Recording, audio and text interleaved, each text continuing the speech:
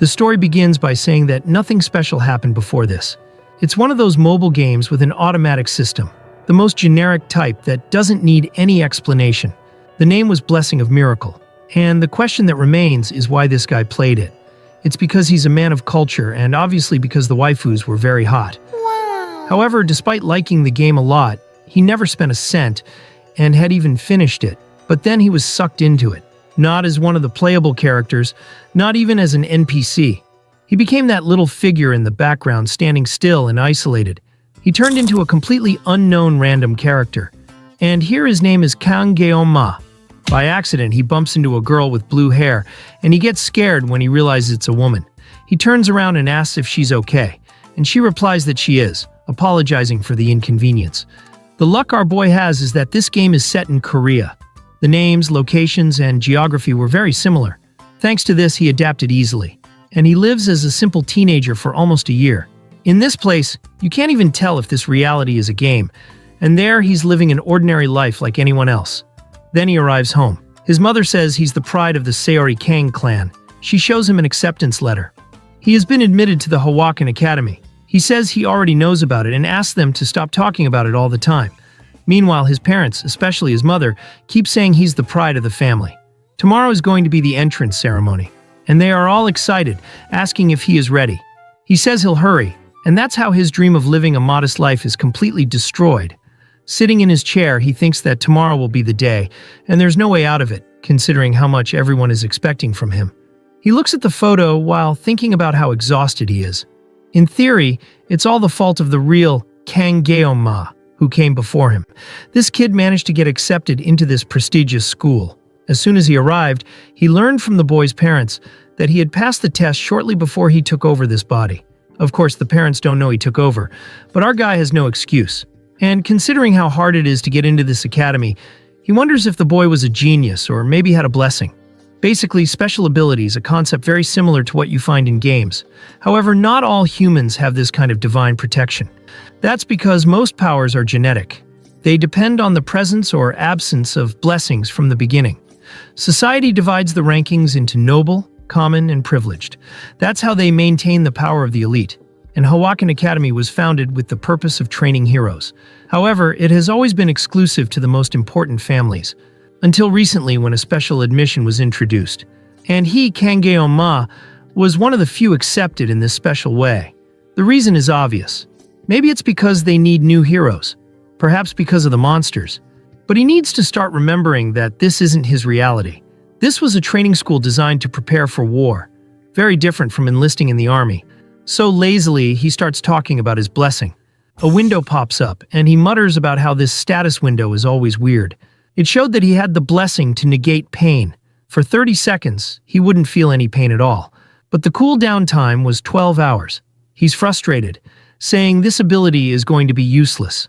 It's almost depressing to see that this is all he has. However, he also has the blessing he received upon possessing this body. The blessing of the sword god. Its effect is pretty simple. If he attacks, it will cut. It has no activation limit, but only works with blades less than 30 centimeters long and 5 centimeters wide. Although he hadn't finished the game, he knew many abilities and had never heard of this one. Not to mention that this when you attack, you cut effect was way too simple. But what stands out the most is the activation condition.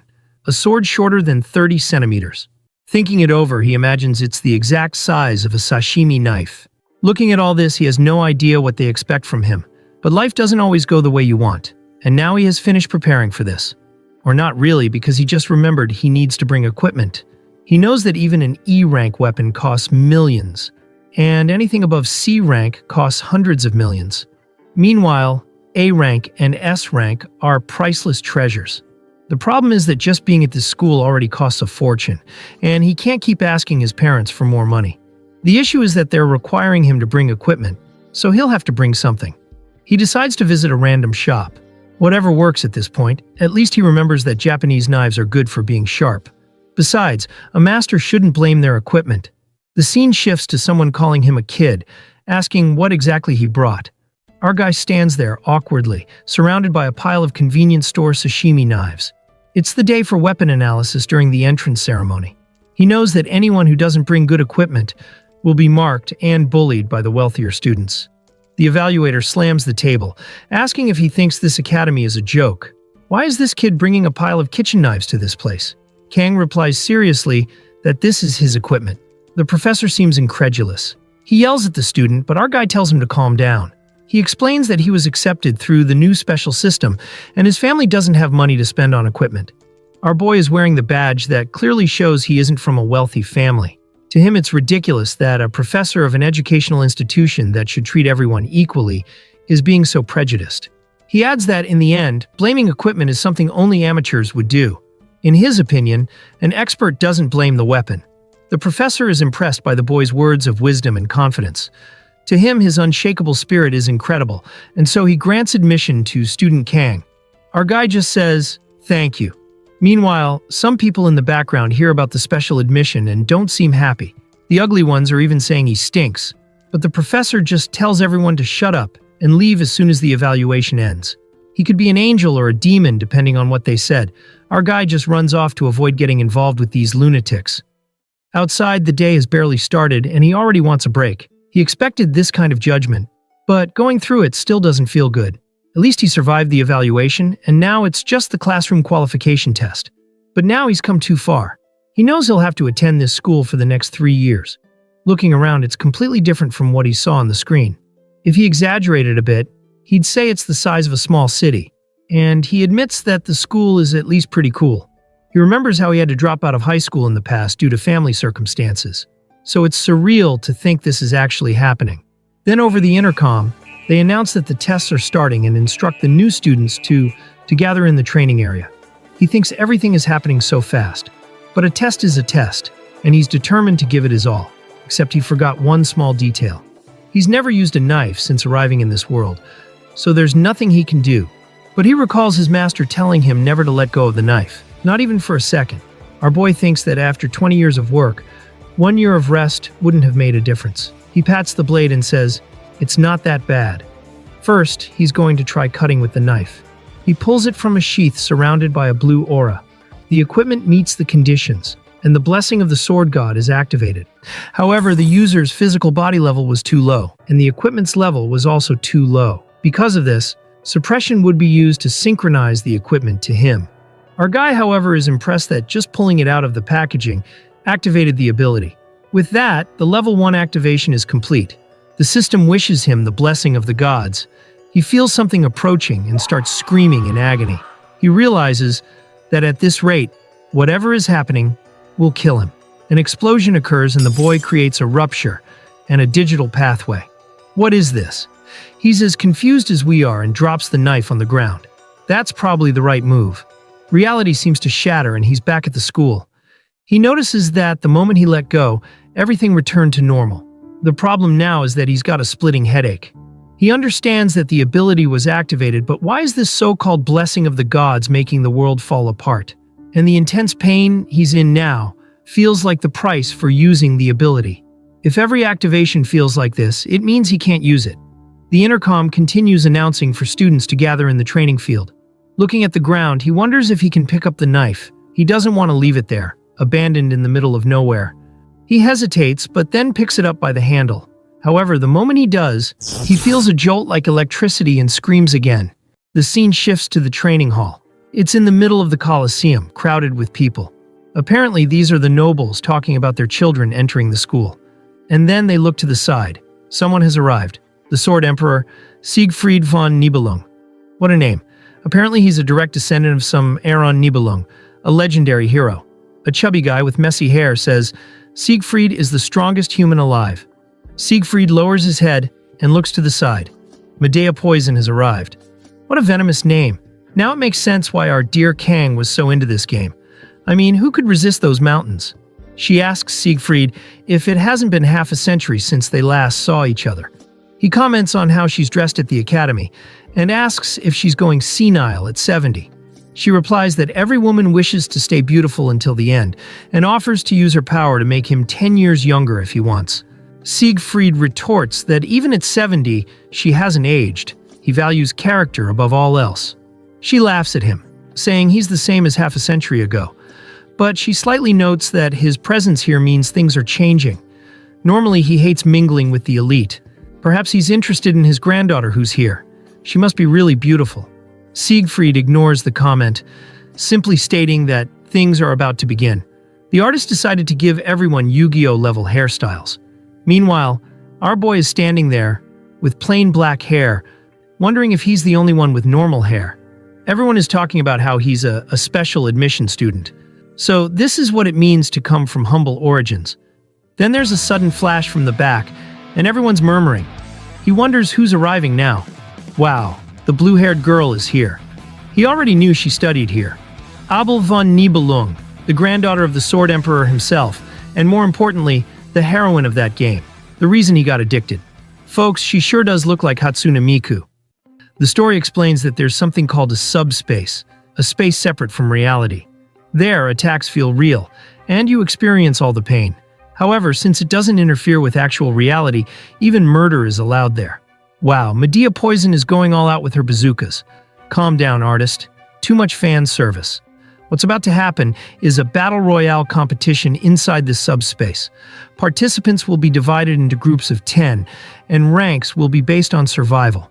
Medea explains there will be no equipment restrictions, and Siegfried points out that this gives the wealthy an advantage.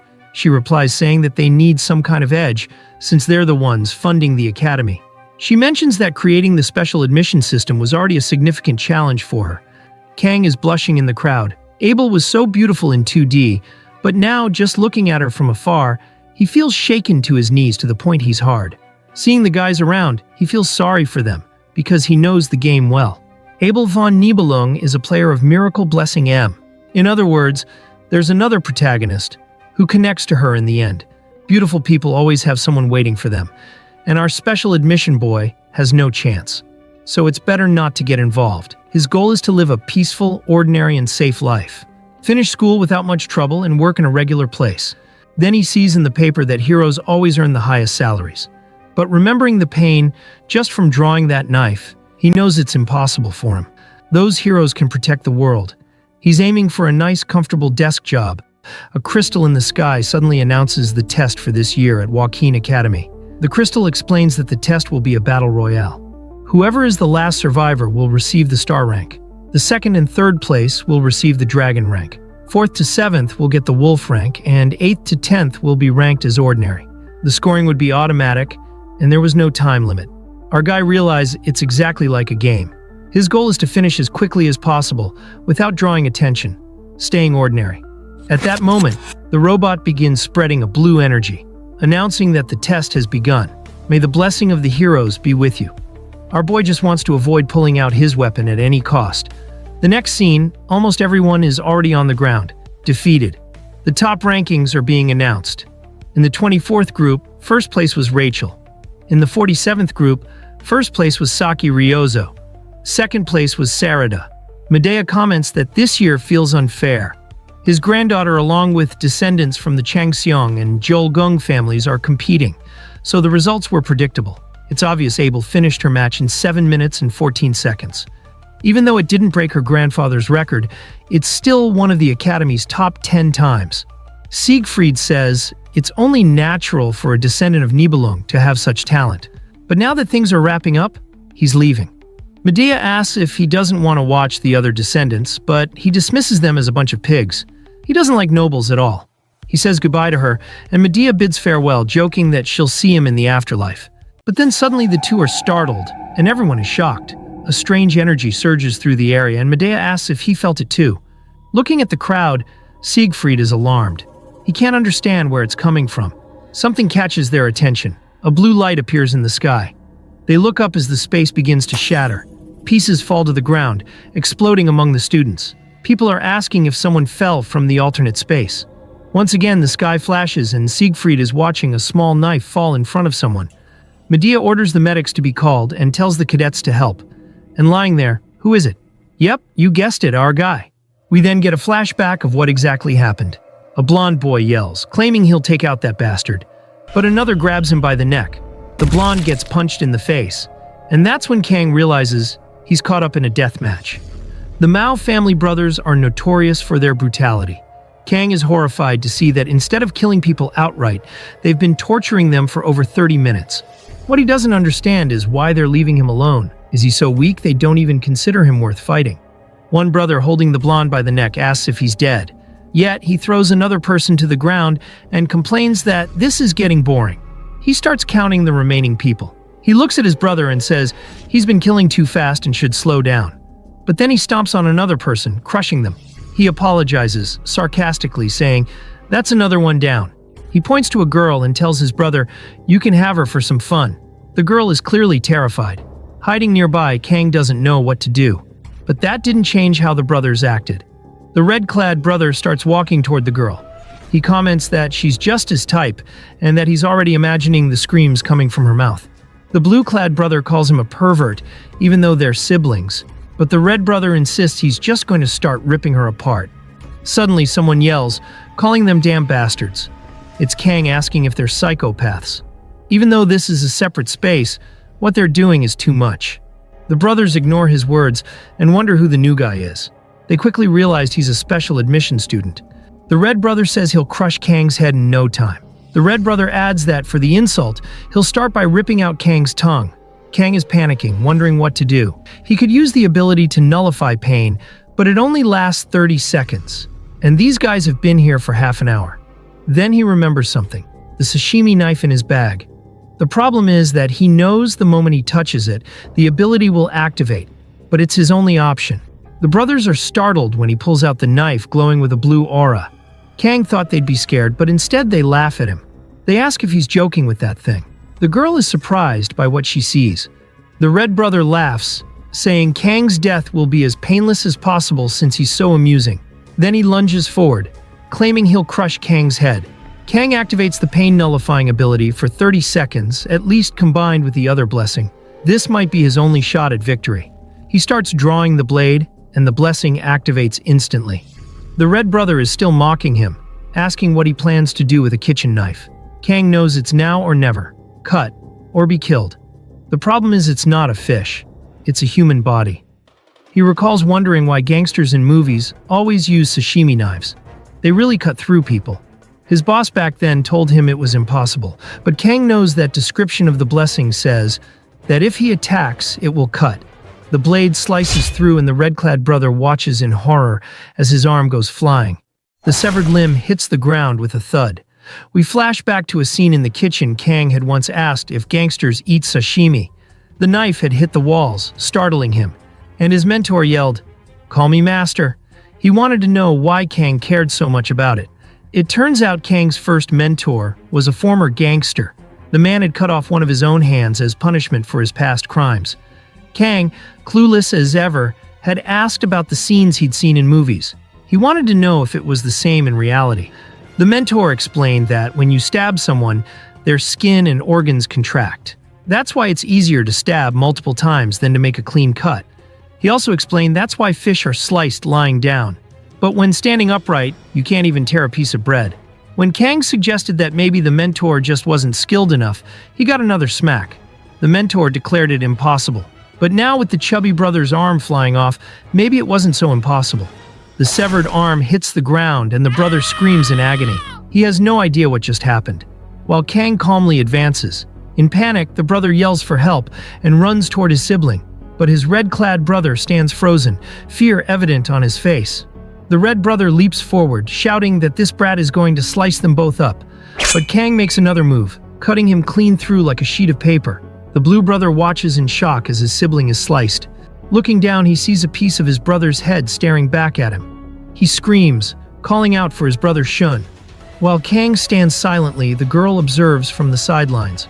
Clearly stunned, the blue-clad brother tries to compose himself, reasoning that they are in the void space. Worse, judging by his technique, he seems like an amateur. Maybe it was some kind of fluke or strange coincidence. But one thing is certain, he needs to be cautious of that knife. He concludes that his brother lost due to recklessness, then equipping a defensive blessing in another that boosts his jump by 200%. He also activates a spiritual damage bonus for his fists. He declares that with these three powers manifesting simultaneously, it's time to show Kang his true strength. He doesn't know where Kang got that knife, but even an S-rank weapon couldn't harm his fists. Meanwhile, Kang is standing still, counting seconds. He's at 21. The blue brother charges while claiming he's different from his sibling. If Kang stays still, he'll crush his head. But suddenly we're down to 5 seconds. The brother wonders what just happened, wondering whether Kang just used him as a target for a throwing knife. The blue brother is left dazed, not understanding what's happening. With 2 seconds left of Kang's blessings, the Mao brother loses consciousness. At that moment, the effect of the blessing ends, and Kang starts screaming in pain. Sometime later, Kang opens his eyes to find himself in an unfamiliar place that looks like a hospital. As he gets up, a blonde boy opens the door and runs outside, announcing that the student is awake. Someone enters the room, and Kang immediately recognized the face. Not personally, but from stories. The man before him destroyed the Demon Lord's 6th Legion commander 50 years ago, and is one of the 7 heroes of the 7 stars, the strongest man in humanity, Siegfried. Medea greets him and Kang wonders why they're both here. Siegfried asks for his name and Kang introduces himself. Siegfried gets straight to the point, asking what Kang did during the test. Even though Kang isn't sure himself, it's clear that he was the one who caused everything. Kang notices Siegfried's hand resting on his sword. There's no way he could stand a chance against a monster like this. Kang nervously admits that he knows he went too far during the evaluation and is willing to face the consequences. Siegfried simply observes him. Medea intervenes, telling Siegfried to stop intimidating the boy. She approaches Kang seductively, explaining that Siegfried cleared his meridians while he was unconscious. She adds that she's interested in Kang and rubs her chest against his arm. Siegfried scolds Medea for acting so casually with a new student. Kang is thoroughly confused, wondering why the swordmaster helped him and why Medea is so close. Medea explains that she watched the footage of the test while he was unconscious. Seeing him risk everything to protect another student moved her. She's fawning over him, calling him a hero, and tells him that his actions made her feel excited. Siegfried once again tells her to show some dignity. Medea turns to Kang, saying that they're not going to punish him for his actions today. However, she mentions that the 2 brothers from the Mao family seem ready to drop out of school. Kang feels a bit confused, but is at least relieved that he won't have to share space with those 2. Siegfried then says they have something important to tell him. Kang was the top student in this evaluation. Kang is baffled. His goal was to live a calm and quiet life without drawing attention. Sometime later in Medea's office, she reflects on her nearly 20 years as the Academy president, admitting that this is the first time something like this has ever happened. Kang responds that he doesn't like this whole top student business. Naturally, both Siegfried and Medea are confused. They ask if he doesn't understand what it means to be part of the star class. They explain that the decision was made by the subspace itself.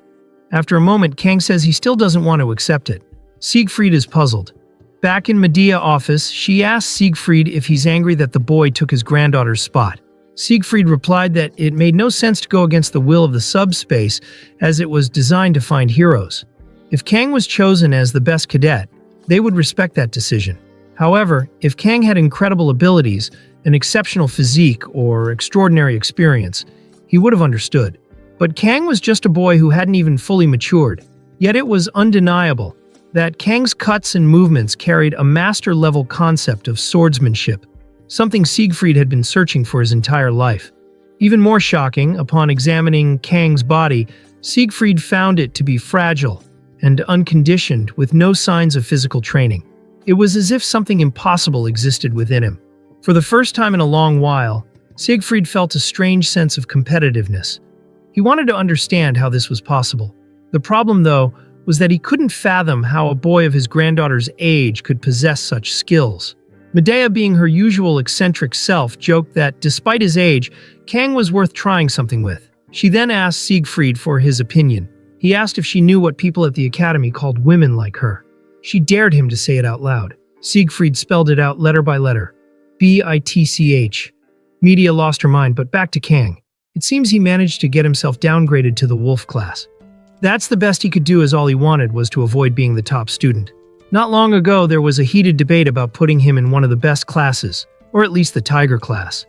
But Medea insisted that the matter remain a secret. Kang's plan was to join a weaker class and live quietly, avoiding the power struggles of the stronger groups. Considering everything that happened, ending up in the wolf class wasn't too bad. When he enters the classroom, everyone turns to stare at him, obviously because of the badge on his chest. After a moment, they return to their conversations, and Kang relaxes, hoping they'll stop looking at him. All he wants is to be ignored. As he sits down, relieved that no one is talking to him, he feels the peace of being a solitary man with his own lifestyle. Then, someone calls out to him. He turns and sees the red-haired girl from earlier. She thanks him for everything he did. He doesn't respond, so she clarifies that she's talking about the test. She uses formal honorifics, which feels unnecessary since they're the same age. Kang tells her there's no need to thank him. Anyone would have done the same in that situation. At that moment, he feels like a hypocrite. Everyone thinks he saved the girl out of heroism, but he was just trying to save himself. He introduces himself as Kang Guillaume Ma, and she introduces herself as Chloe. Kang politely says it's nice to meet her, and that he didn't expect them to be in the same class. Internally, though, he's wondering who Chloe is. After playing the game countless times, he has no idea who this girl is. He knows the main story begins later during the war against the demon tribe. If Chloe doesn't appear there, it means she's just another ordinary person like him. He asks her to keep everything that happened a secret, and she agrees. Chloe says she wants to ask him something, but the professor interrupts, telling everyone to sit down. They agree to talk later. The professor slams a notebook on the desk and congratulates the class on their admission. He announces that they now carry the pride of the hero Valor Hoken. He introduces himself as Lee Wan-bin, the Wolf class instructor. He orders everyone to change into their physical training uniforms, as training starts in 30 minutes. A boy with glasses asks what today's training objective is. Kang guesses the answer before it's even said. Saitama's regimen. He wonders if this means everyone will end up bald. Kang approaches the instructor, who immediately asks what Kang Guillaume Ma wants. Kang is confused about how the instructor already knows his name. He says he isn't feeling well. The professor ponders for a moment and remarks that such basic training might not be helpful for the school's top cadet, suggesting Kang should go to the star class instead. Kang immediately knows that Medea must have told all the instructors. He quickly clarifies that he only needs to use the bathroom. And then the scene shifts as he returns to start the training. Outside, Kang begins running with the others, or more accurately, behind them, as he's clearly unfit. He's struggling and hasn't even finished the warm-up when Chloe catches up to him and asks if it's really that hard. Kang denies it, insisting he's fine. He had already completed 5 laps and was making decent progress. However, she mentions that she's already on her 9th lap. The poor guy is confused. She simply tells him to keep trying and runs ahead. He never imagined he was this unprepared. Later, after the training, Kang was back at his place surrounded by empty bottles. He slammed one on the table, utterly exhausted and starving. After just 1 week at the academy, he encountered an unexpected problem. The scene shifted to the cafeteria, where he entered desperately, saying he was starving and asking for pork. The lady at the counter looked to the side and asked where his meal ticket was. That's when he realized he needed a ticket to get food. He told her not to worry, and that he'd go get one. But when he saw the price, 50,000 won, he was devastated. Now sitting there drinking whatever he could afford, he was frustrated. This place charged so much for food, nearly what he used to spend in an entire month to survive. Suddenly, a system notification appeared, stating that his physical stats had reached level 12. The more power he gained, the fewer restrictions would apply. Additionally, he could now wield a weapon up to 38 centimeters long. This made him realize that his efforts hadn't been in vain. Looking in the mirror, he noticed his body becoming more defined. His evolution was progressing rapidly, likely thanks to the blessing of the sword god. As the effects increased, he thought he might soon be able to wield a small sword. On the day of the ceremony, he had been afraid to use his sword. But now, when he wasn't holding one, he felt strange. He began to wonder if the system was messing with his psyche. At that moment, someone knocked on the door. He opened it and asked who it was. It was Chloe, who politely asked if she could come in. She asked if she was bothering him, and he replied, no, as he had just been lying down. She mentioned that she hadn't seen him in the cafeteria all week and wanted to know if he was okay. He said he was fine and explained that he had been bringing food from other places. Chloe said she understood and that she wouldn't worry. She then explained that she was planning to cook dinner and wanted to buy some ingredients, but it seemed he wasn't interested. The very next moment, Kang was already outside, telling her to hurry up as he walked ahead. He mentioned that he could cook and would take care of it. Some time passed and Chloe had already finished her meal, praising how delicious it was. Kang noticed that all the food was gone. He said he checked the fridge and found a lot of fish. and he curiously asked why there was so much. Chloe explained that she lived near the beach, and Kang commented that it was perfect because his specialty was cooking fish. He decided to prepare another dish to show off his sashimi skills. The problem, though, was the sword god's blessing. He asked if she had a long knife that looked like a sword. She showed him her sword and asked if it would work, but Kang decided never mind and opted to handle it differently. He concluded he'd have to finish the dish in 30 seconds. Activating the blessing to remove pain and the sword god's blessing, he managed to prepare the fish completely in 21 seconds. Even he was impressed with the masterpiece he had created. Chloe asked how he was so good at cooking, and he replied that he had worked part-time at a Japanese restaurant. However, Chloe didn't even seem to know what part-time work was. Noticing the gap in their social statuses, Kang simply said he was happy she enjoyed the meal. She then said not to worry about the dishes, as she would handle them. Kang went outside to observe the moon, feeling completely satisfied after a week of hard work. Suddenly there was a loud commotion inside. He turned to see that Chloe clearly had never washed dishes before. Then, a book fell off a shelf and some pages opened. He noticed it looked like a diary and accidentally started reading. He saw a line where Chloe mentioned how she had received help from someone during class and felt she needed to repay the favor. He thought it was cute that she had a diary at her age decorated with stickers. Without meaning to, he flipped through and read another line.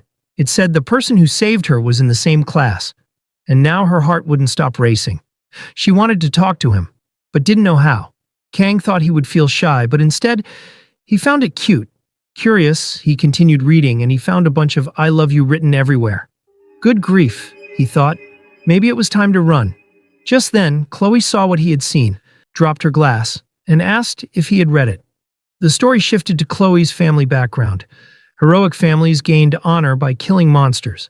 But within these institutions, there were those who exploited the weak to handle problems that other families couldn't resolve directly.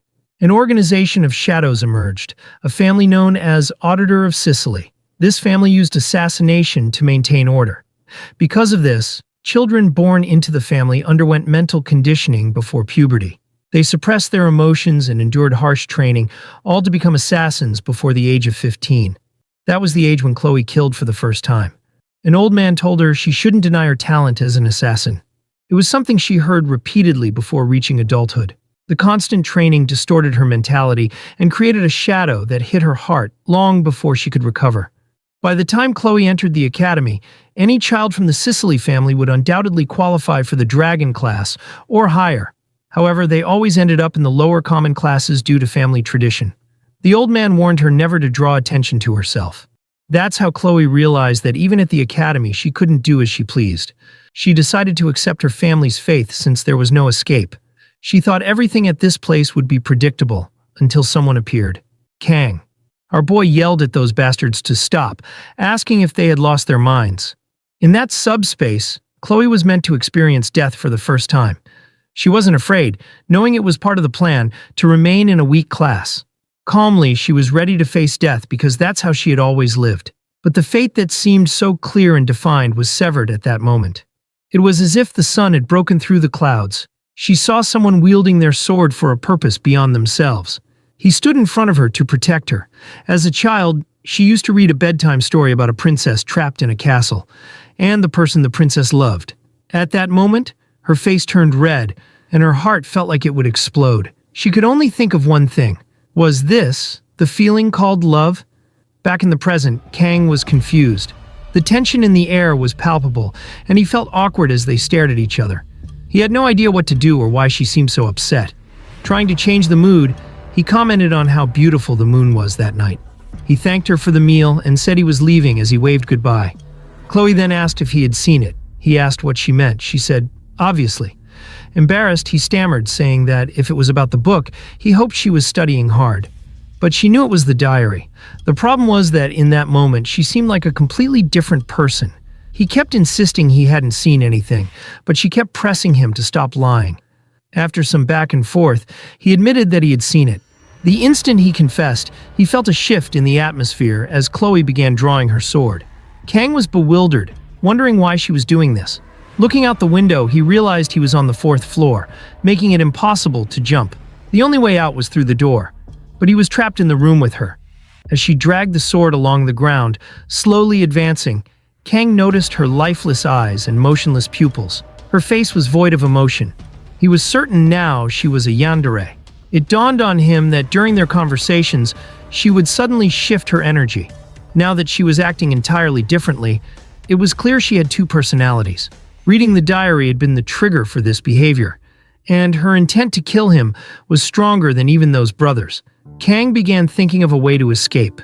Since he had cut the fish in 21 seconds, he still had 9 seconds left of the blessings effect to use. The problem was that his sashimi knife was in his room. The knife he had used to cut the fish was nearby, but with her current posture, she would sever his arm or head before he could grab it. Then he spotted a box cutter on the table. At that moment, Chloe lunged at him. Kang grabbed the box cutter, wishing he could have resolved this through conversation. He activated the sword god's blessing, which proclaimed, "May the blessing be with you." As Chloe charged, Kang commented that her hair was a bit long. He made a clean cut. In the next scene, Chloe was lying on the bed. When she woke up, she seemed disoriented, asking where Ma was. She recalled looking back at him when he was by the window while she had been washing dishes. She wondered where her katana was, then noticed it lying nearby. Feeling relieved, she remembered that she often lost consciousness when using the katana.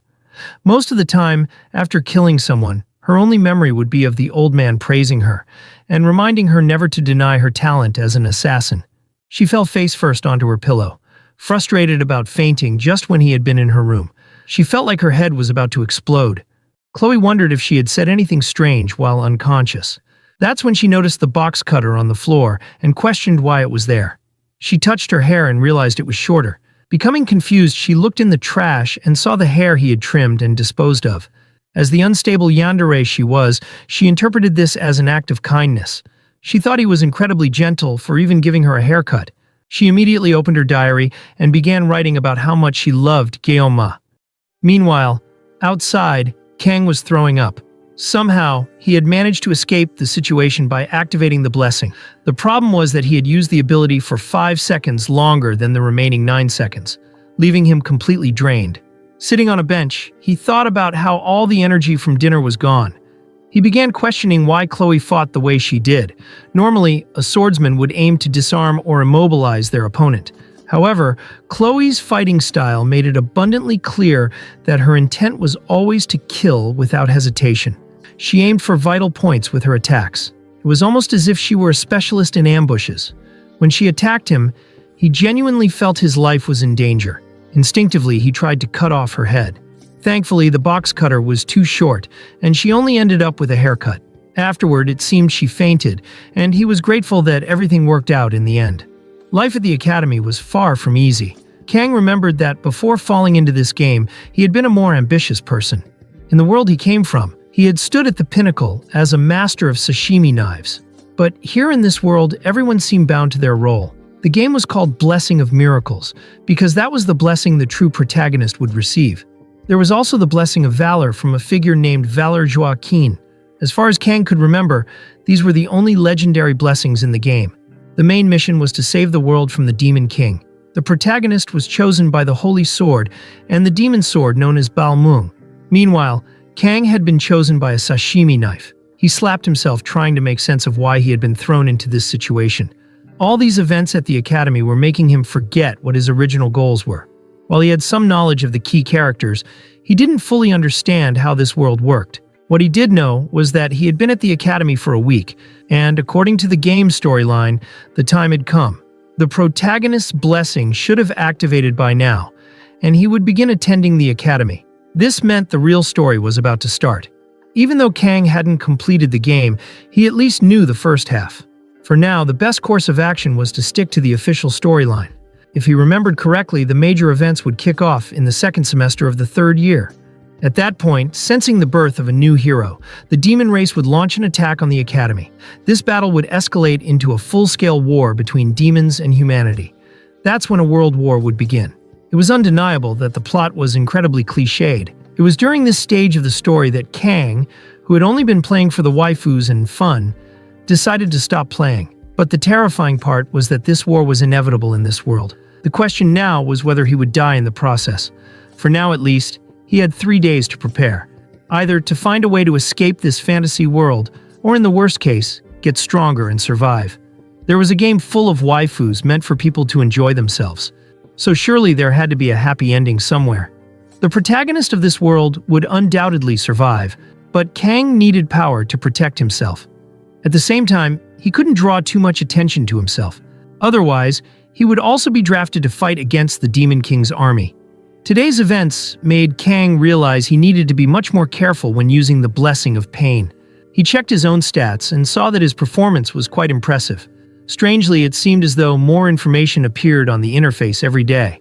Some stats like mental strength were straightforward enough, but one confused him: assimilation rate. He clicked on it, but a window popped up, stating that access was restricted. The more he tried to understand, the more questions arose. For now, the most important thing was that he needed a real weapon. He couldn't just keep relying on the Blessing of Pain for 30 seconds every time. He needed a sword that wouldn't trigger the blessing. Fortunately, he knew that next month there would be a series of exams, and the reward for completing the training was a sword called Murasame. It was a rank B blade, and if he could master it, it would be enough to graduate from the academy. Its size ensured that the sword god's blessing wouldn't activate, so he could use it as his primary weapon. In the end, he would have to do more than he wanted. That's when someone called out to him. He turned to look. With cyan-colored hair, it was obvious who it was. Looking battered, she announced that this was her spot. Kang just stared at her, dumbfounded and unsure of what to say. He stood there frozen. "Say something, man," she yelled, asking if he could move aside. "Bossy much?" Kang thought. The poor otaku stood there thinking how surreal she looked. No matter how many times he saw her, he spaced out for a second without even realizing it. It seemed like he was about to get up, but she said he didn't need to leave, just sit next to her. Even though she was beautiful, he wondered what this nonsense about the bench being hers was about. After all, it was a public space. But he decided to avoid any conversation to steer clear of the heroine of this story. Still, the girl looked so battered that he couldn't stop glancing at her, thinking how stunningly beautiful she was. Out of nowhere, she looked up and said she liked sitting there because the stars were most visible from that spot. Caught off guard, Kang didn't know what to say. Clearly struggling with his poor social skills, he began to wonder if this really was Abel, the granddaughter of the Sword Saint, the protagonist who was notoriously hard to approach. She turned to him and asked if he also used a sword. Kang was confused as to how she knew that. She explained that her grandfather had told her. He mentioned that swordsmen have a distinct look in their eyes, and this makes Kang worry for a moment that his secret had been exposed. Kang remained perplexed. Her colorful hair, those antenna-like strands, and her sharp, slanted eyes. Was it just his imagination, or did she kind of look like an insect? Abel asked if he wanted to hold her sword, confirming she knew he recognized her. Kang was confused since he didn't think she suspected him of anything. He kindly rejected her offer, saying he isn't excited about it. However, he found it odd that she asked that, given everyone at the school knew who Abel was. He admitted he sort of knew her. In response, she said she didn't know him, leaving him even more confused about her intentions. Abel commented that it was a bit cliché for him to know her name, while she didn't know his. Kang, uninterested in getting involved, asked why he should reveal his name to someone he had just met. She explained it was always good to know people. After all, he could be a spy for the Demon King. She added that it was odd for him to be alone at night in a place where she usually trained. At that moment, Kang realized he was being threatened, as she rested her hand on her sword. Quickly, he turned the tables, suggesting she could also be a spy for being there. She clarified that she was training, to which he replied that he was too. Curious, Abel asked what kind of training left him so calm. He mentioned it was breathing exercises. Kang noticed several wounds on her hands. When she realized it, she tried to hide her arm. He paused and complimented her dedication. Abel confirmed it, explaining that people didn't understand the burden of carrying Siegfried's bloodline. She elaborated that she needed to be perfect at all times because any sign of weakness would attract opportunists. She then mentioned that this year she wasn't the top student. In a rare moment of vulnerability, she confessed it was the first time she'd been defeated by someone. Despite that, she smiled and admitted it was somewhat of a relief. However, she was also curious to find out who had beaten her, making it clear she wanted to defeat them next time. Kang asked if she needed to take it so seriously. She replied that it was a matter of pride. Abel even begged her grandfather to reveal who the person was, only to learn they weren't even in her class. The worst part was that the individual had only recently joined the school. Realizing she was sharing too much, Abel apologized, saying she shouldn't be talking about such things with someone she just met. Intrigued, Kang asked why she was telling him all this. She answered it was because he seemed weak. She emphasized that her family's motto was to be firm with the strong and kind to the weak. Kang, finally understanding her kindness, realized she thought he was trash. Now it made sense why it was so difficult to approach this complicated girl in the game. Kang said he was tired and thought it was time to leave. He wished her a good night, but she turned and asked when he planned to tell her his name. The scene shifted to the classroom. Life at the academy had been calmer than Kang had expected. Chloe quickly made new friends and blended in with the class, while Kang avoided eye contact whenever she approached him. Her other friends would cast judgmental looks, but Kang didn't care about those cold stares. Likely it was because he was a special student. Besides, he wasn't the only special student in the Tiger class this year. Kang thought it was great he ended up in this class. At the start of this semester, the Star and Dragon classes typically started forming political factions. Even when playing the game, he had found that nonsense irritating. He was glad he didn't have to deal with it. Kang wondered what he should eat that day. Then, he received a black card from none other than Medea herself, along with an apology for forgetting to give it to him earlier. Apparently, it was her personal card. Kang was stunned. This is what being a sugar baby feels like, he thought. Still, the best part for him was that up until this point, he hadn't disrupted the flow of events. If he kept this pace for the next 3 years, the future he envisioned would become a reality. He wasn't sure why he was so optimistic, considering the war that loomed in the future. Later, a professor was giving a lecture about a war 700 years ago. It was between the Demon King and the hero Joaquin. After the war, Joaquin decided to create the next generation of heroes, founding the academy with his 7 disciples. The professor emphasized that this material would be on the test. Kang was nearly falling asleep. Having played the game many times, he remembered this part well. The lecture focused on the founder, Valor Joaquin, who fought against demon commanders for over 20 years and led humanity against the entire demon army. During a battle with a commander Lycan, Balor lost an arm, rendering him unable to fight again. At the end of the first war, the battlefield was soaked in blood, and there wasn't a clear victor. However, it resulted in a truce between demons and humans. That was when Joaquin established the academy. The professor reminded them that this all happened 700 years ago and was why they had peace today. The students began wondering if such a war could happen in their generation. Kang knew the answer all too well. 700 years of peace were about to come to an end. It would be wise to tell Medea about this, but Kang had no idea what consequences that might bring. Even though she often seemed like one of those people who wanted to leave the academy as soon as possible, Medea was also the first person to awaken an anomaly. Thanks to the Lord Poet, she was the first of the 7 heroes to step forward and protect the students. Kang hadn't played much of the game, but he knew one thing with certainty. This wasn't how things were supposed to go. His heart sank as he recalled the grim fate of Medea, the first sacrifice to the Demon King. The knowledge weighed on him as the professor wrapped up the lecture, thanking the students for their attention and reminding them to prepare for the upcoming exam in 2 weeks. As the students excitedly began leaving the classroom, Kang stayed at his desk deep in thought. That's when he overheard snippets of their conversation. They were talking about him. Kang glanced at the date on his phone. It was May 5th. Of course, he remembered now this was the day the so-called protagonist of this world arrived, Leon van Reinhardt. With Leon came the beginning of the end of 700 years of peace. Kang already hated the guy. Leon was the quintessential protagonist, blessed with unparalleled charisma, a magnetic personality, and a face straight out of a romance novel. Worse, his blessing of miracles made him the perfect candidate for the hero's journey. As Kang predicted, Leon's arrival created a stir. Women adored him, and even some of the strongest figures in the academy, like Rachel, the niece of the Spear Saint, and Saki Ryozo, the Bow Saint's daughter, seemed charmed. Even Abel, the granddaughter of the Sword Emperor, would inevitably join his party. Kang groaned internally. He wished this was an R-rated tale where guys like Leon didn't survive long. Kang tried to ignore Leon's radiant smile as he greeted the students. But when Leon turned his gaze toward him, something about his grin sent shivers down Kang's spine. Still, Kang reminded himself of one thing. The protagonist was supposed to handle everything. With that, Kang returned to his own training. In the training hall, Kang focused on swinging his sword. The longer blade meant his blessing of the sword god wouldn't activate, allowing him to practice without interference. Despite his disdain for the system's curse-like blessing, he was determined to master the basics of swordsmanship. Earlier, Chloe had approached him with an apologetic look, asking if she had done something wrong. Kang had to work hard to stay composed. She promised to make it up to him with another dinner. But the memory of her wielding a blade, her expression pleading while the sword radiated murderous intent haunted him.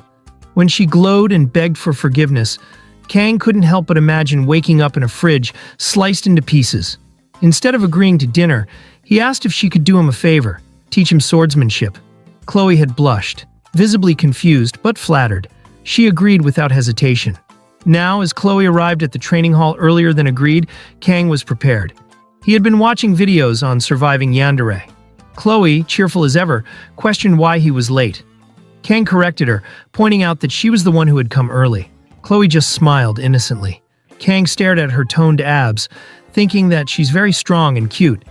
Kang handed her a wooden sword. She tilted her head in confusion, asking why they weren't using real weapons. Kang's heart sank. Who trains with a real sword? He explained the need to avoid injury, and she responded sweetly, praising his kindness. The moment Chloe gripped the wooden sword, she swung it effortlessly, creating sharp whooshing sounds in the air. Kang's confidence wavered. The way she cut through the air with precision made him break into a cold sweat. As they began sparring, Kang quickly realized how outmatched he was. Chloe's strikes were terrifyingly accurate, her movements faster with each attack. Kang managed to block some strikes, but her power left him trembling. One particularly strong blow shattered his wooden sword. Before they could react, Kang's broken sword activated the blessing of the sword god. A dark aura enveloped Kang as the system began altering his personality, reducing his humanity. Chloe, visibly frightened, instinctively stepped back. The system announced that Kang's humanity was slipping away. Inside Kang's mental world, he found himself standing in his old kitchen. Confused, he wondered if everything had been a dream. Spotting a fish on the counter, he remembered he was supposed to be preparing it. Yet, every knife he attempted to use was rejected by the system, except the Sashimi Knife. Reluctantly, Kang held the blade. To his surprise, it felt rejuvenating. Something deep within him awakened as the system declared, "The heat is active." Back in reality, Kang's body moved on its own, an unstoppable force of instinct and rage. He closed the gap between him and Chloe in an instant. She barely managed to block, but the sheer force of the strike sent her flying. Chloe, coughing up blood, struggled to stand. Kang, consumed by the system's influence, continued his assault. Chloe pleaded for him to stop, but Kang's instincts pressed forward. He swung the sword again, and she desperately shouted his name. Back in Kang's mental world, the chaos subsided as the student version of Kang realized the fish was Chloe, calling his name. The connection pulled him out of the system's control. In the real world, Kang dropped the sword just as it was about to strike Chloe. Chloe, stunned and injured, opened her eyes, bracing for the worst. But instead of striking, Kang pulled her close. Though the setup seemed perfect for a romantic moment, Kang simply told her, "Let's stop for today." As he walked away casually, Chloe stared after him, both shaken and bewildered. On her way back to her room, she reflected on the sparring session. She realized Kang's abilities weren't just raw power. They were something else entirely. Controlled by instincts and something darker, he had fought as if possessed. And despite the broken sword, she knew one thing for certain. Kang was far more dangerous than anyone could have anticipated. She had always known Kang was strong, but not like this. Suddenly, someone spoke, commenting that she seemed to be enjoying herself. Chloe's expression instantly changed. Standing in front of her was Nox, a second-year student whom Chloe addressed as her brother. Nox asked if, since entering the academy, she had been associating only with insignificant people like this. Chloe immediately snapped at him, telling him not to call someone else that. Nox smirked, noting Kang's name and warning her that if she continued associating with him, the Auditory family would eliminate him. Chloe lowered her head and walked away, saying that even if all of them came after Kang, they wouldn't be able to handle him. The conversation was brief and she was already gone. Nox, however, lingered, pondering the name he had just heard. Meanwhile, Kang was beginning to realize that the power he had received wasn't a blessing or divine favor at all. In truth, it felt more like a curse. Determined to stop relying on the sword god's blessing and its dangers, he was motivated to find new equipment. However, this strange power seemed to go against his will, taking control of his body. He lost control. It wasn't just that he felt no pain, he felt utterly free. But deep down he knew he was being controlled, like a puppet pulled by strings. The voice kept urging him, cut more, cut deeper, destroy everything. For a brief moment, he lost control of his body entirely. It was only when he heard Chloe's desperate scream that his mind snapped back into place. He saw fragments of that other world and managed to let go of the sword, breaking the effect. His body instinctively understood that if he didn't release the blade at that moment, he would lose himself forever. Ironically, the yandere girl who once wanted to kill him was the one who brought him back to his senses. In a way, he was irritated that the power had activated because Chloe had broken the sword. But of course, he also felt grateful. He left in a hurry, but the lingering question remained. How could he avoid this power activating again for the rest of his life? This so-called blessing of the sword god was in truth much more of a curse. Kang began to understand that he was exchanging pieces of his life to activate the effect. In this world where he didn't belong, he was something of an alien. He didn't ask for much, just a simple normal life. He could handle minor accidents when they happened, but now he finally realized something deeper. There was something within him, something trying to consume his mind. What he had received wasn't a blessing. It was a curse intending to devour him in the end. This was the art of the reverse sky. 3 days passed, and we're back in the classroom. A guy with purple hair tells Chloe that she should have seen something. She dodges the conversation, saying she'll check it out later. However, at this moment, she's worried because Kang hasn't shown up today. When she knocked on his door earlier, all she heard were some groans of pain. She was afraid he'd hate her for breaking the door, so she just walked away. But at that moment, she realized how much she liked watching him from a distance when he was lost in thought. She wonders how many times has she secretly watched him, having lost count by now. And she always made sure to be as discreet as possible so he wouldn't think she was an annoying girl. Then she admits she's missing the boy. We skip ahead another day. 4 days already. Man, time flies. The teacher tells everyone to quiet down. He asks if they're attending this prestigious school just for show. Since it was raining today, they would stay in for study sessions instead of training outside. However, the teacher is constantly noticing Kang Geonma's absence, but he trusts the boy and will patiently wait for him. He then tells everyone to start studying. A while later, the teacher hears someone arriving and asks, "Who's the bold soul that dared to show up late?" But then he's startled. A figure was approaching. Chloe calls out to him and asks what's going on. Wait a second. Where's our kind-hearted Kang Geonma? The boy turned into a bad boy. The girls are all over it. The teacher tells them not to worry and to take their seats. Everyone's wondering if he's really the same special admission student from before. He looks so different now. Someone even comments that he looks more handsome. I told you they love the bad boys. Kang sits in his chair with a face that screams he hates the world. A while later, class ends, and everyone heads to the cafeteria for lunch. Chloe goes to talk to our boy and asks him what's going on. She wants to know what happened, but he just says it's nothing serious. She mentions that he was absent for a while and she was worried. Did it have something to do with that duel? He turns to her all glowing and says he was just a bit sick, but thanks her for worrying about him. The girl's heart is stirred. She is a little flustered and says she's relieved to hear that. Our boy knows she probably doesn't believe his excuse. In truth, what he'd been through over the past 3 days was a kind of extreme withdrawal. He was mentally drained and couldn't even leave his room to eat. He was stuck in bed, begging for the convulsions to stop. This time he suffered far worse pain than before, a price for using that broken weapon. But that wasn't the only thing that happened. When he looked in the mirror, he noticed he had a skeletal appearance, and even his hair was starting to turn white. He's certain this is the price he paid for meddling with that damned god. At that moment, he notices that Chloe feels guilty, considering she was the last person to see him before all this. It makes sense. He then decides he wants to help her stop blaming herself. So he asks if her dinner invitation is still on the table. The girl is so flustered that she can't hear him properly and asks him to repeat it. As he's about to reply, she suddenly jumps with joy, saying, "Of course." She was very happy. The protagonist is glad she seems to have liked the idea. She then tells him she'll prepare anything he wants to eat and asks what he'd like. He says he'd like to have fish again because he really likes it, and it's been a while since he last ate it, since the last time he threw up. As he's about to explain why, Suddenly, something red brushes past his neck. He looks to the side and sees a plant emitting some kind of energy and wonders what the heck it is. Then he looks in the other direction and sees it. It's that guy, Nox Auditore, smirking as if he's about to cause trouble. Chloe looks scared. Kang immediately asks if she knows him. He glances at the guy standing there and they lock eyes. Our protagonist doesn't waste time and steps up to him, demanding he speak instead of just staring. The guy keeps looking at him with glowing red eyes, and Kang wonders what that is. Meanwhile, Chloe tells Kang not to get involved with this person and orders Nox to leave. Kang notices that, although she seems angry, her trembling voice betrays her fear of this man. Nox comments that the boy doesn't seem like much and asks Chloe if she's really going to break the rules for him. She responds that she has nothing to do with the Auditor of Sicily clan anymore.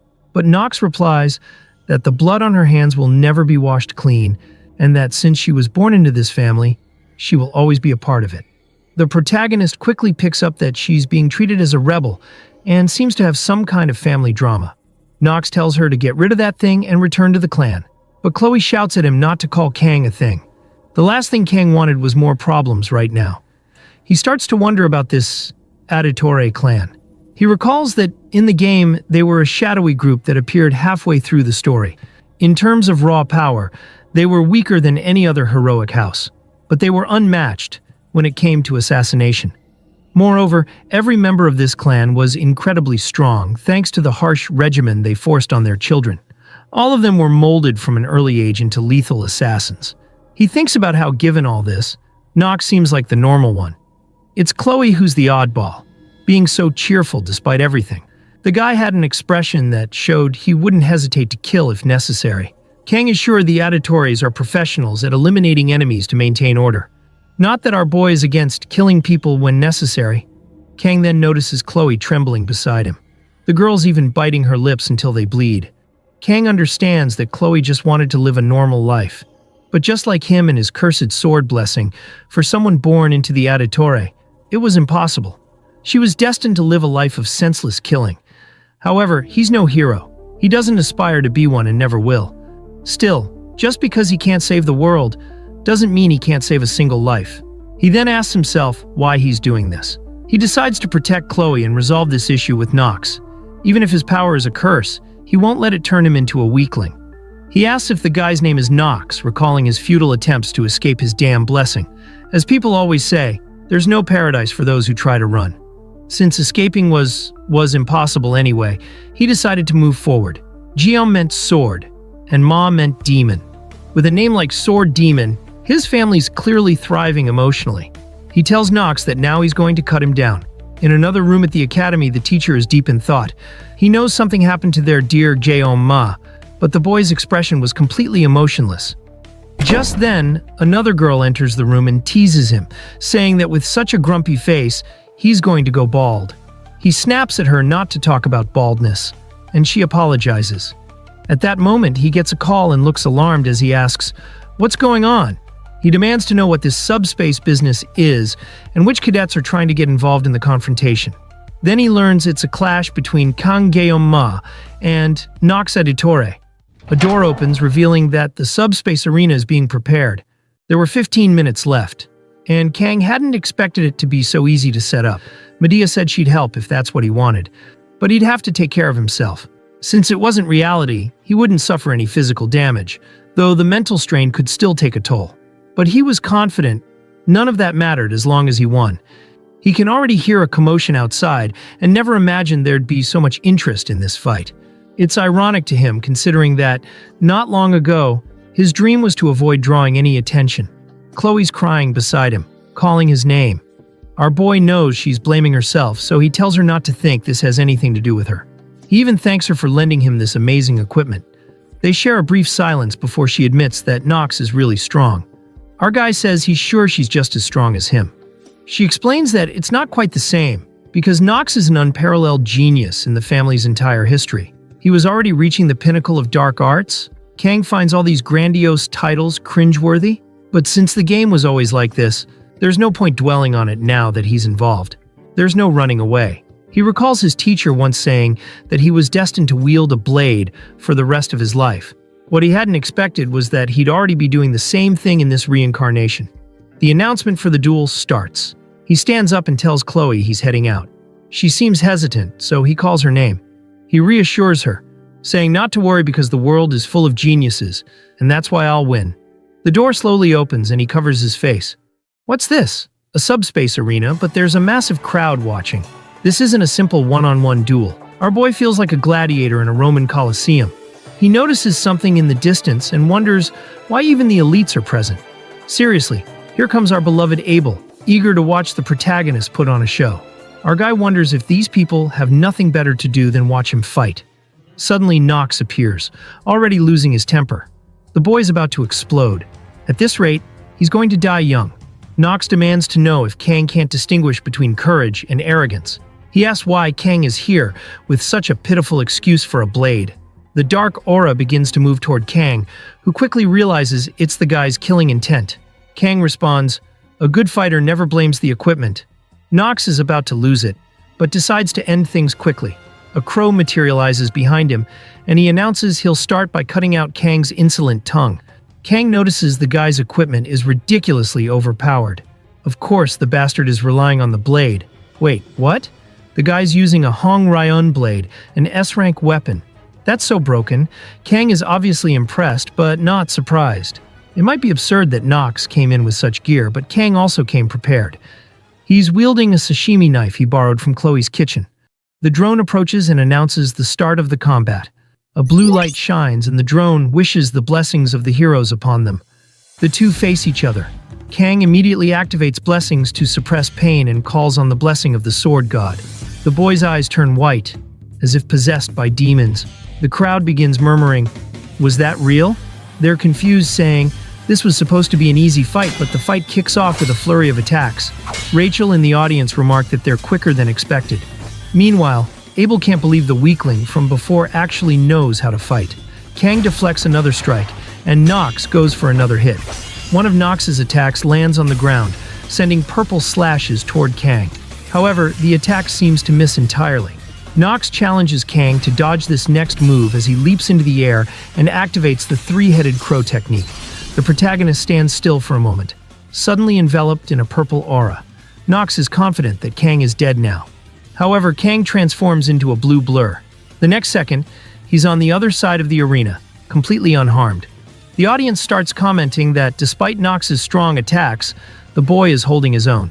Abel is puzzled, wondering how Kang, who just joined the academy, is standing up to someone like Nox. What's worse, it seems like Kang is dodging everything effortlessly, as if he's not even trying to fight. Nox recalls Chloe warning him that Kang wasn't an ordinary guy. Even with the crow technique, nothing happened. At least Kang was only dodging, so maybe he was just someone who specialized entirely in agility. For now, Nox decides to be cautious and wait for the perfect moment. The problem is that his rage keeps building every time he sees Kang fighting with kitchen knives. Suddenly, one of Kang's knives drops to the ground, and Nox demands to know what the hell Kang is planning. Kang stretches his arm forward, holding the remaining knife, which even has a little floral decoration on it. He points it at Nox, who's completely baffled. Nox stares, confused about why Kang is frozen in that stance still. If Kang is planning to gamble everything on a single strike, Nox resolves to use all his power in the next attack. Nox begins to boast about the Hong Ryun blade, but in the blink of an eye, Kang vanishes, startling him. In the midst of the attack, the protagonist reflects that all he ever wanted was to live a comfortable life. He never wanted to stand out, preferring to blend into the masses as much as possible. But he's realized that since there's no escaping this, he might as well cut through everything perfectly. Wait, there goes an arm flying. Looks like someone got disconnected. The fool Nox didn't even see it coming, and Kang is already behind him. The audience is stunned, their jaws dropping in disbelief. Meanwhile, Kang vows to use everything at his disposal, whether a blessing or a curse. It's time to say goodbye to the idea of a peaceful future. I thought our boy would go easy, but here comes another slash. And Nox looks terrified. Oh no, now the head's gone too. The arena erupts in a massive explosion, leaving everyone stunned with Nox lying motionless on the ground.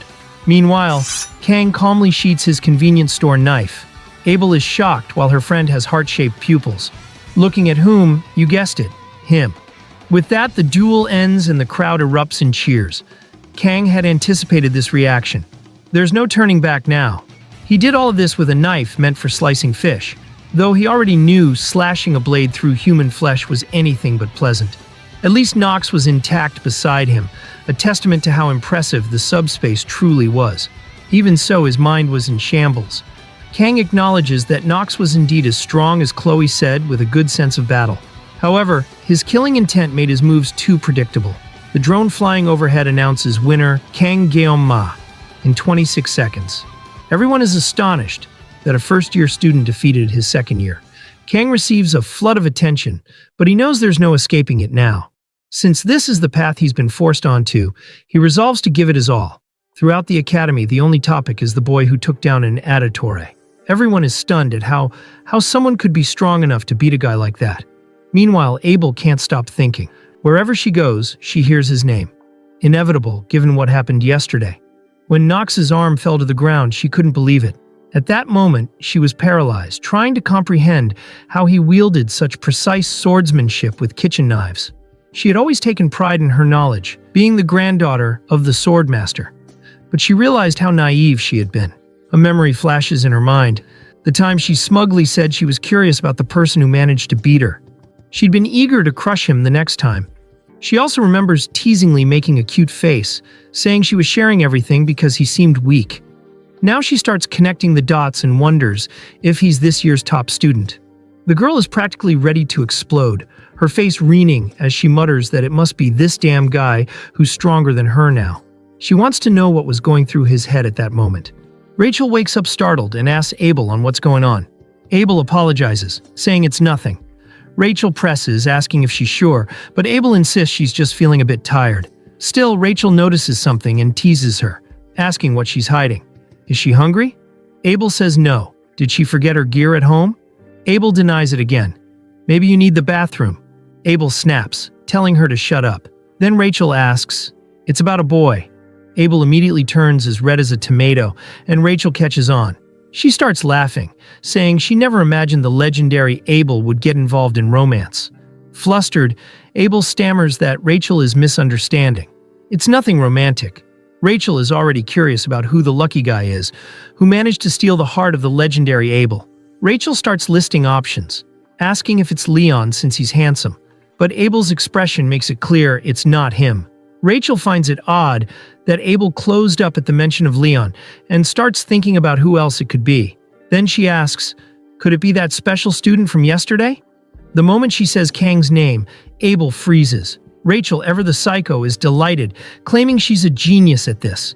She grabs Abel's hand and declares, it's time to go. 1 second later, she bursts through the door, announcing her entrance. The guys inside are all stunned, drooling at the girl's beauty. They walk into the room, but Rachel wastes no time. She climbs onto a table and yells, where's that black-haired guy? She scans the room until someone points out that regardless of her status, she shouldn't be standing on tables. But the crazy girl dismisses him, saying, she's pretty enough to do it, and the fool agrees. Abel stands awkwardly to the side, thoroughly embarrassed. Suddenly, Rachel's face lights up with a twisted grin. I found him, she exclaims. The problem? She noticed Chloe looking at Kang with hearts in her eyes. Rachel gets even more excited, claiming this makes things even better. What? She starts unbuttoning her shirt and loosening her tie, muttering about how much fun this will be. Girl, you're supposed to be helping your friend, not competing with her. Poor Chloe was sitting quietly until she suddenly felt a chill in her stomach. Rachel walks over and starts sniffing our boy. The other two girls are utterly confused by this. Rachel just says, oops, and throws herself onto the table. Meanwhile, Kang starts waking up. Rachel smirks and asks if he's awake. He doesn't respond. As she asks, are you Kang Ma? Our boy Kang is completely confused, trying to figure out why Rachel is even here. She's pointing her finger at him, saying, you're even better looking up close. But for some reason, his gut is screaming that this is dangerous. Suddenly, Chloe grabs Rachel's arm and demands to know who she is. Chloe does not look happy now. Rachel's confused about this girl staring her down. Kang finally understands why his instincts were screaming at him. Chloe's demeanor shifts dramatically as she pulls out a dagger. A fight is about to break out in the middle of the classroom. Something Kang has never seen happen in the game. Abel steps in and asks Rachel what she thinks she's doing. Rachel casually replies that she was just stopping by to say hi.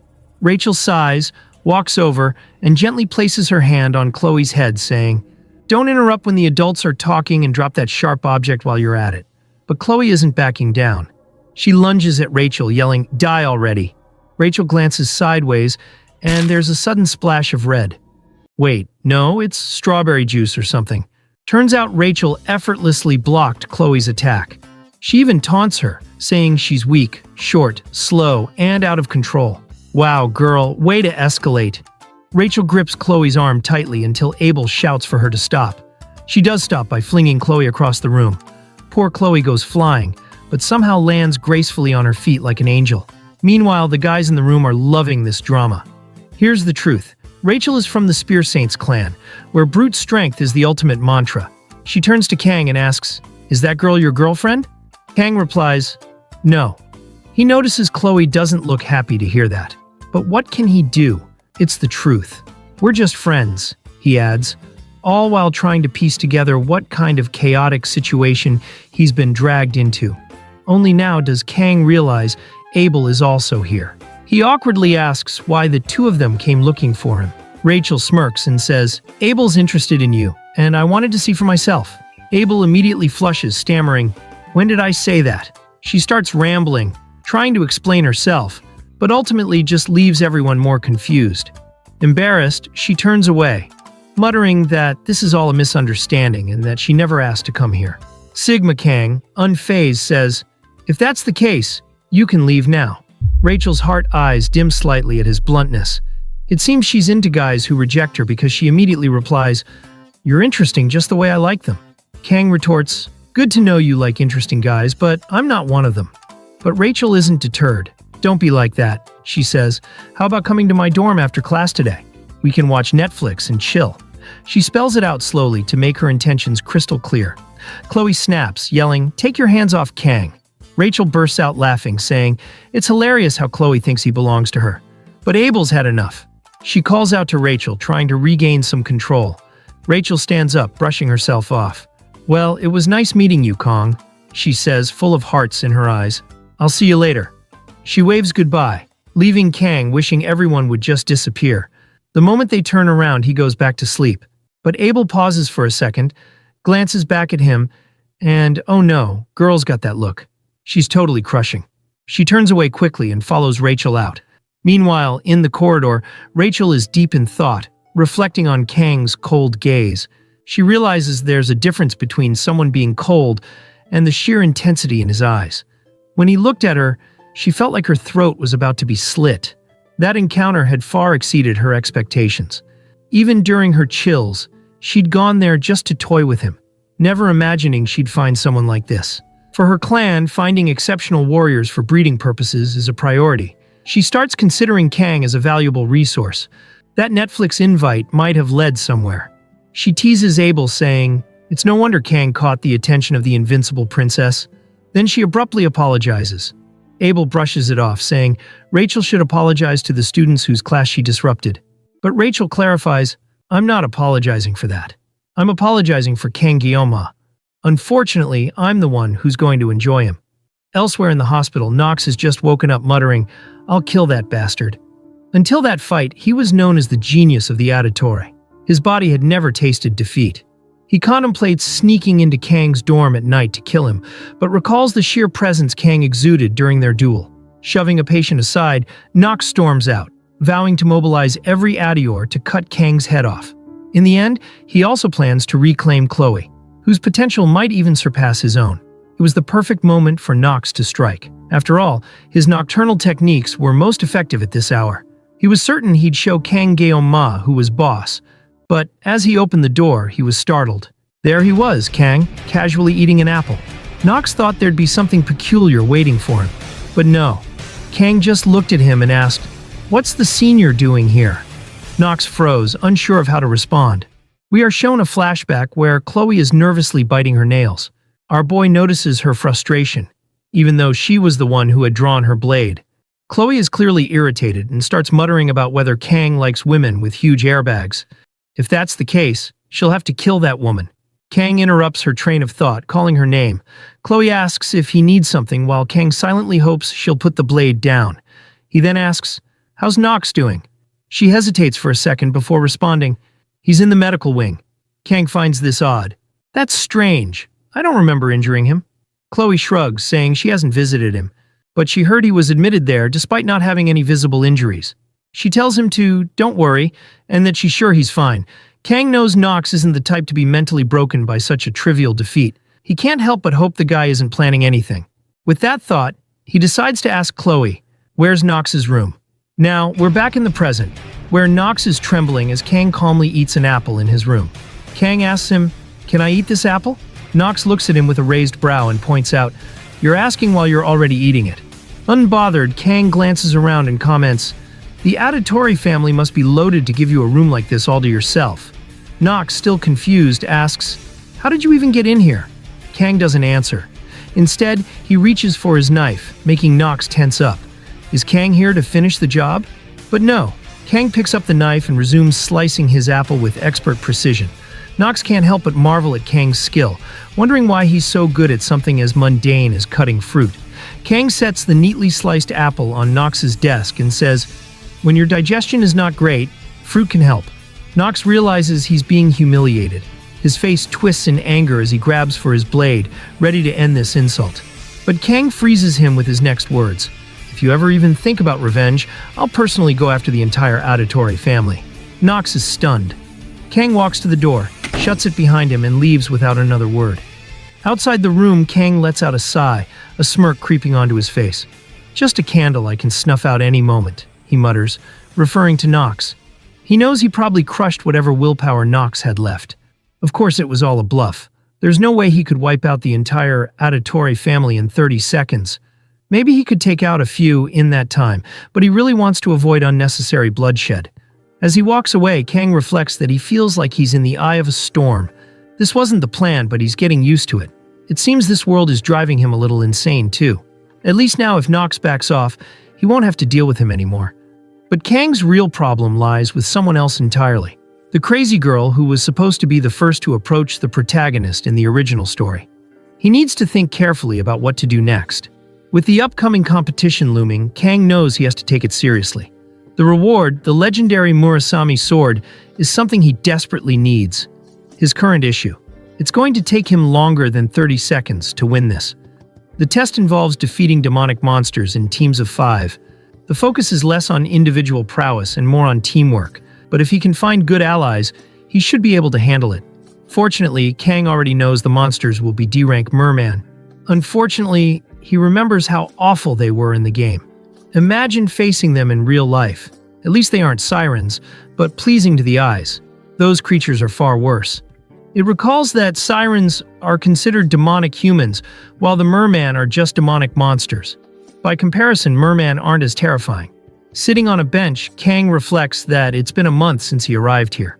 The peaceful evening reminds him of the tranquility he had hoped for when entering this world. 700 years have passed since humans and demons signed the peace treaty. Even so, small skirmishes and major conflicts have occurred here and there. For example, the Vasman dispute 50 years ago, and the commander of the 6th Legion claimed to have resurrected the 1st Legion commander, breaking the treaty. Flashes of the past play in Kang's mind. Vasman landing a punch on a white-haired soldier, while Medea screamed for siege. A younger version of the legendary hero emerges, cutting through demons with his blade. Humanity triumphed, birthing 7 heroes, though not without sacrifices.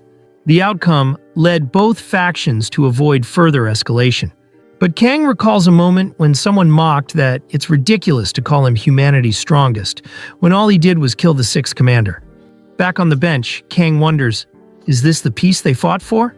The more he ponders, the more he remembers the 1st commander, Valor Joaquin, who sealed the 1st Legion leader.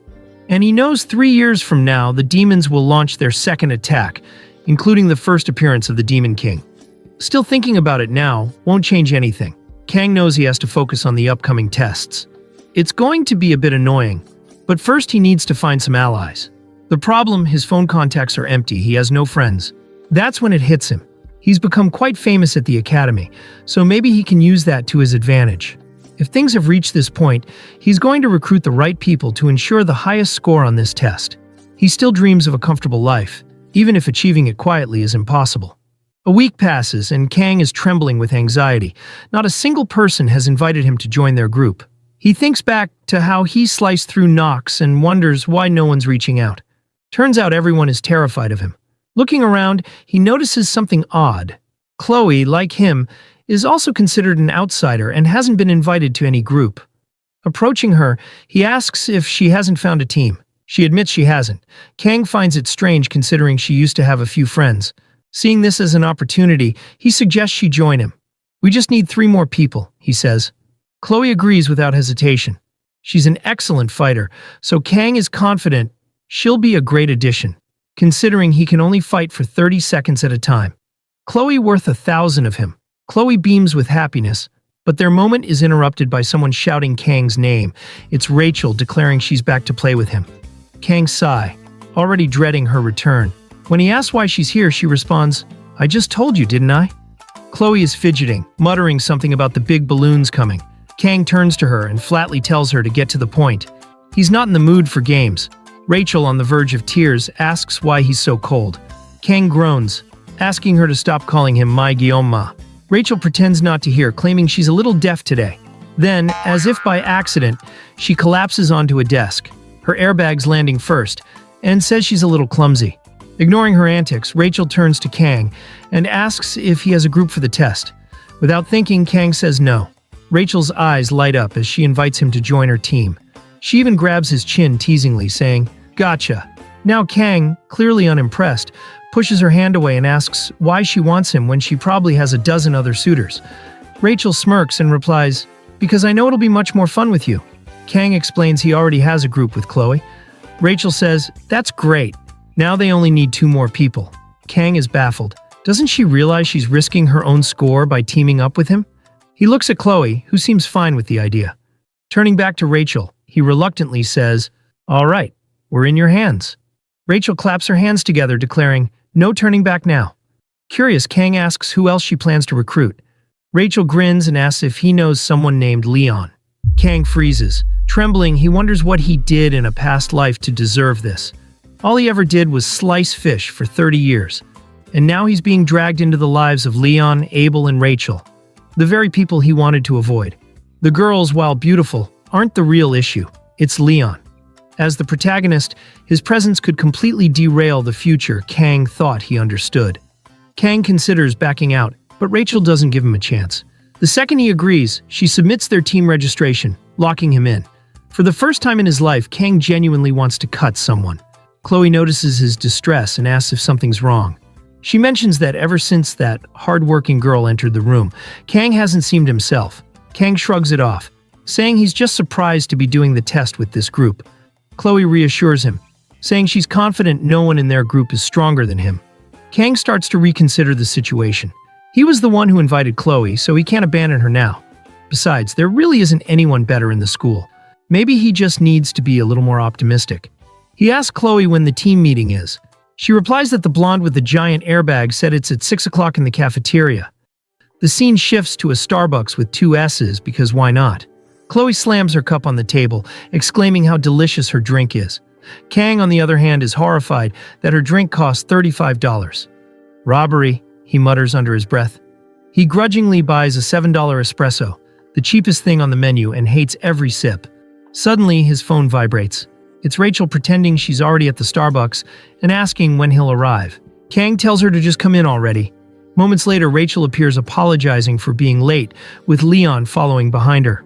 Rachel surveys the room, spots Kang and Chloe, and asks if they waited long.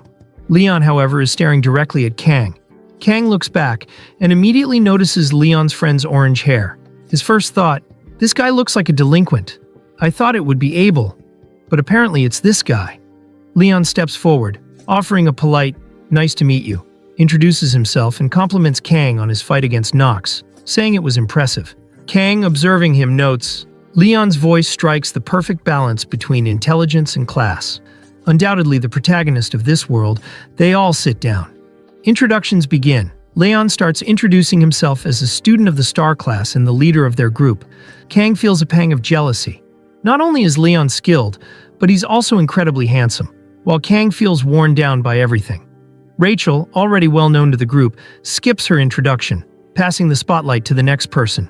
A guy introduces himself as Speed Weapon, also a star-class student. Kang is unimpressed, thinking the name is so unusual it needs a better explanation. Speed Weapon even has a tattoo of a superhero on his neck, clearly obsessed. Next is Chloe, who introduces herself as Chloe Auditore from the Wolf class, adding that she's here thanks to Guillaume-kun. Rachel can't resist giggling, repeating Kang's name, Guillaume-kun, in a singing voice. Chloe scowls, but quickly composes herself, saying, "It's a pleasure to meet everyone." Now all eyes turn to Kang. He keeps his introduction brief. Kang Guillaume Ma, from the same class as Chloe. The atmosphere in the room feels a bit awkward. Someone breaks the silence by opening a laptop and declaring it's time to start the meeting. A hologram of an island appears on the screen. The leader explains that earlier today during the break, the professors gave each team leader some files. The hologram is a map of where the test will take place. They'll be teleported to the island using subspace technology, but the island itself is real. That means injuries caused by the beast will be real too. Zooming in on the map, Leon points out that their team has been assigned to the northern region. There are 3 other groups on the island, and their goal is to kill as many mermen as possible. Since the number of creatures is limited, Leon finishes his explanation, asking if anyone has questions. Speed Weapon raises his hand, asking if the island has sirens and whether they pose any risk.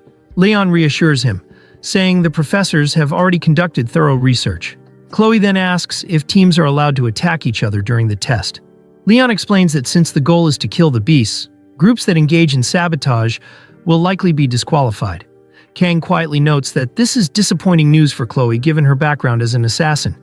With that, the meeting concludes, and everyone starts leaving. Leon lingers to gather his things, leaving only him and Kang in the room. Kang stands up, intending to slip away unnoticed, but Leon calls out to him. Kang turns, confused. Leon asks where he's from. The question is straightforward enough, but Kang senses a deeper meaning behind it. Leon's gaze is piercing, and Kang struggles to think of an answer. While the question itself isn't unusual, the timing and tone make it feel off. Before Kang can respond, Leon apologizes, saying it was rude to ask so suddenly. He explains that he just had the strange feeling that they were similar. Kang is even more puzzled. While Korean is the official language of this world, other cultures exist, and it's obvious to anyone that Kang is Korean. Why would Leon ask something like that? Leon brushes it off, telling Kang to pretend he didn't say anything and leaves the room. But suddenly Kang places a hand on Leon's shoulder, stopping him. "Wait," Kang says, surprising even himself. Without thinking, he asks, "Where are you from?" Leon raises an eyebrow but calmly replies, "Germany?" He then gently removes Kang's hand and walks away, leaving Kang standing there bewildered. Kang starts questioning himself. Is he overthinking this? Why does he feel the need to ask that? Could Leon be from another world just like him? The idea seems absurd, but Kang can't shake the thought. If you think about it, taking over the protagonist's body would make more sense than taking over a random side character's. He glances at his blade, remembering how his instincts and reasoning sharpen when he activates its power. He decides to test it out, focusing on the existence of Leon in this world. Almost immediately, he feels the strange sensation of a familiar voice whispering to him. The problem, it comes with an intense headache, one even his pain suppression blessing can't fully mitigate. After a moment, he confirms what he already suspected. The Leon he met is exactly like the one from the game. Even the original author couldn't replicate him so perfectly. But still, Leon's comment about them being similar lingers in Kang's mind. Determined to find answers, Kang looks up Leon online, but finds nothing useful. He curses himself for never caring about the male characters' backstories when playing the game. He tries to reassure himself that nothing will go wrong just because he crossed paths with Leon once. If it happens again, he decides he'll consult Medea. One thing Kang does notice, though, is how much calmer he's become in situations he would normally avoid. Perhaps this is the influence of one of his blessings. Opening his skills menu, he sees that his assimilation rate has increased from 2.5 to 6.8. The mental fortitude and weaponry were still the same. Of course, his physical power had increased slightly due to training, and Kang was certain his weaponry skill would rise once he got his hands on the Murasame sword. But what was this assimilation that kept increasing the most? The only different things he had done recently were his fights with Nox and Chloe. So maybe it was related to that. Unfortunately, he had no way of figuring it out on his own, and no one he could ask. Suddenly, a new notification window appeared, informing him that he had achieved a certain number of blessings, and adjustments would be made. Kang was puzzled, but noticed that his pain suppression blessing had been upgraded from 30 seconds to 40. Finally, he was reaping the benefits of his hard work. The sensation of leveling up felt incredible. Time flew by as he trained physically, attended group meetings, practiced with Chloe, and dodged Rachel, who seemed glued to his side. With just one day left, Kang poured everything into his training, slicing even the droplets of sweat as they fell. His precision was impeccable. Proud of himself, he was ready for the exam. Finally, the day arrived. In front of him stood an enormous subspace gate, radiating a completely different vibe from the ones used in training. Someone called his name, and he turned to see the group fully armed and ready. Among them, Rachel's oversized weapon was hard to miss. Though the biggest weapon wasn't exactly her halberd, it's her air balloons. Rachel, as dangerous as ever, teased him about being late. Leon called out to him, saying, "Hurry up!" while Speed Weapon said nothing as usual. Chloe greeted Kang cheerfully as he joined at the back of the group. Walking along, Kang was impressed by everyone's equipment. Rachel wielded an S-rank halberd called Vermilion Phoenix. And while Leon didn't seem to have his iconic Balmung yet, Speed Weapon was wearing a strange tube-like device on his chest. When Kang stared at it, Speed Weapon turned and snapped. "What are you looking at?" Rachel explained it was a healing support item. Most impressively, it was an S-rank artifact, which must have cost millions. Kang thought it was amazing, but Speed Weapon warned him to stay away. Suddenly, a voice announced the start of the exam. The professor addressed the group, saying, "Looking at your faces, you seem ready, but remember, you're still cadets, not heroes. Be cautious and don't take unnecessary risks for a few extra credits. Anyone who gets injured can withdraw at any time." Leon stepped forward, rallying the group. "The time has come. Let's give it our best." The day Kang had been preparing for was finally here. Stranger though, Chloe seemed a bit off.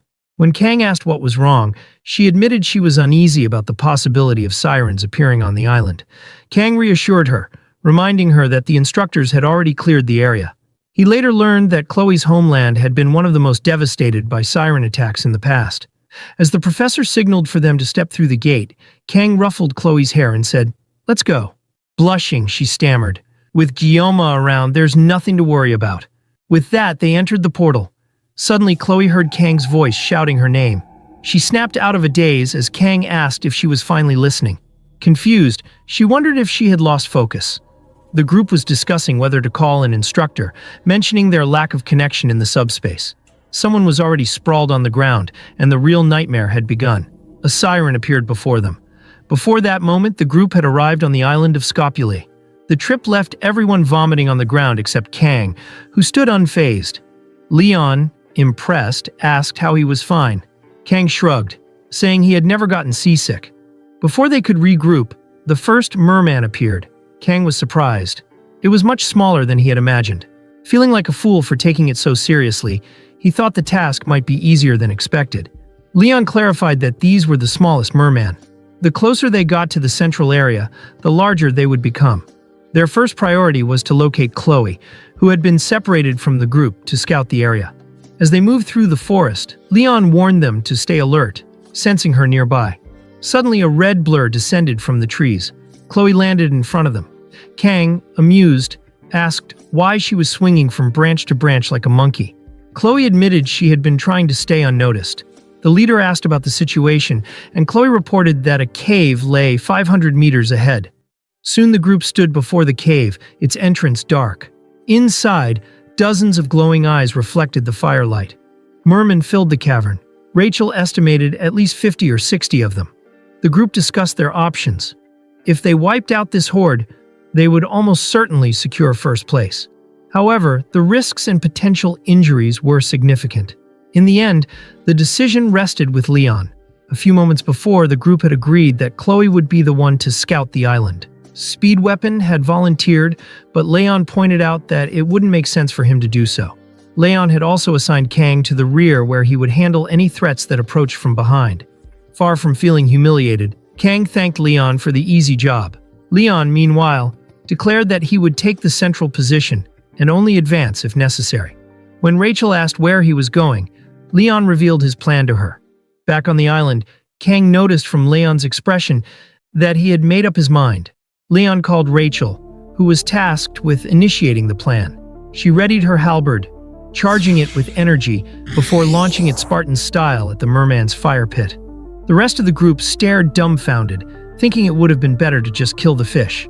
But before the merman could react, Rachel swooped in, grabbed the halberd, and used it to slice through two of the creatures. Rachel recalled Leon's instructions. Cut down as many as you can. Her reply had been a confident, of course. Speed Weapon then pulled out his flute, playing a melody that activated a blessing, leaving the merman panicked and trying to flee. Rachel, powered by the blessing, began cutting down the creatures one by one. 11, 18, 22, 24. Rachel counted effortlessly, taking down dozens. She thanked Speed Weapon for the support, noting how much easier it made things. As Rachel continued her assault, Chloe as the sub-DPS, activating her cat blessing, which allowed her to slice through several merman at once. One attack took down 8. When 2 more leaped at her from above, she dispatched them with ease. Meanwhile, Rachel had already killed 45. But both men soon noticed something odd. They were heading toward each other, or rather Chloe was charging toward Rachel. Rachel, realizing this, also moved toward Chloe. Just as the two seemed about to clash, a massive merman landed on their backs, its jaws poised to attack. Both women ignored it, continuing their charge, and in a split second the creature was torn apart. Rachel commented, "You've gotten faster." Chloe retorted, "That one was mine." With that, they split up, each heading in opposite directions. Kang, relieved that they weren't killing each other, watched as Leon took down a merman with a precise strike. Leon turned to Kang and said, "You seem worried about them." Kang replied, "I was, but it seems unnecessary." After all, the 60 mermen in the cave had already been dealt with. Leon reminded Kang to have faith in his allies, then announced, "It's time to move on." Kang couldn't help but be impressed. Leon's plan had worked perfectly. Of course, the plan was simply sending 2 maniacs to slaughter everything, but Kang had to admit it was effective leadership. As Kang mulled over this, a blue flash appeared behind him. Before he could react, the light passed through Leon's chest. Time seemed to freeze as everyone gasped in horror. Kang turned slowly, his breath catching as he saw the source, a demonic siren. Rachel screamed, demanding to know why it was there. Speed Weapon questioned how this was possible given that the cave had already been cleared. Kang stood frozen. This was supposed to be a straightforward mission, but now everything had spiraled out of control. Should they fight or flee? With Leon injured, escaping seemed impossible. Rachel turned to Speed Weapon, instructing him to contact the instructors. However, he reported that the communication system had been cut off. This news sent a chill down Kang's spine. Without external help, panic was sure to spread. Taking a deep breath, Kang stepped forward, declaring, "It seems I'm the only one thinking clearly right now." He instructed Speed Weapon to start healing Leon immediately.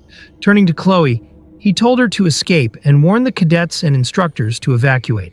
Chloe hesitated, but Kang pointed out that fleeing with Leon in his current state would be nearly impossible. It was crucial to alert everyone before more mermen arrived.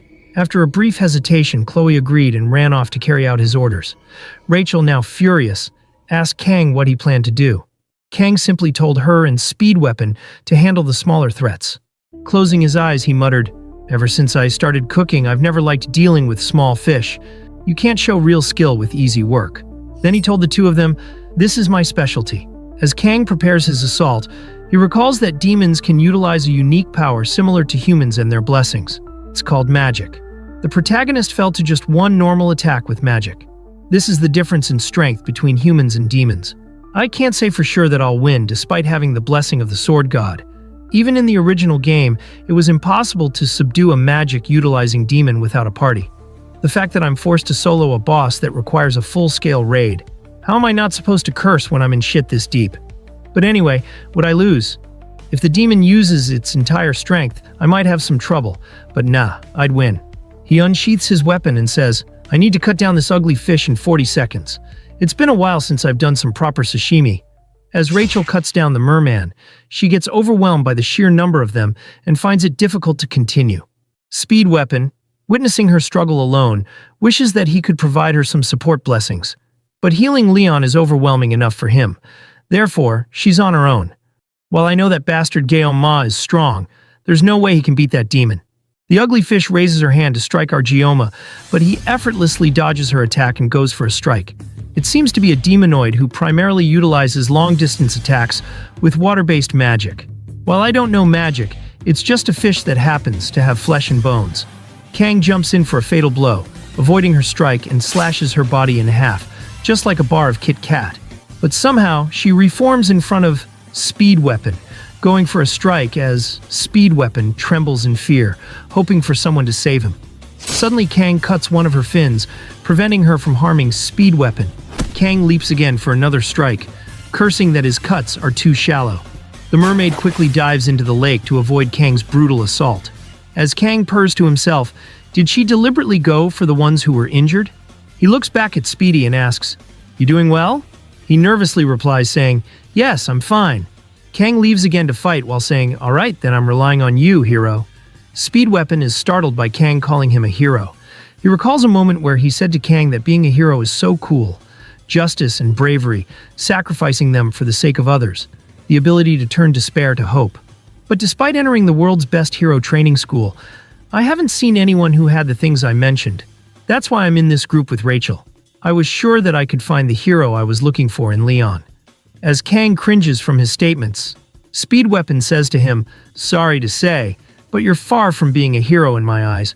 Although you're strong, you're more like a demon." Now, back to the present. The mermaid sends some cruise missile-like merman toward Kang. As he dodges them effortlessly, he suddenly realizes they're following him, even after he dodged them. The demon laughs hysterically and strikes. He cuts through the wall and Kang emerges as the merman missiles follow him, but suddenly those missiles change direction and head toward our boy's Speed Weapon. Rachel screams out to Speedy to get out of the way, but it's too late. All this time, the demon had planned to aim for him from the start, but suddenly Kang appears and saves Speedy by cutting them into pieces. Kang curses to himself, saying, "Am I trying to take it down with small cuts? I need to get my shit together." When Kang cut her arm, the mermaid was mid-casting her magic. So when the severed arm hits the floor, the magic is directed in a random direction, resulting in a huge purple explosion bursting out of the cave like a beam of lightning. As the demon tries to go for another strike, suddenly she's struck by her own merman cruise missiles as Kang has diverted them toward her. She's sent flying backward and ends up getting buried in the cave. Now, far away, one blue-haired girl comments, "Isn't that Instructor Kim? What was that sound?" It was like a roar. There was also a flash of light before I saw the instructor. As the pink-haired instructor turns to check, it starts to rain. The instructor tells the other girl, "We should get to the wounded and move quickly." Seeing it starting to rain, you probably saw lightning and heard thunder. With a smirk, she says, "We're to return to the academy as soon as possible." Folks, this pink-haired instructor looks suspicious. Why did she smirk like that? And why did she divert the student into thinking that it's just regular lightning? Is she the one who planned all this? Is she a spy? Moving on. After the mermaid got struck by her own merman missiles and got buried under the rubble, the other merman quickly run for their lives. Kang curses, saying, "Crap, could I not land a fatal blow because I was conscious of Leon?" The mermaid was crushed under the debris after the cave collapsed, but she probably isn't dead. The mermaid breaks free from the debris using purple lightning and lunges toward Kang. Kang removes his coat and throws it toward the wind, saying, "Rachel, since the fish are now more or less taken care of, I'll leave Speed Weapon and Leon in your care." Speed Weapon thinks to himself, "I can't believe that Kang is actually facing the demon head-on. Perhaps I'm witnessing a legend in the making." Kang rolls up his sleeves while saying, "I can finally focus? I have 10 seconds left. Now I gotta make up for the lost time." As the demon lunges toward Kang, he closes his eyes and opens them, revealing he had gone God mode. Striking a cool pose, he says, "Even if it's a hot demon chick, I'll cut everything down."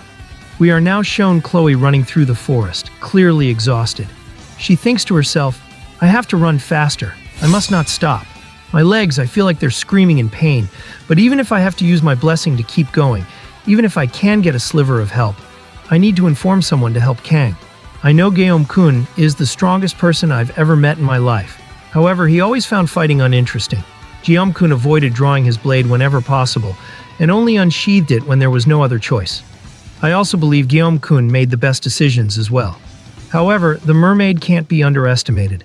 Suddenly, she hears a massive blast from the cave where Guillaume was. She bites her lips, wishing desperately for him to be alive. Tears pour down her cheeks as she cries out while sprinting. Somebody, anybody, please help. Is anyone here? Suddenly, she senses creatures up ahead. Her mind is a mess. She can't clearly tell if they're humans or merman. Without hesitation, she lunges forward to strike, but her attack is suddenly stopped. A blade effortlessly blocks her strike. The camera reveals Abel in a cool pose, holding her blade without even looking back at Chloe. Chloe, shocked, stares at the group, realizing they are all humans. Abel, equally startled, turns and asks, "Why are you trying to strike me?" Chloe, breathless and overwhelmed, mutters, "Thank God, humans," and then collapses to the ground, unable to fight or move after her relentless running. Budget Leon shouts at her, "What the heck? Are you insane?" The other members start yelling at her, "Get up!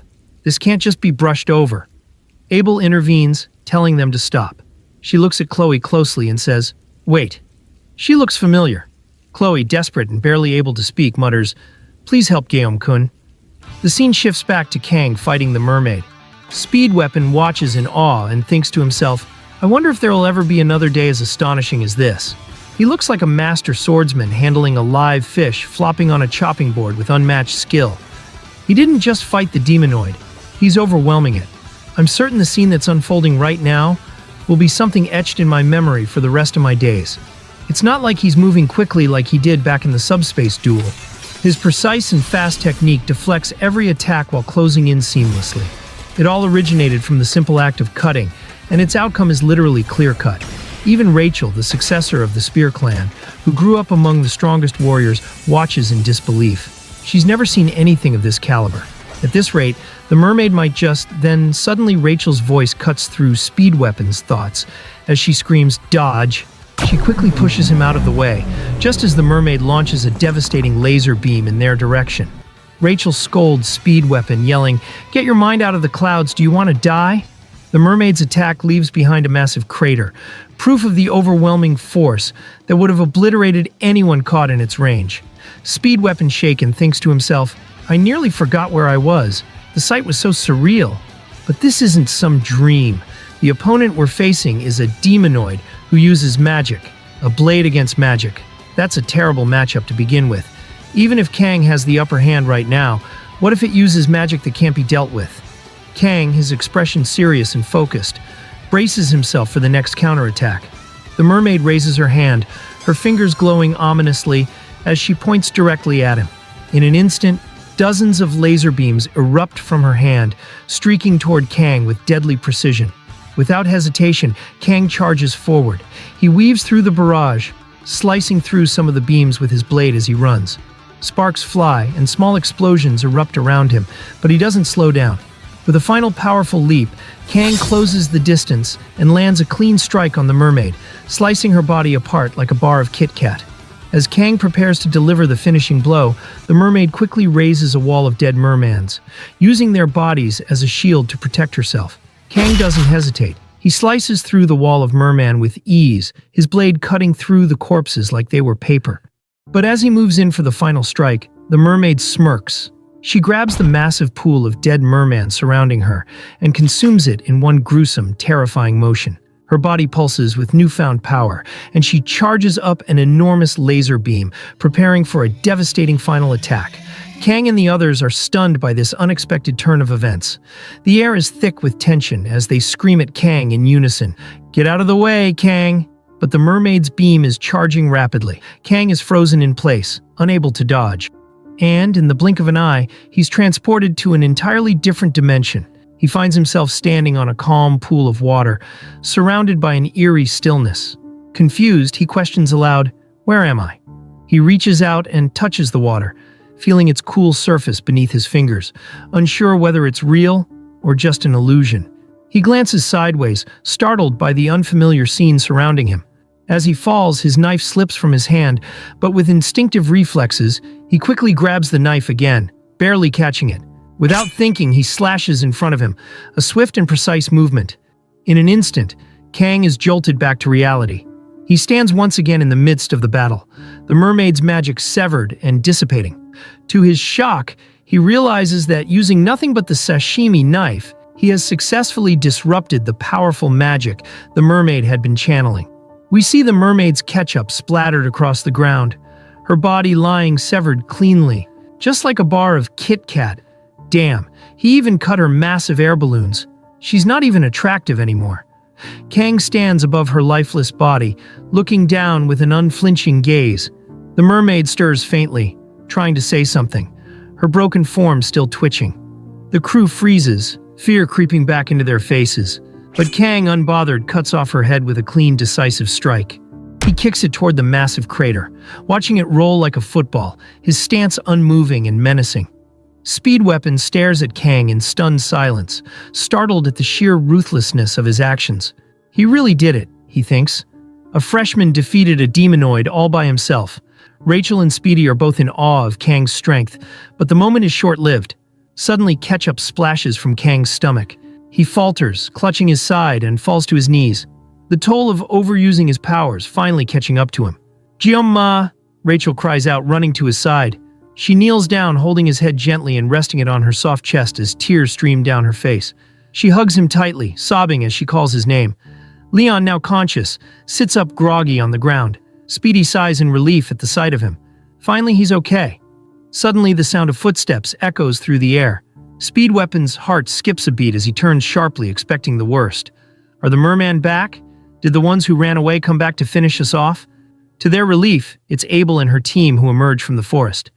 Speed Weapon lets out a sigh of relief as the reinforcements finally arrive. Abel and her group are stunned by the carnage before them. One of her teammates yells out in shock, "What the heck is that? Is that a mermaid?" Rachel continues to cradle Kang, crying softly while hugging him protectively. Abel's gaze sharpens, a flash of annoyance on her face as she watches Rachel holding him so intimately. Why is she sticking to him like that? Abel mutters to herself, visibly irritated. Her attention shifts to Leon, who sits awkwardly nearby, looking suspiciously unharmed. Abel's expression darkens as she glares at him. How is the team leader perfectly fine when the rest of his crew looks like they've got one foot in the grave? Leon awkwardly chuckles, scratching his head, not knowing how to respond. Abel regains her composure and informs them. I made contact with the academy. The instructors will arrive in about an hour at the earliest. Her tone turns serious as she continues. Now tell me, what the hell happened here? Speed Weapon, still on edge, snaps back with irritation. Those damn instructors. They explored this shitty island beforehand, didn't they? What a joke. Abel raises an eyebrow, keeping her voice steady. We get it now, explain. Annoyed, Speed Weapon retorts. Are you ordering me around? Abel glares at him, her patience running thin. She yells, saying, Why do you always perceive things so weirdly? This is a request, not an order. Speed Weapon exhales sharply, still irritated but finally relenting. Fine. Not like you believe what I'm about to say anyway, but listen up. Explaining things? That's my specialty.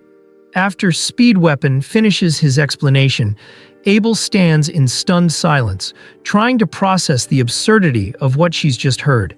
So you're saying that a siren, a demonoid, appeared out of nowhere, and Guillaume Ma defeated it all alone? Speed Weapon shrugs casually. I mean, yeah, what else? Abel remains speechless, her mind racing. A freshman killing a demonoid alone. It sounded like something straight out of an old legend, one of those far-fetched tales her grandfather used to tell her when she was young. But looking at the aftermath, the crater, the merman bodies, and Kang lying barely conscious, she can't deny the truth. As ridiculous as the story sounds, she thinks it must be real. Why would they lie about something like this? This feels like a legend unfolding right in front of me. Her thoughts turn inward, reflecting on her lineage. A descendant of Baylor Joaquin, the famed hero, and Aaron Nibelung, his equally revered disciple, Abel had always carried the weight of their radiant legacy. She was born into a special class, bloodline, but she had refused to rely on that alone. Abel had put in relentless effort, honing her talents to make sure her abilities stood on their own. She earned her place at the top. And yet, Kangeoma, she whispers to herself, the gap between us is ridiculous. Fear, dread, and admiration. That's what I feel. Perhaps I've just been ordinary all along. Abel shakes the thought off and addresses her team. Heal him now. He's in terrible shape. One of her teammates quickly kneels beside Kang, casting healing magic. Abel watches him closely, her thoughts conflicted. Even after a fight like that, while teetering on the brink of death, he still won. He's the same age as me. yet he defeated a demonoid single-handedly. Suddenly her thoughts are interrupted by Speed Weapon. Hey, you said you contacted the Academy earlier, right? Abel nods. Yeah, why? Speed Weapon's tone lowers. For now, I think we'd better avoid telling the instructors everything that happened here in detail. Abel narrows her eyes. Why not? He sighs, saying, think about it. Didn't they say they already scouted this island beforehand? Isn't that weird to you? Yeah, Scopuli Island's big, sure, but a cave like this with a demonoid inside? How'd they miss it? None of this adds up. Abel frowns, suspicion flickering in her expression. You're right, it doesn't. Leon, now more alert, interjects cautiously. This is just a guess. But, Weapon, do you think there's someone from the demon faction inside the Academy? The group freezes at the suggestion. Speed Weapon shakes his head but mutters, that wasn't what I meant, but we can't rule that out, can we? Abel clenches her fists, her thoughts spinning. This cave isn't exactly hidden. There's no way the Academy missed this. If Kang hadn't been here, she glances toward Leon's exhausted group. They would have been torn apart.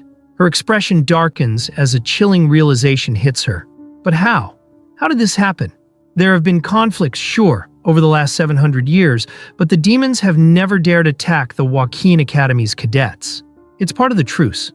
Touching the Academy would mean war. Her eyes widen as the weight of thought settles in. No, this can't be random. The demons might be having a spy. Speed Weapon then holds her shoulder and says, Abel, I know what you're thinking, but you're blowing things out of proportion. Of course, it isn't a bad thing to be wary of the possibility of a spy within the Academy, but it's far too soon to jump to conclusions.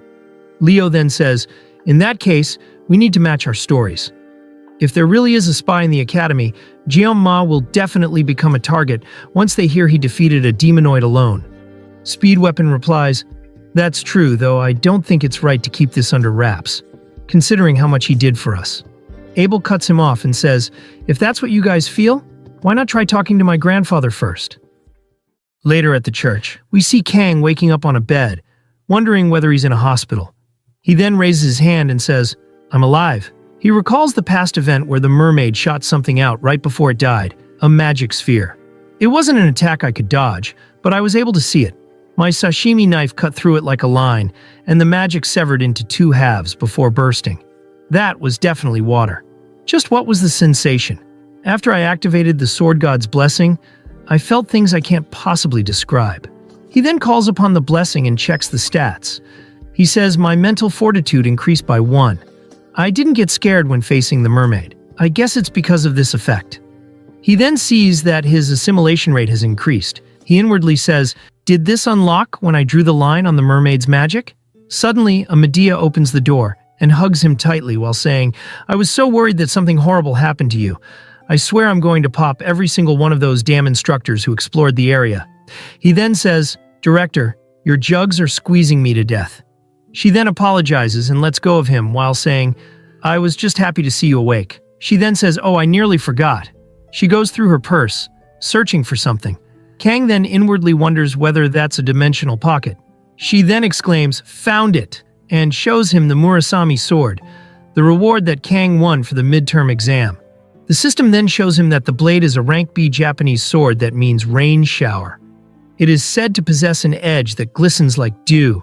Medea then says to him, I hope you like it. I'm sorry I'm giving you this sword in a place like this.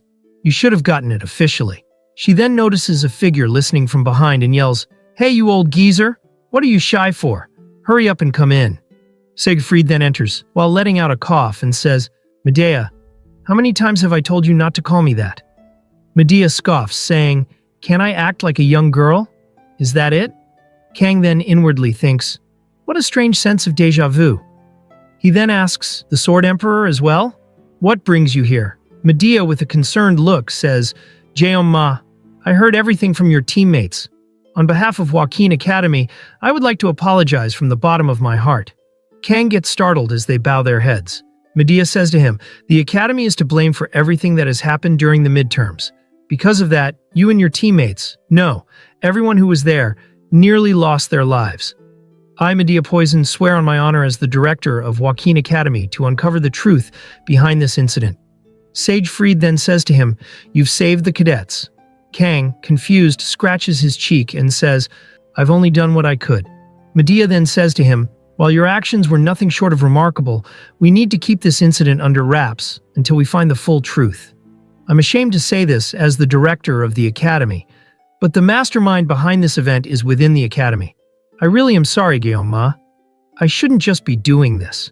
Kang then smiles at her and says, "No, I understand." She then says, "Honestly, Guillaume, you should act like a kid and throw a tantrum or two sometimes." She inwardly says, "You're like an old man trapped in a teenage boy's body."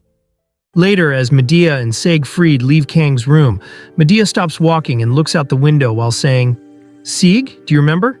He looks a bit confused, and she says, "The day we met for the first time after enrolling. You were lying on that bench, right? I told you to shove it, and then you drew your sword without a word. What was it that you said? Something along the lines of, 'Don't order me around,' right? Typical 8th grader syndrome." He then replies, "I don't remember that." She smiles at him and says, "It feels as if that happened just yesterday. Yet I've already spent 60 years here. Goodness, I really have lived long. And yet it's laughable how I haven't even filled a tenth of Joaquin Academy's history.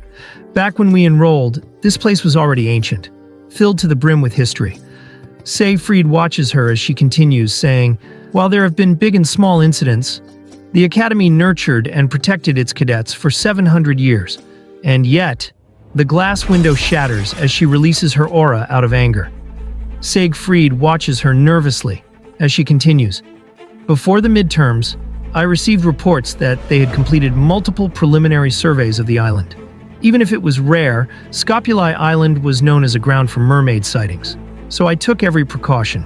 But," Siegfried, concerned, holds her shoulder while calling out her name. Medea then turns and smiles, saying, "Sorry, I got lost in thought." He glares at her, and she starts fidgeting, saying that Kang Jeonma is so amazing that he took down that mermaid all by himself. Siegfried then says, "This damn old lady." She fawns over Kang and says, "Sieg, what do you think about my honey pie?"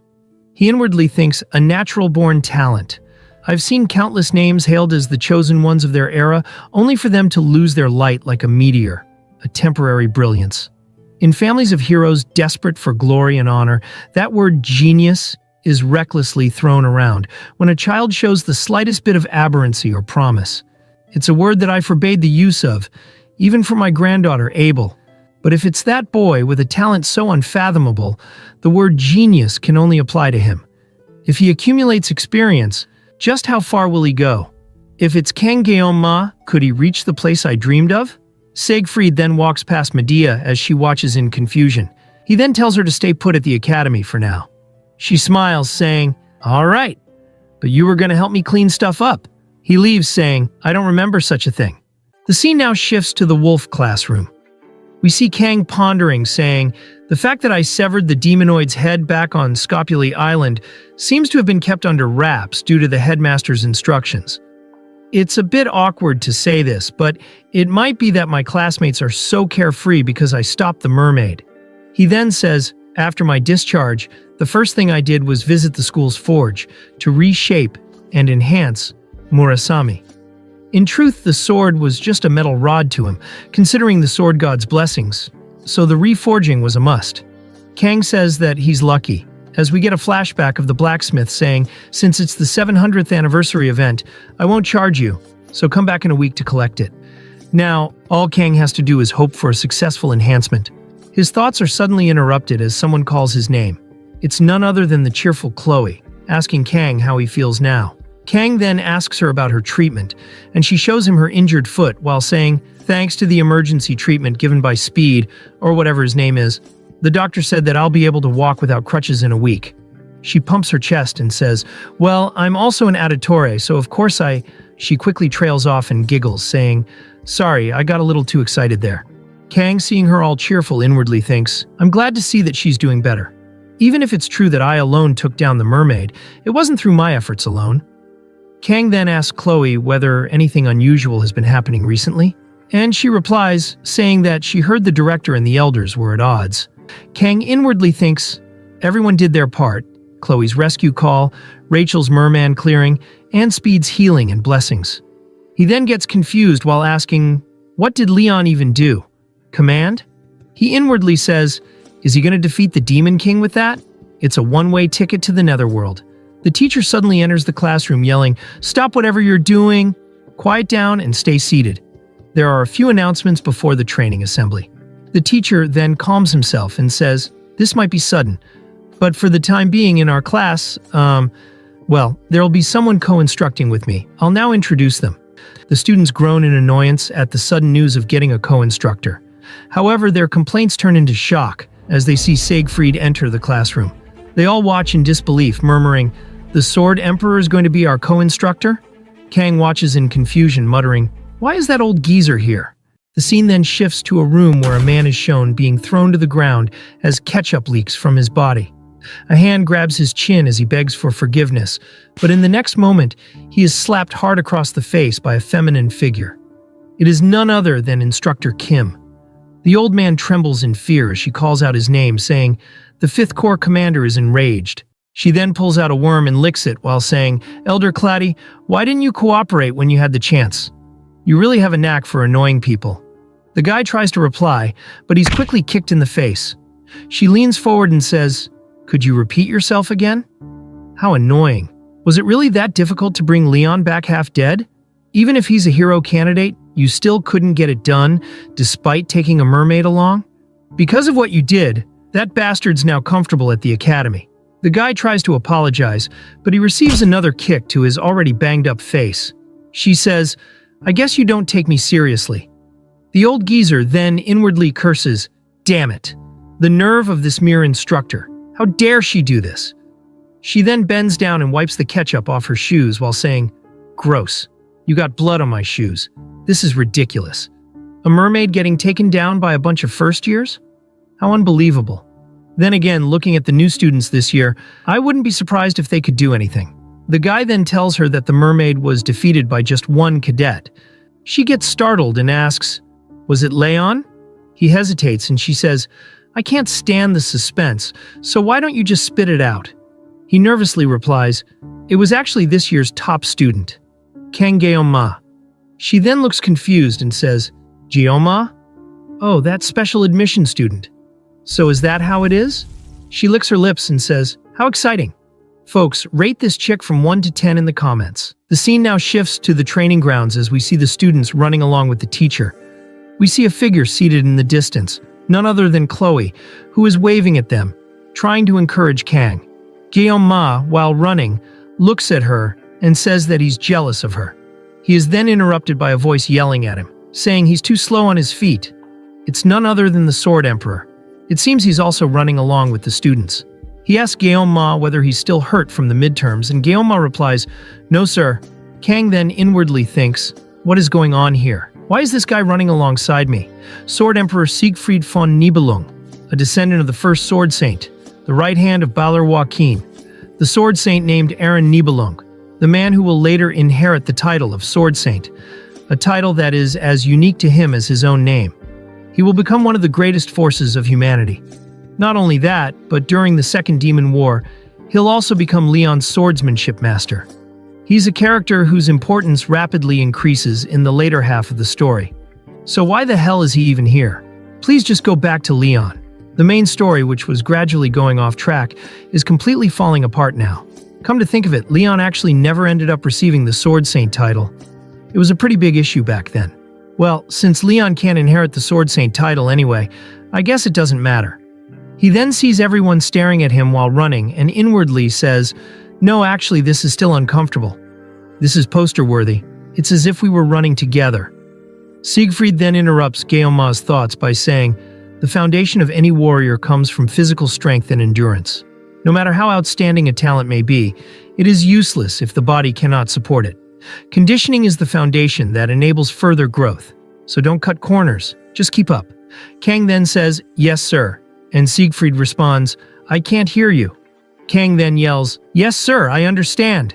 Siegfried smiles at him and says, "Good," and he runs off saying, "Keep up with me." Geoma, gassed out, says, "Does this guy age backward?" Later we hear Siegfried saying to everyone that, from now on, unless it's for field training, the use of personal weapons is strictly prohibited. He then drops a sack filled with various weapons onto the ground, and everyone looks confused. He says, "Instead, Pick up one of the weapons in front of you and master it. The students all start to grumble, and one says that his weapon is a family heirloom. Kang notices that there's even a sashimi knife among the weapons. One of the students raises his hand and says he has a question. He asks, "In the long term, I believe it'd be best to get used to the weapons passed down from our families. Why is that being prohibited?" Siegfried responds, "That's a good question. It's because the basics are more important than anything else. The more you rely on high-grade weapons, the more likely you are to neglect your training. It is easy to mistake the power of a weapon for one's own strength." Then the same student yells, "In that case, isn't it actually even more important to learn how to use them and make up for any shortcomings?" The other students look at him and mutter that he's just making a fuss to get the Sword Emperor's attention. Siegfried says, "No matter how well armed you are, if your skills are lacking, your weapon will end up being a pearl necklace on a pig's neck. And also, a master never blames his equipment." Kang, startled by that, nods in agreement. Siegfried continues, "Once you master the basics, you will naturally become comfortable with any weapon. That being said, cadets who can handle ordinary weapons skillfully also have a high possibility of receiving a higher score in the class promotion evaluation at the end of the year." Hearing this, the students quickly run towards the weapons to grab the good ones before anyone else can. Kang, seeing the students all fighting for the weapons, inwardly says, "Siegfried sure does have a way with words. They've been completely inspired. I've always thought of you as Medea's punching bag."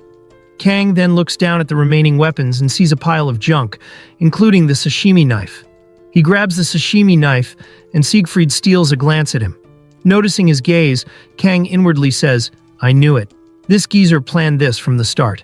Siegfried then says to everyone, "Today, all you need to do is get accustomed to your weapons. We will implement one-on-one matches between cadets." The students start to get nervous, and one asks, "Are we going to fight without the subspace? What if we get hurt?" Siegfried replies, "You enrolled in this academy to grow into warriors worthy of carrying on the legacy of the ancestral hero. A warrior can only truly grow through combat while facing the risk of defeat. However, if you point your swords at each other without thinking, you can easily end up killing each other without meaning to. So before pairing, I will personally give you a demonstration of proper sparring." The students start to get excited, saying, "Wow, I get to see the Sword Emperor's sword skills? That's crazy. I've only seen it on YouTube." The teacher then yells at them to quiet down. He trembles and inwardly says, "I, Li Wanbin, as an educator at the world's top academy. In my entire career, no, my whole life, this has to be the biggest and worst crisis I've ever faced. Even if it's just a demonstration to face off against the Sword Emperor. Mother, I'm sorry. It looks like this is the end for me." He then tries to say something to Siegfried, but suddenly he's interrupted as a hand stops him. Siegfried glares at Kang and says, "Cadet Kang Geoma, come forward." As Siegfried readies his sword, the students start to get surprised. One says, "Damn, even that piece of junk looks sharp." Another says, "More importantly, we'll be witnessing a demonstration from the Sword Emperor himself." The students then glare at Kang, saying, "Seriously, who is he?" The Sword Emperor called him personally. Kang inwardly curses, "I hear it all, you bastards." Siegfried then asks Kang, "Are your bones all healed?" Kang replies, "Yes, I'm fine now." Siegfried says, "If that's the case, pick up your sword." Kang nervously thinks, even though it's just a sparring match, isn't this too much? My condition may be perfect after a long rest, but my opponent is Siegfried, the Sword Emperor. If I cross swords with the Sword Emperor, it's clear that it won't end easily. At least one of us will lose a hand. If unlucky, a head will roll. Is it because of the influence of divine power? My instincts are craving for a fight. But this is far too different from the usual. If I think about the consequences of this matter, Kang then says to Siegfried, "I'm nothing compared to the Sword Emperor. Please lower your sword." The students start laughing at him, saying, "Of course he would say that." Another mocks him, saying, "If only he got beaten up like a dog." Kang's attention shifts to Siegfried as he says to Kang, "Do you have no pride as a swordsman? How long do you think you can live while hiding your power? What's the use of your extraordinary talent if you're a cowardly person like this?" Kang then recalls his past and his pride in his work. "It was the word I had engraved in my heart ever since I claimed the title of the greatest swordsman in the country. Those two characters are the reason why I never put down my sword. The provocation from the Sword Emperor is trying to test me. Even the elite students are watching. If I fall for that provocation in this situation, I'll definitely regret it for a long time. But still, The teacher runs toward him, yelling for Kang to wait, but Siegfried stops the teacher. It seems Kang has already made up his mind. Everyone is shocked as Guillaume readies his sashimi knife and says, "I will learn from you." Suddenly their surroundings change.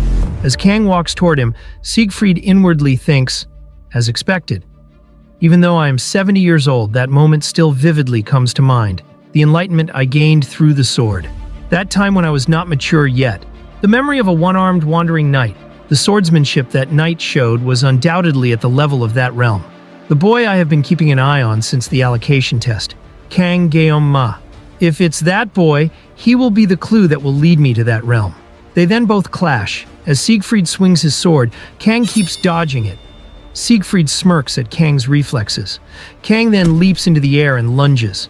As they clash, Siegfried inwardly thinks the boldness to charge head-on without avoiding. A peculiar sword path, almost like that of a swallow in flight. Kang spins his sashimi knife, blocks the incoming strikes, and proceeds with a counterstrike. As Siegfried blocks it, he gets pushed back, inwardly thinking, even his physical abilities cannot be compared to the past. He can push me back so effortlessly. However, my sword is not light. Siegfried then activates his ability and slashes toward Kang. The scene shifts to the students, as we see one of them saying, "I don't understand. Didn't he just get lucky with the matchup during the last subspace sparring? Since he's just from the ordinary class at best, wasn't he only decent among the special students? But why? Why does the Sword Emperor care so much about that special student?" We then see some more students saying, "I hope the Sword Emperor gives him a proper lesson so we can see him cry like a baby." Folks, these students are really dumb. Kang defeated Nox in a duel, and still, these idiots think he's weak. They then become confused and wonder, why are they both just standing still? The teacher gets startled as he inwardly thinks, they're not just standing still. I doubted the Sword Emperor's words, but Kang Guillaume, I really didn't expect him to be at this level. We then get a flashback where the teacher asks Siegfried about the consequences. What if the headmaster finds out about this? And what about the cadets around him? Won't they be affected too? Siegfried replies, "Instructor, do you really think I would actually cross real swords with him? Don't worry. If my thoughts are correct, Kang Guillaume will be able to step into that place." The instructor then asks, "What is that place?" Siegfried replies, "The mental realm." Now we return to the present as Siegfried inwardly thinks, to enter this place and even withstand that strike, I cannot help but be astonished. A duel in the mental realm is an intense battle of wits. One can tell just by crossing swords. That boy, even in this short time, is growing. It's impressive. If that's the case. Siegfried then uses his blessing. A blue aura emits from his sword, and a spirit appears, supporting his movements. The sword spirit protection. They both lunge toward each other, and the scene shifts to the outside world as we see a blue light emitting from the area where Kang and Siegfried are standing. Everyone grows nervous, and the instructor inwardly says, "That blue light, it's aura. Did he break through the mental realm and return to reality?" Kang and Siegfried prepare to strike, and the instructor nervously yells, "This is nothing like what you said, Emperor. Please stop." He then inwardly says, "I have to stop this. If it continues like this, we'll definitely see bloodshed here." As they both lunge toward each other, the instructor desperately tries to stop them. But suddenly a voice yells, "You crazy bastard!" Medea quickly gets between them and yells in anger, "What are you doing to your student? Have you lost your mind?" The scene shifts to some time later where we see Siegfried apologizing to Medea. She sighs and asks, "Why?" He mumbles something, and she gets pissed as she recalls the earlier scene where she yelled at him, "Are you in your right mind? If you're senile, just stay home and rot. I busted my ass to get you a spot, and you pull this crap on a student. Are you out of your mind? Do you want to die?" The students were all startled by the scene, and Siegfried then said, "That wasn't my intention." As Kang sheaths his sashimi knife, Siegfried inwardly thinks, "I lost self-control and exerted my aura to the fullest." Medea then yells at him, "Hey, old man, are you deaf?" Siegfried calls out her name and says, "I'm sorry." Medea is startled by his words. The flashback ends, and Medea inwardly says, "In over 50 years I haven't heard him say sorry. And he said it today, not just once, but twice." She then asks him, "So why did you do that earlier? You unleashed the sword spirit blessing on a student. If it weren't for me, what would have happened?" He replies, "If I hadn't unleashed the blessing, I wouldn't have been able to gain the upper hand." Medea is startled and inwardly thinks, unable to gain the upper hand? What did I just hear? Siegfried, who has so much pride, said that. I know well about Kangeyoma's innate talent, but I know better than anyone how strong Siegfried truly is. Siegfried then says, that kid has already reached the mental realm. Medea is shocked and says, what? Already? You didn't even start mastering it until you were nearly 30. And you're saying a 17-year-old has done it? Does that even make sense? He replies, I don't know either, but if there's something that can offset experience. She spreads her legs, holds her face, and says, my God. Jeoma. She then recalls the previous scene where she ran up to Kang, asking whether he's okay. He looked at her with a murderous aura. Medea was startled. At that moment, any semblance of dignity as an educator or a 7-star vanished. The emotion I felt toward Geoma at that moment was fear, similar to the feeling I had when I first met the 6th Division Commander Vaesan. Why does that eerie feeling come from Kang Geoma? Is it because his name has the word devil in it? She then looks at Siegfried and inwardly thinks, it doesn't seem like a lie. She asks him, Siegfried, so did you lose? He yells, there's no way. Even if Kang Geoma's talent is innate, it still doesn't compare to mine, and on top of that, I wasn't even fully armed at that time. Medea says, what? Why are you overreacting? And the one who always says that masters don't blame their equipment is using equipment as an excuse? Don't you look a bit ridiculous? He yells, you insufferable bitch. She replies, what did you say? You want to die? As he tries to argue, all we hear is Siegfried getting beaten up by Medea. The scene shifts to Kang as he recalls the previous fight between him and Siegfried. He says, it ended well, but that Sword Emperor is quite the hothead. If Medea hadn't intervened, things could have gotten really dangerous. That was the mental realm, wasn't it? It's strange to actually experience it. The mental realm requires mastery and understanding of one's weapon, an active space that can be activated when certain conditions are met. Only peak masters who have honed a single weapon their entire lives can enter it. Because of this, even in the world of Miracle's Blessing M, not even the 10 heroes can freely enter the mental realm. Leon, the protagonist blessed with the qualities of a hero, needed 3 years of private training just to set foot in it. I know this because I stopped playing at that point. But why can I do it right away? Even Leon, with his protagonist buffs, took 3 years. He then realizes something and says, the Sashimi Knife. Including my previous life, I've been using the Sashimi Knife for more than 20 years.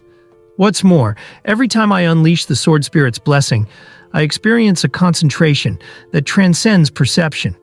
The tangled life here and my past life harmoniously intertwine, breaking through situations. He looks at the Sashimi Knife and says, that's right, based on my experiences so far, avoiding situations only makes things worse. Rather than being swept along passively, let's tackle what I can do and solve things step by step. He then stands up and prepares to concentrate. Unsheathing his Sashimi Knife, he says, if I can freely control the mental realm, I can train in combat without relying on the Sword Spirit's blessing. He starts concentrating, and his surroundings begin to change.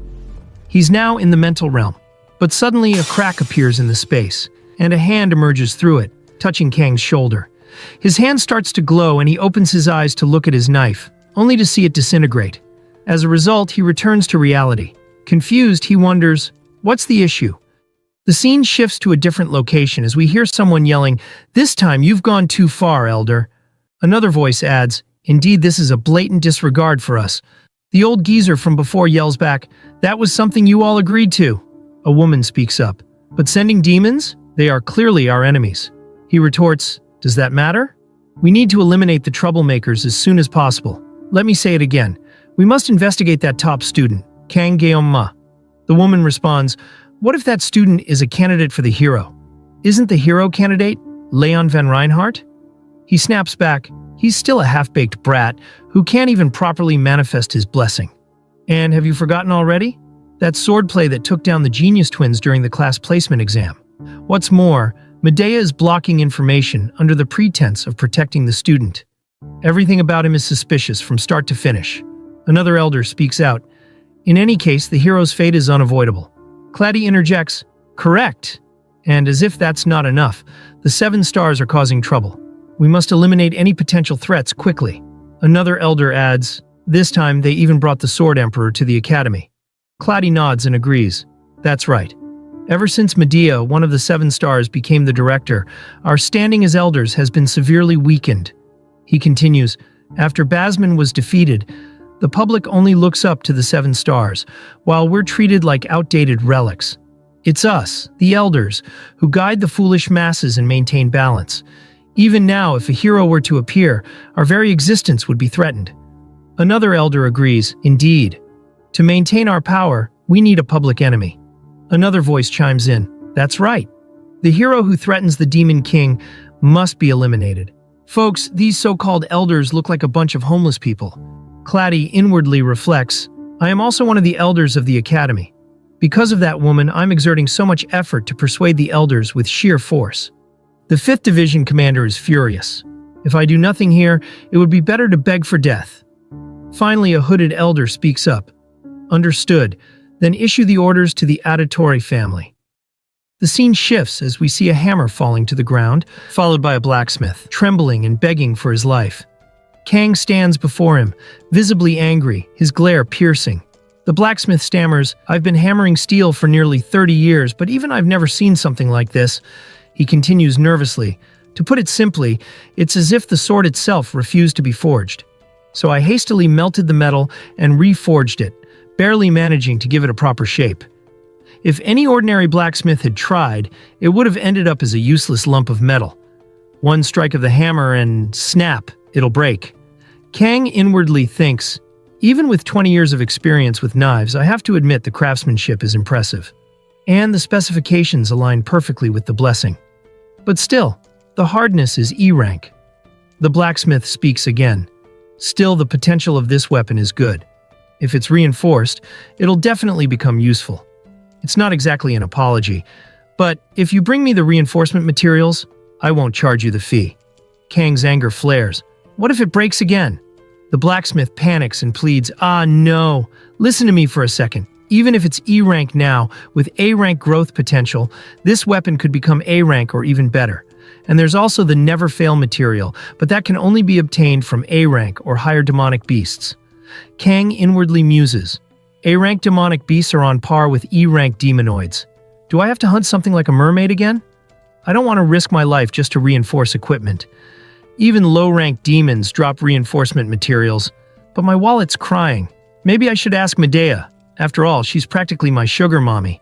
Kang glares at the blacksmith. Do you promise? The blacksmith nods frantically. I swear on my honor as a blacksmith. Kang then glares at him and says, that aside, you should refund me half the cost of the leftover scrap metal. 10 million won. The blacksmith's eyes widen in shock. What? I made it exactly as you ordered, and I even said I wouldn't charge for enhancement costs. Kang retorts, but the B-rank sword was reduced to scrap. Considering the marketplace, this seems fair. The blacksmith stammers, what kind of person is this? How dare you try to swindle an adult like this? Kang casually holds up the sashimi knife, his tone cold. I was planning to test its performance anyway, so this works out perfectly. The blacksmith, terrified, quickly backtracks. I'm sorry, all right, 500. How about 500? Kang narrows his eyes. 1,000. The blacksmith raises the offer desperately. 800 and no more. Kang examines the weapon in silence before turning to the blacksmith with a menacing aura. Hand it over. Reluctantly, the blacksmith agrees, mumbling under his breath. Even the scraps of a B-rank weapon have a different market value? It's hard to even get the original amount. The scene then shifts to some time later. Kang is seated on a bench, calmly enjoying his meal, seemingly unfazed by the earlier confrontation. Kang opens the system and examines his new weapon. After obtaining a new weapon, my armament has increased, and additional options have become available. He reflects inwardly. The biggest reason I hesitate to use the Sword God's blessing is the excruciating pain. But it's being reduced? I need to level this up no matter what. Kang continues his thoughts. Actually, I tested this earlier. It went from feeling like I was going to die to just being able to breathe. But it's still unbearable. Still, if just one level reduces it this much, maybe after consistent leveling, I can use the Sword God's blessing without the pain. Now that midterms are over, I'll make weapon enhancement my top priority. If I keep growing like this, I might finally understand the power I've been given. Maybe I'll even figure out who threw me into this world. Suddenly, he's startled by a voice calling his name. Gioma, Chloe calls out. He turns and calls back, Chloe. She asks, why aren't you finishing your meal? Kang shrugs. Oh, I lost my appetite. He then notices her leg. You took off the cast? Is your body okay now? She shows him her leg with a grin. Yes. I still need crutches, but I feel stronger than before. I don't even fall over on one foot. Cheerfully, she adds, broken bones heal stronger after breaking and mending, right? Kang inwardly thinks, bones aren't muscles, you know. He then tells her to wait, and he takes some food residue near her mouth and says, it's rice grain? Chloe becomes all flustered as she becomes super horny and ends up falling onto the ground, revealing her wet skirt. Kang extends his hand to help her up. Are you all right? She looks at the bench and notices something. What's that? She quickly picks up the sashimi knife and exclaims, whoa, is this your first weapon? It's so cool. Her eyes sparkle as she admires it. It's so pretty. It's hard to believe it's E rank. It looks really good. Kang mutters to himself, E rank. Chloe immediately looks guilty. No, that's not what I meant. I mean, for the lowest rank, it's really good. No, that's not it either. Kang, sensing her discomfort, reassures her. It's fine. I already got some money back from the blacksmith. He said he wouldn't charge for the enhancement if I brought the materials. If I enhance it, it'll become usable. Chloe cheers. That's right. You were already strong even with just a sashimi knife. With a weapon, you'll definitely get even stronger. Kang smiles and thanks her. But inwardly, he thinks, honestly, there's no real reason for me to get stronger. Ever since I cut down that mermaid, I've been able to handle mid-tier magical beasts. The main reason I want to enhance my weapon is to reduce the pain. He sighs, and Chloe, noticing, apologizes. Jeoma, I'm sorry. I didn't mean to insult your weapon. Kang nervously responds, no, it's not that, Chloe. It's just, seeing the murasame I got as compensation made me sigh. Chloe looks at the sashimi knife and says, the blacksmith who made Jeoma's weapon. Suddenly, Chloe's demeanor shifts. Her eyes darken and a twisted smile creeps across her face. All those who are making Jeoma suffer. I'll kill them. Kang immediately grabs her by the shoulder, snapping her out of her yandere mode. Chloe! She quickly apologizes, embarrassed. Kang, still holding her, suddenly senses something strange. His gaze shifts to a nearby tree. Kang inwardly thinks, doesn't Chloe feel it? He walks toward the tree and Chloe calls after him, where are you going? He kicks the tree and yells, what are you doing here? The force of his kick sends Nox stumbling to the ground. Kang glares at him, saying, you two are the same. Nox quickly backs away, muttering, I was careless. Chloe exclaims, brother? Kang sits back on the bench, holding his knife, while Chloe stays close, peeking over his shoulder at Nox. Her fluffy ears make her look incredibly cute. Kang inwardly thinks, since there's no smell of blood, it seems he's unarmed. He then asks, is there something you need from me? Nox trembles slightly, and there's an awkward silence for a moment. Kang breaks it, saying, I explained it to you before, in a way you could understand. Nox growls in frustration. I came looking for you, but it's not for that reason. Kang raises an eyebrow. Then why did you come? Nox then says, even if I tell Chloe, it's obvious it'll reach your ears. It's better to just tell you directly. This is about you, Kang Geoma, the Academy's elders. They've requested to dispose of you. Kang is startled, thinking, the Academy's elders have appeared. Those old men are after me? Chloe yells at Nox, did you come here because of that? Nox answers, Chloe, you've been away from home for too long. You've lost your edge. Chloe pulls out a box cutter and yells at Kang, get behind me. I'll handle this myself. Kang and Nox exchange a look, and Nox sighs. Never mind. Your instincts are still sharp. He then turns back to Kang. I don't care what you've been up to, but the elders are oddly fixated on you. Not just me, but even within the Auditore family, there's a sense of unease. We've temporarily postponed the request. They made it in secret, bypassing the Academy head. A request to eliminate a mere student goes against our principles, but since it's a direct order from the elders, it's hard to ignore. If the pressure continues, Auditore will have no choice but to investigate you. He sighs again and adds, whatever the case, Chloe, you're a member of Auditore. You needed to know. Kang inwardly thinks, he came under the pretext of the family's principles, but in the end, he was worried about Chloe. Nox prepares to leave, saying, that's all I have to say. But Kang quickly stops him by calling out his name. Nox looks back, curious, and Kang asks, "What is it?" "Last time you said—" Nox cuts him off. "Chloe is the happiest when she's by your side. Even I, her brother, have never seen her like this." Kang and Chloe both freeze, startled. Nox continues, "Don't let Chloe get hurt anymore." Kang looks at him, confused, and inwardly thinks, "What are you talking about? It's not my fault her leg got hurt." He glances back at both Chloe and Nox, still unsure. Nox takes a deep breath and asks, "Let me ask you one thing. How did you become so strong?" Kang inwardly thinks, "I'm strong. To be considered strong, one should have the ability to withstand any threat at all times, like the Sword Emperor. Someone like me, who can only maintain that level of strength for less than a minute a day, isn't at a level where I can boast about it. I can't even talk about it." Nox, who used Chloe as an excuse, revealed family secrets to me, an outsider. There's no way he'd keep his mouth shut. Kang calls out to Nox and says, "You lack desperation. No matter how much of an auditore you are, there's a certain vibe that comes from real-world experience. If you stay cooped up in the academy, you'll hit your growth limit soon. So go out and gain some real-world experience. Work hard, and you'll definitely gain something." Kang quickly walks off, inwardly saying, "I'm not entirely wrong. I'll get out of here." Later in class, we see Kang lost in thought as he inwardly thinks, "The Academy are targeting me." The Academy elders descend from 5 of Baylor Hoken's 7 disciples. I remember them as a group with immense influence, not just in the Academy but in the whole wide world. But since their role in the game was to constantly obstruct the protagonist for the sake of their own power and safety, they were called corrupt remnants by the players. But why am I such a thorn in their side? Kang then underlines the part, "saved Leon from dying during midterms," and he inwardly thinks, looking at what I've written, I've really caused a lot of trouble. Peace, safety, stability. Yeah, right. At this point it's like I'm trying to stand out. But no matter what I've done, it makes no sense for the elders to target me. Kang then realizes the incident in Scopulae Island, Leon and the mermaid. It's not me they are after, it's Leon. I was just an obstacle in their way. No matter how well Medea covered it up, the fact that I defeated the mermaid must have reached the ears of the higher ranks of noble society.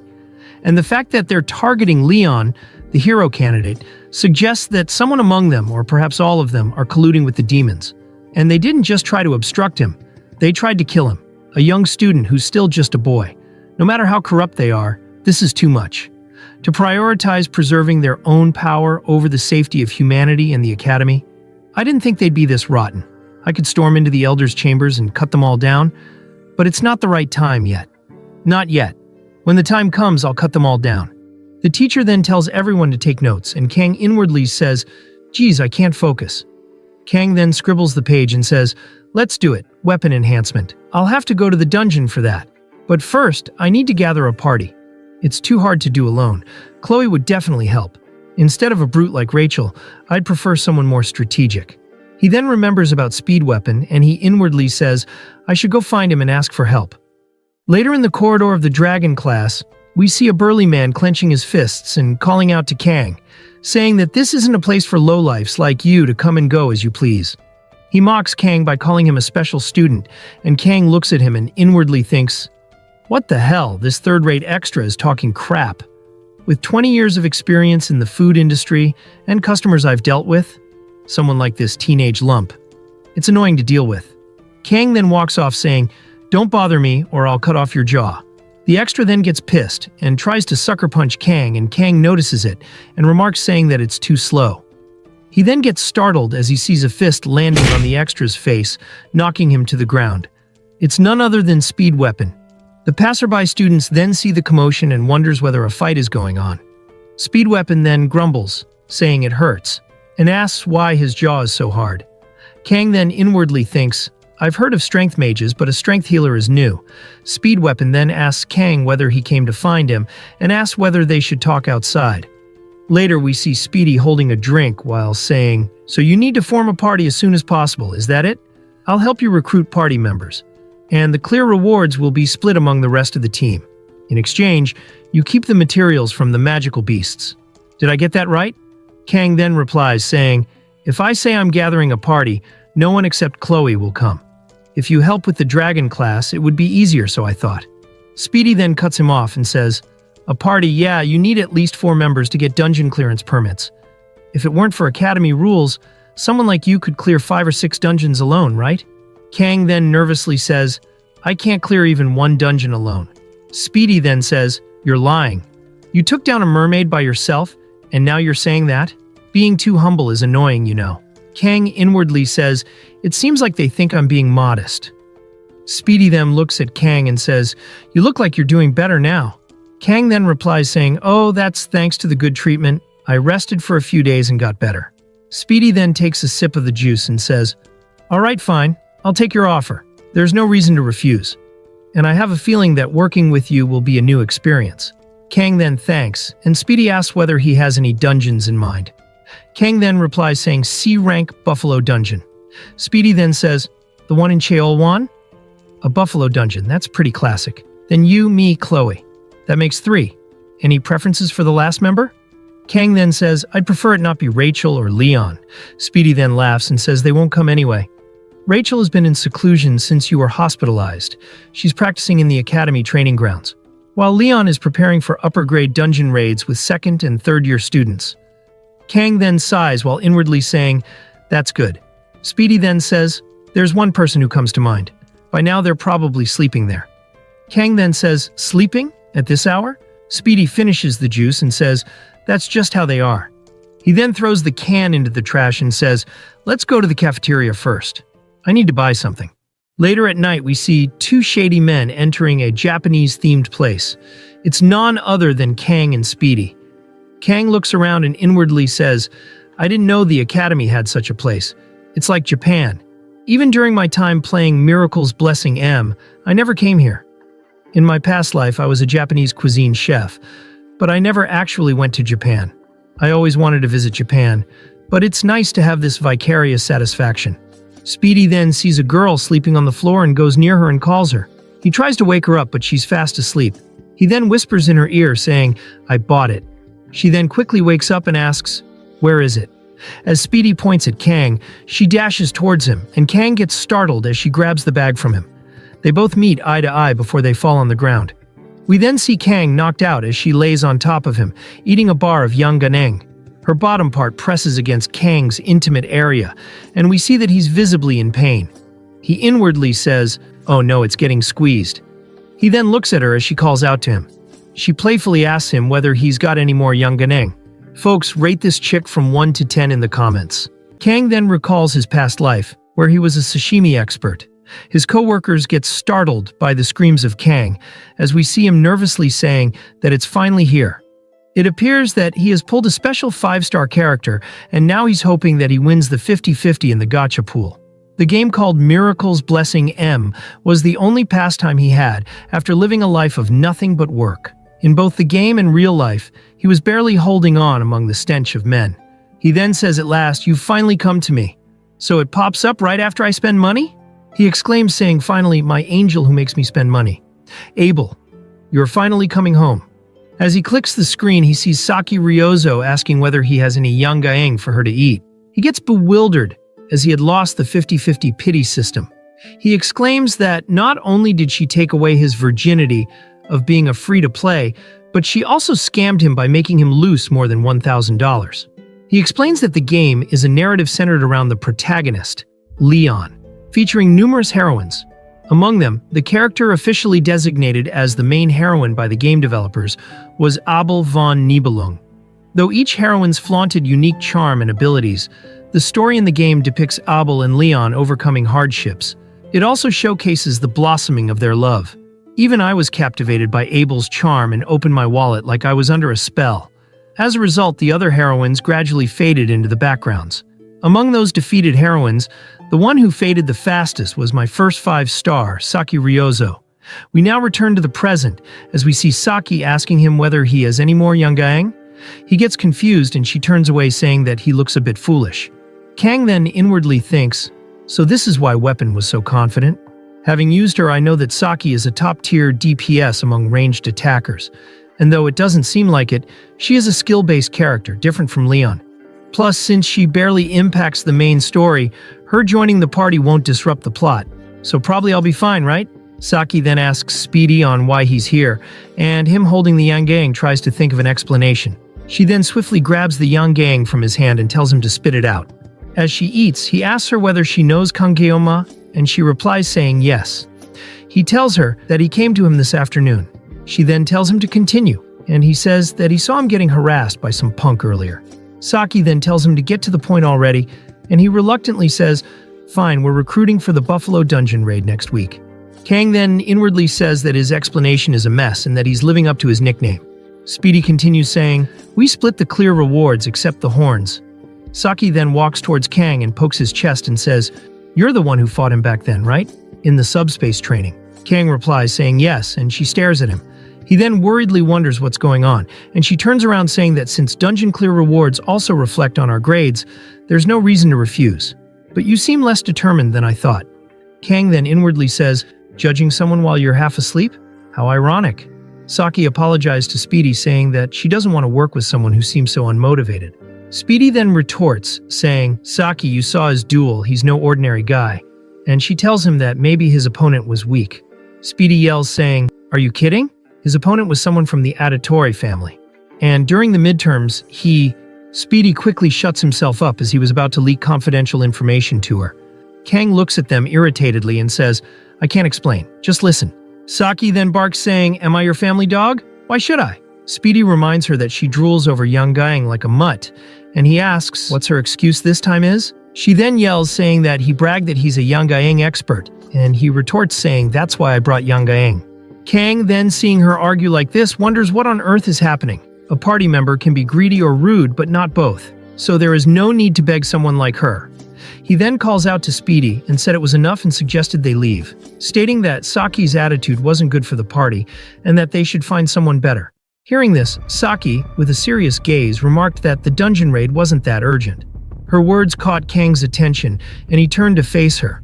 Without hesitation, Kang reached under his coat and grabbed a sashimi knife, surprising both Speedy and Saki. Kang then threw the sashimi knife at the arrow target board, and it landed squarely in the bullseye.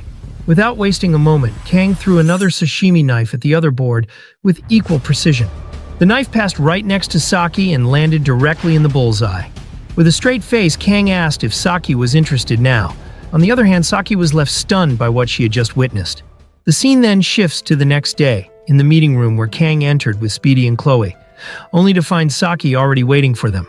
Seeing her, Speedy remarked that Saki was early today. As they all sat down, Saki smiled at Kang and said hi. Observing this, Kang thought to himself that the sashimi effect works every time. Speedy, surprised, noticed that Saki had already completed most of the preparations. Saki informed him that the permits were ready. With that, Speedy started the meeting. He explained that the Buffalo Dungeon housed C-ranked demonoid buffaloes, commonly nicknamed as water buffaloes. These buffaloes were known to charge from a distance, making close combat difficult. However, they were weak to ranged attacks. Speedy then mentioned one critical rule. Under no circumstances should anyone open the stone gate at the center of the dungeon. Chloe inquired about what would happen if someone did, and Speedy replied that rumors suggested it might be some kind of seal, but it was just a hypothesis, as nothing had been confirmed. Saki then reminded everyone that the Academy's permit explicitly required them to leave the stone gate closed, so there was no reason to disobey this order. With a smile, Kang stated that he understood the importance of never opening the stone gate. Seeing this, everyone turned to look at our boy. Surprised, he didn't understand why he was suddenly the center of attention. Speedy then asked Kang if he knew what was behind the stone gate. Kang replied no and added that obviously they shouldn't touch it. However, in his mind, Kang knew the truth. There was a hidden boss behind the stone gate. Hearing Kang's response, Speedy sighed in relief, stating that he had feared the worst. Meanwhile, Kang thought to himself that the gate could only be opened under specific conditions and was locked by the system anyway. Despite the risk, the efficiency of this dungeon was unmatched. As Kang's thoughts wandered, he noticed Saki eating young Gaeng again. He commented that Saki must really like young Gaeng. Saki replied saying, "Intelligent people need candy." Suddenly, Kang remembered Chloe. Turning his attention to her, he saw that Chloe had slipped into her yandere mode and was preparing to strike at Saki. Sensing something off, Kang thought to himself that they were watching. By they, Kang likely meant the elders. Looking at Kang, Chloe asked if something was wrong. Kang replied it's nothing. But in his mind, he decided to wait for the right moment, knowing that they would appear when the time came. The scene shifts to the outskirts of Gamyeol do Cheorwan. Inside the bus, Kang contemplates his return to this city, a place he had sworn never to revisit after Kang's discharge from the military. He had firmly believed that he would never set foot here again under such circumstances. As these thoughts occupy his mind, the bus begins to decelerate outside. He overhears someone asking the driver how they can be of assistance. The driver explains that they are transporting students from Awakens Academy, prompting the worker to clear the path for them. Observing this, Kang ponders the need for civilian restrictions. He suspects it might be due to the area being a designated dungeon zone where security measures are tight. He also considers how the elders must be monitoring every move he makes. Just then, Speedy steps forward and offers Kang some eggs, noting that they are a national staple. Kang declines politely, wondering internally if people even consume these anymore. Attempting to lighten the mood, Speedy comments on Kang's apparent nervousness over what he considers a mere C-rank dungeon. He encourages Kang to relax. Kang laughs off the concern, assuring Speedy that he is fine. Speedy then turns to Saki to offer eggs, to which Saki also responds with a no. And in the front we find Chloe asleep, still clutching her sword. Speedy comments, questioning whether Kang is planning to show off again. Kang then responds with a simple no. Meanwhile, Saki is caught staring at him, but as Kang's gaze meets hers, she quickly diverts her eyes. This makes Kang feel increasingly uncomfortable, and he wonders why everyone seems to be watching him so intently. Upon arriving at their destination, Chloe wakes up, thrilled by the pleasant weather and the beautiful scenery. Kang reflects silently that this very location was once a nest for an ancient demon, now transformed into a mere farming dungeon. Speedy notices Kang's large bag and curiously asks why he's carrying so much luggage. Our boy teases if Speedy wants to know what's inside, then proceeds to open the bag to reveal a ton of sashimi knives. Speedy, surprised, asks if Kang intends to sell the knives here. Kang then replies, saying that it's better to be safe than sorry. Speedy chuckles, remarking that Kang sounds like an old man, but he acknowledges that Kang must have his reasons. Chloe then steps forward, stating that she will take the lead as usual, and Kang tells her that he's counting on her skills, and their team then starts to advance to the gate. As they reach the dungeon's gate, they encounter two security guards stationed outside. Upon noticing the group, one of the guards asks if they are from Awakens Academy. Chloe confirms, and the guard instructs them to sign their names in the visitor log. While everyone completes this task, Kang notices a subtle change in the guard's expression as he writes his name. This leads Kang to suspect that the guard might be concealing something. As Kang ponders this, Speedy calls out to him, urging him to hurry up so they can enter the dungeon together. Once inside, Speedy cautions everyone to stay alert. However, Kang remains preoccupied with the guard's reaction. The uncertainty in the guard's eyes seemed evident when he saw our protagonist's name in the log. Despite the suspicion, Kang reassures himself that things will be fine. As they proceed, our boy observes some writings on the walls, apparently left by tourists. He muses about when dungeons became tourist attractions and finds the behavior of nobles peculiar. At that moment, Saki takes Kang's hand, telling him she is tired. Our boy acknowledges her fatigue, and Saki suggests that something sweet might help her feel better. When Saki inquires if Kang has anything sweet, he rummages through his pockets and hands her a piece of candy. Upon seeing it, Saki admits that she isn't very fond of candy and asks if he has any yangaeng instead. Frustrated by her pickiness, our boy suggests that Saki should have brought her own. Saki responds that she is saving her yangaeng for later. For anyone who's wondering what's yangaeng, it is a traditional Korean confectionery made from bean paste combined with agar and sugar. As Saki reluctantly eats the candy, Kang thinks that she needs to focus more on the mission. At that moment, Chloe alerts the group that 3 to 4 monsters are approaching from 200 meters away. Speedy quickly instructs everyone to stick to the plan, assuring them that the monsters won't pose a threat if they do so. He then directs Chloe and Saki to advance, while he prepares to cast a spell to enhance their strength. As the action unfolds, Saki readies her bow, which Kang recognizes as an S-grade weapon, the Crimson Bow. He is confident that with such powerful equipment, clearing the dungeon will be hella easy.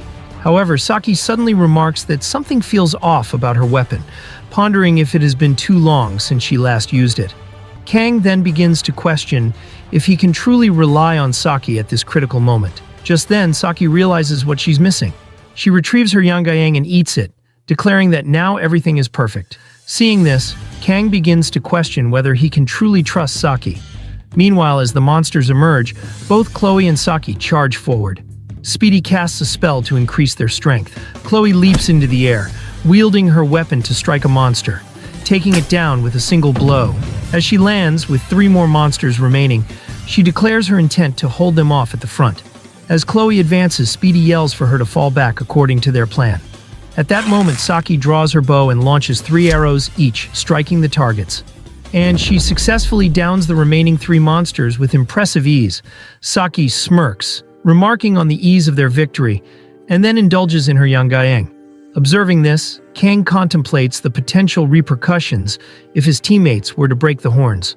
Despite this concern, he acknowledges that she carried the team, and having a skilled DPS like Saki, who proves her skills repeatedly, is good for the team.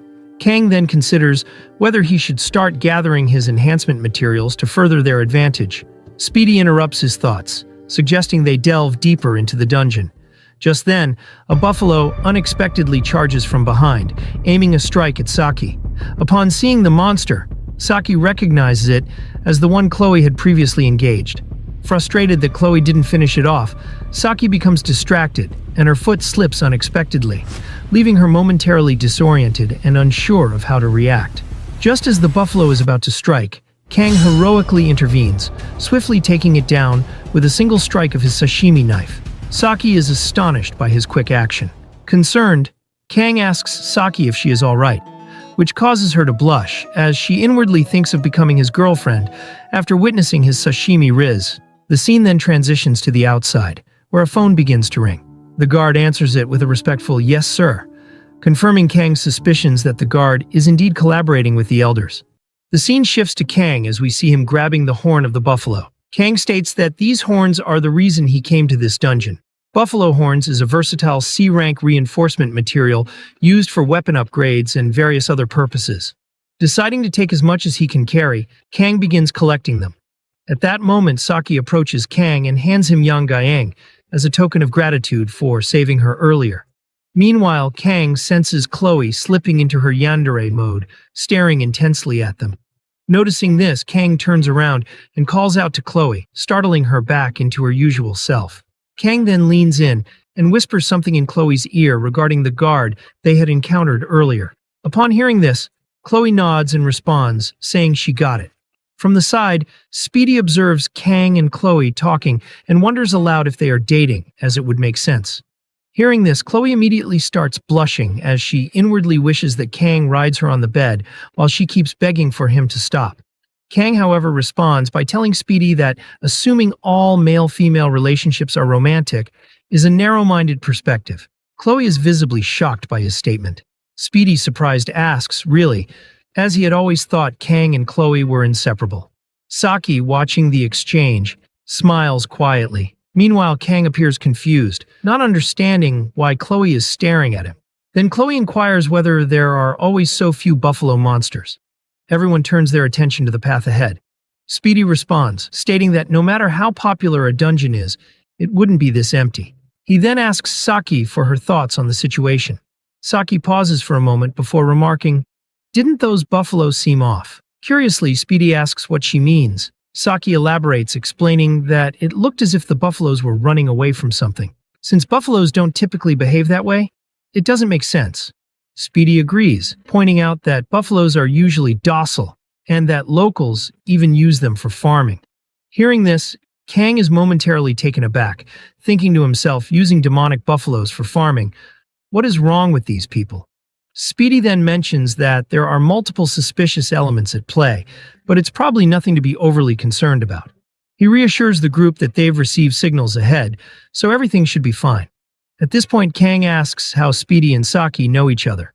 With confidence, Saki proudly states that she topped the written exam while Speedy came in second. She further adds that Speedy bragged about it for weeks. Frustrated, Speedy tells Saki to stop talking nonsense, but Saki ignores him and continues, informing Kang that she also ranked third in the placement tests.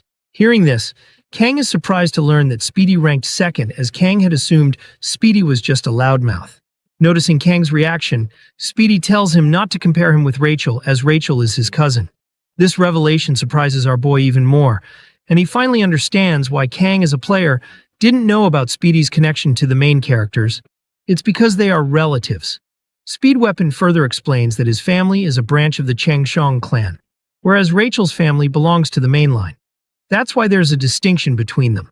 However, Speedy quickly dismisses the topic, telling Kang to move on, questioning why they are even talking about this in the first place. Kang then starts staring at Speedy, prompting Speedy to step forward and tell him to stop. With a grin, Speedy declares that he is living the dream here. After all, our boy is the most impressive one. He jokingly tells Kang not to forget about him when he becomes famous. Kang, smiling, reassures Speedy that it won't happen. As they continue moving forward, Speedy muses that no one can really say for sure. Perhaps in the future, Kang might even join the Seven Heroes. Chloe agrees, stating that Speedy has a point, and that Kang definitely has the potential to become one of them. At that moment, Kang notices Saki stepping ahead of them. She suddenly turns to face the group, and with a serious expression declares that she hates the Seven Heroes. The trio seemed unbothered upon hearing this, but Speedy couldn't help but wonder what Saki's problem was. Shaking off his curiosity, he tells everyone to move forward, emphasizing the need to finish the dungeon quickly and return.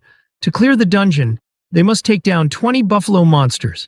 At that moment, Kang notices a crystal on the dungeon floor, surrounded by a faint purple aura. Before he can inspect it further, Speedy urges him to keep moving and asks what he's waiting for. Kang hesitates for a moment before stepping forward, dismissing it as nothing.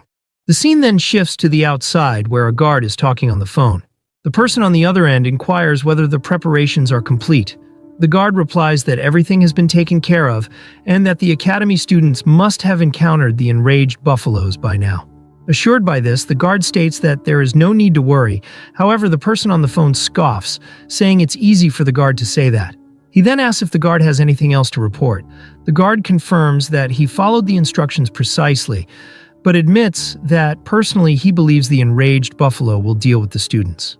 The scene then reveals that the person on the phone is none other than the 5th Corps commander of the Demon Army. The commander warns the guard not to get too confident, reminding him that failure is not an option. She then coldly asks if the guard is prepared to take responsibility if things go wrong. At that, the guard falls silent. She then reassures the guard, telling him not to worry, as she trusts that the guard has done his job well. She instructs the guard to call her once he has the results. The guard acknowledges the order and replies that he understands and ends the call. Staring at the dungeon entrance, the guard mutters to himself that either way, he is as good as dead. Just then, an ominous aura begins emanating from the dungeon gate. Thinking to himself, the guard recalls that just in case he had forcibly opened the gate, meaning the students' chances of surviving the dungeon are now 0, yet something about Kang unsettles him. Those eyes, it's as if he sees through everything. With that thought lingering in his mind, the guard decides to enter the dungeon and check for himself. The scene then shifts inside the dungeon. Chloe turns to Kang and informs him that she can sense magical beasts approaching from behind. Kang immediately asks, how many are there? Chloe, using her blessing, replies that she detects roughly 50 beasts. The entire group is stunned upon hearing this. At that very moment, Kang and the others suddenly sense something rushing toward them from the opposite side of the dungeon. When they turn to look, their eyes widen in shock. A massive horde of buffaloes is rushing straight toward them. Dumbfounded, Speedy exclaims that none of this makes sense. Since when do buffalo swarm like this? The creatures appear to be completely enraged, charging at full speed toward Kang and the others. Still in shock, Speedy turns to Kang and reminds him, "Didn't you say these buffaloes were harmless?" At that moment, Kang recalls a memory from his past life, where his master once told him that every blade has its purpose, just as a sashimi knife is meant for handling fish. Returning to the present, Kang smiles and remarks that he was suddenly reminded of the past. He then declares that it looks like he will be taking care of these buffalo using the fish knife. Turning to Chloe, Kang instructs her to distract the herd of buffaloes. However, he warns her not to charge straight in. Instead, she should move left and right to disrupt their formation. He emphasizes that she doesn't need to attack. Her only task is to draw the buffalo's attention. Chloe nods and replies that she understands. Next, Kang turns to Speedy and asks if he's ready. Grinning, Speedy confidently responds, "I was born ready." Meanwhile, Saki struggles to understand why Kang remains so calm, considering they are about to face 50 buffalo monsters. Kang then gives her instructions, telling her to hold the front and stop anything that gets too close. Saki acknowledges the order, replying with a firm okay. Still puzzled, Saki turns to Speedy and asks why Kang seems so composed. Speedy, with a knowing smile, simply tells her not to be surprised. However, Saki remains confused, unable to grasp what Kang is planning. The scene then shifts to Kang, who thinks to himself that he shouldn't overthink it. That's why our boy became prepared. No matter what stands in front of him, no matter how many enemies there are, Kang will take them all down. With that resolve, Kang draws his weapons and activates the blessing of the sword god. As one of the buffaloes charges toward him, Kang doesn't hesitate. He lunges forward as well, swiftly throwing his knives toward the oncoming beast. Meanwhile, Saki remains in shock, still unable to comprehend how Kang plans to handle all those buffalo alone. Saki then ends up dropping her yangaang and exclaims in shock as she sees Kang standing on top of countless corpses of buffaloes menacingly. She exclaims that in a split second, he defeated so many. Chloe then activates her feline's blessing and lunges towards the buffaloes. As they also rush towards her, Chloe activates her Schrodinger's cat, and her movements become unclear as we see multiple after images of her as she's moving way faster. She elegantly passes through them, and the buffaloes are already dead, but they don't know it yet. We then see Kang prepare for another brutal one-sided assault as he leaps up towards them. The poor buffaloes don't even know what hit them, as they are already cut in half. Suddenly, a buffalo roars and lunges towards Kang, and he instinctively blocks the debris from hurting his handsome face. The others look worried as a group of buffaloes rush towards Kang and starts gangbanging him. They all then get worried, and Saki readies her arrow, pointing at the group of buffaloes, and says that it's too many for him to handle. But then she gets shocked as she sees Kang slicing the buffaloes straight through them with ease. She yelps in awe at his skills as he stands there menacingly, and she remains speechless. Later, we see Kang filling up his bag with the horns while inwardly saying, "This should be enough." Thanks to the 40-second painless blessing, taking down 50 buffaloes was a breeze, but of course, with the party's help. Chloe then tells Kang that he crushed it today, and he pats her head, telling her that she also did great. She blushes and thanks him, and they both behave like couples. Saki still remains in shock, and Speedy breaks the ice, saying that he told her about Kang's skills already. She then yells, saying, "How am I not supposed to freak out over that? What even is he?" Speedy replies, saying, "No clue. Legendary live streaming. Think the public cares?" Saki gets confused and asks what's he yapping about, and he says Kang's name. Saki gets even more confused, and even the viewers are confused about what's he yapping about. They then join Kang and Chloe, and Speedy says to Kang that the dungeon clear condition was 20 buffaloes, but you solved twice that. You're such a show-off. Kang replies saying, "Whatever, I didn't do anything during midterms anyway." Speedy almost blurts out the mermaid situation, and Saki looks at them curiously. He then quickly changes the subject and says, "Honestly, we almost died screaming back there. Didn't the Lion King die the same way?" Saki gets confused and says, "The Lion King? Is he getting controlled by something else too?" Chloe then asks Kang on why the dungeon is so quiet, as it's unusual. Saki then agrees and asks them what that pillar-looking thing was. Suddenly, they both get startled as a purple aura leaks behind them. When they turn to look at it, they see a massive gate chained shut. They all get confused by the sudden appearance of a gate, and then realization kicks as Kang recalls what this place actually is. The scene now shifts to the guard as he's stunned at the countless amount of corpses lying ahead. In shock, he exclaims, saying, "They killed all these? Freaking insane!" He then mutters, saying that he has 20 billion in debt from Kyorwan land. A few days ago, someone claiming to be a Hawakan instructor approached me. We then get a flashback of the 5th commander saying to the guard that she will wipe his debt clean if he does something for her. So the guard asked, "How so?" She tells him to tame the buffaloes and then frenzy them with this demon stone and release them when Kangeoma shows up. She tells him to open the gate in the depths. He gets confused and asks whether she's trying to sacrifice the students. She then replies saying, "If you're not interested, then it's fine. I hate risky bets too. I'll just find someone else." He then quickly grabs her hand and says no, and that he'll do it for her. She then smirks and says, "You're sharp for a debt-ridden fool. I'll call soon. Answer every unknown number." The guard, with drool slurping down his mouth, agrees to her deal. After she left, he stood there standing still, taking his time to process what happened. He then smirks as he realizes he's going to gain 20 billion, and with that, he could finally gamble again. Now the flashback ends and the guard grumbles, saying that his 20 billion is going to go down the drain because of these worthless brats. He then laughs, saying that the stone gate is already open, so there's no way they'll survive. The scene now shifts to the stone gate, and they all look around, exclaiming that they are inside the stone gate. Kang inwardly says, "No wonder everything seemed too easy. We walked right into a trap. That glare felt off. I should have trusted my gut. This gate only opens with the giant's demon stone. It's a mid-game quest item. Those fragments earlier were pieces of Gigant's mana stone. I didn't expect the door to be left open. If this follows the game, the rewards here are amazing. But surviving comes first." Kang then looks at the gate surprised and says, "I can see it." A single red line is carved into the supposedly indestructible stone gate. I used all 40 seconds of painless blessing, but Murasame should hold out a little longer. I will have to slash the gate and get out before it shatters. But suddenly a massive figure breaks through, and they all get startled as smoke engulfs the area. Chloe nervously asks Gyeongma on what the hell is going on, and as the smoke clears, they see a massive monster resting its hands on a massive axe. They all get hella scared, and Speed Weapon asks whether that's really a buffalo. Kang then worriedly exclaims that it has already broken through. The system window then appears, showing that the clear reward for this will reward him with the Blessing of Transition. It transfers and amplifies the owner's blessing to a chosen target, but it's single use only. But the opponent he has to face off is a A-grade demon, Inotoros Minotauros, also known as the Buffalo King. Two buffalo monsters scan their surroundings as the Buffalo King is standing between them. Chloe is startled to discover that there are monsters inside the stone gate. Kang struggles to believe that even those two buffalo monsters are something that he cannot handle alone.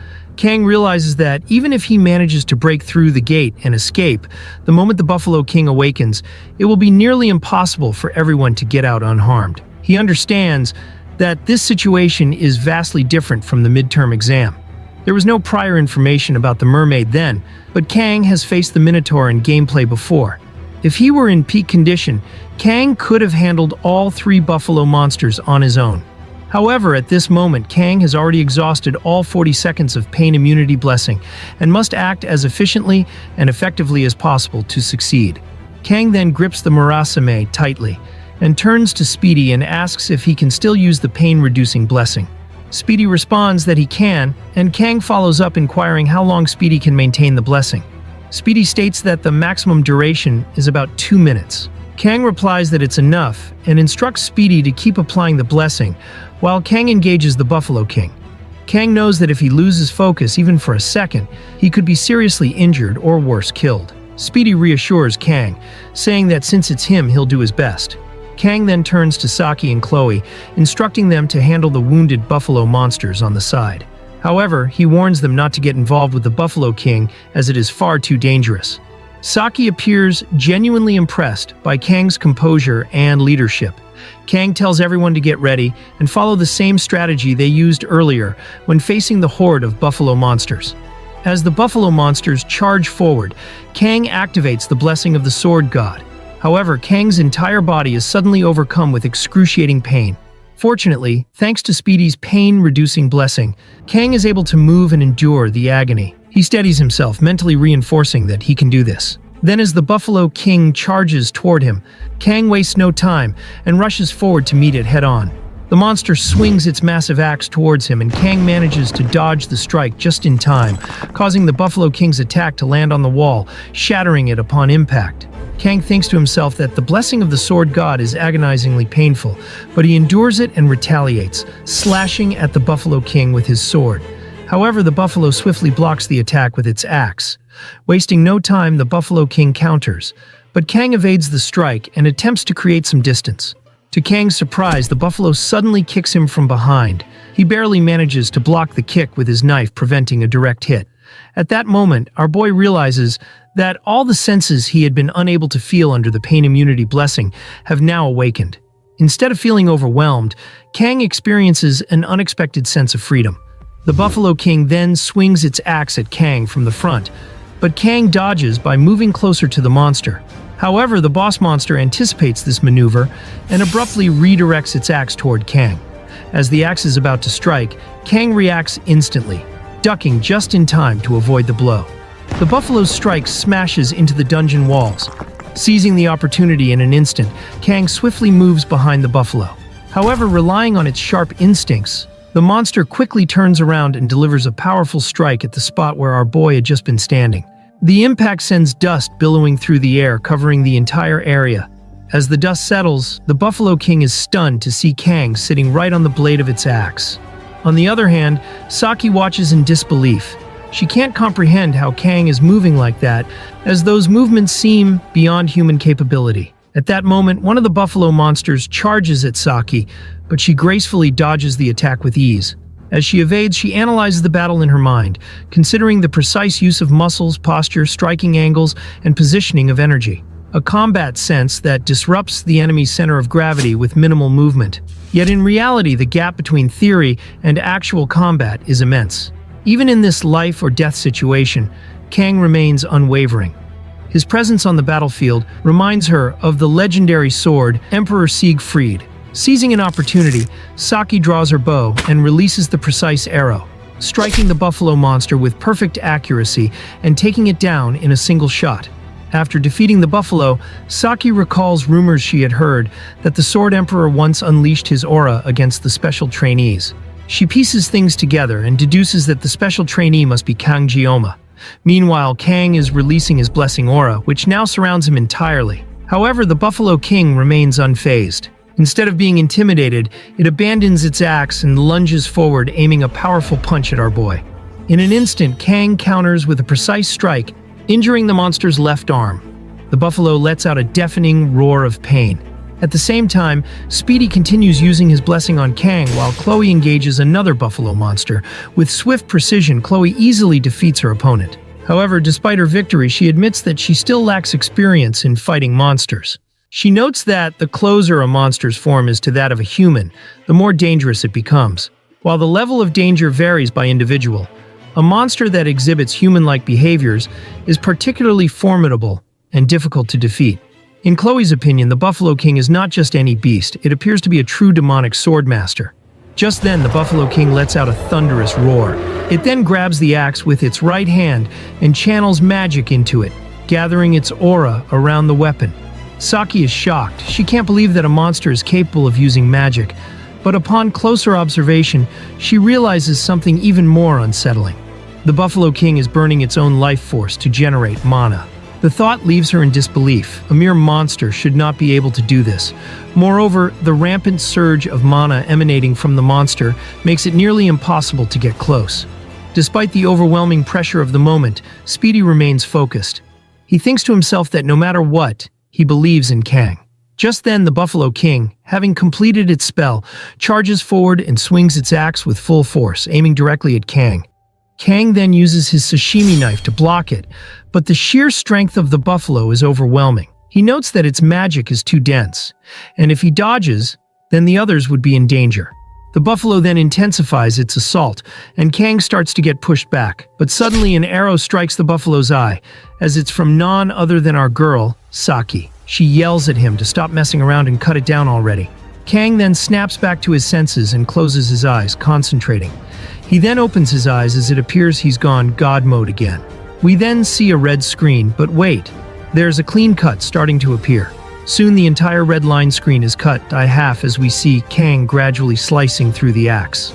Chloe then looks in amazement as she sees his Sashimi Knife emitting a blue light, similar to the one she witnessed when the Sword Emperor went berserk. The Buffalo King realizes that it's going to be cooked if this keeps up, but Kang keeps pushing forward and cuts the nasty buffalo in half. As the buffalo takes a divorce from his lower body, the ladies are shocked by his skills, as he had used aura. As the bodies drop to the ground, Kang recovers his balance and looks up in exhaustion as the battle has finally ended. Saki then looks at him in astonishment as he had used aura. Speedy then falls to the ground in exhaustion, telling Kang that every time he sees him, he shatters common sense. He then inwardly notes, a blue light so bright it illuminates the dark cave. You awakened aura at the same age as me. Saki then places her hand on his shoulder and tells him to breathe. He gets confused and asks why, and she replies saying, I think I finally understand what you said earlier. That legendary live stream, and now I get why you keep following that guy around. Speedy gets confused and asks her on, when did he tell her that? but she quickly dismisses it and says, Kang-gyeom-ma can't skip a grade this year, right? He gets confused and says, did you lose your mind from shock? Or are you cursed? She thinks for a bit and says, then what about the opposite? There's no rule saying that can't happen, right? Speedy then agrees and she says, somehow I feel like I want to stick around him too. Kang then inwardly says, even with Speed's blessing, I won't be able to avoid resting for a while. This isn't too bad though. Still, I should take pride on fighting without pain immunity's blessing.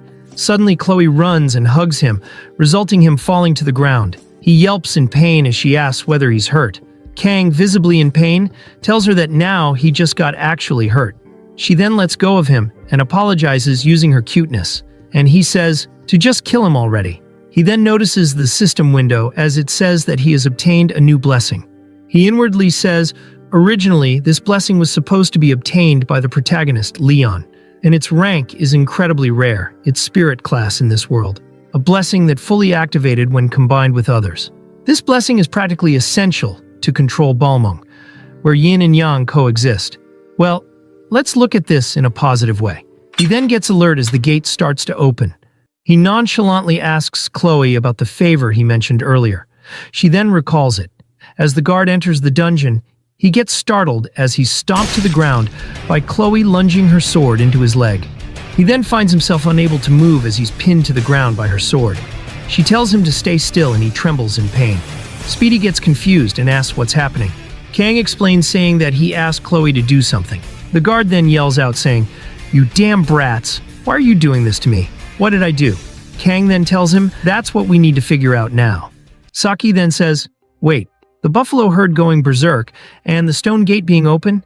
It was all because of this guy? She then holds her head and says, it did seem unnatural. There were no surveillance camera inside the dungeon, yet this staff member showed up as if he was waiting. Speedy then asks, why would this guy target us? And she calls him an idiot and tell him that we still need to find out the rest. She then calls out to the guard and says, hey, Mr. Staff Member, there's no way a small fry like you did this alone. So who's backing you? He then starts to hesitate and Saki asks whether he's not planning to talk. Maybe let's loosen that mouth of yours. Kang then glares at him and says, if you don't want to talk about who's behind this.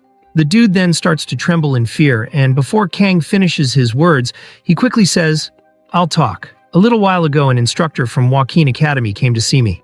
They said they'd pay off my gambling debt. Speedy then yells saying, you did this because of gambling debt? You sold out students for some cash? The guard then frantically says, it wasn't just a few bucks, it was 20. He quickly stops and says, I resisted at first. Speedy then yells, telling him to shut up as he's just a total piece of shit. Saki then gets serious and tells Speedy to stop, and she asks the man on how the instructor looked like. He then says, a female instructor with purple hair and eyes. She was relatively tall. Saki then tells Kang that she's probably our class's assistant instructor. I never forget a face I see once. Her gaze was striking, so I remember it. Speedy then says, wait, then wasn't the midterm incident also planned by that person? Saki then asks what happened back then, and Kang explains saying, during the midterm, we encountered a demonized mermaid. She gets startled and says, so Leon was hospitalized back then because he fought a demon? Speedy tells her that Kang was the one who took down the mermaid alone, and Saki gets even more shocked. Kang then stares down at his phone and says, well, we've gotten all the information we needed. He shows his phone to the others, as he had been recording this whole conversation the entire time. They all look at him in astonishment, as he had planned everything well. Chloe then removes the sword from his leg, and the man yells in pain as ketchup starts to pour out vigorously. Kang then coldly says, a dungeon that was never supposed to open just happened to open. It's the perfect situation to make someone disappear. The man then gets anxious and asks what he's trying to say. Kang then coldly tells Chloe that he'll leave the decision to her since she's an assassin. She accepts it and raises her sword and places it near his neck. The guard then starts to tremble in fear as tears starts to pour down his face. He nervously asks whether she's joking, and she tells him that she'll deliver judgment. Then the next moment we see ketchup splashing onto the wall. Kang then starts to walk towards the exit saying, the Academy's Elder Council and instructors. The force is targeting me. Come, I will cut down every last one of them. The scene now shifts as we see the Cow King's horn on the table. It's the horn of the Minotaur, the boss of the Buffalo Hidden Dungeon. Guaranteed success when enhancing weapons below A rank. Kang hands it over to the blacksmith and tells him to enhance it. The blacksmith then gets surprised by what he's seeing. He inwardly says that it's unbelievable that Kang brought the material since it's an A-rank beast. Even if he's a student of Joaquin Academy, this shit is insane for a mere student of his caliber. He nervously asks whether Kang obtained this A-rank material all alone. Kang then clarifies that he defeated the monster with his team, and asks how could he possibly defeat an A-rank boss monster by himself. Kang then places his Murasame on the table, revealing that his knife is in terrible condition. He states that since the weapon is already damaged, so he might as well have it repaired while enhancing it. The blacksmith, now visibly irritated, demands to know what Kang did to his weapon to cause such extensive wear. With a serious expression, Kang responds, questioning what the blacksmith means by messing it up like this. Feeling uneasy, the blacksmith forces a nervous smile and hesitantly remarks that Kang could have taken better care of his weapon, as the blacksmith worried that Kang might get hurt. Kang reassured him by reminding him of his promise to do everything as agreed. Trusting the blacksmith, Kang left his weapon in his care. As our boy turned to leave, the blacksmith was visibly frustrated, his anger directed at Kang. Internally, he thought to himself that this time he would make the knife even shorter. Suddenly, Kang stopped, surprising the blacksmith. Bro turns around and casually says, "Sell the leftover materials and have a drink on me." Hearing this, the blacksmith's anger seemed to cool off, and it appeared that he no longer intended to shorten Kang's knife any further. The scene then shifted to the classroom, where Kang reflected on his recovery. He had healed quite a lot, and was feeling much better from the injuries he sustained while fighting the boss buffalo monster. However, Kang knew he would need to ask Speedy once again for his healing blessing. Leaning back in his chair, Kang sighed as he looked up. He noticed his status window, which revealed that his physical rank had increased from 8 to 9, and the sword restrictions had loosened. Additionally, Kang's mental rank had increased from 4 to 5, and several other skills had improved slightly as well. Observing these changes, Kang noted that the most noticeable factor was the synchronization rate, which had now reached 12.7%. Unlike other stats, this rate increased dramatically after significant events. If Kang cleared another dungeon, it would likely rise again, potentially unlocking another blessing. Kang further reflected that despite the rapid increase in stats, there had been no major side effects since the day his hair turned gray. Of course, Kang was still developing more gray hairs little by little. He jokingly considered the idea that strength equals baldness, and wondered if once his hair turned completely white, it would eventually fall out. Then Kang acknowledged that since there are forces actively targeting him, he needs to be fully prepared. Having come this far, he couldn't afford to die a meaningless death.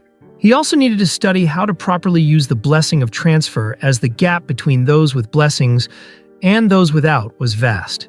Kang felt a little sorry for Leon, but since Leon was the protagonist, his skill window would inevitably overflow with blessings. Anyway, there is still a lot to do first. Kang needs to focus on recovering his body. Then Kang notices a gift which appeared to be from Chloe.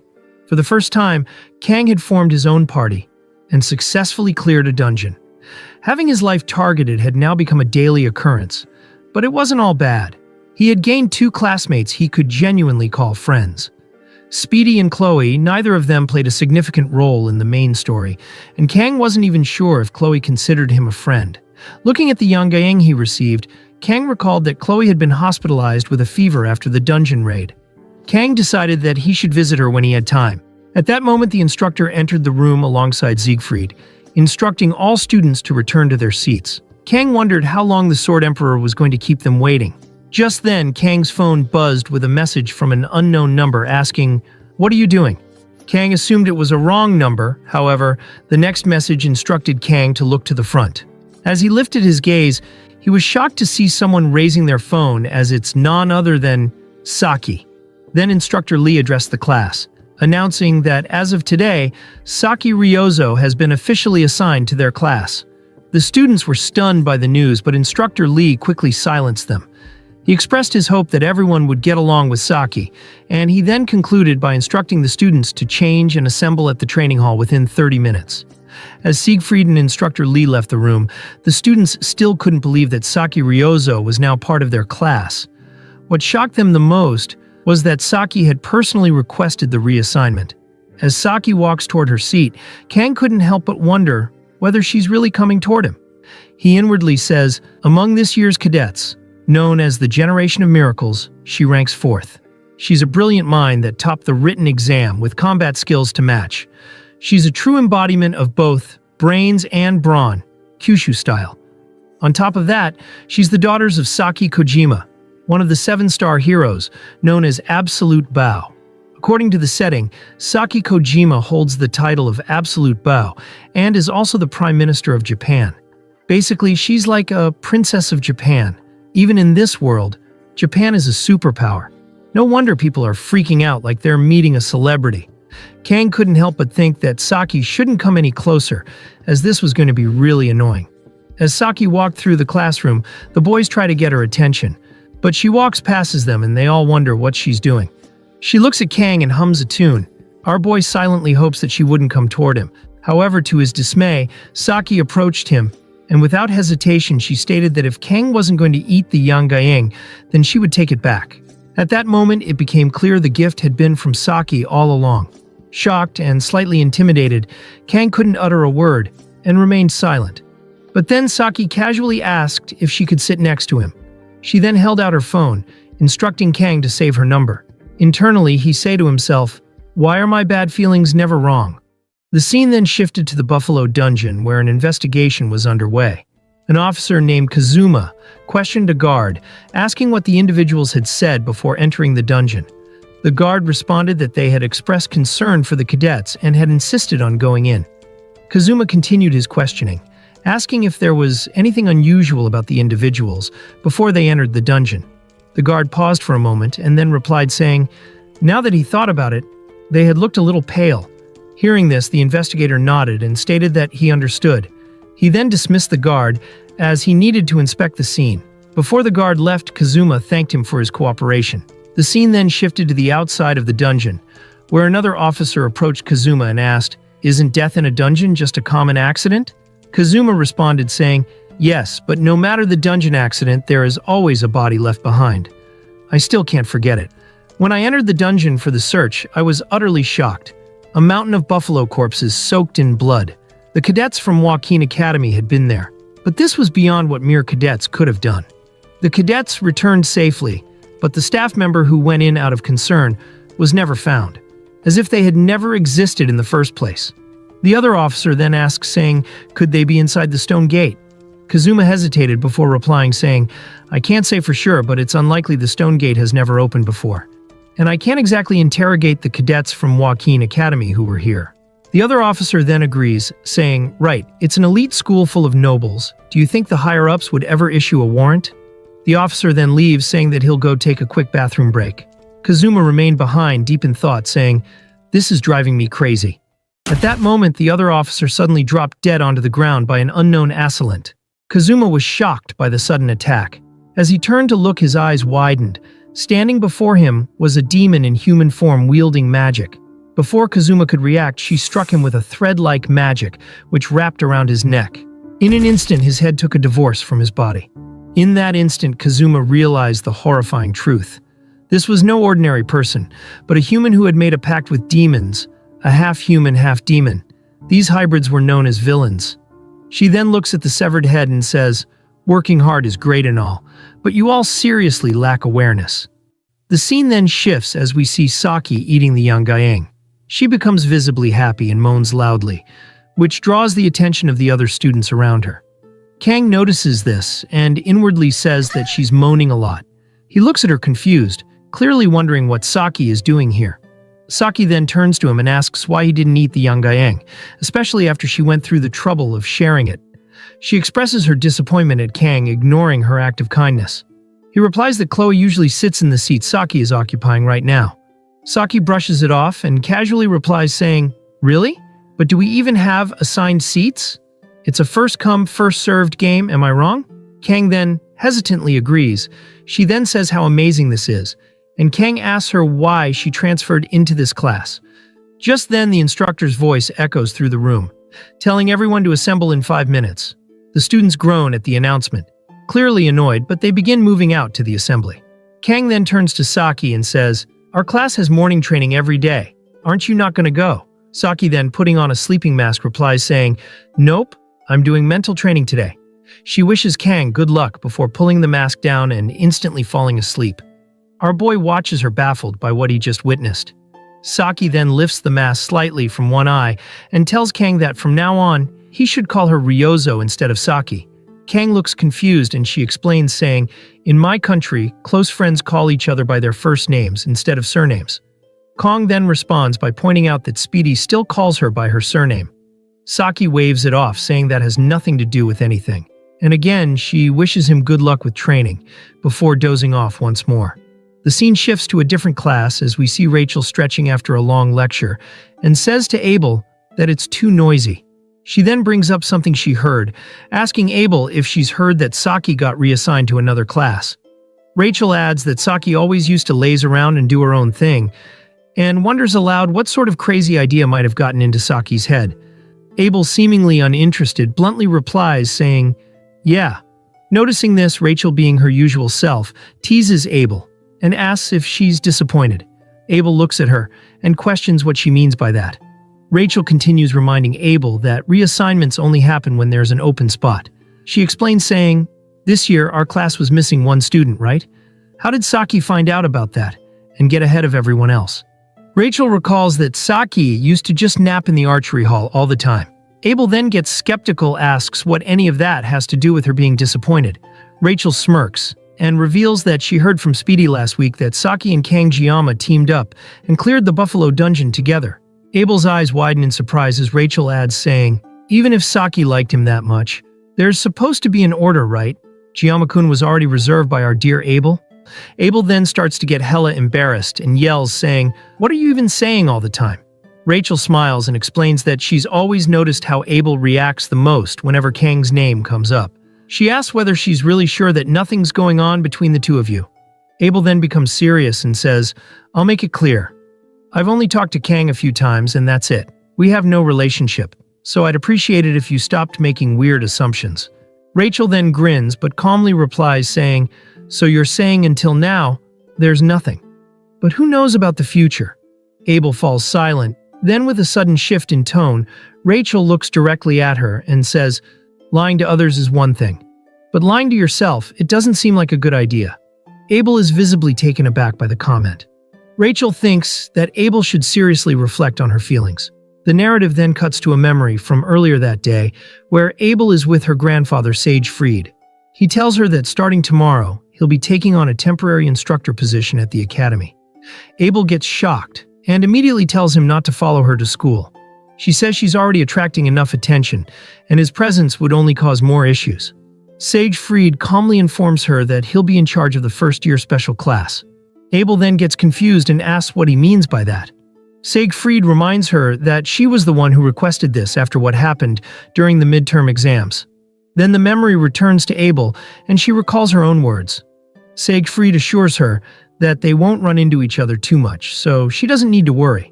Abel, however, thinks to herself that her grandfather is trying to downplay it, but she can clearly see the excitement on his face. The Sword Emperor, who always seemed so bored with everything, is now suddenly invested all because of Kangiyama. Thinking about it fills Abel with frustration and anger.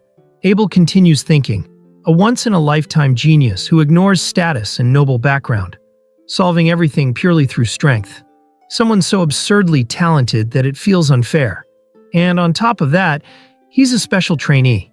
The first time I saw him, he was just a scrawny kid slacking off. But now he's become a well-sharp-featured young man full of masculine charm, even more so than Leon van Reinhardt, the so-called hero candidate. Kang continues walking the path of a hero, yet never shows it off. Never boasting about his achievements, he silently walks a thorny path. If he at least acted arrogant, I could hate him for it. She then gets frustrated, saying, "I look like I'm jealous because Grandpa didn't acknowledge me. Ugh, this is so embarrassing." In that moment, we return to the present, where Rachel suddenly appears behind Abel with a teasing smirk on her face.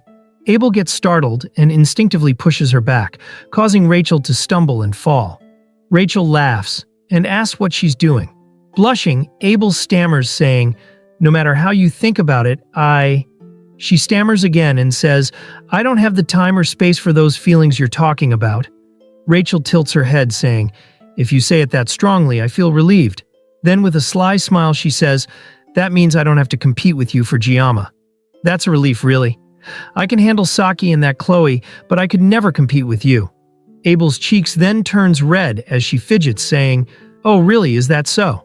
Rachel raises an eyebrow and teasingly says, "So is that a confession then?" Abel then gets frustrated and snaps at her. The scene then shifts to our boy's classroom. The instructor is mid-lecture addressing the students. The rank of a blessing is determined by the entity that resides within it. He explains, saying, if a guardian spirit is housed within, it's classified as a guardian class blessing. If a spirit resides in it, then it's a spirit class. Then one curious student raises a hand saying, if my ancestor resides in it, would it be an ancestor class blessing? Lately I've been dreaming about my late grandfather a lot. The instructor chuckles, saying, your grandfather might be helping you lift weights at the gym, but no, ancestors don't inhabit blessings. During this exchange, Saki momentarily wakes up from her nap mid-lecture, only to fall right back asleep. The instructor notices it, but doesn't say anything. Our boy watches this unfold and wonders silently if Saki is somehow untouchable, even by the professors. The instructor then wraps up that topic and moves on to the ranks of blessings. Kang glances at Saki, who still sleeps peacefully. He inwardly says, she sleeps so well. It's been 2 days since Saki transferred, but I still haven't heard why she joined our class. She sleeps all day. It's ridiculous that I haven't even had a chance to ask her. If she's just going to sleep, why not move to a corner seat? Why sleep here? It's fortunate that Chloe is currently hospitalized. Who knows what could have happened if Chloe had seen Saki sitting next to me. Still, it's true that she handled all the post-dungeon cleanup, so everything wrapped up without major issues. Her skills really are on a different level compared to speed weapons. Kang's eyes drift to the blackboard where the instructor had written the various blessing ranks. The professor reiterates, saying, the ranks of blessings are classified like this: heroic spirit, spirit, guardian spirit, and personal spirit. Basically, that's the bottom tier class. Most cadets here probably have personal class blessing, right? But don't be too discouraged. If used skillfully, even a personal class blessing can be as effective as a guardian class one. Besides, spirit class blessings are incredibly rare in this world anyway. Hearing this, Kang inwardly says, is that supposed to be comforting? Anyway, I did happen to snatch one of those rare blessings just a few days ago. The blessing of transfer. Then a pink-haired chick asks the professor about the heroic class blessings. The professor then explains, saying, the world calls heroic class blessings as hero-grade blessings. As a blessing studies professor, I hesitate to say this, but they're practically considered legends. Since the first manifestation of blessings in human history, only one person has ever had one. The founding hero, Baylor Joaquin, was the only one to ever awaken one. Hearing this, everyone in the class gets excited, their faces filled with awe.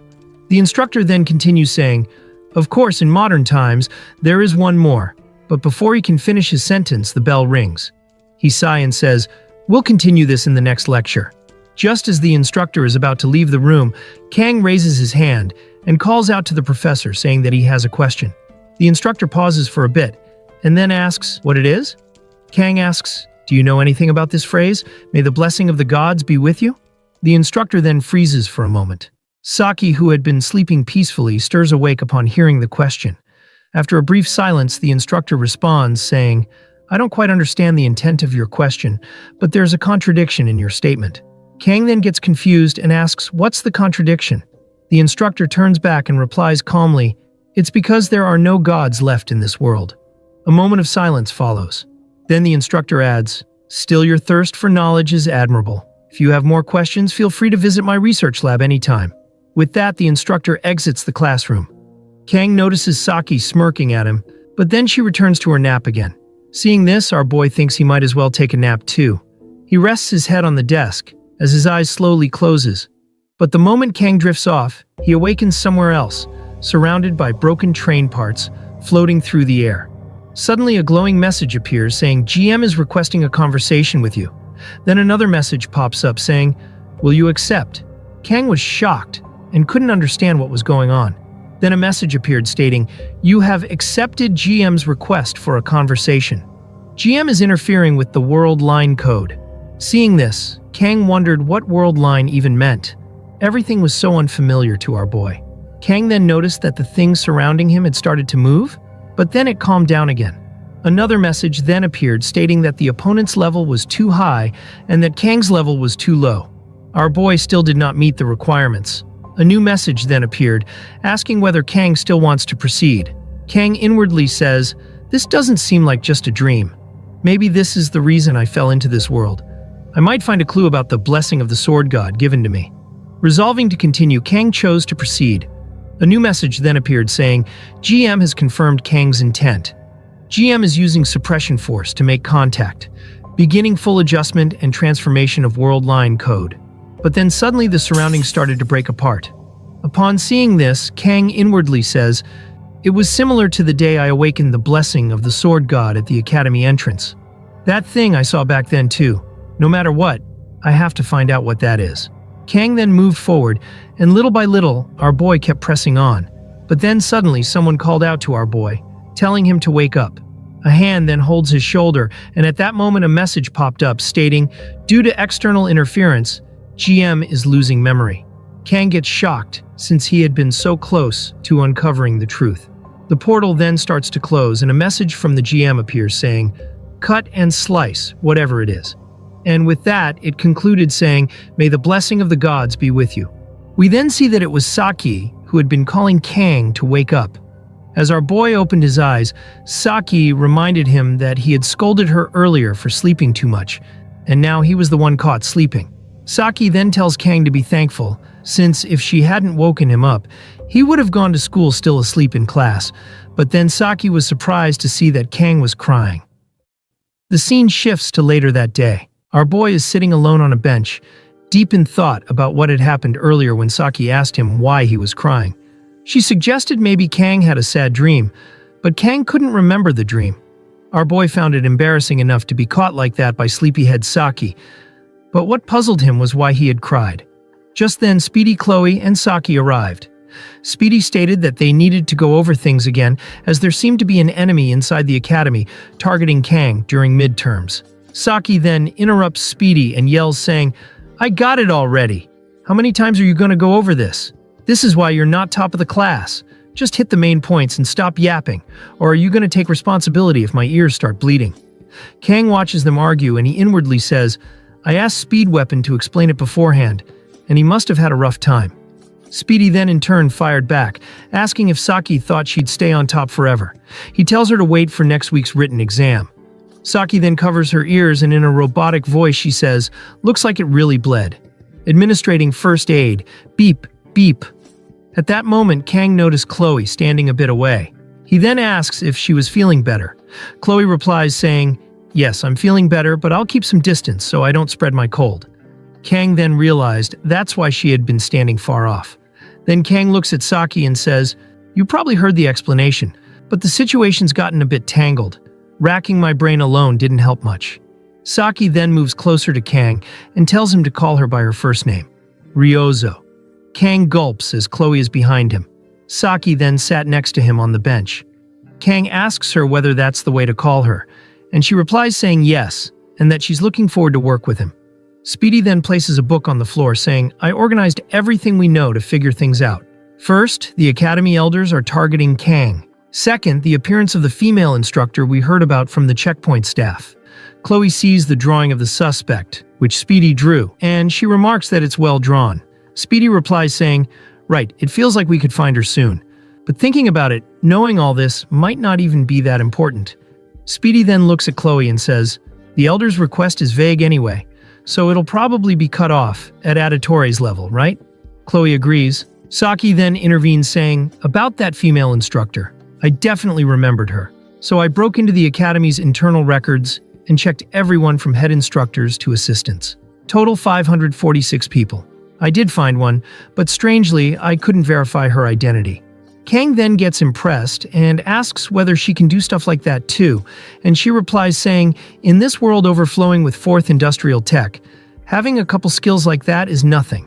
Even so, this place has the world's best security system, so I had to aim for the early dawn hours when it's weakest." She then grumbles saying, "I already didn't sleep, and now I'm even more tired because of this guy. You didn't seriously think I was just a sleepyhead who dozed off for no reason, right?"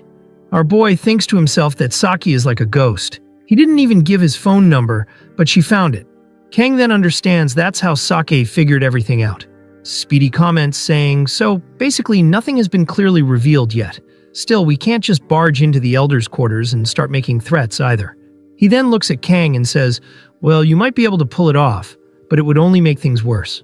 Saki and Chloe agrees to it and Kang just stays silent. Then Speedy suggests that they should start a club. Kang is surprised to hear this. Saki explains, at Joaquin Academy, clubs get not only free movement but also funding. They emphasize cadets' cooperation, real or not, so they offer benefits fitting that. As one of those benefits, clubs are treated as affiliate organizations of the Academy. In other words, Speedy then pushes her away and says, just being in a club grants protection from the Academy. Being just a cadet isn't enough. Saki then sighs. Right, for us, with enemies inside and out, a club acts like a double barrier. Kang inwardly says, one of the systems in Blessings M is the club system. Since the game is set in an academy, this content lets you decorate a private space with furniture and items, invite characters, build affinity. A staple of otaku games that emptied many fans' wallets. The so-called housing system. I never paid much attention to it since I was always short on time, but now that it's real, who would have thought it would have this kind of use? Kang then asks whether there is any specific requirements to start a club. Speedy explains, saying, first, you need at least 5 people and have submitted to the proper department. Kang then notes that if it's 5 people, then they are 1 person short. Kang then quickly asks whether they are all going to join this club. Speedy replies saying, hey now, don't be like that. Of course I wouldn't have brought it up if we weren't doing this together from the start. Chloe also adds saying that if it helps Kang, then she's in. Saki also agrees saying, well, I do owe you one from that dungeon anyway. And don't you think a brainy type should be in on this too? Kang then inwardly says, as I got older, relationships became nothing but calculated give and take.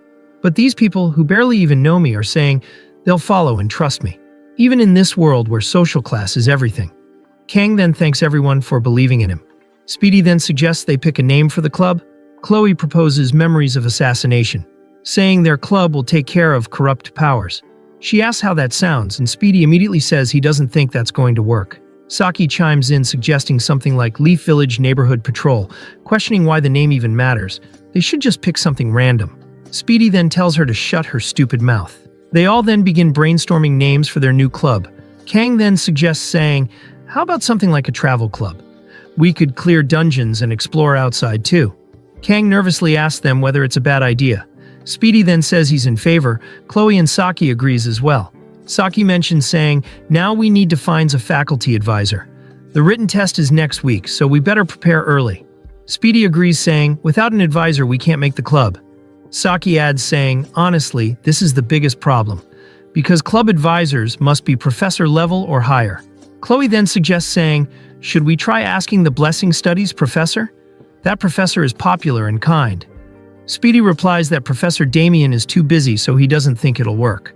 But honestly, there's no one else like Professor Damien, though. Saki states that out of over 500 academy staff, only about 30 are professors, and only around 10 teach first years. They say they encourage club activities, but the system is full of contradictions. Then Saki turns to Kang and asks if he has anyone in mind. Kang replies that the advisor just needs to be professor level or above, right? Saki nods, saying, yes, but she reminds him that there's almost no one above professors within the academy. Kang then picks up his phone and says, but there is someone. Everyone then turns to look, and they're all shocked when they see Kang's phone screen. In that moment, they immediately understand who that someone is Kang is talking about. The scene now shifts to the administrative office, where a staff member informs Kang that in order to establish a club, the head of the club must apply in person. Kang calmly replies that he is the head. The fat woman then looks him up and down, clearly unimpressed, and remarks, you? Really? She then enters Kang's name into the database, suppressing a laugh that eventually escapes her lips. Annoyed by her attitude, Kang frowns and thinks to himself, is this girl really an academy staff member? Her condescending tone over something as trivial as someone's grade seems ridiculous. Kang finds it particularly irritating. Remaining composed, Kang states, as long as we follow the procedure, it should go through. You should just accept the application. The fatty then suddenly stands up and with an exaggerated air of authority, she tells our boy, special admission. She then changes her wording and says, no, first-year cadet. To apply for a club, you need a faculty advisor. And just by the look of it, I doubt anyone would want to be your advisor. Kang narrows his eyes and asks what she means. The woman then smugly answers, You don't get what I'm saying. Honestly, do you really think any professor here would have a club made by a special admission student? She then sits on her chair and turns away saying, geez, with your background, you should at least know your place. Seeing this, Kang inwardly says, as expected, even the faint sense of justice in this academy is fading. Part of me wants to use the most effective method of communication right now, but with nearly 20 years on the restaurant business, I've dealt with plenty of disgusting types. So I know very well that silence is usually the best response. I know that, and yet I really want to smack the shit out of her. Kang then pulls out his phone and makes a call. The girl's face changes slightly, surprised by his sudden move. Into the phone, Kang says, I'm at the admin office regarding club registration. The person on the other end replies saying she's nearby and will come to the office shortly. To Kang's surprise, she doesn't hang up. Kang tells her that he'll see her soon, and he ends the call. The yellow-haired girl's brows furrow with disbelief, and she snaps, saying, Who do you think you are? Making a call like that here?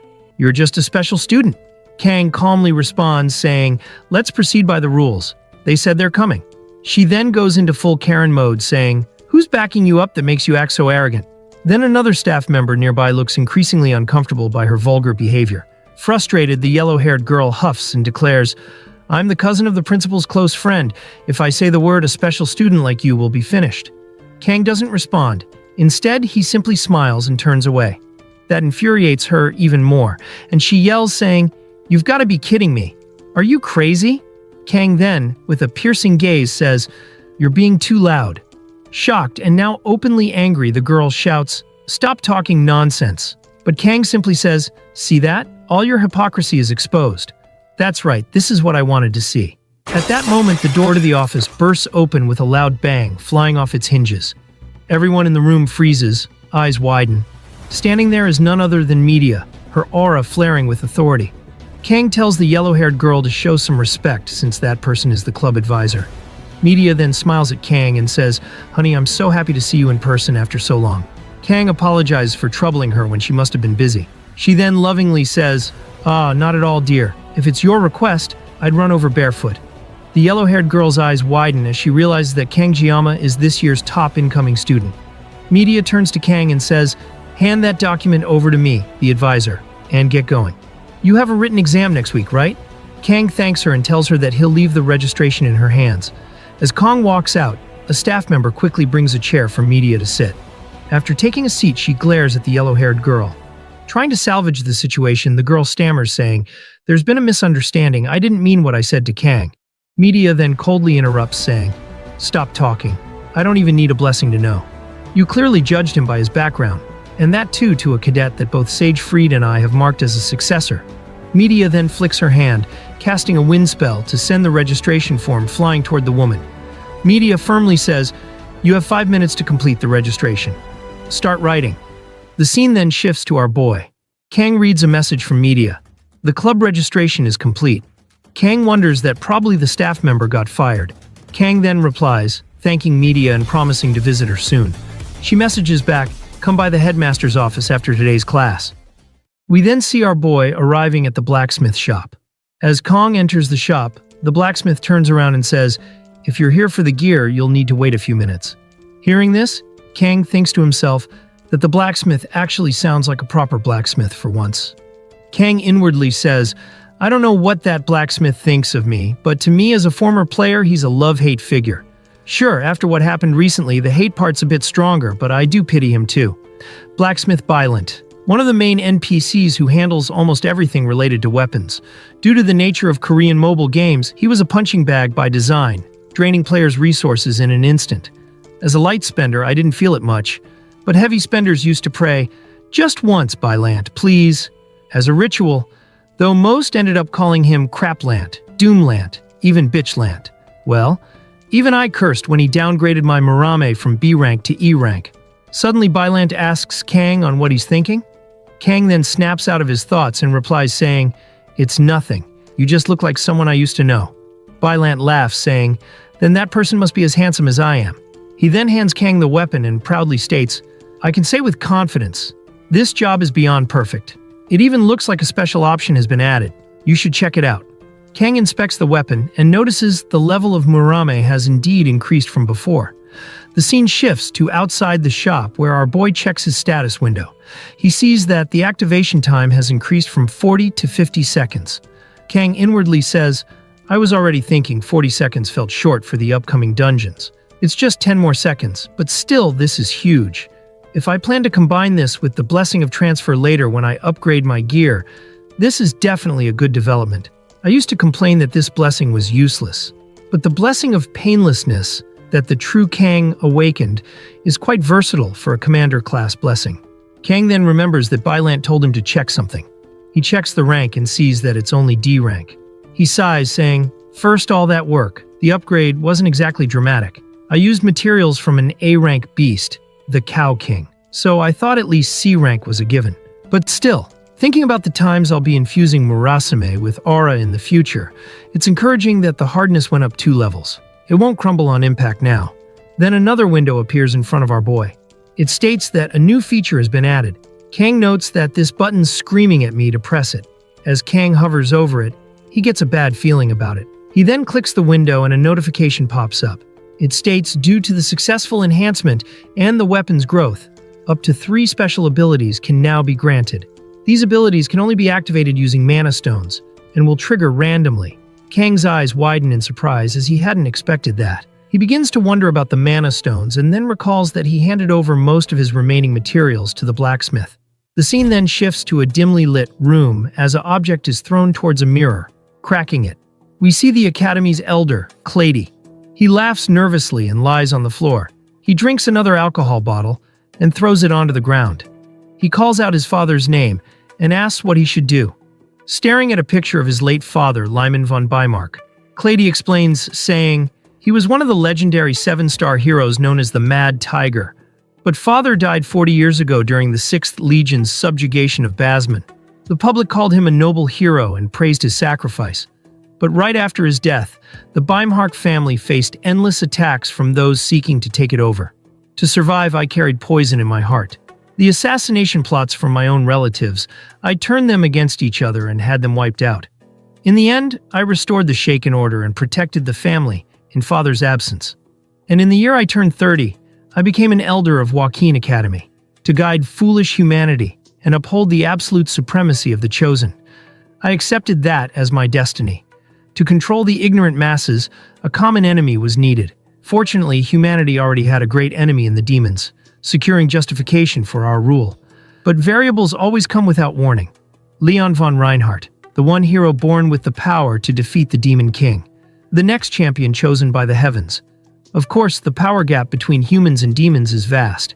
I know that Leon's chances of defeating the Demon King are practically 0. Clady then looks at the portrait and says, "The founding hero who sealed the First Legion's commander, Lycan Valor Joaquin. That legend is a very real precedent. Such a thing must never happen again." The elder then remembers the day a humanoid demon entered his room. At first he assumed she was an instructor, but the moment their eyes met, he knew who stood high and who stood low. One who made a direct pact with a Legion Commander class demon, a being who forsook their humanity for magic half-human, half-demon. A villain. Dealing with Leon alone is enough of a headache, but now that lowly special admission brat is making things worse. Even Auditore is stuck, saying the reason isn't clear enough to proceed. Clady then sighs and calls out to his butler. The butler replies from the shadows saying, "Yes, Elder Caldi von Beinmark." Clady then coldly tells him to summon the Undertaker squad. The scene then shifts to the classroom where Kong is jotting something down in his notebook. In his mind, our boy is preoccupied about mana stones. Ever since he got one, everything had changed drastically. The fact that Kong has 3 open slots to embed mana stones feels like hitting the jackpot. Kang inwardly says, if this were a game, mana stones would be materials dropped after defeating dungeon bosses. They usually come from magical beasts ranked A and above. Sounds cool, but they're no different from demons. He then laments saying, "What a cursed fate. Is it because there's Ma in my name?" Kang looks at Saki and says that she's pulling an all-nighter again. He inwardly says, "It's been a week since I cleared the Water Buffalo dungeon with my club friends. Mana stones are the key to unlocking the stone gate where the Cow King appears. And that stone came from a behemoth named Gigant. Somehow, someone managed to defeat Gigant and obtain its mana stone. In the game, even one stomp from Gigant would shake the whole area. But Gigant is nothing compared to the monsters introduced in later updates. Tainted Night Basilisk, Malicious Beast Manticore, Lich King Draug, these creatures on par with natural disasters. Is risking your life to strengthen your equipment really worth it? That's supposed to be Leon's job, farming mana stones and hunting monsters. At that moment, Chloe walks in and asks whether the seat beside him is taken. Our boy then greets her a good morning. She notices Saki and can't help but stare for a moment. Kang then comments that Chloe seems to have fully recovered, and she confirms with a smile, adding that it was actually Kang who was seriously hurt back then. She even remembers Kang's weapon glowing blue during that fight. Hearing this, Kang inwardly says, farming mana stones is definitely worth it. Ironically, I now craves power. I've thrown away the idea of peace, stability, and safety. But my main goal hasn't changed. Kang's main goal is to survive. But survival is harder now because of the unpredictable variables that didn't exist. When Kang was just a player, the storyline he once knew is starting to shift, like the entire world is conspiring against him, and somehow it's already been a month since our boy entered this academy. Soon the truth behind the second demonic war, which erupts 3 years from now, will come to light. In the background, we see Speedy has arrived to the classroom. Kang inwardly says, I have to prepare by strengthening my body and upgrading my gear. They aren't choices, they're necessities. Speedy notices that Saki is sleeping again in class, and he remarks that if Saki is just going to sleep, she should do it somewhere else. We then see Speedy attempting to startle her awake, but Saki, still asleep, lands a punch squarely on Speedy's face. Now back to Kang, our boy thinks to himself that if things keep going like this, he doesn't know what the outcome of the war will be. Honestly, Kang doesn't fully trust Leon, the so-called protagonist.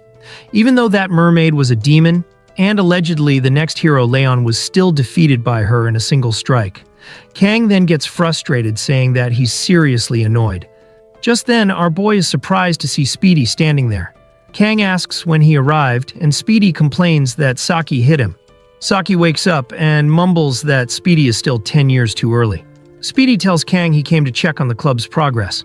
Our boy replies that the principal has already approved it. Now they just need to recruit one more member. Speedy nods and says he understands. He then asks if Kang has heard that Leon's been doing really well lately.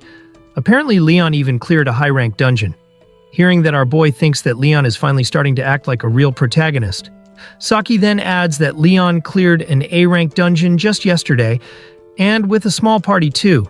Meanwhile, their own party barely managed to handle a C-rank dungeon. Speedy teases Saki, saying she seems to know an awful lot about Leon, and then he accuses her of liking him. Saki remains silent. Seeing her quiet, Speedy insists he must be right, but Saki simply glances at Kang, then turns her head and says she's not interested anymore, before dozing off again. Speedy, clearly confused, asked what she meant by that. On the other hand, our boy is still thinking to himself, Leon is indeed getting stronger. At this rate, Leon will probably get Balmung during the deserted island survival training later on. Kang inwardly says, to be honest, the fact that Sashimi with 0 special traits has survived this long is already a miracle. This is just a theory, but maybe I'm a lightning rod diverting all the misfortunes meant for the protagonist. Thinking that makes me a little nauseous. He then clenches his fists, saying, but that doesn't mean I'll just accept it. If my life's on the line, I won't hesitate to swing my sword.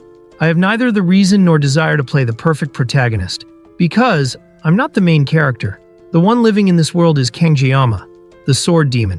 Saki then looks confused as Kang mutters, saying, if you swing, you'll get hurt. Saki then asks whether he likes anime, and he denies the allegation. She then asks, what was that line earlier? She questions whether it was from a game. He stays silent, and then the scene shifts to a palace where a maid is guiding 3 individuals through a hallway. One of the men excitedly tells his boss that they did it. They got summoned by one of the elders from Joaquin Academy, and now's the time to seize the opportunity. The boss then tells him to not say another word, or she'll rip out his tongue. The man tells that she's cold, and the brown-haired guy comments that the spiky-haired guy must be new, since their boss really hates the Academy's higher-ups. The spiky-haired guy then asks, if that's the case, then why did they accept this job? The brown-haired man replies, saying, it's because the pay is enormous. The spiky-haired guy then laughs, saying, true. In the end, it's business. 100 million won upfront per head and double the bonus after completion. At that moment, their boss tells both of them to shut up. Then they both agree, and the maid opens the door saying that she brought them. Clady tells her to let them in. The trio then enters, and we are now introduced to this hot chick named Rei Shun, who's the captain of the Predator. We are also introduced to the spiky-haired guy called Parik, and we are introduced to the vice captain named Jang Tai-pung. They belong to an assassin-villain union known as Undertaker. Clady thanks Shun for coming, but Shun remains silent. Clady then tells his butler to hand over a file containing information about the target. Shun takes it and looks at Kang's image. Upon seeing Kang's picture, Parik comments that he looks like some spoiled, newly rich teenage brat, and that he's more handsome than Kang.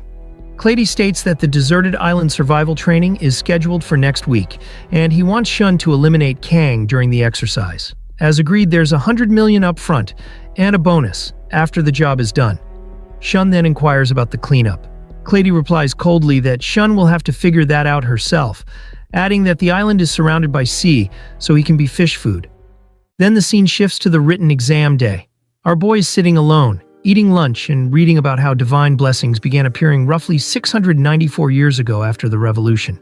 He thinks to himself that since his midterm scores were good, Kang doesn't have to stress too much over this one. However, the rankings are posted publicly on the Academy's board. If not for that, our boy would have just half-heartedly bullshitted the whole thing. Luckily for Kang, two of his clubmates ranked first and second. Kang mutters to himself that he has to keep his dignity and can't afford to lose to them, and if our boy doesn't know any answers during the exams, he will go with option 3. Then suddenly Kang's phone vibrates. Our boy wonders who's texting this early. It's none other than Saki. She reminds him it's exam day, and asks if he had breakfast. Our boy thinks Saki isn't his mother, but still replies saying he had a sandwich. Saki then tells him he needs enough sugar or his brain won't function properly during the exam. She recommends he eat red bean jelly since it boosts metabolism, aids weight loss, provides anti-aging skincare benefits, and improves blood circulation. Reading this, our boy wonders what Saki is even talking about this early in the day.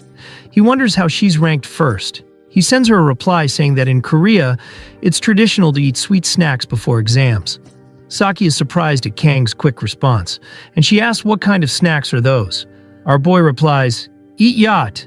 Damn bro just called her an idiot. Saki then gets frustrated and tells him to stop joking around. She keeps spamming messages to him like an angry ex. He places his phone on the table and declares that it's time to ace this exam, refusing to lose to that jelly-eating idiot. Then the scene shifts to later that day. After the exam, our boy thinks he's doomed, and it turns out Kang really is the idiot all this time. Meanwhile, we see Saki and Speedy bickering over some exam questions afterward. Chloe asks Kang on how the test went. Our boy shrugs and replies that he answered 3 for everything. Chloe laughs, saying Kang sure likes keeping his answers short. Kang reflects that he relied too heavily on his old game knowledge to get by. Chloe teases him, saying he can be pretty evil sometimes. On the other hand, Speedy thinks to himself that he is probably doing better than Chloe. Kang then asks Chloe if Nox has contacted her lately, since he hasn't checked in for a while. Chloe replies that her brother did call yesterday, but she missed it because she went to bed early. Kang asks what time the call was, and Chloe replies saying it was at 7 p.m., but she's been staying up late recently, so she fell asleep early that night. Hearing this, our boy quietly suspects that Chloe dodged Nox's call on purpose. Kang also considers the fact that auditory member contact info is confidential, so unless Nox shows up himself, I can only ask Chloe. I'm sure he has his reasons, but they seem distant. Still, they're siblings. I hope they get along. Speedy then suddenly panics over the exam and shouts about why he stayed up so late. Saki teases him, suggesting he should just admit that this was a failure of intelligence. Then she turns to our boy with a teasing smile and asks what Kang and Chloe were whispering about. Saki jokingly asks if Kang and Chloe are dating. Chloe immediately blushes, and Kang thinks to himself, is that all the students here can think about? Kang then says to Saki that nothing like that is going on. Chloe's face returns to normal. Then Saki leans in closer to our boy and asks why Kang has been ignoring her messages all this time. Kang gets surprised and asks what she means by all this time, since he only ignored her once. At that exact moment, we see Chloe snap into her yandere mode upon hearing that Saki has been texting Kang. Chloe's aura flares up with jealousy. With a serious face and intense energy, Chloe asks if Kang and Saki have been secretly in contact. Seeing Chloe like this, Kang gets scared and thinks to himself that Chloe didn't care when he sat next to Saki. But just a bit of phone contact has her acting this way. Speedy, on the other hand, is surprised and wonders what's going on with Chloe. Then with a smirk, Saki turns to Kang and curiously asks what's up with Chloe. Kang gets frustrated and snaps at Saki to get away from him. Saki acts confused and asks what's going on. She says that he should know why she's acting like this because he's known her for a while. Kang gets pissed at Saki and wonders what the heck is going through her mind. Chloe, in full yandere mode, declares that Kang didn't even give her his number. Kang then calmly responds that Chloe's number is classified. Chloe ignores the crap he's yapping, and she leans in with a creepy aura and reminds Kang that he promised to be her prince. Our boy is taken aback by Chloe's behavior. Saki, still not grasping the situation, she playfully laughs, saying, "What the heck is wrong with her?" Kang then asks Saki whether she knows what a yandere is. Saki doesn't understand and spouts nonsense, saying, "Nyandere. Is that English? What does it mean?" She tells Kang that she's not used to English since she's Japanese. At that moment, Speedy steps in and pulls Saki away from Kang and asks her whether she doesn't know what's going on right now. Saki then holds her face in annoyance and yells at Speedy for pushing her and says that she's going to kill him. Speedy sees Chloe and thinks that she's gone insane. Chloe then pulls out a box cutter. Seeing this, Kang inwardly says, "This situation's different than last time. What do I do? I've slacked off on watching yandere study videos on YouTube lately. I forgot everything." Chloe steps forward and declares that from now on I'll make sure Kang only looks at me. Kang tries to reason with her and says, "Let's just talk this out." But before he can say more, Chloe lunges at him with the box cutter. Kang barely dodges it. Speedy and Saki both gasp in shock. Wasting no time, Chloe continues to strike again and again, but Kang manages to dodge every attack. Chloe then gets enraged and shouts that Kang is always surrounded by everyone except her, and that he's hanging out with other girls. Then she shifts and charges at Saki. Just in time, Kang pushes Chloe, throwing her off balance and preventing the strike. Saki, now impressed, watches Kang handle the situation. Chloe is still furious and screams that she's always done her best for Kang Jiyama. As she prepares to land her final strike, Kang pins Chloe to the table and firmly says to her, "Let's talk this out." Chloe tries to resist and yells at Kang to let her go, but he calmly tells Chloe to calm down and listen to him. Chloe then gets furious and yells back, saying, "You don't even contact me, and now what? What's there to talk about?" Kang replies, saying, "I wanted to talk to you face to face." Communicating through a hunk of metal like a phone, it just feels so cold between us. Chloe is visibly surprised and mutters, "Between us?" Kang leans closer to her face and says, "Yes, between us." Kang inwardly thinks to himself that it's time to bring this to a close. He then leans in and hugs Chloe gently and thanks her for always thinking of him. Chloe blushes and starts to tremble as she's already gotten wet from Kang's riz. Speedy is impressed by this, and Saki gets a bit pissed by this intimate scene. Kang continues saying, "Even during the Buffalo Dungeon, I've always relied on you, so please don't be too upset." Hearing this, Chloe's rage begins to melt away as she returns to her usual cheerful self. She starts to drool over him, and Kang inwardly says, "I think I managed to get through this." Worried, Speedy steps closer and asks if Kang is okay. Kang replies that he's fine, and Chloe, smiling brightly, asks Kang, "So what should we talk about now?" He suggests that first they should clean up the table. Speedy agrees, but they notice Saki silently walking away. As Saki leaves, Kang watches her and wonders what's up with her now. Later that day, the scene shifts as we see Speedy and Saki are walking together. They both think about Kang Jiyama, and Speedy inwardly says, at some point, whenever it involved Jiyama, Chloe started unleashing terrifying killing intent in an instant. If I had to guess, Chloe, it's twisted love.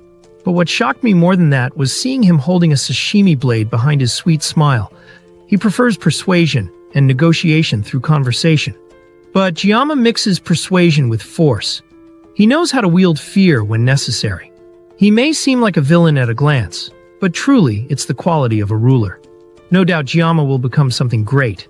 Speedy then notices Saki on her phone, and he asks what's with her. She keeps using her phone and asks what. He replies saying, "You've been sulking this whole time." Saki then says, "When did I?" Speedy sighs, saying, "Forget it. But what have you been doing on your phone?" Saki explains, saying, "Subscribers aren't following my video instructions, so I'm purging my uploads." Speedy then glances at her screen and read the title, "Perfect Yandere Response Strategy. Learn this and life gets easier." Saki showed him the video and muttered, "It's not professional or anything. I was just bored." Speedy, glancing at her screen, gets shocked to see the view count. He says, 210,000 views? Whoa, isn't that too popular to delete? Saki shrugs it, saying, "Whatever. I don't need it anymore." Speedy then says it's her choice, but then he says, "What's the channel name?" He reads it, "Saki-chan's Japanese?" Speedy then says, "Are you trying to teach Japanese? Who even uses that these days?" Saki then says that she just slapped on a random name. Speedy laughs at the channel name, Saki-chan's Japanese, and she gets hella embarrassed and yells at him to stop laughing or she'll kill him. The scene now shifts to Joaquin Academy Library. Kang inwardly says, starting next Wednesday, a 2-night, 3-day deserted island survival training is scheduled on Avalon Island. The name might make it sound like pure survival, but participants can form teams from 1 to 4 people freely. Kang then takes a book from the shelf and says, "The training schedule is clearly announced to all cadets. It's treated more like a camping or school trip event." He then reads the titles of the books: Surviving on an Island, Identifying Poisonous Plants, Top Instructor Bear Garlic Survival Tips. Kang wonders, saying, "I think this should be enough." But since it's labeled survival, the Academy treats it seriously. It doesn't affect grades, but it's known to evaluate each cadet's survival skills over the 3 days. Kang then starts to read a book and says, "Now that I think about it, in this event, even I, as a former player, clearly remember this training. It's the main story event where the protagonist, Leon, acquires the hilt of his signature weapon, Balmung. It's also where emotions begin to grow between Abel and Leon. Finally, the emotional wall will start to fall." Kang then recalls how he was immersed in this event back then, but now he's not really jealous about it. Kang inwardly says, "Ever since enrolling, I've become pretty cynical about romance due to the endless chaos around me. An academy elder is after me. There's a mysterious instructor, and I still need to recruit club members. No matter how pretty someone is, it's just not the time for those feelings. It doesn't matter who it is. Youth is for the next life. What interests me more as a swordsman is the Balmung. It's a holy sword and a demonic sword. Maybe it's the swordsman in me, but I can't help but want it. And as a former player, I know exactly where Balmung is and how powerful it is. But tracking down the broke pieces of Balmung is a core story arc.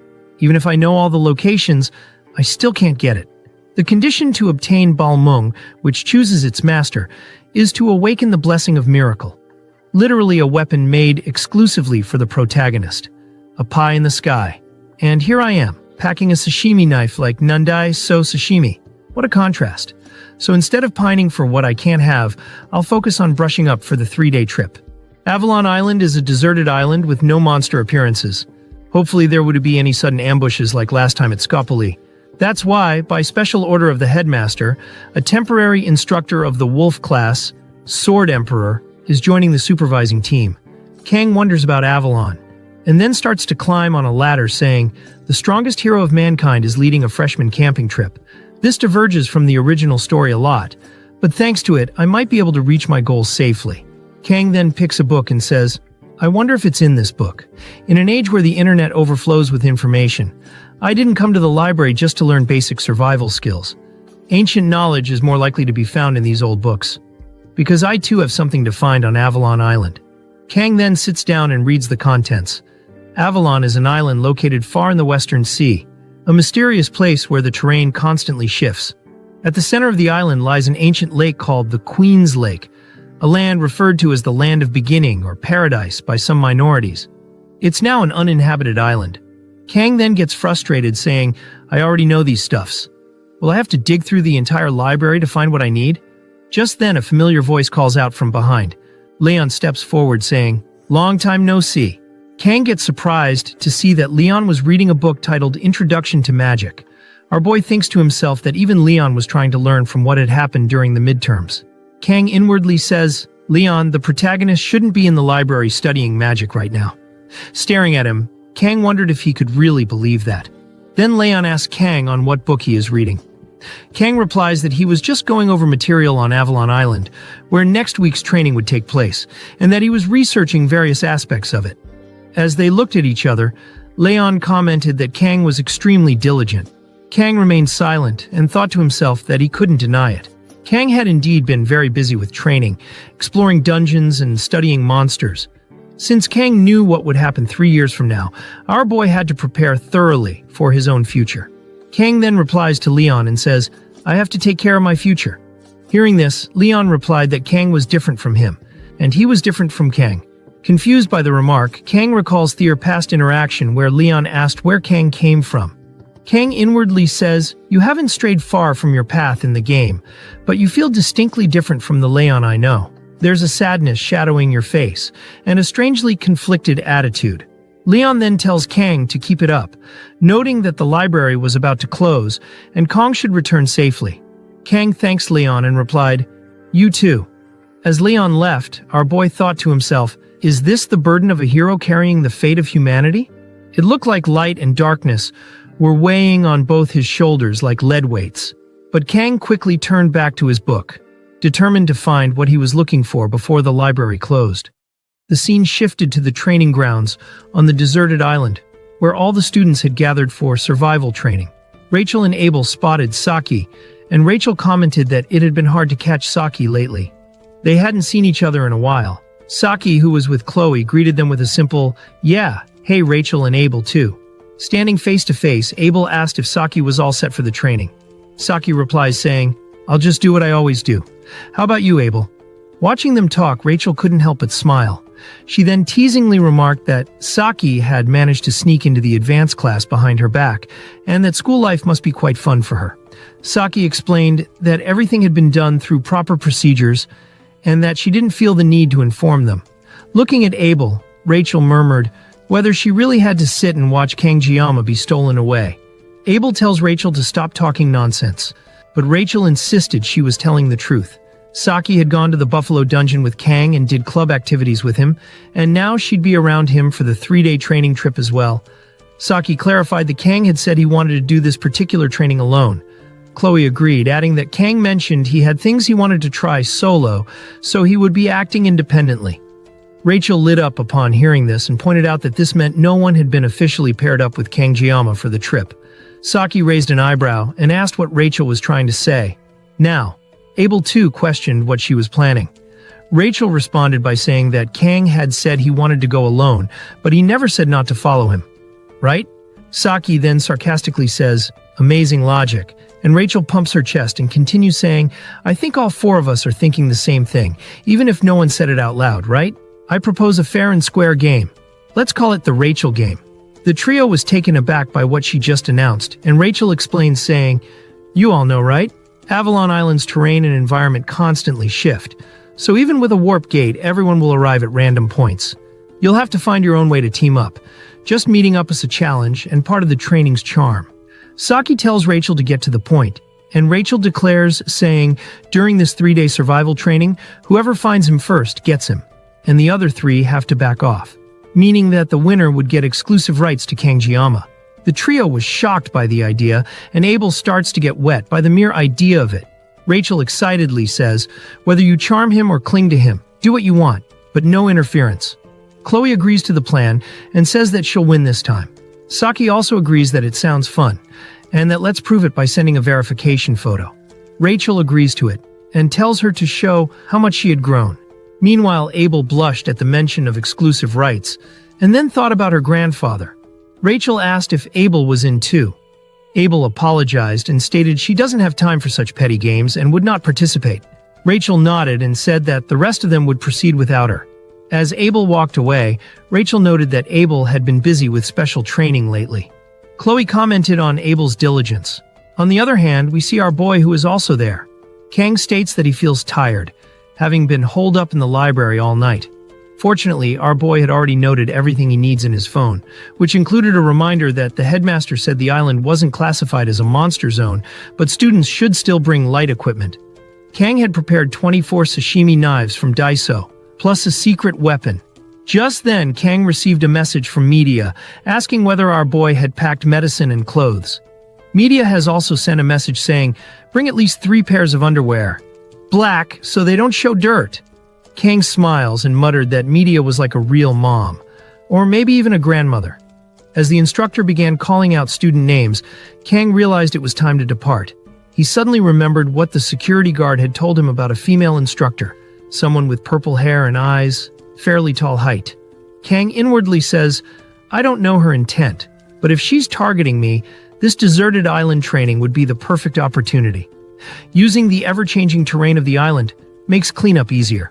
Of course, that logic can apply in reverse, for my benefit too. I don't like using a blade on people, but I'm not about to let myself die.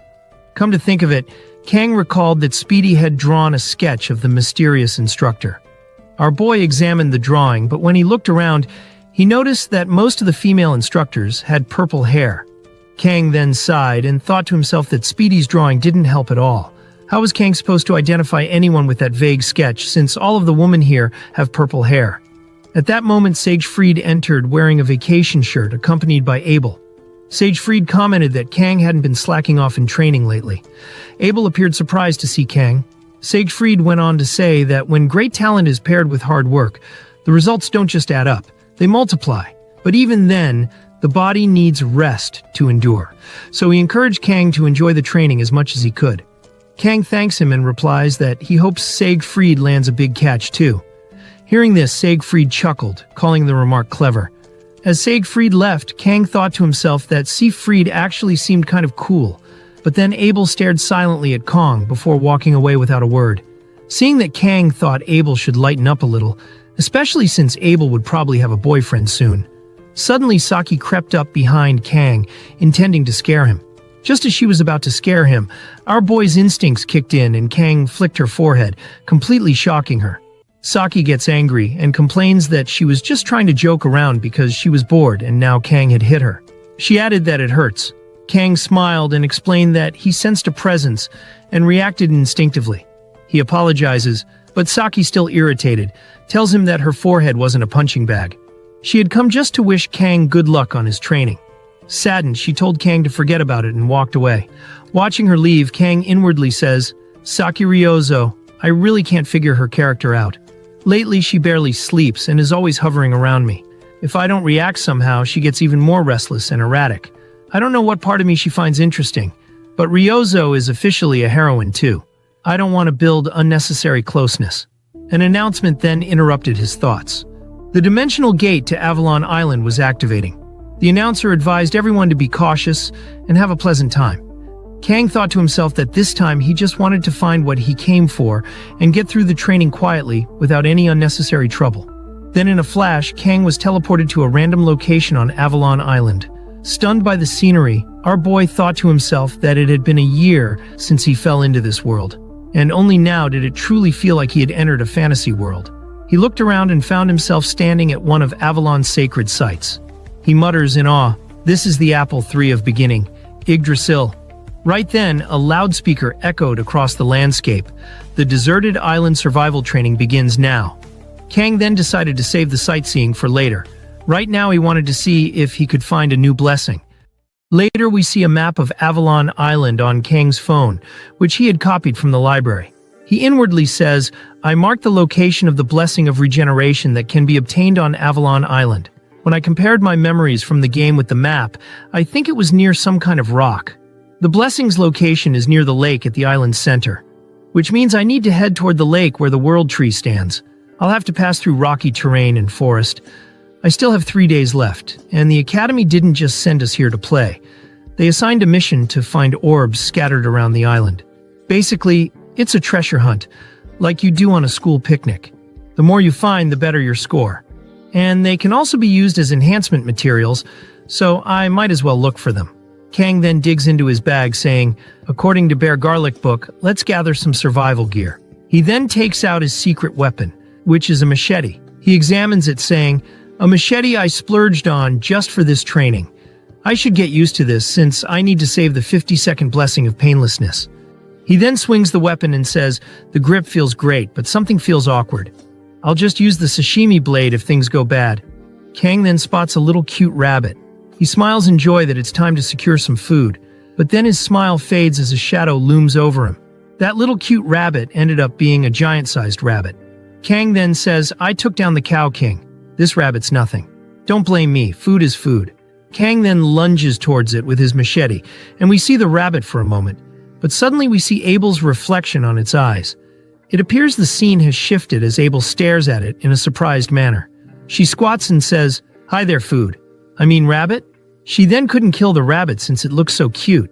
She goes to pet it saying, "Why are you alone? Where's your mom?"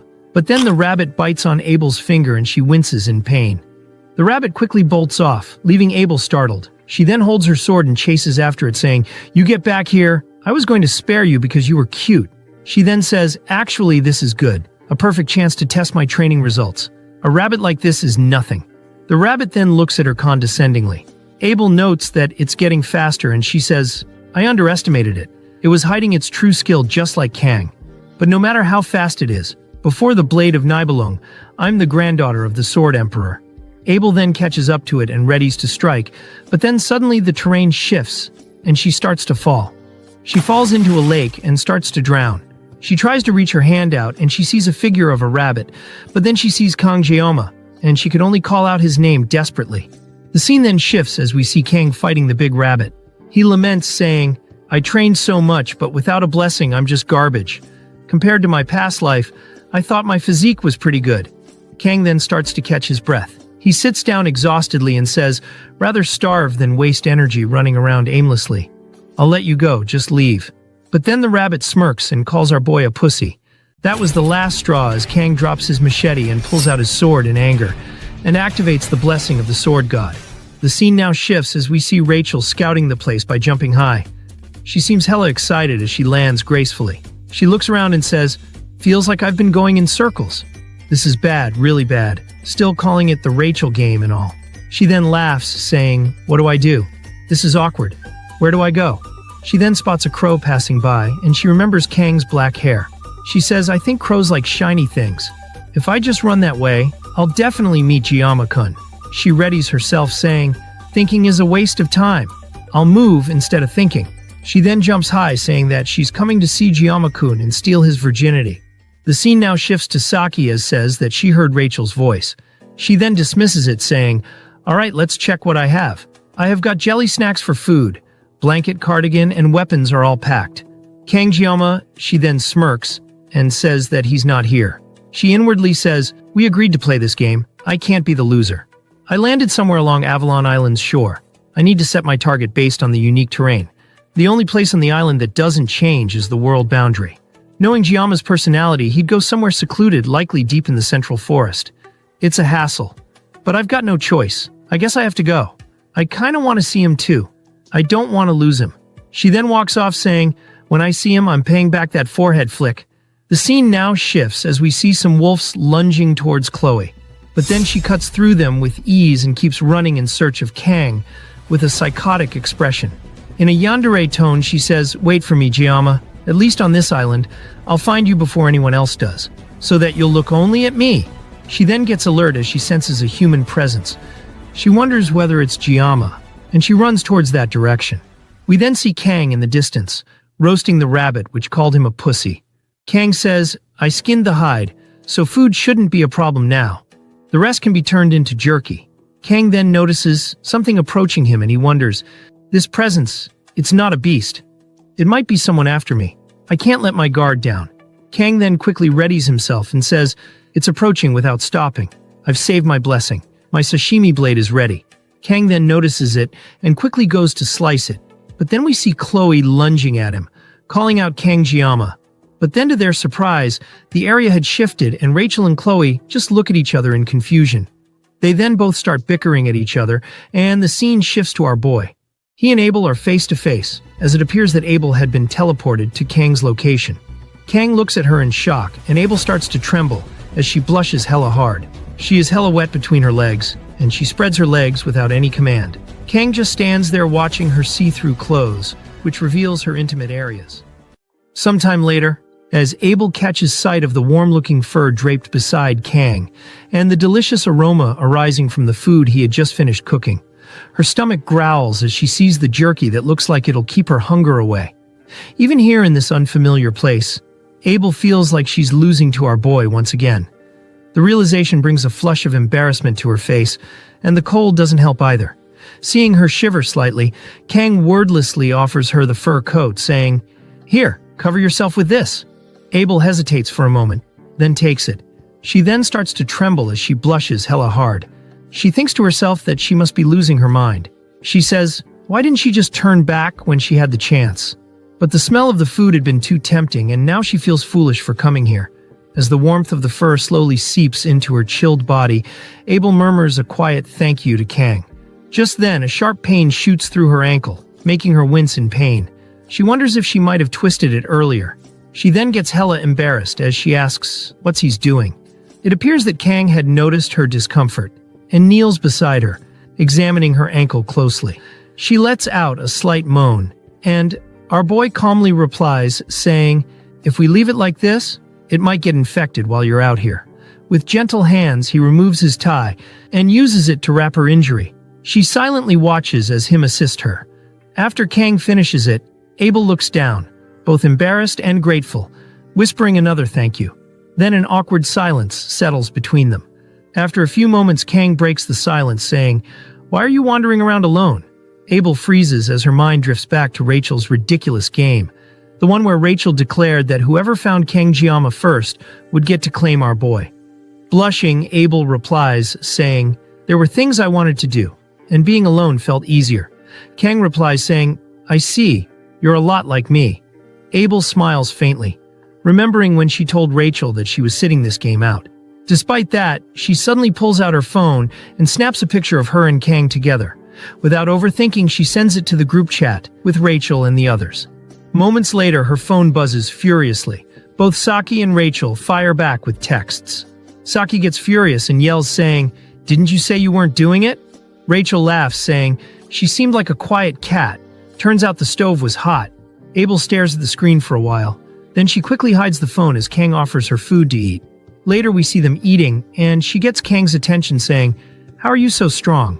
Kang inwardly says, even if it's only for a single minute, I've been surviving in this academy no matter what kind of situation came at me. He then says to her, maybe it's thanks to my amazing teacher. Abel curiously asks, saying, your teacher? Kang replies, saying, yeah, the one who taught me how to use a sword. Abel then reflects silently, recalling that Abel spent 17 years learning under her grandfather. It was short, but I spent my whole life learning the sword from my grandfather. I used to think I knew more about swords than anyone, but Kang's style was something entirely unfamiliar. Abel then asks him, saying, what did you learn exactly? What's your family name? Kang ponders for a while and says, something I've realized long ago, being strong doesn't mean you always win. It's the ones who never give up that win in the end. Those who endure, hang on, and survive to the end. I think they're the real strong ones. Abel stares at him in silence, then teases, saying, geezer, gosh, you're like an old man. She then laughs, saying, sorry. It was such a cliche I couldn't help but laugh. You sound just like my grandpa. Are you really 17? Kang gets some emotional damage by her remark. She then says, this kind of reminds me of when we talked on the bench before. It's the first time we've talked since then, right? Kang doesn't reply, but instead he offers her more food, saying, here, eat this. She accepts it, and blushes, saying that it's delicious. The scene then fades into the next morning. Abel slowly wakes up, blinking against the morning light. She sits up and looks around, but Kang is nowhere to be seen. She then notices the food he left for her. She starts to blush as she recalls the way he helped her. She looks at her ankle, and then suddenly we see water dripping onto the ground. But then we see that Abel is crying all of a sudden. She gets shocked by her own reaction, and she starts to wipe her tears, saying, why am I crying? To be cared for by someone. I've always overcome any hardship alone. Even when faced with huge obstacles, I always prevailed. Even when I wanted to cry, I held it in. I never had the emotional luxury to act my age. That's the duty of one who bears the name of Nibelung. Abel then looks at the sky, saying, Giamma, why do you go this far for me? Until now, I've always envied and resented those who showed kindness without expecting anything in return.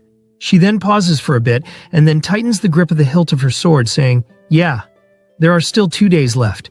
She removes Kang's tie from her ankle and ties it on her arm, saying, nothing will change if I sit and cry.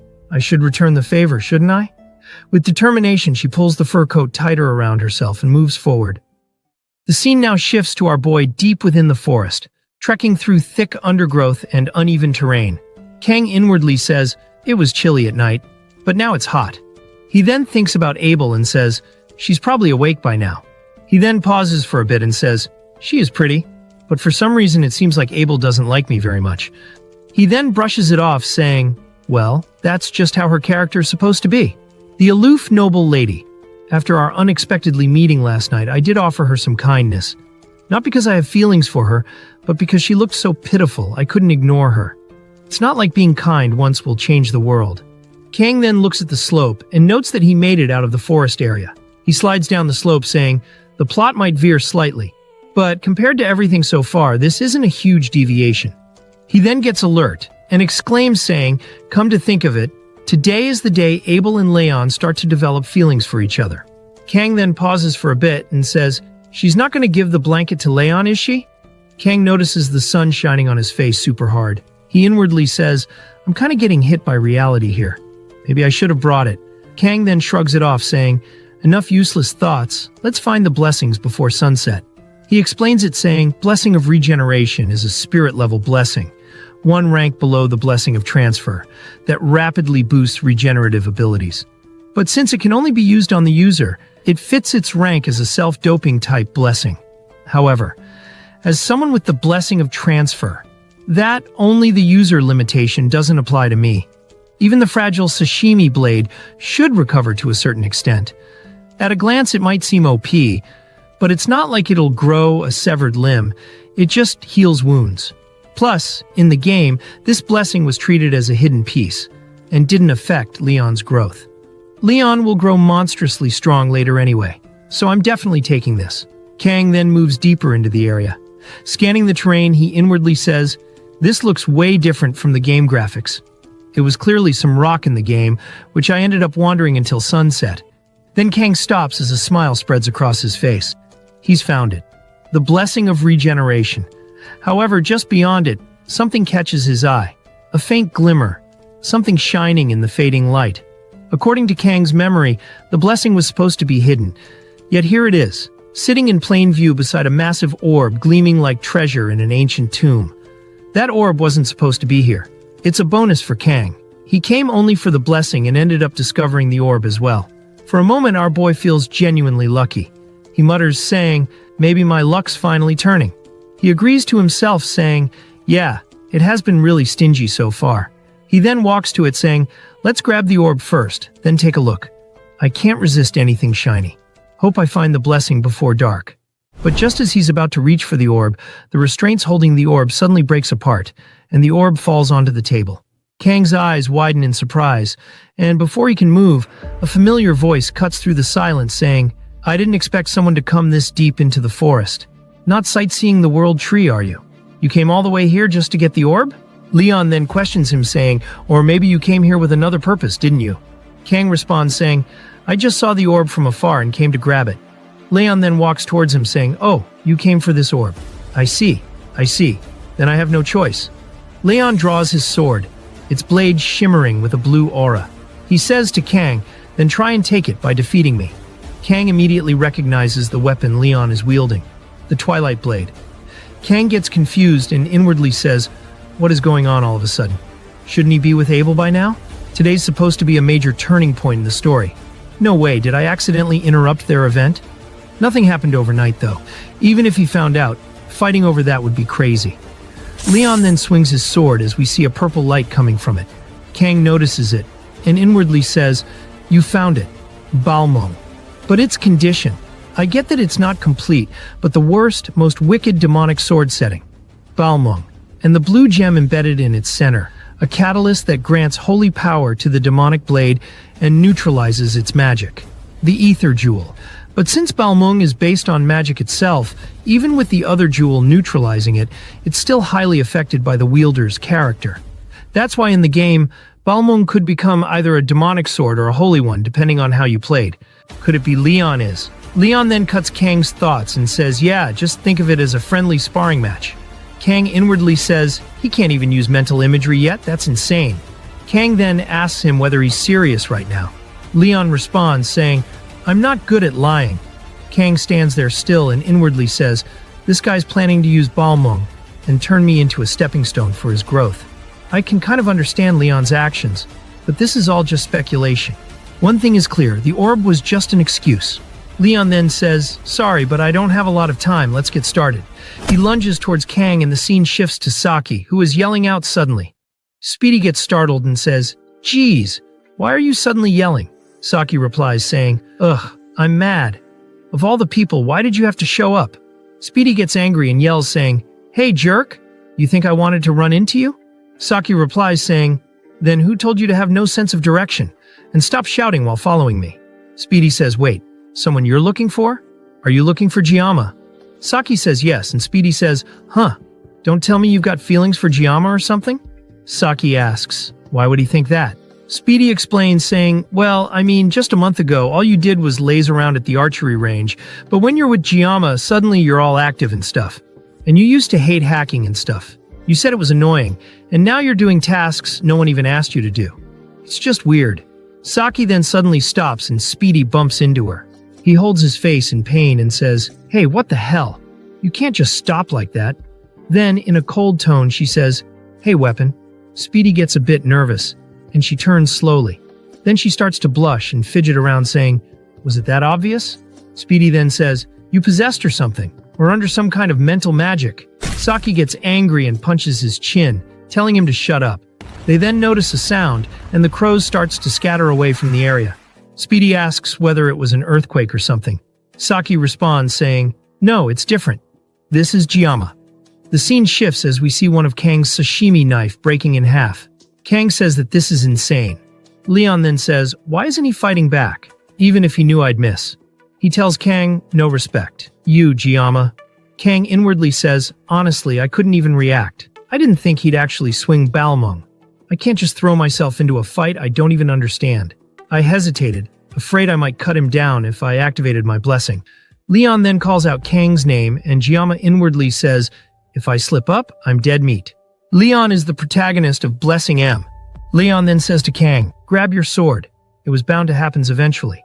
Kang grips his sashimi knife and inwardly says, "Holder of the miracle blessing.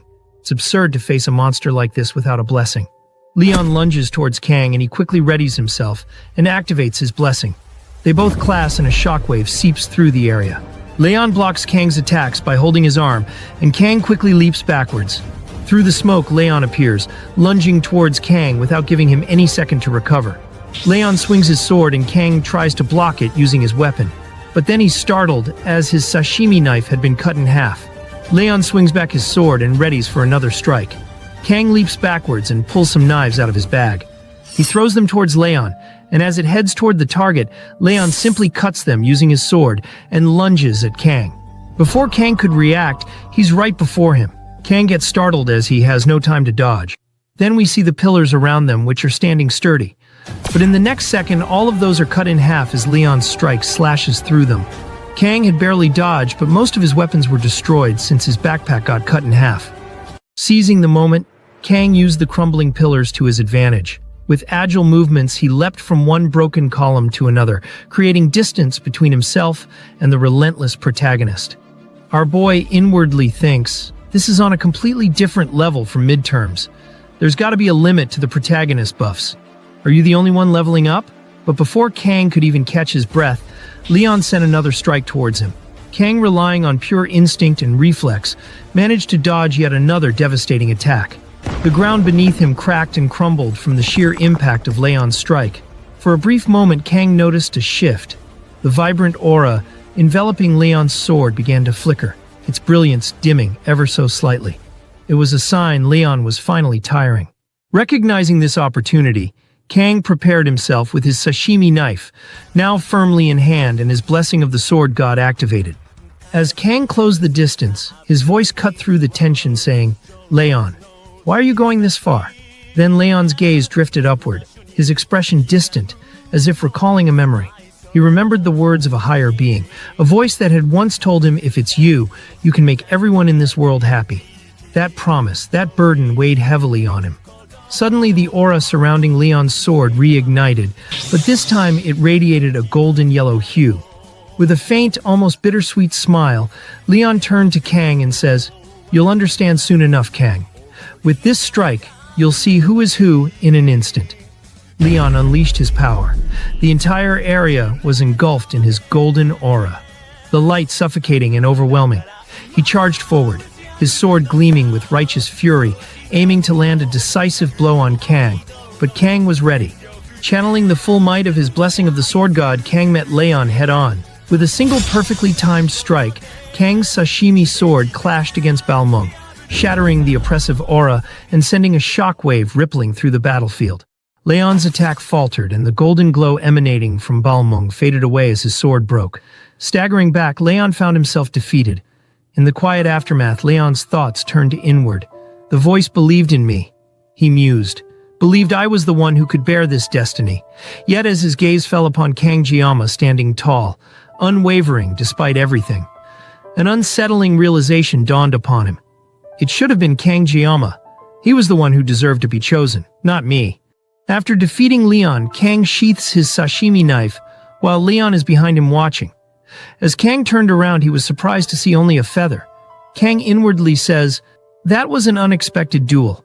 I guess he wanted to use the duel as a way to help him grow as a hero and strengthen himself. He then stays silent for a while and says, "But my bad. I don't plan on losing to anyone. Besides, he didn't even come at me in a way that would let me end it easily." Kang looks at the broken sashimi knives, saying, "What a waste. If I made even one wrong move, I'd have been dead." I tried my best not to target Leon, but thanks to that, I ended up dodging all over the place. Even so, Leon's growth is at a level fitting for the protagonist. Also, I think I sliced Balmung a bit, but as long as he gets it repaired by a skilled blacksmith and collects more parts later, reaching its final form shouldn't be a problem. Kang then says that at least he hadn't cut Leon himself. In the end, Kang had emerged victorious, and for now that was enough. He reached down and grabbed the orb that lay before him. Suddenly, a shimmering window appeared in front of his eyes, congratulating him on acquiring a new blessing. The blessing of regeneration. The description revealed that it rapidly multiplied damaged cells to heal Kang's body. However, detached parts cannot be reattached. Kang then takes a debris and tests it out by scrapping his arm. Then, as his arm starts to bleed, the healing blessing activates and instantly heals it. Kang gets impressed by this solid effect of the blessing. He says he's glad that he got what he wanted, even though it was tough. The scene then shifted to later that night. Kang sat alone, his mind returning to the duel with Leon. He thinks to himself, what was that about? It wasn't really because of Abel, was it? He then pondered when Leon had said that the duel was bound to happen sooner or later. The intensity of the moment had left Kang unable to question it. He wonders what Leon meant by that. His thoughts darkened as he considered Leon's place in this world, but before that the real mystery was Kang himself. After all, it was Kang who had been thrown into this world in the first place. Kang then says, "For now, I should just do what I need to do." Kang takes a burning firewood, saying, "Even in my past life, I had a fiery personality. I've been holding back a lot lately, but I could never ignore injustice. I got into a lot of fights with rude customers. I never backed down. I guess it's my own weird sense of justice. At first I tried not to interfere with the main storyline, but before I knew it, protecting myself became my top priority. Even though my actions were just to get a blessing that wouldn't change the main plot. Today I even ended up fighting Leon, and now I'm under threat of assassination too. If my life is really on the line, I'd probably end up actually cutting down a person. Not monsters, but humans." Kang then stayed silent for a moment and then looked up at the night sky saying, "Am I really okay? Maybe I need to learn to take it easy." Just then a familiar voice startled him from behind as Saki says, "You talk too much. Just act like yourself." Startled, Kang turned around, his heart skipping a beat. But she was nowhere to be found. Kang gets dull, saying, "Now I'm even hallucinating. Guess I'm tired. If Ryozo were here, she'd probably nag me just like that." Folks, it appears he's falling for her now. His mind then wandered, wondering what the others were up to. Meanwhile, elsewhere, Saki and Speedy were seated far apart, clearly avoiding each other. Saki had even drawn a line between them, warning Speedy that crossing this line means death. At the same time, Rachel showed Chloe a picture that Abel had sent in the group chat. Chloe, upon seeing it, was left speechless. Her stunned expression made Rachel laugh uncontrollably. We then see Abel as she's naked. She takes a bath and the viewers get some fan service. Now returning to Kang, he says, "Friends, huh? That sounds so cheesy." Later, after some time passes, we see the campfire burned out as the surroundings turned dark. Kang had fallen asleep. However, danger loomed nearby. In the shadows, a group of assassins had found him. their weapons poised for a surprise strike as Kang lay there, oblivious to the danger. Lei then nods her head, signaling for the assault. Then the assassins hurled their blades toward him. At that critical moment, Kang's instincts kicked in, and he woke up just in time to narrowly dodge the attack. However, some of the blades grazed him, leaving shallow scratches. Witnessing this, Parikh turned to his captain and says in disbelief, "Is that guy really just a student? His skills are incredible. How about we just scout him for ourselves instead?" Lei then orders Parikh to be quiet. On the other hand, Kang recognized the woman standing before him. It was Lei Shen. He inwardly says, "She's the leader of the assassin group Undertaker, and later the first half-demon Leon ever faces. Originally the daughter of a noble, but after her family's betrayal, she was kicked out and became a contract killer. Her hatred only grew with time, eventually becoming a villain and getting defeated by Leon. A character doomed to tragedy. Still, I can't say I feel any sympathy for a killer who gave up her humanity." Parikh's voice then cut through the tense atmosphere as he says, "Hey kid, what's your deal? We held back, but you shouldn't have dodged that so easily. Are you a contract killer too, undercover?" Kang met Parikh's gaze with an icy glare, his piercing eyes locked onto Parikh and the others, causing a wave of unease to ripple through the group. Parikh then says, "Damn, that brat's not normal. How does someone so young make a face like that in this kind of situation?"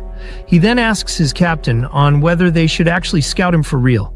Lei remains silent for a moment, and then calls out to Kang by saying, "You, which organization are you from?" Kang remains silent and inwardly says, "What the hell? Why are hitmen asking me that? Do those bastards not see me as a cadet?"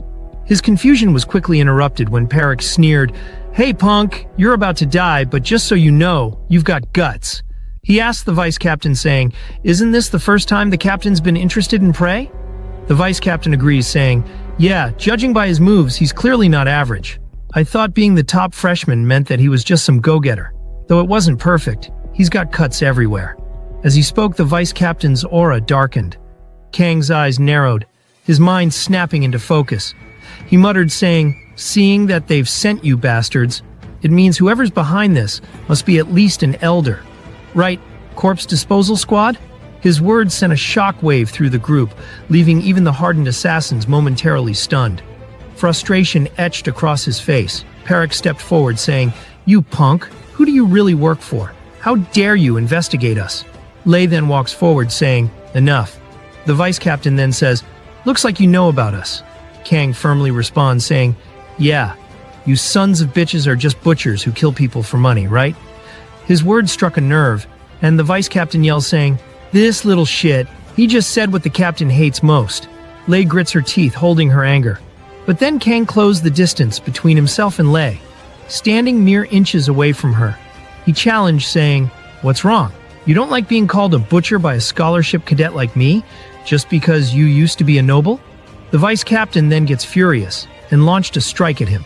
However, at that precise moment, Kang activated his blessing. With a single decisive strike, he passed through the vice captain. The vice captain then yells saying, "Just keep dodging like a rat." But before he could finish his sentence, his head gets sliced and falls to the ground. He was already dead, but he didn't know. The other members of Undertaker, including Parikh, were left speechless, shock etched on their faces. Inwardly, our boy reflected on the weight of his actions, saying, "I've cut down a person, not in a subspace, but right here in reality." The realization hit him hard. Parikh yells, saying, "What are you guys waiting for? Get that bastard." Without hesitation, Kang pushed his blessing to its maximum potential. His body radiated an intense dark energy and his right eye turned pitch black. Lei became stunned by the overwhelming force emanating from Kang. Then the scene shifts to a memory where Kang checks his phone. It's already December 7th, 12:07 a.m. He says to himself, "Let's find it quickly and call it a day." He then opens the fridge saying, "Where did I leave my humanity? Is it inside the fridge?" Kang rummages through his fridge looking for something. However, he couldn't quite understand who had organized everything so meticulously inside. He says to himself, "I'm sure it's in here. Looks like I'll have to take everything out." Then as Kang peered closer, he noticed the wording on a juice box which instructed him to cut it all. This message left Kang bewildered. He couldn't quite grasp what was going on. Perhaps he hadn't gotten enough sleep as the letters seemed different. He notices the letters changing, no matter what it is. Then suddenly a brilliant light emanated from the fridge, shocking our boy, and the timer for Kang's blessing of painlessness began to increase. The system's voice echoed once again, urging Kang to cut, slice, and they shall be cut down. Then the narrative shifts back to the present, where Kang has just defeated the vice captain of the Undertaker group. Wasting no time, the remaining members of the group charged at Kang with full force. However, Kang met their advance head-on. With swift, precise movements, he took down all of them with a single strike.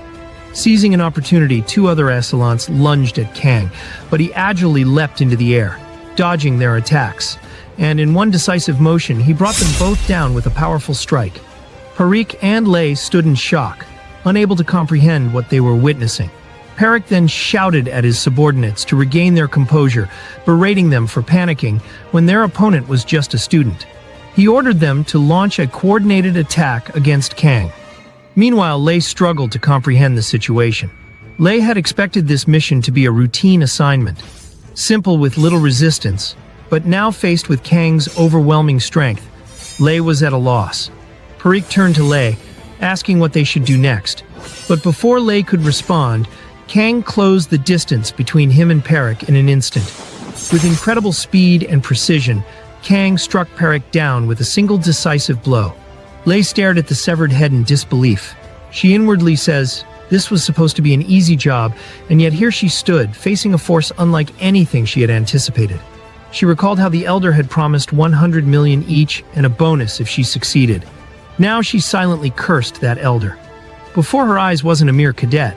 It was something else entirely. Lei couldn't shake the feeling that Kang was more than human. She says, that's not human. He's half human, half demon disguised as a cadet. She then yells, saying, you evil bastard. But then in the next moment she finds herself on the ground as Kang holds his knife close to her throat, saying, that's mostly taken care of. Lei reluctantly surrenders. In his mind, Kang notes saying, only 9 seconds of my blessing of painlessness remained. Nearly all the time was used up because of Leon and the Undertaker group. It was self-defense, but I hope I won't need to use it again. This is a completely different and unfamiliar feeling compared to demonoids. But my opponents were human butchers coming for my life. There's no reason to show mercy, so I have no regrets. Now the only ones left are Leishan and me. Oh no, folks, what's he gonna do with that hot chick all tied up? Our boy then inquired who had sent her. Lei retorted, asking if Kang truly thought she would reveal that information. Kang mused silently by inwardly saying, this is my chance to finally learn who's after my life. Crushing her with overwhelming fear is the most effective way to make her confess. If I cut off her head without hearing the whole story, I know I'll regret it. Turning back to Lei, Kang coldly says, are you stupid or just brave? Lei, confused, asked what Kang meant by that. Kang explained, saying, look how your subordinates ended up. Why don't you just start talking while I'm still being nice? Frustrated, Lei calls Kang a demon scum. She coughs and then says, now I see why that person put out a hit on you. I should have realized when all your personal records were erased, even your relatives and parents all gone. That old kook dared to hire us to take out a villain disguised as a cadet. If I'd known, I'd have slit that old geezer's throat first. Kang then froze, utterly shocked. He inwardly says, what's that supposed to mean? All my family records were erased? Kang then desperately tries to recall his parents' faces. But to his horror, the memories were gone. His mind was blank. Overwhelmed by anger, Kang asks, what did you just say? Lei hesitatingly says, what do you mean? Kang, seething with rage, drew his sashimi knife and stated in a voice trembling with fury, did you just say that all my relatives and parents have been erased? Originally, I was just going to hear the name of the one who hired you to kill me and send you off peacefully. But now, I have something else to ask you. And for the record, this isn't a negotiation, but a threat. Even if you lose an arm or a leg, you can still talk, right? Terrified by the sudden shift in Kang's demeanor, Lei starts to tremble. Then suddenly an overwhelming surge of magical pressure descended upon them both. Neither Kang nor Lei could comprehend what was happening. Kang felt his breath catch, wondering, what is this pressure all of a sudden? But just as quickly as it had come, the pressure dissipated. Then something strange began to happen. The blood from the nearby corpses started to draw towards Lei. It starts to engulf her, and she starts to beg, saying, stop, stay away, stay away. She screams as it fully engulfs her body. Kang watched stunned as Lei's body started to transform. Before he could react, the scene shifted to Siegfried, who was fishing peacefully by a quiet pond. It had been some time, and Siegfried had yet to catch a single fish. He says to himself that the fishing rod isn't really living up to its high price. However, after a few moments, he managed to catch several in quick succession. Suddenly, he sensed a surge of magical power and the unmistakable, oppressive pressure emanating from the forest nearby. His eyes narrowed as he says, "This level of magic power. It's a commander." The scene now returned to Lei, as she was being engulfed by an unknown force. She screams in excruciating pain and desperately begs to Kang, saying, "I'll tell you everything. Please, I'll tell it all. Just stop this." Kang looks confused, and Lei desperately pleads, saying, "I don't want to die." Then a bunch of sparks appear, and in the next moment the entire area explodes in flames. The beam of inferno is even visible afar. This even caught the other villain's attention. Then as she looked out the window, she felt a similar presence. She mutters, "My lord." Then we see a metal object falling onto the ground as it starts to ignite. The entire sky is engulfed by a thick smoke as the flame starts to dissipate. As the dust settled, Kang stood frozen, staring in disbelief. Lei had completely transformed into a demon. It starts to laugh hysterically as it says, "Yeah, this is it. 700 years since I've been in the human world." Kang's shock deepened as he thinks, 700 years. This level of magic power that makes that mermaid back then seem like a small fish. That impure flame. The demon sweeps her hair back and greets Kang, saying, "Hi there, little one." It appears Lei's body has been taken over by the Demon King's army 5th Legion commander, Succubus, the bewitching flame, Agor. The birds then starts to drop dead. The demon tilts her head and asks Kang, is this not how humans greet each other? It's been 700 years since I left the demon realm, so I don't really know human manners." She then introduces herself, saying, "I'm Agor, commander of the Demon King's 5th Legion. Nice to meet you. Little one, what's your name?" However, our boy remained silent. Seeing his lack of response, Agor gave a soft laugh and remarked, saying, "Oh, not even telling me your name? How cold." On the other hand, Kang was deep in thought, searching his memories for any detail about her.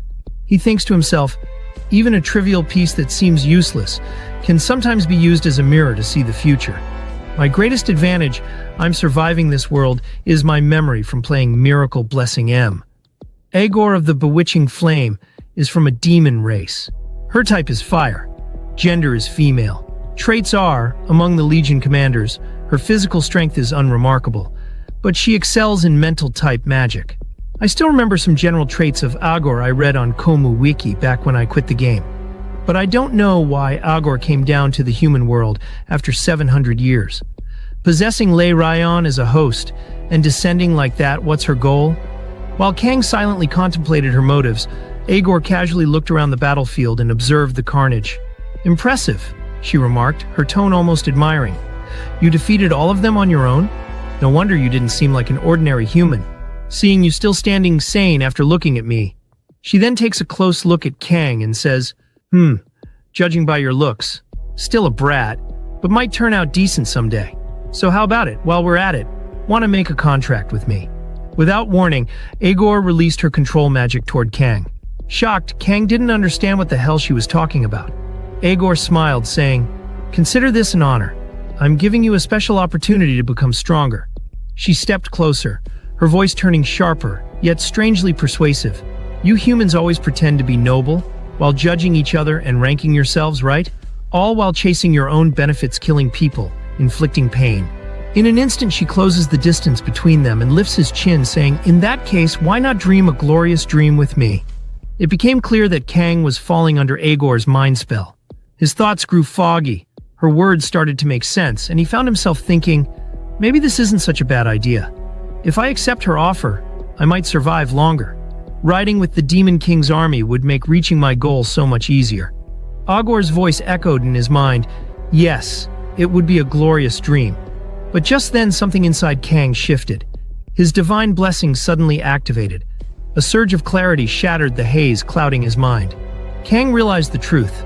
Agor wasn't just a Legion commander, she was a succubus queen. And thanks to his blessing, he had managed to break free from her high-tier spell. Agor then gets surprised and says, "Oh my, how did you break free?" That was a high-tier spell. Don't tell me it's because of this pitiful body. Ugh, I only made the contract because she whined. So in the end, that one did a sloppy job, huh? With a host body like this, how could I even operate? Good grief. Kang then chuckled and Agor's head snapped up surprised. She asked whether he laughed just now. Kang responds saying, "Yeah, hearing that load of crap was kind of funny." Agor remains silent. With that, Kang unsheathed his sashimi knife, and the field starts to ignite with Agor's flames. Kang says to her, "I'll never accept an offer like that." Agor narrowed her eyes, saying, "Such bad manners, huh?" The scene now cuts to a few moments later. The battle had begun. Kang was locked in a fierce fight with Agor, but she was clearly overwhelming him. She hums to a song and casually dodges every strike effortlessly, often without even turning her head. Kang gritted his teeth and intensified the aura of his blessing, channeling it into his sashimi blade. The sword shimmered with radiant light. Agor sees the aura covering Kang's blade and gets alert. Kang moved in with explosive speed, aiming a powerful strike directly at her. Agor swiftly leaped back, narrowly dodging Kang's strike. A faint smirk played on her face as she thought to herself, "I was only half joking before, but now this is getting interesting." She then prepares saying, "Let me, your big sis here, see just how far your skills go." Then her expression turned serious as she raised her hand, chanting the words of her inferno spell. A blazing torrent of fire surged toward Kang, and she called out mockingly, "Give it your best, little one." Unfazed, Kang broke through the wall of flames with sheer will and surged forward, charging straight at her with full force. Agor's eyes widened, genuinely impressed by his resolve. She began to retreat, dodging his relentless pursuit. As she moved, she observed keenly, he's pushed himself beyond human limits. It hadn't been long since Agor had descended into the human realm, but her body was still adjusting to its new vessel. Even so, she gets taken aback as Kang caught up to her once again. Without hesitation, Kang swung his blade at her with all his might, but to his astonishment, Agor caught the attack with one hand. With a teasing smile, she says, "Are you in a hurry? I've got plenty of time." But Kang's thoughts were focused and resolute. "I can't afford to waste a single second," he told himself. Unleashing the full power of his blessing, a radiant aura surrounds him. He landed several sharp blows against Agor, his strikes growing faster and heavier. Kang knew he had only 4 seconds left under the full power of his blessing. Pouring everything into a flurry of attacks, he pressed forward, forcing Agor to block and retreat. She observed silently, thinking to herself, "He's getting faster and faster." Then, when the final seconds ticked away, Kang stood breathless, his body trembling from exhaustion. The blessing had completely worn off. Meanwhile, Agor calmly lifted her injured hand, and with a single incantation, healed it instantly. "It would be a waste to let someone like you slip away," Agor said aloud. Her eyes gleamed with intrigue as she says, "That burning spirit of yours, sacrificing your body just to keep up with me. And at your age, you're showing more promise than the child once foretold to be the Demon King's vessel." Then, with newfound interest, she added, "Well now, I've adjusted to this body and this world. Let's see if you're truly the one who can fulfill my wish." Her tone darkened slightly as she says, "But first, you'll need to pass one final test." Raising her hand, Agor summoned another blazing spell, her voice sharp and commanding as she says, "If you can endure this, you pass." She launched the flaming attack directly at Kang. Then, just as the spell was about to strike him, a figure leaps in and intercepts the spell mid-air. Siegfried shouts to Kang by telling him to get a grip. Agor's expression darkened as she saw Siegfried. She coolly says, "Mind not getting between us?" But Siegfried didn't budge. He yells out, saying, "No, not this boy. He must not become the vessel." Agor then increases the intensity of her spell while yelling, "Then protect him if you can." Then the scene abruptly shifted. Everything around Kang turned white. He floated in an endless void, weightless and dazed. As he slowly opened his eyes, he muttered, "Am I dead?" But the haze cleared and Kang found himself back in the real world. His eyes widened in shock. In front of him stood Siegfried, blade still drawn, having fully blocked Agor's powerful attack, even though he lost an arm. The scene shifts to a few moments earlier, where Siegfried intercepts Agor's powerful strike. As he blocks the attack, he thinks to himself, Kangeoma, this boy will surely break the cursed chain between humans and demons. He will become our hope. Though Siegfried successfully deflects the blow, his arm is caught in the clash and sustains a severe injury, but Siegfried remains standing. Wincing from the pain, Siegfried coughs and glances at Kang, who is slowly regaining consciousness. He softly urges Kang to rest and let his body recover. Kang notices the injury and expresses concern, but Siegfried reassures him with a small smile, saying, "It's fine. I don't need both hands to wield a sword. Don't worry about me. Worry about recovering yourself." Agor then calls out to him, saying, "Hey, old man, don't you think this is strange? How are you resisting my magic, though you're just a mere human?" Siegfried then stays silent and thinks to himself, Agor, for a demon commander to manifest, they must offer flesh to weaken the boundary and possess a human body as a catalyst. As a result, even a demon commander can't draw out their full power in that state. But they remain an unstoppable disaster. Agor gets frustrated, saying, "Ugh, this is annoying. I guess this body and I really don't mesh well. I get it with the lively brat, but struggling against some half-dead old man?" She then starts to walk towards them, saying, "Old man, I don't know what trick you pulled, but this time you won't get away with just one arm." With that, Agor lunges forward, but Siegfried suddenly releases a burst of aura, clashing with her head on and landing a severe blow to her arm. Agor recoils in pain, shocked. What just happened? She gasps, staring at her severed arm. Siegfried narrows his eyes, saying, "You're afraid, aren't you?" She then shouts angrily, saying, "You insolent, you filthy little worm!" She raises her hand and casts a blazing fire spell aimed directly at him. Siegfried braces himself, his stance solid. "I don't know exactly why a demon commander crossed over into this realm," he says, eyes locked on the oncoming flames, "but I can see it clearly now, your fear." With precision, Siegfried deflects the fire spell effortlessly. Agor's taken aback. Then she says, "Look at this worm getting cocky. Just because you got lucky and severed an arm, you think you and I are the same." But in the blink of an eye, Siegfried closes the distance between them and launches a full-force strike. Agor manages to narrowly dodge by leaping back.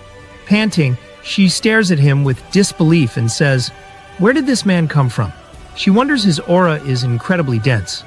Then she sees it, Siegfried's eyes. Then recognition flashes through her mind. He's a descendant of Eren. Realizing the gravity of her situation, Agor backs away and says, "Ch, just my luck. But even so, you're just a human with a body long past its prime. Humans truly are pitiful. A worn-out descendant of Eren. Let's see if that frail body can dodge this."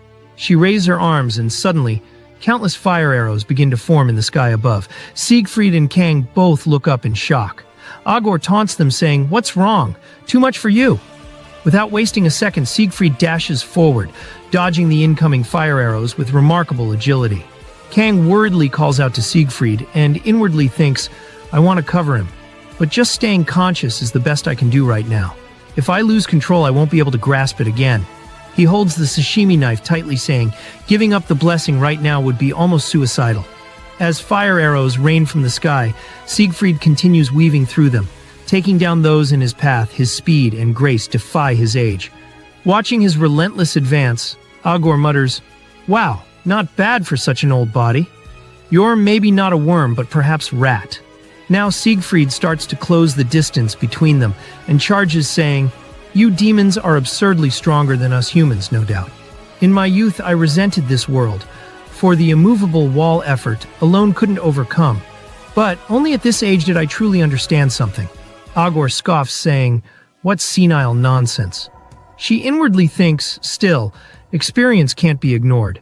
He'll step in range soon. There must be a weak point. She then notices his severed left side and says that it's wide open. She smirks and taunts him, saying, "Come on, finish that speech of yours, old man." She unleashes a wave of magic toward him. Infuriated by her mockery, Siegfried pressed on, weaving between her attacks with fierce determination. He shouts, saying, "Even you know this, Agor. Humans evolve and grow stronger, even in hopeless situations. That's what you demons truly fear. And that's why you keep invading our realm, because you're terrified of what we might become." Suddenly, Siegfried was right in front of her. He raised his sword, infused with his aura, and brought it down with tremendous force. Agor initially looked surprised, But then a cold smirk spread across her face. With a flick of her wrist, she activated a hidden spell, and jagged spikes of inferno arrows erupted from beneath the ground, halting Siegfried's momentum. He gasped, his movement blocked. Caught off guard and frustrated, Siegfried couldn't do anything. Agor wasted no time. She darted forward and landed a direct magical strike to his abdomen. She then regenerates her arm and clenches it, resulting in multiple flame arrows striking Siegfried, which severely injures him. He falls to his knee, but still holds on to his sword. Agor places her feet on his head, saying, "Pfft, that's the best line you could come up with?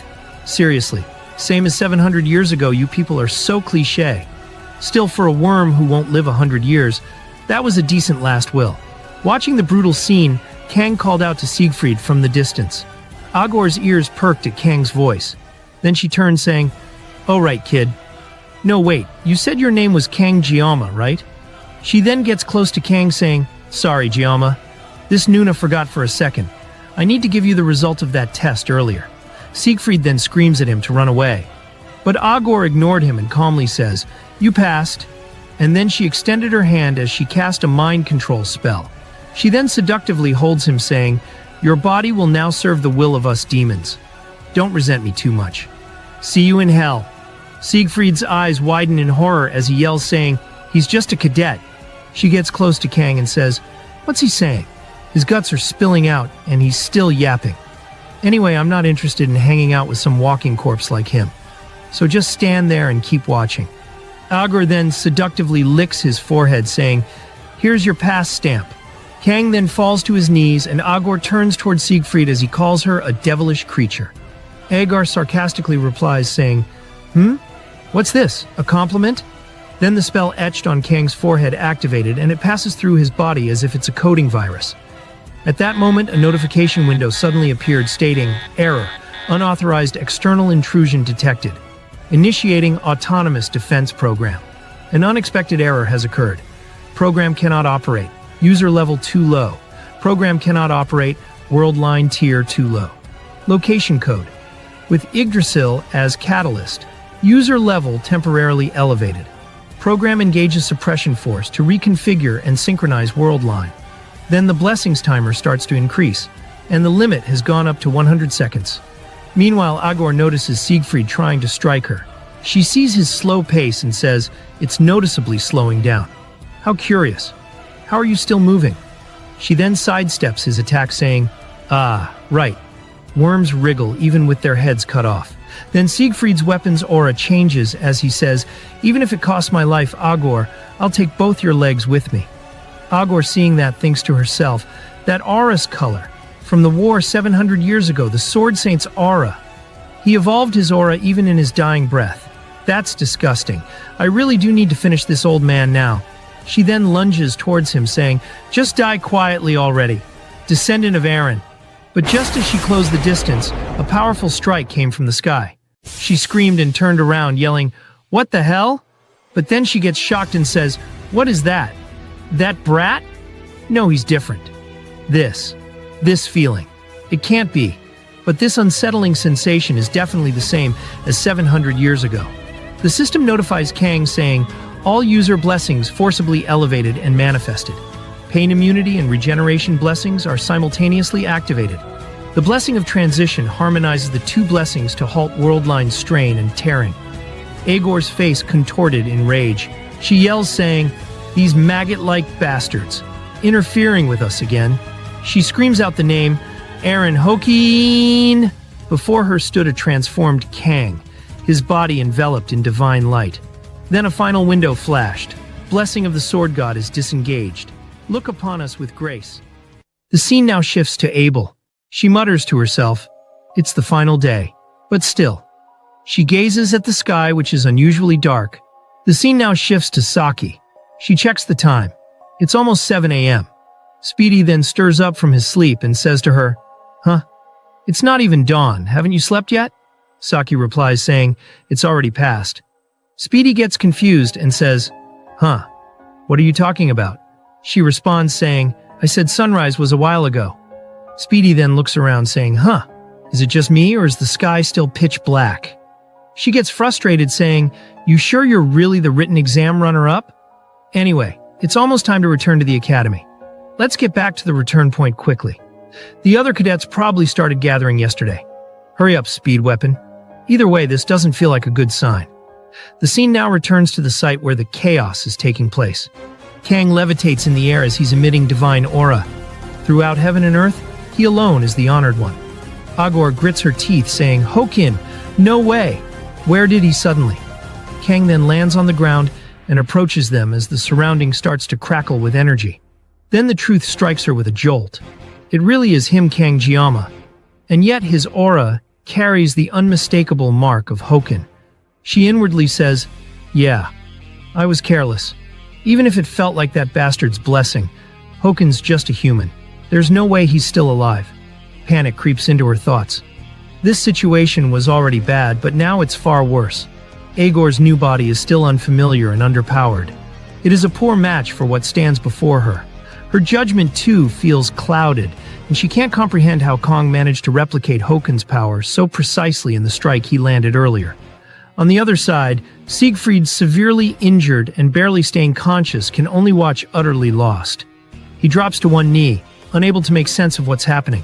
Then Kang approaches without a word. He raises a hand, and a soft glow surrounds Siegfried. A surge of energy rushes through him. In a matter of seconds, his wounds vanish, completely healed. Siegfried stares at himself in disbelief, saying, "My injuries, they're gone just like that. What kind of power is this?" Kang doesn't answer. Instead, he closes his eyes for a brief moment. When he opens them again, crackling lightning begins to swirl around him like a cloak. The air hums with raw energy, and then without warning he disappears before Agor can even react. Kang appears directly behind her. She gets terrified, saying, "Weird, weird, weird. Something's wrong. Can't even grasp his shape properly. When did he move? Is it because of this inferior body? No, this situation. It's beyond perception itself. This is dangerous. He's not human." Faced with no other option, Agor makes a decision. She clenches her fists, gathering her remaining strength. She mutters if that's the case. "Sorry, Kang Jiama. What I said just a moment ago, about you being a suitable vessel. I'll have to take it back." She raises both hands, channeling a terrifying surge of dark magic, saying, "You may have a body fit to be the vessel, but if I don't defeat you right here and now, you'll become the greatest threat to demonkinds in future." The air ignites with hellish heat as she activates her most powerful skill, Blaze Flame. A torrent of demonic fire explodes toward Kang. Even Siegfried, standing at a distance, can feel the immense heat. Agor's eyes narrow with grim determination, saying, "Regrettable as it is, let's just call this brief entertainment. See you in hell, Kangiyama." The spell then roars toward its target, destroying everything in its path. Siegfried gets worried by this, but then he hears Kang muttering, "I will cut you down." He starts to approach the incoming spell as the system starts to notify, saying, "Blessing of Flexibility has been activated. Blessing of Regeneration has been activated. Blessing of Transference has been activated. Blessing of the Sword God is being released." Then the entire surrounding turns into a developer option mode, and Kang readies his Sashimi Knife. As Agor's devastating spells surge toward him, he sees multiple red lines. Then as it approaches, the lines keeps reducing, and a single line of strike remains.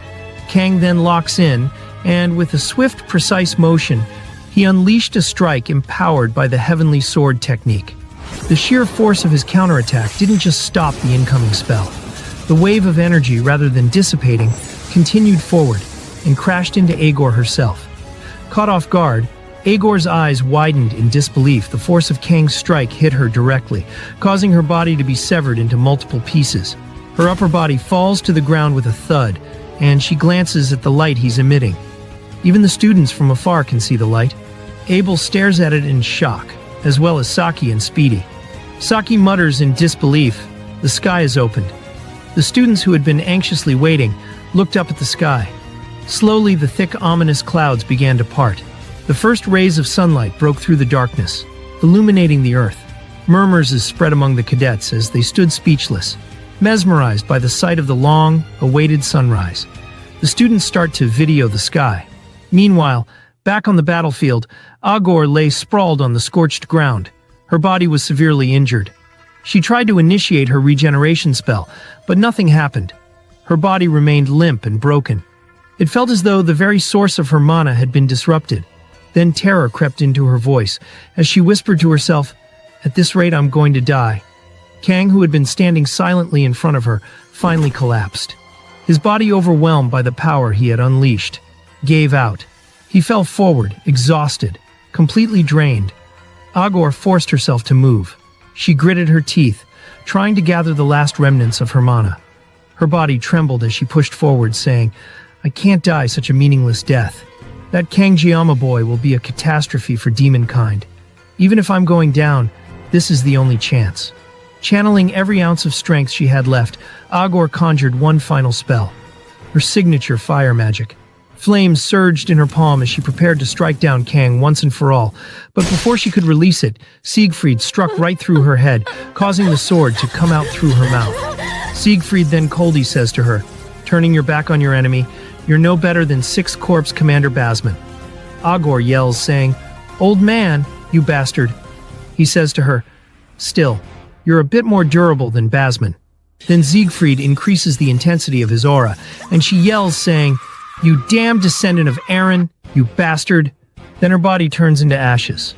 Siegfried spoke with quiet defiance. "My name is not a descendant of Aaron. It is Siegfried von Nibelung." With that, he turned and rushed toward Kang's. He checks Kang's condition and inwardly says, "His breathing is steady, some blocked meridians, but no critical wounds. His life's not in immediate danger." Even so, Siegfried couldn't shake the questions racing through his mind on what exactly had Kang become during that earlier transformation. That overwhelming power, that divine presence, it was unlike anything he had ever seen before. He inwardly says, "Long ago, since ancient times, humans believed everything was imbued with unfathomable will.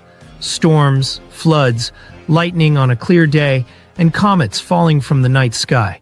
Such supernatural forces have always struck fear into humanity. Yet paradoxically, humans worshipped those forces to receive blessings and protection. And people came to call it a calamity or a god." The scene now shifts to sometime later.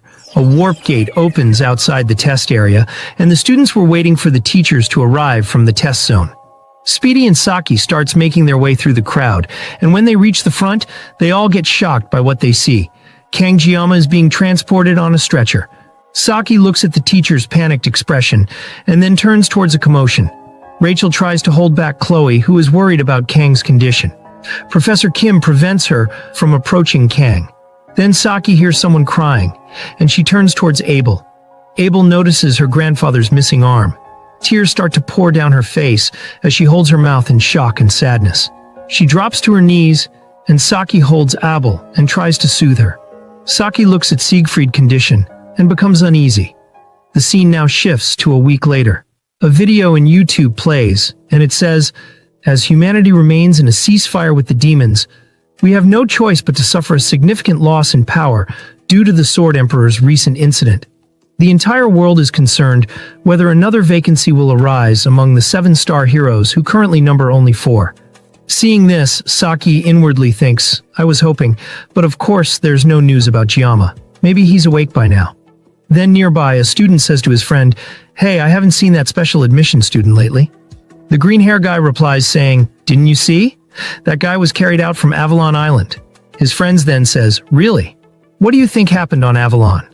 The green-haired boy responds saying, "No idea, I heard he's still barely hanging on between life and death." His friend then says, "Whoa, he's not going to actually die, is he?" Saki gets irritated by these yapping about Kang, and she calls out to the boys saying, "Hey!" The two boys stutter saying, "Hime-sama, are you talking to us? What is it?" Saki responds saying, "Sorry, but could you go talk on that corner over there? I didn't sleep much last night, and you're too noisy." The boys then take their leave and Saki remains deep in thought. She inwardly says, "Don't make me laugh. Jiyama would never die." She then notices Chloe crying. She inwardly notes Chloe hasn't stopped crying since that day. Chloe then sobs and mutters saying, "Ugh, Jiyama, I can't even see you." Saki inwardly says, "Even though I said he would never die, I have to admit, I'm worried too. It's been over a week since we've seen him." We then get a flashback as Speedy asks why visitors aren't allowed. They are cadets here too, and they just want to check on their friend. The guard then firmly says to them, "Not allowed." No one is allowed inside, by direct order of the director. Chloe then rushes forward, yelling them to move aside. Then a commotion takes place and Saki inwardly thinks, if it's a special direct order, it must be related to the Sword Emperor. Avalon Island has turned into a boiling sea of lava, with that eerie mana we felt several times, and how humanity's strongest lost his left arm. A reasonable deduction would be a demon or demonoid invaded, and the Sword Emperor stopped them. That's all I can assume. I've searched the forums over and over for any info I could find, but there was nothing. On top of that, Director Medea stated she'd specifically review and announce updates on the situation, so all contact with the outside has been cut off, and not even the media can get any information. Now then, returning to the present, Saki types a message to Kang saying, "Text me when you wake up." But then she quickly deletes the text and sighs, saying this is so frustrating. She then lets out a soft chuckle and remembers the forehead flick by Kang. She mutters to herself, "That was the last time, huh? Kang-jiyama, when are you coming back? I'm worried about you." The scene now shifts to Star Class. Rachel asks Abel whether she's okay. She doesn't respond and remains lost in thought. Rachel then holds her shoulder and calls out her name, which makes Abel snap out of it. Abel apologizes, saying, "Sorry, I was just lost in thought." Rachel says, "It's okay. Is the Sword Emperor all right?" "My uncle, the Spear Saint, is actually pretty concerned too." Abel responds saying, "Yes, I've been told he's okay. Thanks for worrying about us." Abel then remembers her grandfather saying to her, "I'm sorry, Abel. You'll find out about it all soon enough." About why am I the one personally caring for Cadet Jiyama? Abel then thinks to herself, Kang Jiyama. I don't know the details, but I'm sure he was hurt helping my grandfather. Abel then loosens up her tie as she starts to sweat, and Rachel notices it in silence. The scene now shifts to Elder Claddy. He chugs a bottle of expensive alcohol and bangs it on the table in frustration, saying, "Things are getting more and more troublesome." He holds the report about the members of the Undertakers all deceased. He groans, saying, "You worthless worms." The scene now shifts to Director Medea's office. She interrogates Siegfried. All Kong's muscle fibers were torn. Even his nerves were wrecked. He was in far from normal condition. Siegfried drinks a cup of tea and replies saying, "But now he's recovered and he's been discharged, hasn't he? He might actually be healthier than before." Medea praises herself, saying, "Well, I did mobilize every single medical staff and healer for him. I threatened all of them to save him at all costs, so of course." Medea then realizes that he's changing the actual question. She yells at him saying, "Hey, old man, is that even your line to say? I sent him there for his safety." Siegfried calmly responds saying, "It's over now, so don't get so worked up, friend. You'll get wrinkles." Medea then leans back saying, "Never mind. Yeah, let's try to be positive." She then remains silent and then calls out to him saying, "Hey Siegfried, are you holding up okay? I guess I really have lived a long time to experience all this." Siegfried then flaps his left arm saying, "As you can see, no major inconveniences." Medea remains silent and reflects on what happened. The doctor, confused, says to her, "In over 30 years as a doctor, I've never seen a case like this. He's perfectly healthy. Even his old illnesses are gone. It's like they were wiped clean. I can only call it a miracle from the gods." Medea holds her head in frustration saying, "I just don't get what's going on anymore." She inwardly says, "Sure, Jiyama coming back in tatters is partly Siegfried's responsibility, but he also never left Jiyama's side while he was hospitalized, and he even shelled out a ridiculous amount of his own money to book the entire ward. I've never seen Siegfried go this far, so what exactly happened between those two?" She groans saying, Even my blessing of the poet can't figure out what happened. It's beyond cognitive understanding. Now that Jiyama's awake, can't you tell me what actually happened? All the media have been hounding me about you, so I haven't slept in days." Siegfried then places the cup on the table, saying, "I needed some time to gather my thoughts, too. It took a while for me to process what happened on the island." Medea then says, "Right. Then tell me, what on earth happened?" Siegfried then holds his disabled arm, saying, "Agor, the 4th Legion commander, appeared on Avalon Island." Medea then gets shocked. She stutters, What, Agor? Did you say Agor?" "No way." Siegfried responds saying, "It's hard to believe, but it's true. She's the one who took my arm. Medea then quickly stands up, saying, so Giamma got hurt because of her too. Siegfried remains silent, and she asks, saying, wait, what happened to Agor? He responds saying, she was eliminated. It's too early to make it public yet, but I saw it with my own eyes, so there's no doubt. Medea then asks whether Siegfried took her down by himself. He laughs, saying, do you really think that's possible? Medea then flops onto the couch, saying Siegfried's finally lost it. Not even Siegfried could take down Agor solo. Even if someone else helped, their opponent was a commander. She then realizes it and says, wait, the one who defeated Agor was, no way. Siegfried calmly says to her, I'll explain everything when we all get together soon. But for today, isn't there a place a youth should visit before considering adult matters? Friend. Medea remains silent for a moment, and then looks away saying, sheesh, boomer. Fair enough. The scene now shifts to outside. Speedy says to the group, okay, listen up. We can't stay depressed forever, right? So I made a poster to recruit for our club. This will really stand out, right? We're always relying on Giamma, but we've never really done anything for him. What do you think? The two ladies then look at it in a bad mood.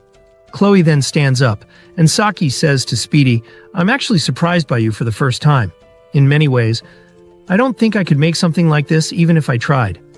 Speedy excitedly says, Saki, I see you actually know your stuff. Color is everything in a poster. We then see Chloe behind the poster.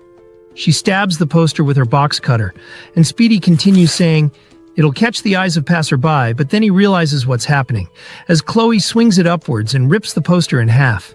Saki gets excited by this, and Speedy frantically yells, saying, Chloe, what are you doing? Chloe tears up, saying, there's no way I'm letting Giamma-kun see trash like this. Speedy grumbles, saying, why would you rip up something I stayed up all night to make? Chloe responds, saying, at least it's burnable trash, so that's something. Saki then holds the Yangaeng, saying, the noisier it gets, the more empty I feel. Even the Yangaeng isn't as sweet as before. In the background they yell, saying, oh, Giamma! Giamma is back! Saki remains lost in thought as she inwardly says, Kang Giamma, when are you coming? Since you're discharged, hurry up and… Then she hears the commotion and turns in shock. She quickly stands up and runs towards Kang. Kang notices her rushing at him, and as he turns, he closes his eyes, waiting for the crash. But instead, she flicks him on the forehead, saying, Baka. Kang gets confused by this, and Saki smiles at him, saying, welcome back. Kang looks at her for a moment, and then smiles, saying, I'm back. Speedy then says to Giamma, oh, by the way, I made a poster for our club. Chloe glares at him, saying, don't show Giamma that garbage. Saki also adds in, saying, right, Speedy, that's trash. While the group joyfully reconnects with Kang, the gift Saki brought remains untouched on the bench, a love letter carefully placed on top. That's a wrap for this season. Thank you for watching and being part of this journey with us. See you next time. Folks, before Season 2 kicks off, we're treated to a special movie. The scene opens with a sleek light blue classic convertible speeding into view, its engine roaring as it glides effortlessly down an open road. Siegfried is at the wheel with Medea beside him and Giamma in the back, as Medea thanks Siegfried for the ride. Arriving at a private beach, Siegfried remarks on how long it's been. He asks whether she reserved the whole place, to which she affirms, saying, can't take money with you to the grave, right? Gotta use it for occasions like this. Speedy spots their arrival, excitedly shouting that Kang is here along with the director and the Sword Emperor. Chloe greets Giamma with a cheerful hello, while Abel greets both her grandfather and Kang Giamma, much to Saki's surprise. Rachel also greets Giamma, and Saki looks jealous by the competition. As the two groups meet and walk together along the vibrant flag-lined boardwalk, Saki just stands there alone. Kang asks whether Leon didn't come, to which Speedy jokes, saying, don't even get me started. That guy basically lives in the dungeon now. It's hard to tell if he's a demon or a human at this point. Kang agrees, and Speedy says, since we're here, let's just have fun without him. Then the group heads toward the beach to start their vacation. The students scream in excitement as their barefoot touches the sand over a poll result announcement. Chloe happily relaxes on an inner tube, exclaiming how refreshing the water is, while Kang cautions her to be careful. Rachel carries a surfing board, calling out to Speedy and challenging him on who stays on longest this time. Speedy then cheers, having already caught the first wave of the day. He's placed 6th with 2% of votes. Meanwhile, surfing with determination, Rachel confidently says to him, "Forgot who I am? I'll make you remember in no time." Rachel Demura is placed 4th with 10% of votes. Then Rachel's wave knocks Chloe from her inner tube as she whoops in triumph. Another poll result shows Chloe Adetorre placed 5th with a mere 3% of the total votes. Rachel suddenly spots a fin in the water and marvels that it's a shark. Meanwhile, Kang just watches in worry. In the poll results, Kang Jiyama is placed 3rd with 12% votes. Then suddenly, Rachel spots someone stunning, and her mouth widens in amazement at the beauty. She stares at Abel's massive jugs, which are on display, and her curvy hips well exposed. Meanwhile, Saki wears a modest summer outfit while being embarrassed a bit. Abel comments that the water is cold as it splashes onto her exposed body. Chloe gets jealous at the sight of Abel and pulls out a box cutter. Rachel, in disbelief, says, "Wow, isn't that cheating?" Meanwhile, Kang watches Abel's body in surprise. Abel blushes and asks what she's talking about, and Saki stares at Abel's seductive body, which is on full display for Kang. Meanwhile, from the distance, Siegfried in media plays chess while chilling under an umbrella. Siegfried says to her, "Making the next move is always tough, but we have to, so that those kids can keep smiling." Media removes her sunglasses, and a poll card reveals Siegfried von Nibelung tied for a 6th place with a 12% vote rate. Media looks on with a soft knowing smile, and the poll card reveals Medea Poison tied for a 6th place with a 12% vote rate as well. Seeing the students laugh and play together in the ocean, Media says that he's right. Later, as they play volleyball, Rachel unleashes a ferocious volleyball spike, and Speedy warns Saki to watch her face. With surprising agility, Saki dives and perfectly receives the powerful serve. Then Speedy tells Rachel to go easy on them, while Kang watches the game silently. Pained, Saki falls to the sand, crying out in frustration and calling Rachel a gorilla. Then Saki sees Abel as she leaps gracefully into the air, ready to set the volleyball. Saki is stunned by her beauty and skill, and a poll results shows that Abel's gotten 13% of the votes and is placed 2nd. Abel sets the ball perfectly, and the ball is spiked with blinding speed, shocking both Rachel and Chloe. Abel lands with a sigh of relief, and Saki watches her unparalleled skill and beauty. Then Saki looks down, disheartened, wondering if there's anything Abel can't do. Abel approaches Saki with concern, asking if she is okay. But Saki doesn't answer.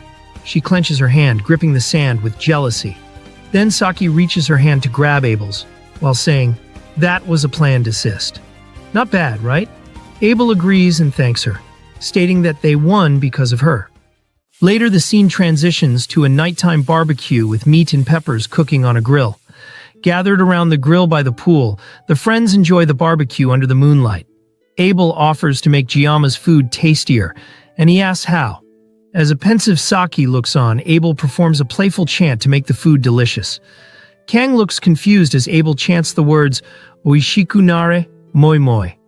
Folks, Abel's talking in Japanese here. She's basically casting that spell on it, which Japanese maids use to make things more delicious. Seeing this, Saki leaves the building. The scene shifts to the quiet moonlit waves lapping at the shore. Saki walks alone along the water's edge at night. Continuing her lonely walk, Saki wonders to herself about the strange Oishikunare spell Abel used earlier. She sulks that nothing's going her way today. Then she stops suddenly, her curiosity piqued by a glass bottle washed to the shore. She notices that there's a note inside the bottle, and wonders what it is. She cautiously approaches it, unrolls the paper from the bottle, discovering it's a first annual sashimi popularity poll. Sitting on the sand, she struggles to read the smudged ink. She's impressed that the first place received a whopping 60% of the vote. She dismisses it as a prank, but admits to feeling jealous of whoever won first place. She laments that she also wanted to. Then her stomach starts to growl and she sulks, saying, "I'm hungry, I barely ate anything." She recalls Abel flirting with Kang. Saki mutters, "Even I have to admit she's pretty. Seriously, even I wouldn't be able to turn her down if I were a guy." Feels like the mood between them has been different since Avalon. Her stomach then growls again and she screams, "Ugh, I'm being serious here. Stop growling." Then Kang holds out a barbecue and asks what she's doing here, and says that the movie is about to start. Startled, Saki jumps. shouting Kangjiyama's name and complaining that he was too quiet. Then, blushing, she asks how he got here. Inwardly, she worries he overheard her, but he simply says he walked. Saki looks away, saying, "Ah, okay." Then her eyes widen as he says that he was worried about her. The moon looks beautiful as it lights the future couple of the story, and the scene turns intimate as the waves wash to the shore. Saki looks at him blushing, hesitating a bit as if she's going to confess her feelings to him. But then her stomach growls, and she licks her lips at the sight of the delicious food he's holding. He goes to feed her a bite, and she thanks him for it. Saki happily takes a bite, declaring it delicious, while thinking it's not as good as her favorite yoken. Kang tells her to eat slowly. Then he's startled, and calls out Ryozo's name, asking what she's doing all of a sudden. The final poll results are revealed. Saki Ryozo wins first place with 60% of the votes. She cheerfully pulls his hand, saying, "Let's go." Later, the scene shifts to the building. Speedy says that they are here. Rachel calls out to Saki, saying, "Where'd you go? Jiyama-kun went looking for you." Saki apologizes, saying that she had to take a call. Then as she takes her seat, Speedy asks where Jiyama is. Abel looks curious, and Saki says that he went to the bathroom. She then gets alert as Abel calls out to her, saying, "Saki, about that time. Sorry about that photo. I didn't expect it to turn out like that either." Saki responds, saying, "Ah, I was a little surprised, but it's okay. It's all in the past." A thoughtful Abel stays silent. Then with a determined gaze, Abel vows to Saki that she'll make sure that there will be nothing to apologize for next time. Saki looks silently, processing Abel's promise. Just then, Jiyama returns to his seat as his friends welcome him. Kang gets relieved that the movie hasn't begun yet, but he asks who decided on these seats. Abel says that she gave up that seat for him. Confused, Kang thanks her while Saki listens silently. Then the movie begins. Before we kick off Season 2, here's a quick recap of where we left off. Kang and the Hoken Academy students joined a training program on Avalon Island. Everyone got teleported to random locations, and the hot girls bet on who would find Kang first. By fate, Abel landed at Kang's spot, winning the bet and securing her future with him. Later, they decided to part ways. Kang then ran into Leon, the original game protagonist, and emerged victorious in their battle. While resting, he was ambushed by assassins sent by the Academy Elder. Using aura farming, Kang crushed them effortlessly. He captured their leader, Lei, but she refused to reveal her employer. Suddenly, the demon blood in her body took over. Lei, bound by a contract, was possessed by Agor, a succubus, the 5th Legion commander of the Demon King's army. Agor tried to control Kang, but he resisted. Despite his efforts, he couldn't defeat her. Just as she was about to finish him off, the Sword Emperor Sage-Fried appeared, blocking the attack, but lost his left arm in the process. Even injured, Sage-Fried fought on, but Agor caught him off guard. She then marked Kang as a vessel for the Demon King.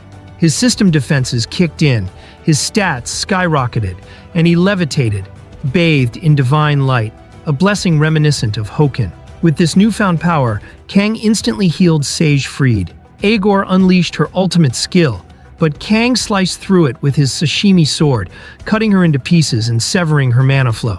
Exhausted, Kang fell unconscious. As Agor tried a final strike, Sage-Fried ended her once and for all. And that's where Season 2 begins. The story kicks off with Kang seen in an ominous area where a tall clock tower is located in the middle. It looks like a middle finger. Kang, holding his sashimi knife, braces for what's coming. Multiple rays of light could be seen near the clock tower. Then they surge towards Kang, and it's revealed that those are sashimi knives. Kang is caught off guard by this and quickly deflects it using sashimi sword. Some of them goes past him, and the space itself tore apart. Just then he sees up, and a massive long sword cuts through the sky and surges towards Kang. He then notices blurry words, telling him to take it. He wonders what that means, but he prepares to strike it with his sashimi sword. Then as the two swords collide, Kang successfully cuts the mysterious sword in half. But he's confused by what he sees. The floor had completely turned into a red ominous illusion. Then he sees another blurry message, telling him to let it in. Kang floats while wondering what's going on. We see that he had let go of his sashimi knife. Because of this, the mysterious world falls apart, and he wakes up. Kang feels tired, and he sits up saying that it's the same dream again. Just then his phone buzzes, and he wonders who in the hell would be messaging him early morning. He notices that it's from Speed Weapon. He had sent a message saying that he just posted the recruitment posters for their club. He praises himself, saying that he had luckily prepared the design already. Kang sees the ugly-ass poster and mutters that they are screwed. Sometime later, we see him dressing up in front of a mirror. He inwardly says, "My body's doing much better. No, maybe even better than it's ever been. Is it because I've been resting in the VIP treatment room?" After the fight against Agor, I heard the Sword Emperor used his personal funds to rent me this room, and personally cared for me as well. I really owe him a massive debt now. He then subconsciously goes to adjust his tie, but he notices that it's missing. He then recalls what happened in Avalon Island. He had used his tie to help Abel's injured leg. Folks, Kang basically recalls what I just recapped in the beginning of Season 2. He wonders what is going to happen from here on out. He thinks whether he's doing the right thing. He remembers Ryozo advising him to just do what he'd do normally. Kang then walks out of his dorm with determination, saying to himself that it's too late to grumble about his decisions now. So he decides to face it head on. As Kang walks through the academy corridor, a woman offers him yangang. It's from none other than Saki Ryoju. She asks if our boy wants some, but he says he's good, and she could help herself with it. She yawns, saying, "You're no fun. Why aren't you even surprised to see me?" Kang then dramatically says, "Wow, I'm so surprised." Ryozo just says, yeah, thanks. Then she asks can't he finally tell her on what happened. Kang just simply asks what she's talking about. She questions what happened on Avalon, and why he was hospitalized for so long. Kang purposefully feigns ignorance by saying, "Something happened." Ryozo gets frustrated by this and keeps nagging him in different anime accents. She does the cheerful accent, asking what is it. Then does the seductive accent and asks what it is. And then does the yandere accent. Kang looks confused and asks what's gotten into her. She does a sly smirk saying, "What's gotten into you? What's gotten into me? Isn't that something I, the strategist of the travel club, and should deserve to know?" Kang just walks off while on his phone. She tells him to not ignore her, but he just raises his phone and points to it. She notices that she got a message from him. He had sent the ugly ass poster which Speedy made. Seeing this, Saki screams saying, "God, what's up with this idiot? We barely got permission and now he's putting up this garbage?" Kang just waves her off saying, "Yeah, so go intervene. We'll never be able to get a new member at this rate, Miss Strategist." Seeing him leave, she frantically asks where he's going. The scene now shifts to the headmistress office. Siegfried says to Medea that despite how she looks, her tea-pouring skills are impressive. Medea gets pissed, saying, "What was that, you punk? What's wrong with how I look?" Siegfried clarifies that it's just a compliment. She grits her teeth and asks what kind of compliment that is. Just then they hear a knock on the door and Kang enters. Seeing them banter, Kang asks whether he came early, but Medea quickly reassures him that he's right on time. Siegfried places the cup of tea on the table and laughs, saying, after living 70 years with both arms, "It's still a bit confusing now that I only have one, even when I flush the toilet." Medea crosses her arms and tells him to have a little dignity. Meanwhile, Kang just stays awkward in the middle of their banter. Then the hot grandma stares at him and says that she heard from Siegfried that he defeated Agor, the 5th Legion commander. Kang wonders what to say, and he inwardly thinks, "My memory is clear. And looking at the circumstances, it's an undeniable fact, but the sensations I felt at the time aren't clear at all. They're hazy instead." Seeing his thoughtful expression, Medea quickly apologizes, saying that he just got out of the hospital and she's being too pushy. Kang tells her that it's all right, and Medea with an awkward smile says that she still can't believe it, but of course she knows neither of them would lie to her. Siegfried then interrupts, saying, "But it's an undeniable fact. I was also there when Agor was defeated." But essentially, Kang Ma did most of the work alone. Medea, I'm sorry for only now revealing what happened on Avalon. I had no choice but to wait. By now, even the demons must have sensed that something is wrong. They must know there is no current human hero who can stand against a Legion Commander-class demon. I don't know how Agor invaded the mortal world, but it clearly had a definite purpose, as if they were trying to prevent something before it even happens. Hearing this, Medea is alarmed. Siegfried calmly picks the teacup, saying, "If we sit still like this, the situation will only worsen. The demons are impulsive and cunning. If I had to guess, we'll clash with them within a few years, and it will be far worse than 50 years ago." Hearing this, Kang inwardly says, "If we announce Agor's defeat, the demons might use it as justification to declare war.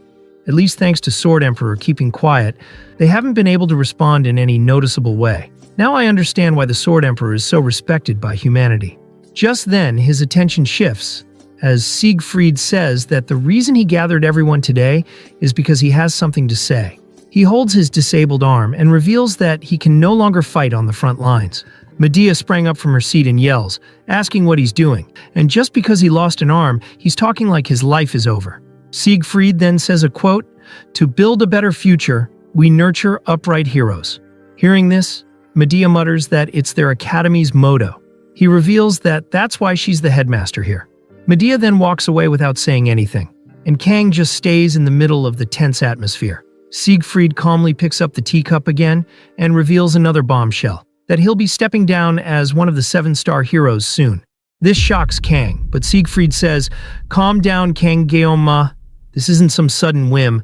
I reached this conclusion while you were hospitalized, and I'm not saying I'll completely disappear. I'll still do what I can from here on out." Medea mutters that every media outlet in the world will be after Siegfried. He responds saying, "I was planning to accept interviews soon anyway. Might as well get them all done at once and save time." Kang then stares at Medea as she approaches Siegfried. Then she grabs him by the collar and yells saying, "Gosh, how can you still be the same after 50 years? Siegfried jokes that it's proof that he's young at heart. She angrily yells, "What did you say, old man?" Seeing their banter, Kang lets out a soft chuckle. He inwardly says, "Up until now, I did my best to prevent the world from twisting in the wrong way. Whenever characters of the story acted weirdly, I'd be sweating bullets. But looking back now, I think I was pretty selfish and stubborn too. Their words and actions have their own will behind them. They're not just game characters, but people with their own lives and intentions. From now on, whatever choices they make, whatever situations come, I'll accept and overcome them. Covering my eyes and denying reality is no different from a baby whining." Just then, Siegfried says that he almost forgot the most important thing. Medea mutters that just hearing all this today is shortening her life. What more is he going to say? Siegfried then says, "Cadet Geoma, I will pass my 7-star hero title to you." This sudden revelation leaves our boy stunned. The scene now shifts to some time later. We see the empty teacup. As Medea lets out a sigh, she mutters that Siegfried is crazy old geezer. She then stays silent and recalls what just happened. We get a flashback of Medea panicking, saying that first they need to gauge the demon's reaction, and then he has to agree to all those media interviews too.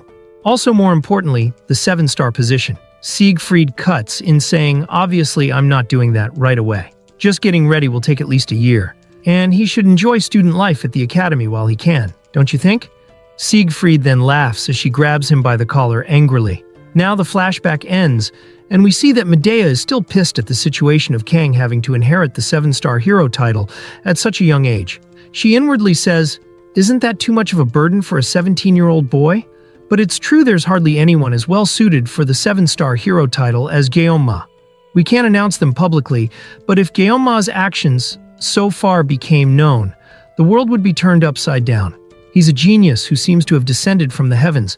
Geoma is already stepping into the realm of legend, just like Valor Joa. But before she finishes her words, she quickly shuts her mouth as she had accidentally said that name.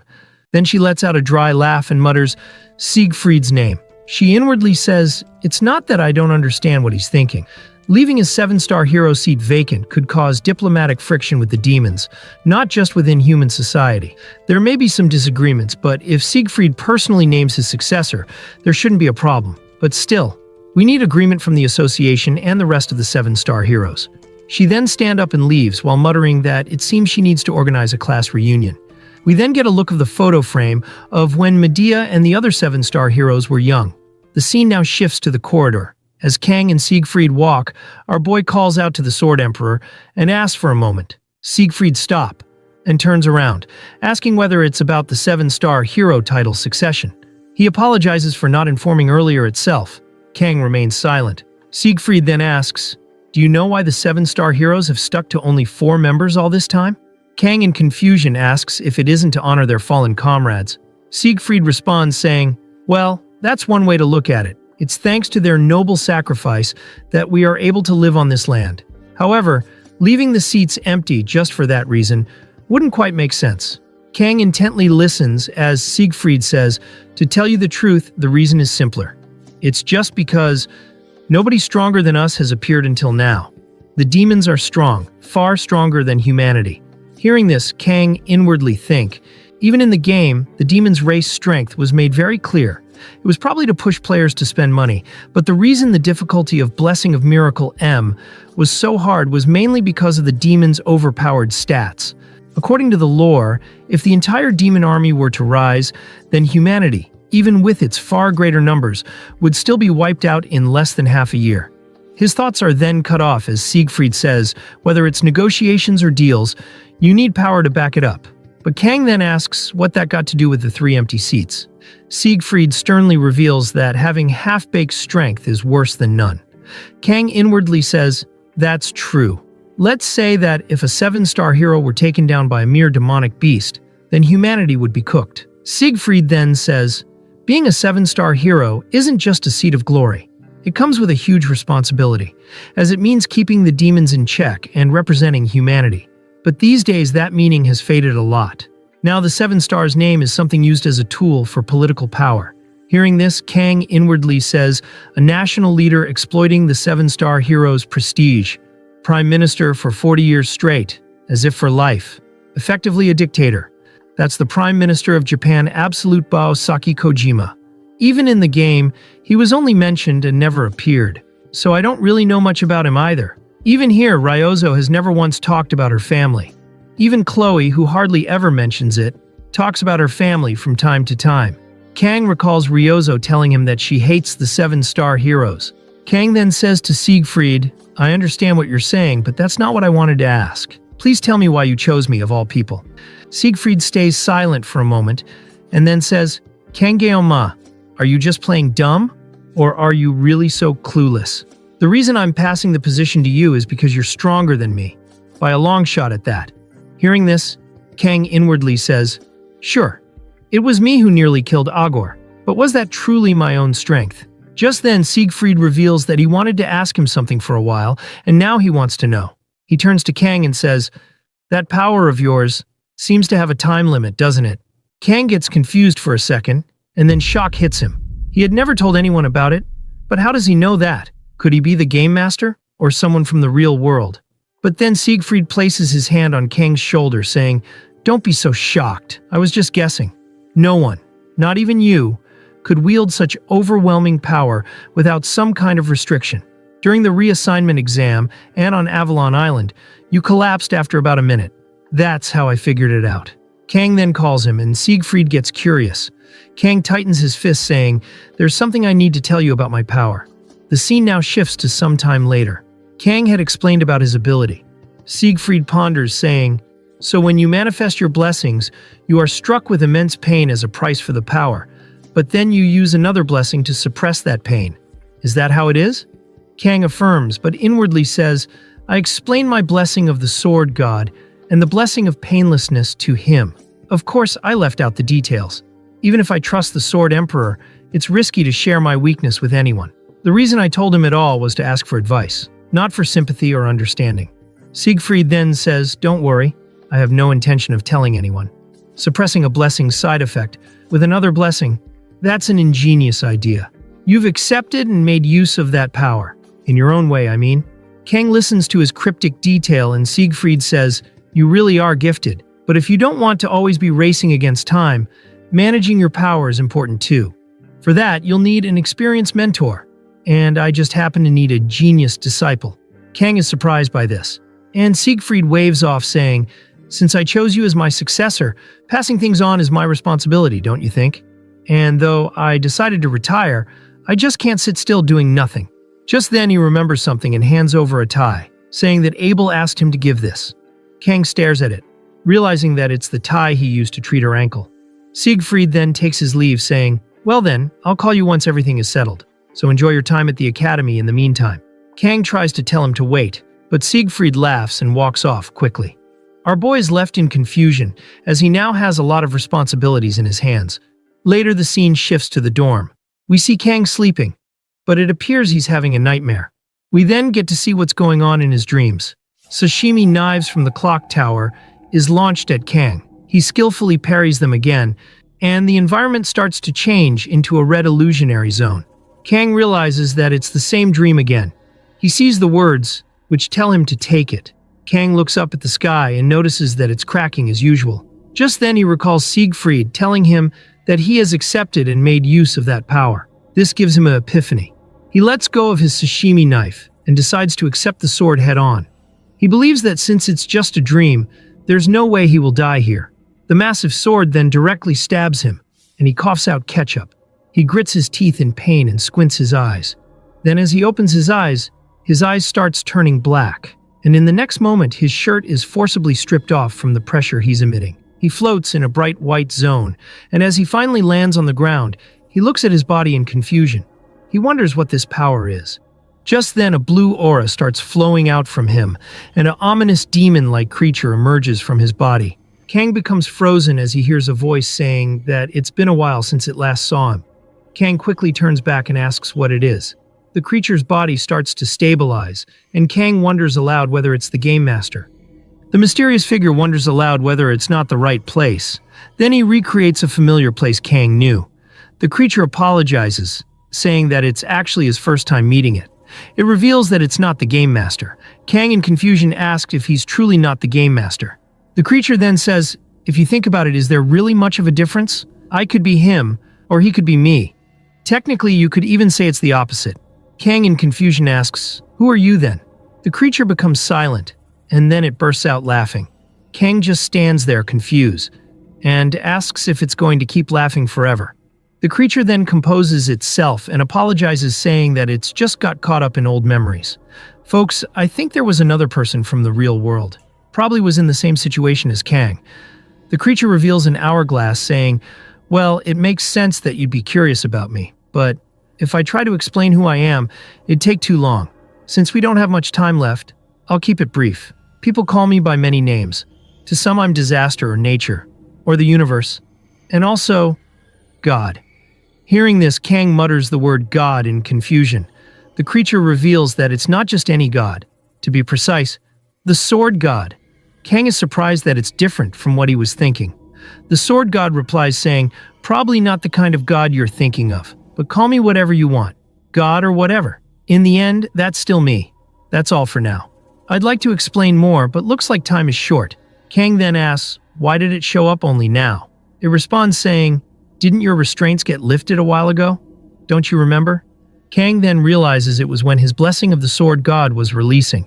The Sword God then says, "Yeah, you guessed right. But the restraints weren't fully lifted, so I'm in an incomplete state standing before you now.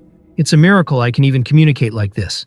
The hourglass then cracks, and the space begins to fall apart. Seeing this, the Sword God tells him that it seems like this is all it can do for now. Kang is confused since they only got to have a short interaction. Kang starts to fall in the empty space. The Sword God then remembers something and says, "Oh, and I know cutting and slashing is your thing, but try not to do it blindly. By the way, the power you use, never mind. You probably wouldn't get it even if I explained now." Hearing this, Kang shouts, saying that there's still so much he wants to ask. As the Sword God disappears, it gives him one last advice, saying, "Don't make the same mistake this time. I believe in you, Kang Geoma." Just then, he wakes up yelling it to wait. But he realizes that he's no longer dreaming. He sits up with many thoughts running in his mind. He checks his system window and sees that the synchronization rate is 21.3% now. He quickly stands up and approaches his desk. He writes what he remembers, as his memories have already started to disappear. He starts to think for more and mutters that what matters is gathering clues, even if it's small. He then looks at the window saying it's monsoon season already. The sudden spike in the synchronization rate bothers me though.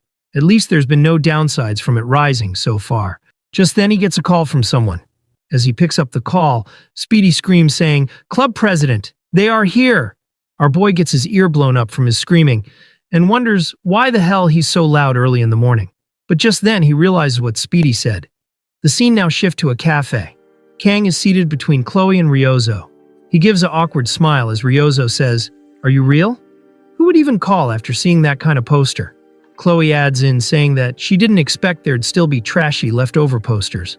Kang looks at the dumbfounded Speedy and remarks that even Speedy seems surprised. Chloe asks what kind of person would want to join after seeing that ugly-ass poster. Saki puts on her glasses saying, "Just the fact that they were intrigued by that poster should be suspicious. We need to thoroughly investigate them. It's time for a pressure interview." Chloe also agrees that it is a bit suspicious. Then the two ladies high-five each other, while Kang stays in the middle thinking, there's nothing wrong with being cautious. I still don't know the whole story behind that female instructor who was behind the dungeon guard and Lei Shen. The new applicant could be a spy sent to kill me. Speedy then calls out to the club president, which is Kang Guillaume, and asks if he remembers about tomorrow evening. Kang affirms, and Chloe lights up, saying that he said he liked fish dishes. Saki with a smile says, the club is about to be made official. But more than that, we have to celebrate your discharge from the hospital. Kang reveals that he's kind of picky when it comes to sushi, and this prompts her to ask if he's more picky than her. Speedy stands up saying that place is the Academy's most famous restaurant, and that it was hard to score a reservation. Saki checks the reviews and is impressed that there's over 3,000 positive reviews, even from Japanese people. Hearing this, Chloe exclaims that it sounds delicious. Kang agrees to go there, and he inwardly thinks that he can't refuse their kindness. Just then their attention shifts as they see a woman approaching them. A chick with glasses opens the door saying, "Excuse me, are you the members of the travel club?" Speedy affirms and tells her to have a seat. Kang and Saki just stood up a bit just to show some courtesy. Meanwhile, Chloe just watched the newcomer curiously. As the woman thanks and takes a seat, Saki whispers to Kang that she seems a lot more normal than what she expected. Kang wonders whether it's really like that. But then he recalls his weird-ass friends, and finally says that it's fair enough. Just then, the newcomer looks at Kang, and then raises her glasses with her middle finger. Bro gets baffled by her behavior, and wonders whether that was an insult. Speedy gets her attention by coughing, and thanks her for applying to their travel club. Ryozo adjusts her glasses and gets straight to the point saying, "Would you mind starting with an introduction?" This causes the other members to stare at Saki's strict behavior. The newcomer introduces herself saying, "I'm Sanhana from second year, Tiger class. I'm from Busan." This surprises Kang as he asks if she's a Korean. She raises her glasses again with her middle finger and affirms. Our boy feels violated, but he inwardly says, "I didn't know there was anyone with the last name San in Korea." Well, I'm Kang from the Saori Kang's family lineage, which doesn't exist on Earth either. Kang then says to Hana, "Back when I lived in Busan, I ate a lot of pork gukbap." Hearing this, she exclaims saying, "Really? Pork gukbap is delicious when you mix rice into that milk broth with spicy paste and garlic added." Just then, Saki elbows our boy and scolds him to get a grip. Kang gives an awkward smile, and Saki continues her interview saying, "Yes, thank you for telling us your background and name. Can you tell us why you want to join the travel club?" This chick then violates Saki with her middle finger and says, "I saw on the poster that the club's main focus is traveling and clearing dungeons. My practical scores have been on the edge this year, so I wanted to clear a few dungeons, and the posting came up at just the right time, so I applied." Saki glares at her saying, "Just so you know, we're officially a travel club. Clearing dungeons is just a bonus activity. Also, aren't there plenty of clubs that focus mainly on dungeons raiding?" Hana then holds her shoulder hesitantly and says, "Well, by second year, clubs like that don't really accept Tiger-class students like me. I guess it's only natural that someone as unremarkable as me gets left behind." This makes the other members look at Saki in a weird way, and Saki awkwardly tells her that she didn't have to say it like that. Folks, this new chick is really smart. She made Saki look bad, while she herself violated them with her middle finger. Saki then asks what weapon she uses, and Hana holds her fist saying, "I don't really have a dedicated weapon, but if I had to choose, probably my fists." Hearing this, Saki stays silent for a moment, and then asks if she's sure she'll be okay in dungeons.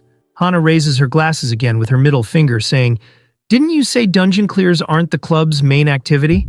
This makes Saki speechless, and Speedy is surprised that this is the first time Saki couldn't argue back. The two women stare at each other without breaking eye contact. Saki breaks eye contact, saying that she noted it. Hana then says, "Right, and so I really want to join this club. Not just for dungeons, I want to make memories at the academy before I graduate." Hearing this, Kang inwardly says, "After dealing with plenty of uninvited guests, I've gotten the knack for sensing what kind of person someone is, just from the vibe they give off. And when I observe her with the perceptiveness granted by the blessing of the sword god." Just then his thoughts get cut off as Saki gives him a look, implying that she doesn't think it'll be easy to find someone else anyway. Kang, seeing her nod of approval, composes himself saying, "Welcome to the travel club." Hana feigns surprise, saying, "Oh, am I in?" Kang affirms, saying yes, and since we're all a year younger, feel free to speak casually with us.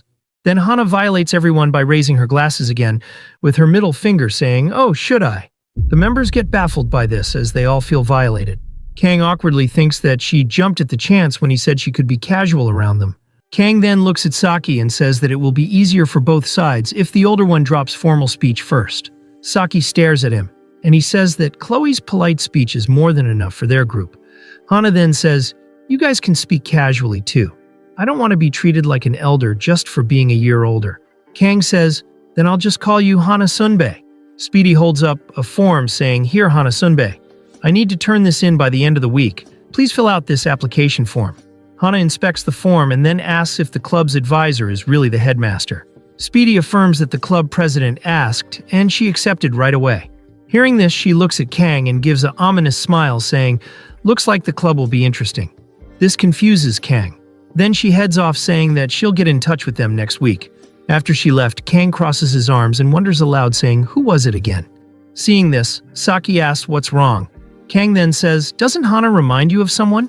Or am I the only one who felt that?" Saki replies saying, "Not really. Maybe it's just that her impression was kind of vague." Then Saki cheekily raises her glasses with her middle finger and imitates Hana. Kang smiles awkwardly and tells her to not copy that. Folks, could Hana be the principal's secret grandchild?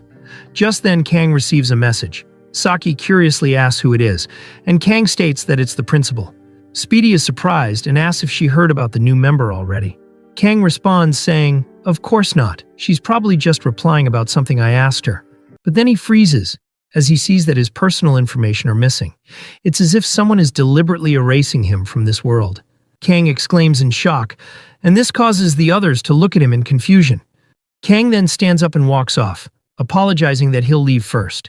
Speedy asks the others on why he's acting like that all of a sudden, and Chloe says that maybe the headmaster called for him. Meanwhile, Ryozo stares at Kang thoughtful. The scene now shifts to the outside, as we see Kang walking with rage. He thinks about what Lei Shen said, that his personal records have been somehow erased. He thinks about the message Medea sent, that she wanted to tell him before itself, but she was being careful. Kang inwardly says, "Everything's been wiped clean. All the info on my relatives or parents that should be here is all gone. The only things left are the records from after I entered the academy. Plus, no matter how I rack my brain, I can't remember my parents' faces. The last time I bothered to call home was before midterms, since I didn't want to worry them." Kang then decides to call his parents. But then he freezes as the dialed number is out of service. He just stands there still, unable to process the anguish. With rage, he grips his phone tightly, and then it starts to rain. Kang decides to turn around and walks off to the nearest bench. He sits down and checks the pictures which were taken with his family. Even that looks blurry. Kang laments saying, "Even my photos will probably be erased soon. It's definitely not just my imagination. And I have no issues with my memory either." The sense I get from the Sword God's blessing denies all of these theories. He then thinks for a while and then mutters, "Did they only exist to help me adapt to this world?" Kang stays silent for a bit as the rain pours on him. Then with a serious expression, he mutters that this was orchestrated by someone. He wonders if it's a stage setting, whether it was the Sword God's actions or the Game Master's actions. He takes his sashimi knife from his coat, and we see a lightning forming in the sky as two clouds crash into each other. This scene subtly implies both the Game Master and the Sword God. Just then, when the lightning strikes near Kang, we see that he used his sashimi knife, cutting through the lightning itself, as if they were the Game Master and the Sword God. Kang mutters that someday he will cut them all. Next day, the scene shifts to the Star class. As usual, the boys follow Rachel, asking her to choose them instead. She turns with a sweet expression and apologizes, saying that she's not in a mood to spar today. The other students then fight with each other, saying that it was because of them that they couldn't have a chance with Rachel today. As Rachel enters the classroom, Abel notes that every morning is a struggle for Rachel. Rachel sits on the chair grumpily, and her jigglypuffs jiggle thanks to gravity. Abel notices her unusual behavior and wonders whether it's due to the weather. Rachel then asks if she can talk to her about something. Abel tells her to spill whatever is in her mind. Rachel rests her face with a dejected look, saying, "My confidence is at rock bottom lately. Honestly, I don't think I'm that bad, you know? I'm confident in my strength, and guys even chase after me because of my looks. And above all," Rachel then stares at Abel's massive jigglypuffs. Abel quickly covers her puffs, and as Rachel goes to comment about her body, Abel blushes hella hard and asks where exactly she was looking at just now. Rachel then calls out her name and asks if she knows that Guillaume started a club. Hearing his name, Abel stutters. Seeing her reaction, Rachel curiously says, "Don't tell me something happened between you and Guillaume in Avalon?" Abel gets caught off guard and stutters that nothing like that happened. She quickly covers her jiggly puffs and backs away blushingly, saying that she just had a sprained ankle that day, and Guillaume left at dawn the next day. Rachel gets intrigued by this and says, "Well, yeah, you are not the type to lie. I guess I was a bit sensitive. Sorry. And you did say before that you had absolutely zero interest in him, not even as much speck of dust under a fingernail. I should have trusted that, so silly of me." Abel insists that she never said it that extremely. Then Rachel lunges at her cheekily, mentioning that means she has some interest in Guillaume. Rachel stares at her with a sly grin, and Abel looks nervous, as she had been caught red-handed. She stutters, asking why the conversation is going there. Rachel sits back near her desk, saying, "Well, people's feelings can change anytime. Relationships are never absolute. Anyway, what were we talking about?" Abel then takes her seat, saying that she mentioned about Kang Guillaume starting a club. Rachel tells her that she went and asked Speedy that she wants to join, but he had flat out rejected. Abel is surprised by this and asks why he rejected. Rachel reveals that apparently Kang didn't want members from the star class because it would be too much pressure. Abel gets confused and asks what this got to do with her self-esteem dropping. Rachel reveals what happened yesterday. As usual, with dignity, she entered the cafe, waving her hair like a total beauty queen. She had ordered an iced Americano. She wiped her sweat elegantly, noting that Korean summers are way hotter. But just then she spots someone. She sees Guillaume and exclaims with joy that she had spotted her prey in an unexpected place. But then she freezes as she sees Kang smiling with the mysterious glasses girl. Rachel is left heartbroken by this. Now in the present, Rachel says, "It seemed like they were in an interview, but I still can't forget the look on Guillaume's face back then. Honestly, his lips were grinning all the way to his ears. What did he like so much about that girl with glasses? Or is that just Guillaume's type?" But just then, she freezes as she sees Abel furious about Kang flirting with other women. Folks, it appears that Abel is also a yandere. The scene then shifts to a sushi restaurant where Kang waits outside for the others to arrive. He looks up at the bland name and mutters, "The naming sense in this world is really something. If the chef is a Westerner, it's perfect. Given the place, I should not let my professional habits come out." Just then, Speedy and the rest of the group call out to him, and Kang greets them. He asks if Senior Hana is not coming along. Speedy replies that Hana does not like fish, so she said she wouldn't be attending today.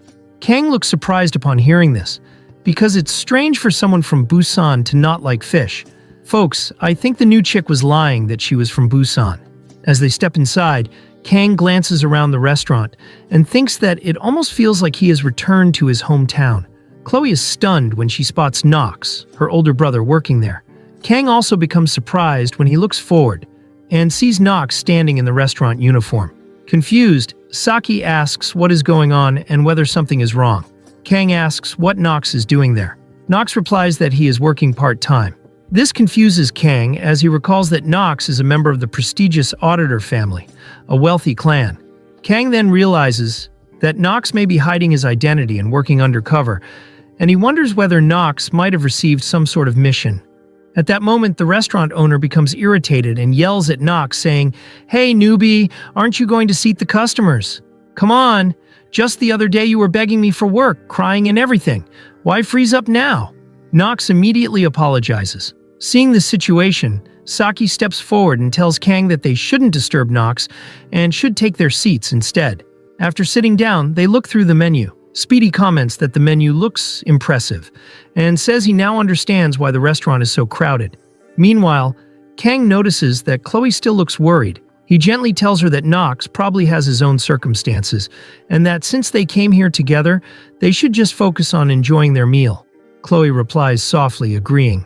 Kang thinks to himself that the relationship between the siblings is indeed quite strained and that Chloe had seemed to be looking forward to this gathering more than anyone else. Saki then nudges his shoulder and points out the restaurant's special sushi dish and comments that it looks amazing. However, when Kang looks at the price, he expresses concern, saying that 40,000 won for a single set doesn't really seem like a reasonable price. Saki responds saying, "This is our first team dinner in a while. Maybe I'm focusing too much on getting the best value, or do you want to go somewhere else?" Kang tells Saki to forget it and order whatever they like since they are the ones paying anyway. Hearing this, Saki immediately calls for the waiter so she can place her order. As Kang watches Saki, he thinks to himself that Saki comes from a completely different class background than he does, and he still cannot get used to the class gap between them. When the food arrives, Saki becomes excited because the ingredients look incredibly fresh and the dishes appear very delicious. But then she notices that Kang does not look pleased. She asks him why his expression seems so off and if he is not feeling well. Kang explains, saying, "I know it is rude to say this when I am being treated, but while the ingredients are great, the knife work ruins it. The fish are crying." Everyone is surprised by his blunt assessment. Meanwhile, Nox internally panics, thinking that Kang has just said the one thing his boss hates to hear. At that moment, the restaurant owner approaches Kang and asks what he just said. Everyone becomes worried at the tension. Kang does not back down and repeats exactly what the owner heard. He clarifies that the owner's knife work isn't necessarily bad, but it is not skilled enough to justify the high price point. Frustrated but still composed, the owner replies saying, "All right, if you're that sure, how about showing us a thing or two? If you're so confident in your knife skills, show me yourself."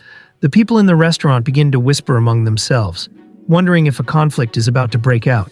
Meanwhile, Kang thinks to himself that the owner has surprisingly sharp hearing. Considering how bad the owner's Korean pronunciation is, Kang is impressed that he understood the comment so clearly. Kang then stands up, prompting a startled Saki to ask what he plans to do. The owner steps forward and remarks that the student from Joaquin Academy seems quite confident. He introduces himself as Mansoor and explains that he has been a sushi chef for 12 years. He then proposes a deal. If Kang is better than him, Kang and his friends can eat for free. Hearing this, Kang calmly replies that there should be no backing out from the owner's words. Meanwhile, the owner thinks Kang is simply a young student trying to show off in front of his friends. He assumes Kang has no real experience and plans to teach him a lesson by giving him a flounder and teach him a lesson or two. As the owner announces that they will be using flounder, Kang interrupts saying, "Let's go with the sea bream," which is conveniently already on the cutting board. The owner tries to stop him, telling him to wait, but Nox steps in and suggests that his boss observe first. The owner argues that allowing outsiders into the kitchen can cause serious problems, and he reminds Nox how expensive sea bream is. But Nox calmly tells him that, although he usually wouldn't say this as a waiter, the owner can trust Kang.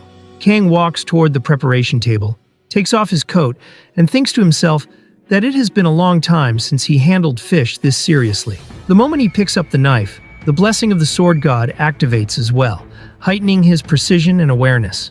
After Kang finishes preparing and plating the fish, the owner gets on his knees in shock, admitting complete defeat. The customers are shocked by this. They wonder that the dish must be delicious for even the boss to lose.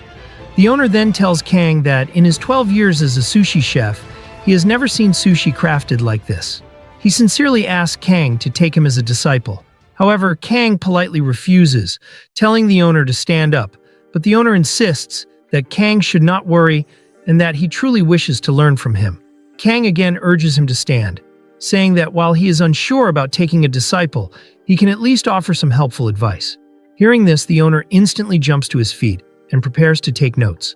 Kang explains that the owner's skills are not bad, but he should improve how he uses his knife. Kang suggests that the owner try a knife designed for left-handed chefs. The owner is stunned, and Kang elaborates that in the owner's earlier dish, he could see that the owner uses too much strength in his right arm, which caused the fish's texture to become crushed. By switching knives, the owner's cuts and overall output would improve drastically. The owner quickly writes everything down. Kang adds that the rest is something the owner will understand naturally after a few more years of experience, so there is no need for Kang to say more. Hearing the detailed advice, the owner declares that Kang truly is a master. Kang then reminds the owner about their agreement. They get to eat for free, but since Kang also gave the owner professional advice, he jokes that perhaps the owner should be the one paying him now. The owner, now fully convinced, addresses Kang as master and tells him that whatever he needs, he should simply ask. Kang picks up the knife and tells the nearby customers that with the owner's permission, he will serve them in the owner's place for free. The customers cheer and thank Kang enthusiastically. As Kang prepares the fish for the customers, he cannot help but smile. Seeing his expression, Chloe comments that she never knew Kang could make faces like that. Saki agrees, saying Kang seems genuinely happy. Speedy suddenly stands up and Saki quickly asks where he is going. Speedy replies that they should help Kang too. After all, with the club president this excited, how can they just sit and watch? Saki joins in immediately and calls for Chloe as well. Chloe agrees, but before she can move, Nox approaches her and offers to teach her. Chloe smiles warmly and thanks him. After some time, Kang stands near a window to catch his breath. He thinks to himself that this was supposed to be a simple club gathering, but he couldn't resist stepping in. Still, 50 seconds was more than enough time for him to prepare 3 fish.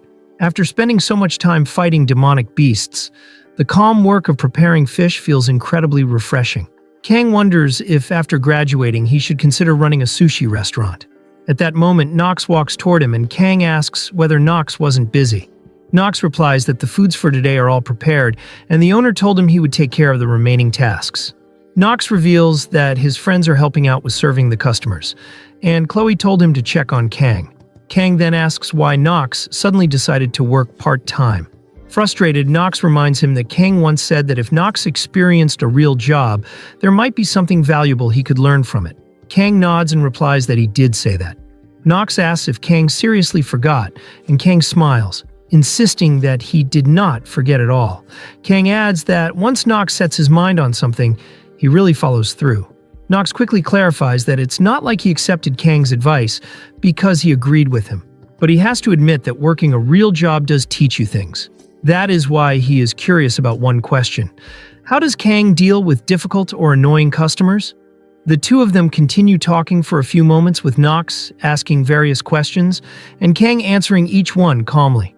After a while, Nox comments that the more he speaks with Kang, the harder it is to believe that Kang is the same age as him. He even asks whether Kang might be lying about his age. Kang replies that Nox could have simply said he seemed experienced, rather than implying he was older. He then asks if Nox has any more questions, but Nox suddenly becomes serious. He explains that revealing the Auditory family's internal matters to outsiders is normally considered a grave offense, which is why he had been trying to get Chloe to share the news. However, Chloe never answered her phone. Nox then informs Kang that the Auditory family has completed its background investigation on him and found nothing suspicious.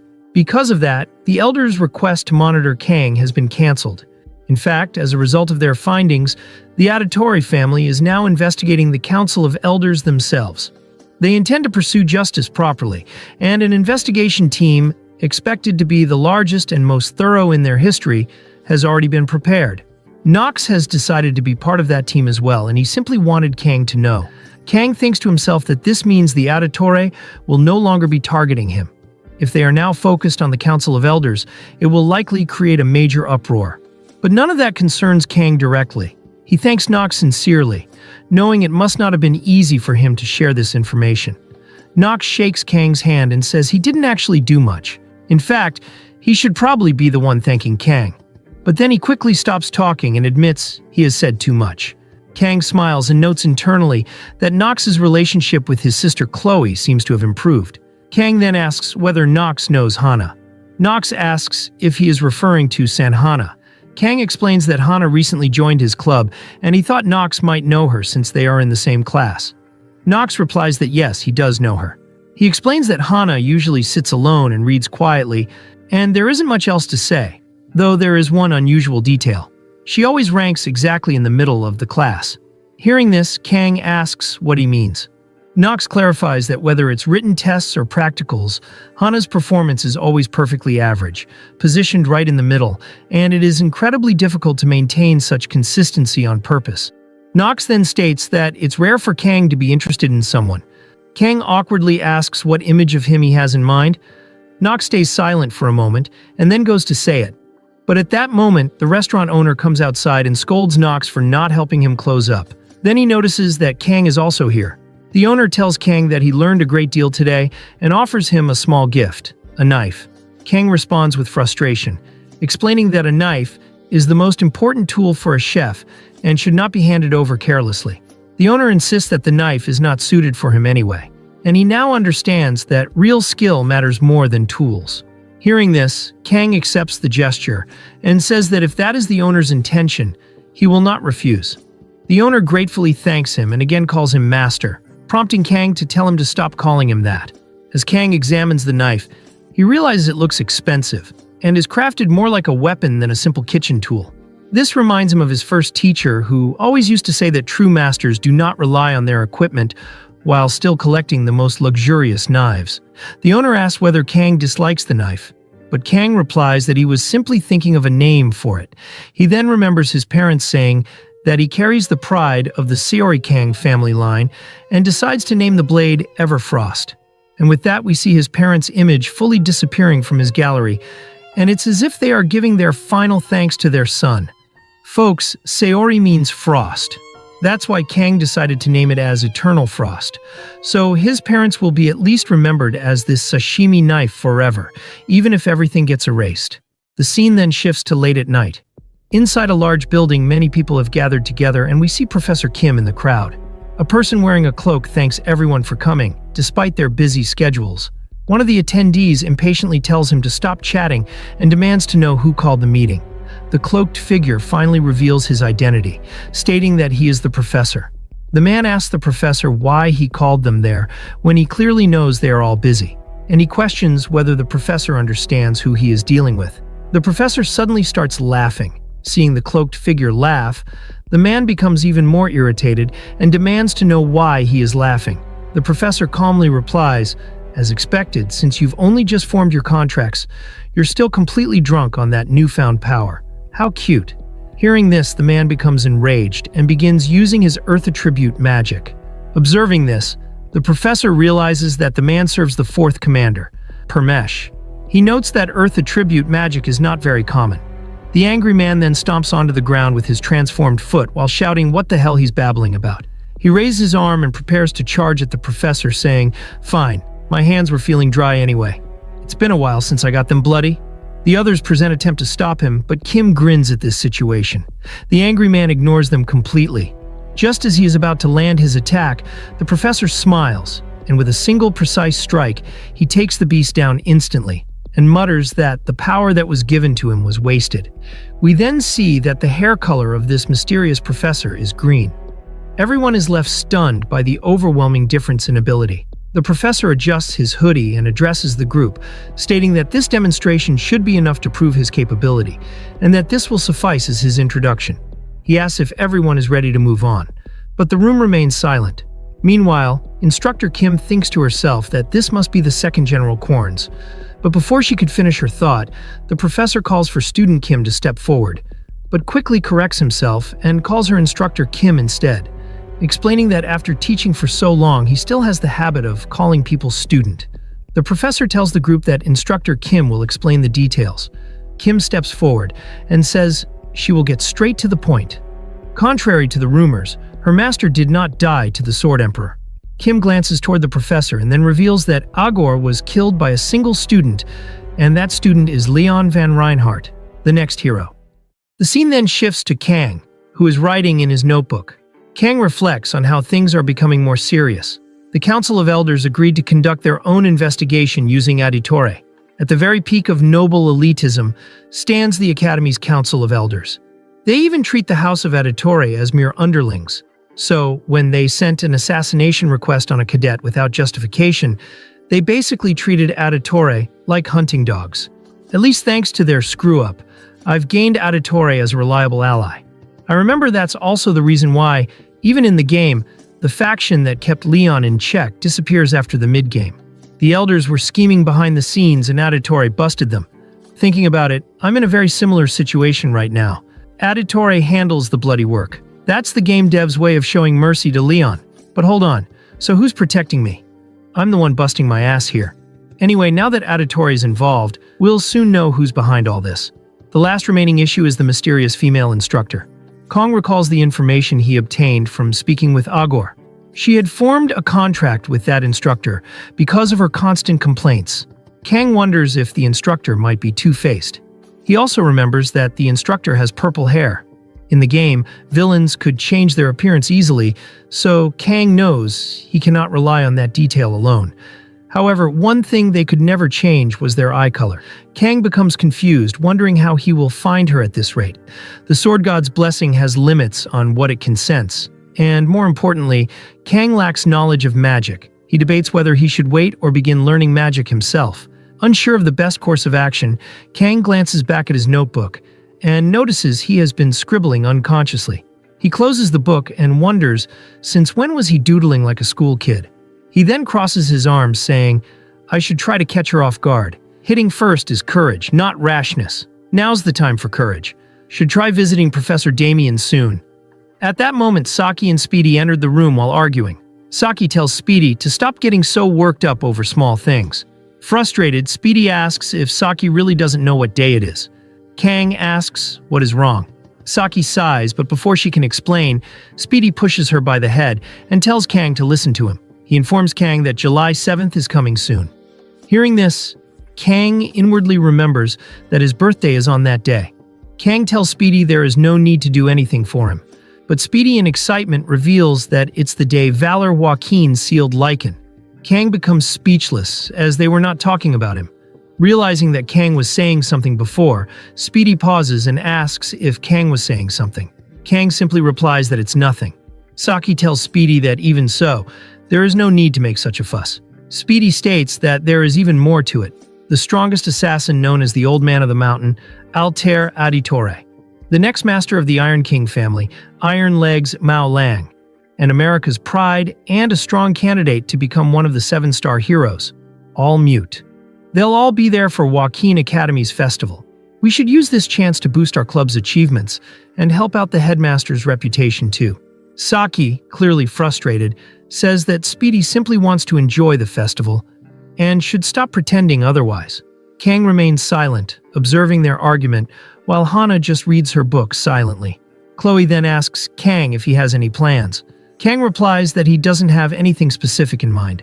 With a blush, Chloe is about to suggest something to him, but Speedy interrupts loudly, declaring that they should run a tasting booth. Since their club president is an excellent chef, Speedy says it could serve as great publicity for their club. Hearing this, Chloe becomes extremely annoyed and pulls out her box cutter, which worries Kang. He realizes that Speedy might be in trouble and feels he needs to step in. Kang quickly says that Speedy's idea is actually a good one. Both Saki and Chloe freeze in shock after hearing Kang's support. Speedy gratefully inwardly thanks Kang for backing him up.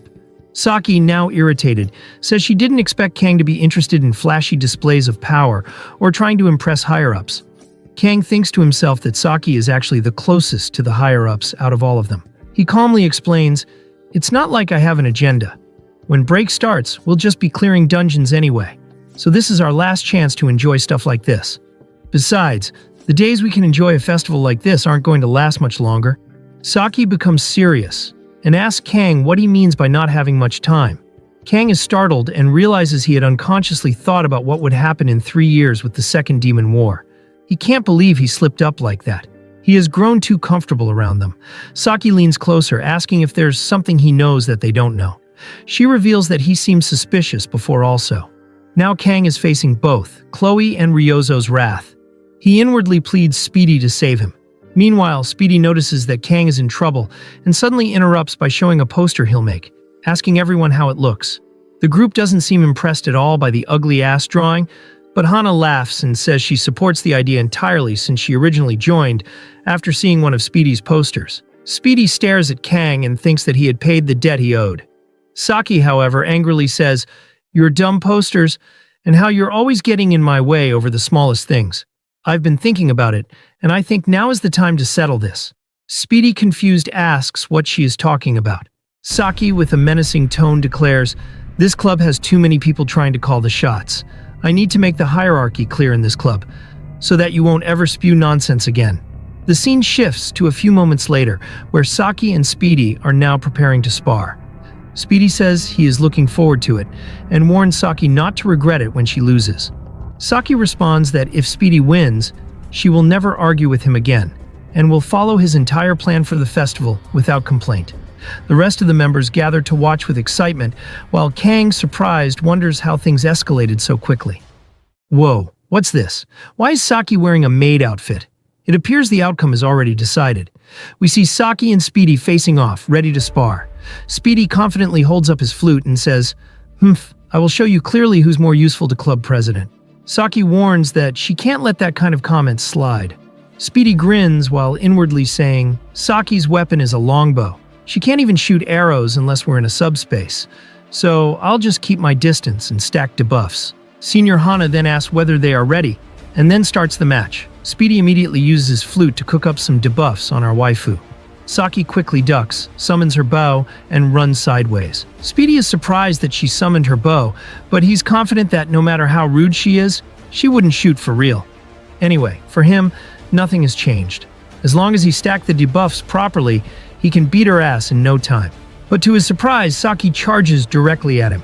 Speedy gets confused by this. She's an archer, but she's rushing in. Speedy calls Saki a stupid, and that at this distance his blessing will definitely activate. But in the next moment he's hit, as Saki had used her bow as a melee weapon. Her eyes look hella scary as she ain't holding back on our boy. Using her muscles, which she built due to pulling a bow constantly, she swings her bow hard with immense force, sending Speedy crashing out the dojo. The others are stunned by her display. Saki then calls out Kang's name and acts all elegant and asks if he had finished judging her. Kang is left speechless, and poor Speedy is trembling on the floor as he tries to use his flute to heal himself. Folks, y'all thought I gave spoilers, right?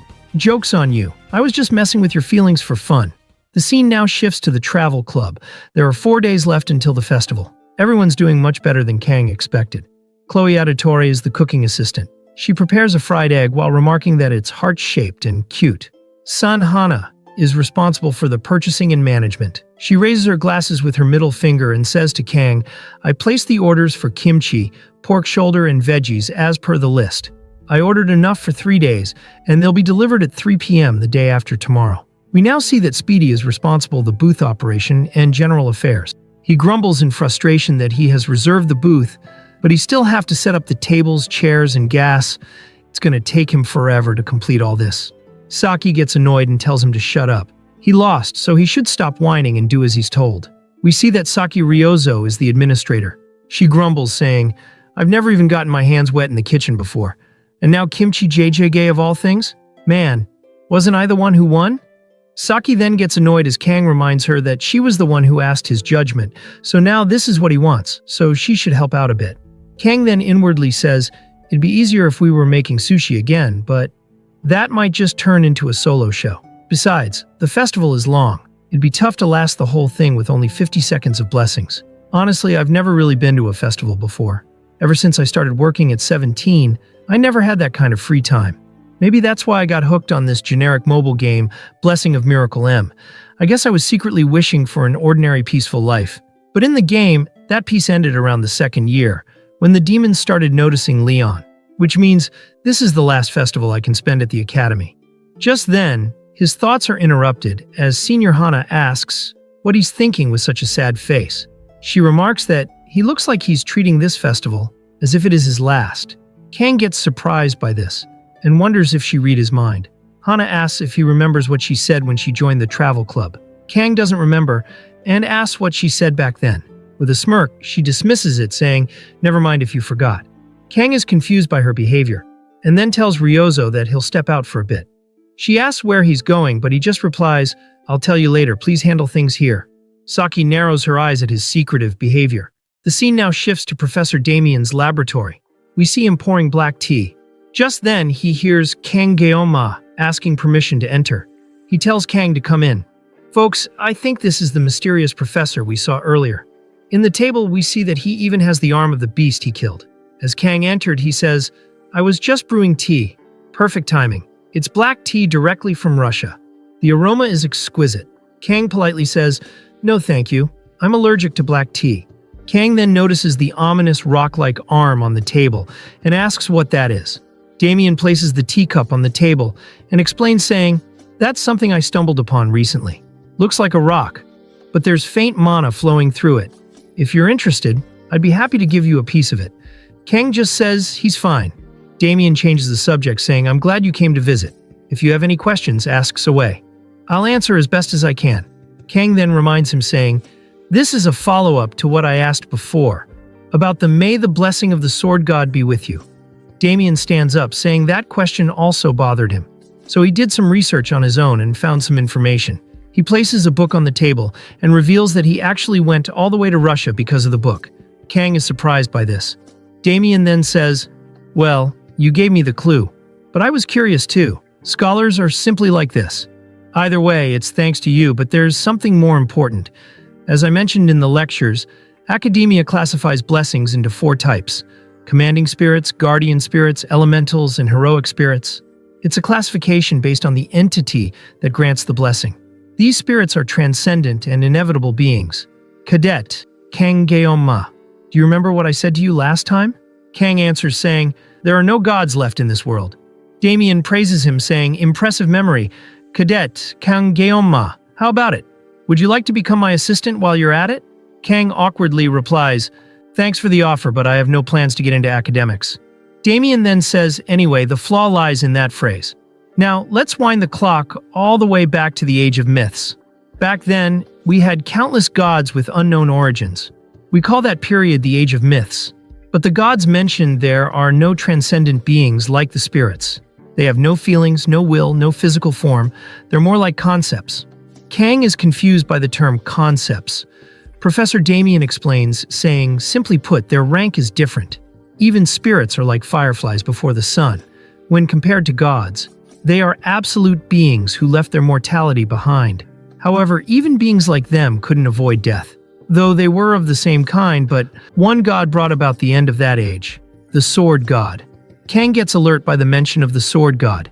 Damien explains, saying, "The phrase, 'May the blessing of the gods be with you,' is said to have been used by humanity right after the Age of Myth, as they revered him and sought strength for him." Kang remains silent, and the professor asks if he had answered his questions now. Later we see Kang walking through the corridor. He inwardly says, "It feels like I learned something, but also like I did not." Still, the fact that he went all the way to Russia because of the offhand comment I made makes me feel like I took advantage of him a little. Still, Russian black tea really isn't my thing. He then searches for his sashimi knife and realizes that he felt stiff earlier because he didn't bring it today. His sensory field felt narrower because he didn't bring the sashimi knife. He walks off saying, "To think I feel closed in without my sashimi knife. I guess I've changed." 4 days before the festival, Kang teaches Chloe on how to cook like a professional. 3 days before the festival, we see Saki yelling her lungs off, instructing them to blow air for the balloon right this instant. 2 days before the festival, we see the ladies wearing a maid outfit, and Saki looks hella irritated that she has to wear this. 1 day before the festival, we see Kang preparing the kimchi, and just like that, the day for the festival has arrived. Kang stands in front of his stall and inwardly says, "In the 20 or so years I lived by the knife, I revived many failing restaurants. I always turned down rewards, only helping shops on the verge of closing.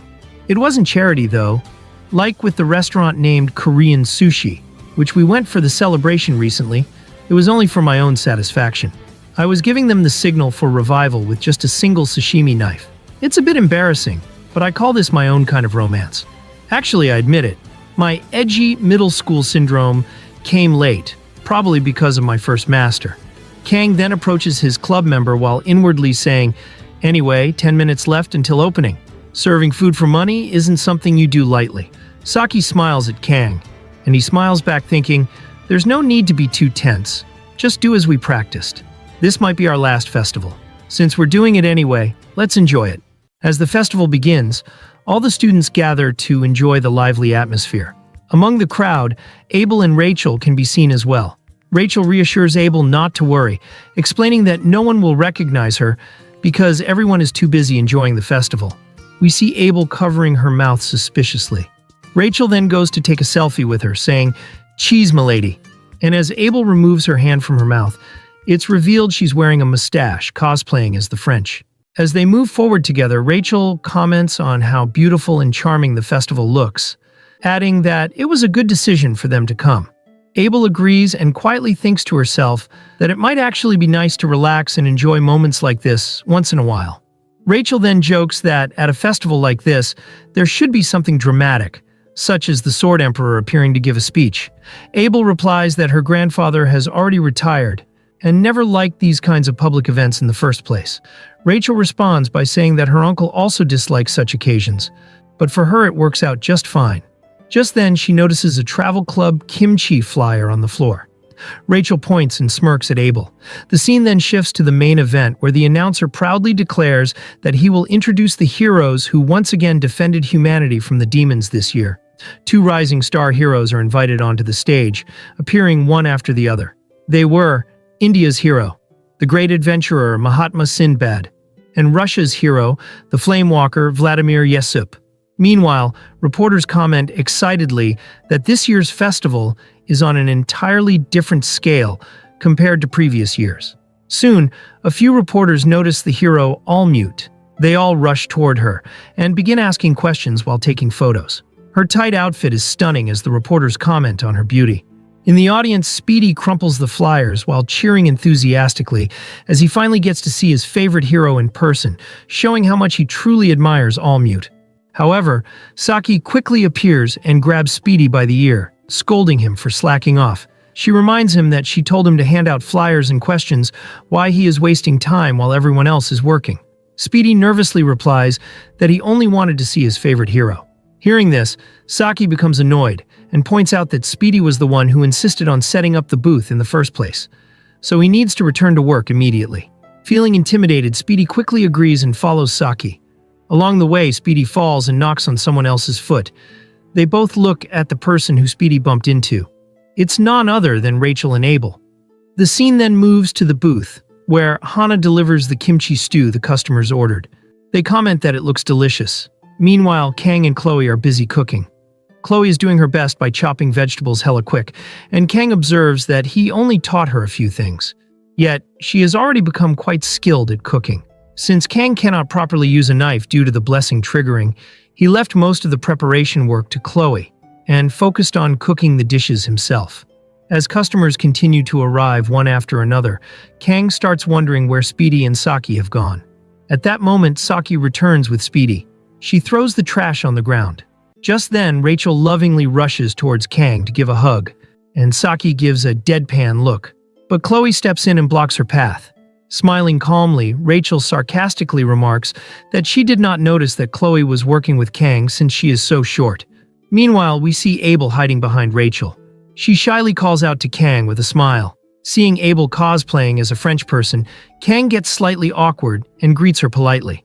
As soon they all sit down and place their orders for kimchi, Kang thinks to himself that, although he personally promoted the booth, he never expected Abel and Rachel to show up.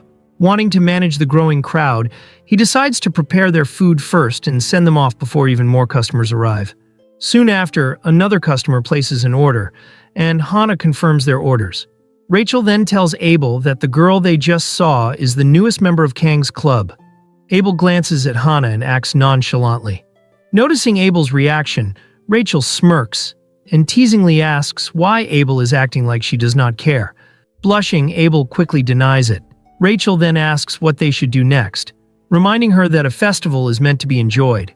Abel replies that exams are coming up soon, so they have a lot to prepare for and doesn't have much time to relax. At that moment, Saki approaches their table and overhears the conversation. She begins staring at Abel intently, leaving Abel surprised and confused by the sudden attention, as Saki had overheard what she just said now. Meanwhile, Rachel is thrilled that another drama is going to unfold. Shortly after, Speedy comes over to Kang with a new order. Seeing Speedy face, Kang asks if he is feeling all right. Speedy excitedly explains that he wanted to see Allmute, the hero of his country, and a potential next 7-star candidate, and that he finally saw her in person. Hearing this, Kang comments that Speedy really loves heroes, to which Speedy confidently replies that of course he does. Kang tells Speedy to place some ice on his cheek when he finishes his work. Kang then thinks to himself about Allmute. Her real name is Khan Elizabeth, a hero from the United States who has been mentioned as a potential 7-star candidate. Even here, the United States stands as a top-ranked superpower alongside Korea. With that level of influence, they have established an independent system within the hero world, referring to their protectors simply as heroes, and treating the profession as a structured business. So, while the world respects heroes, it also cheers for them as celebrities. However, neither traditional heroes nor celebrity-style heroes truly align with Kang's personal ideals. Even so, Kang feels relieved that he did not reincarnate as an American hero, because he would have to also wear a tight uniform just like all mute. But even so, she and Kang may cross paths in the future, even if only unofficially, since the Sword Emperor named Kang as a successor. That said, Kang fully plans to avoid meeting All Mute. His goal is simple: stay inside the booth for 3 days, quietly making food. Someone like All Mute, surrounded by overwhelming attention, would never come to a small place like this anyway. The scene then shifts to Abel and Saki. Abel explains that she did not mean things the way they sounded. She says that she had only seen Saki before she skipped grades, and noticed that Saki often slept during class. Saki responds by asking whether those things cannot be separated from club activities, adding that she did not expect Abel to sound so biased.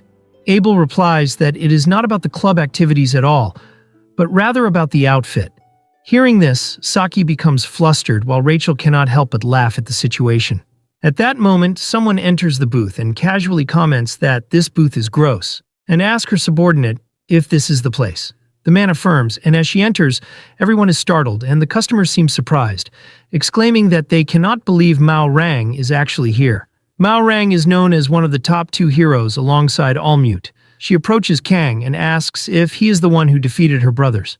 Kang thinks for a while and then recognizes her as the sister of the notorious Mao brothers. She's known as the iron-legged Mao Rang.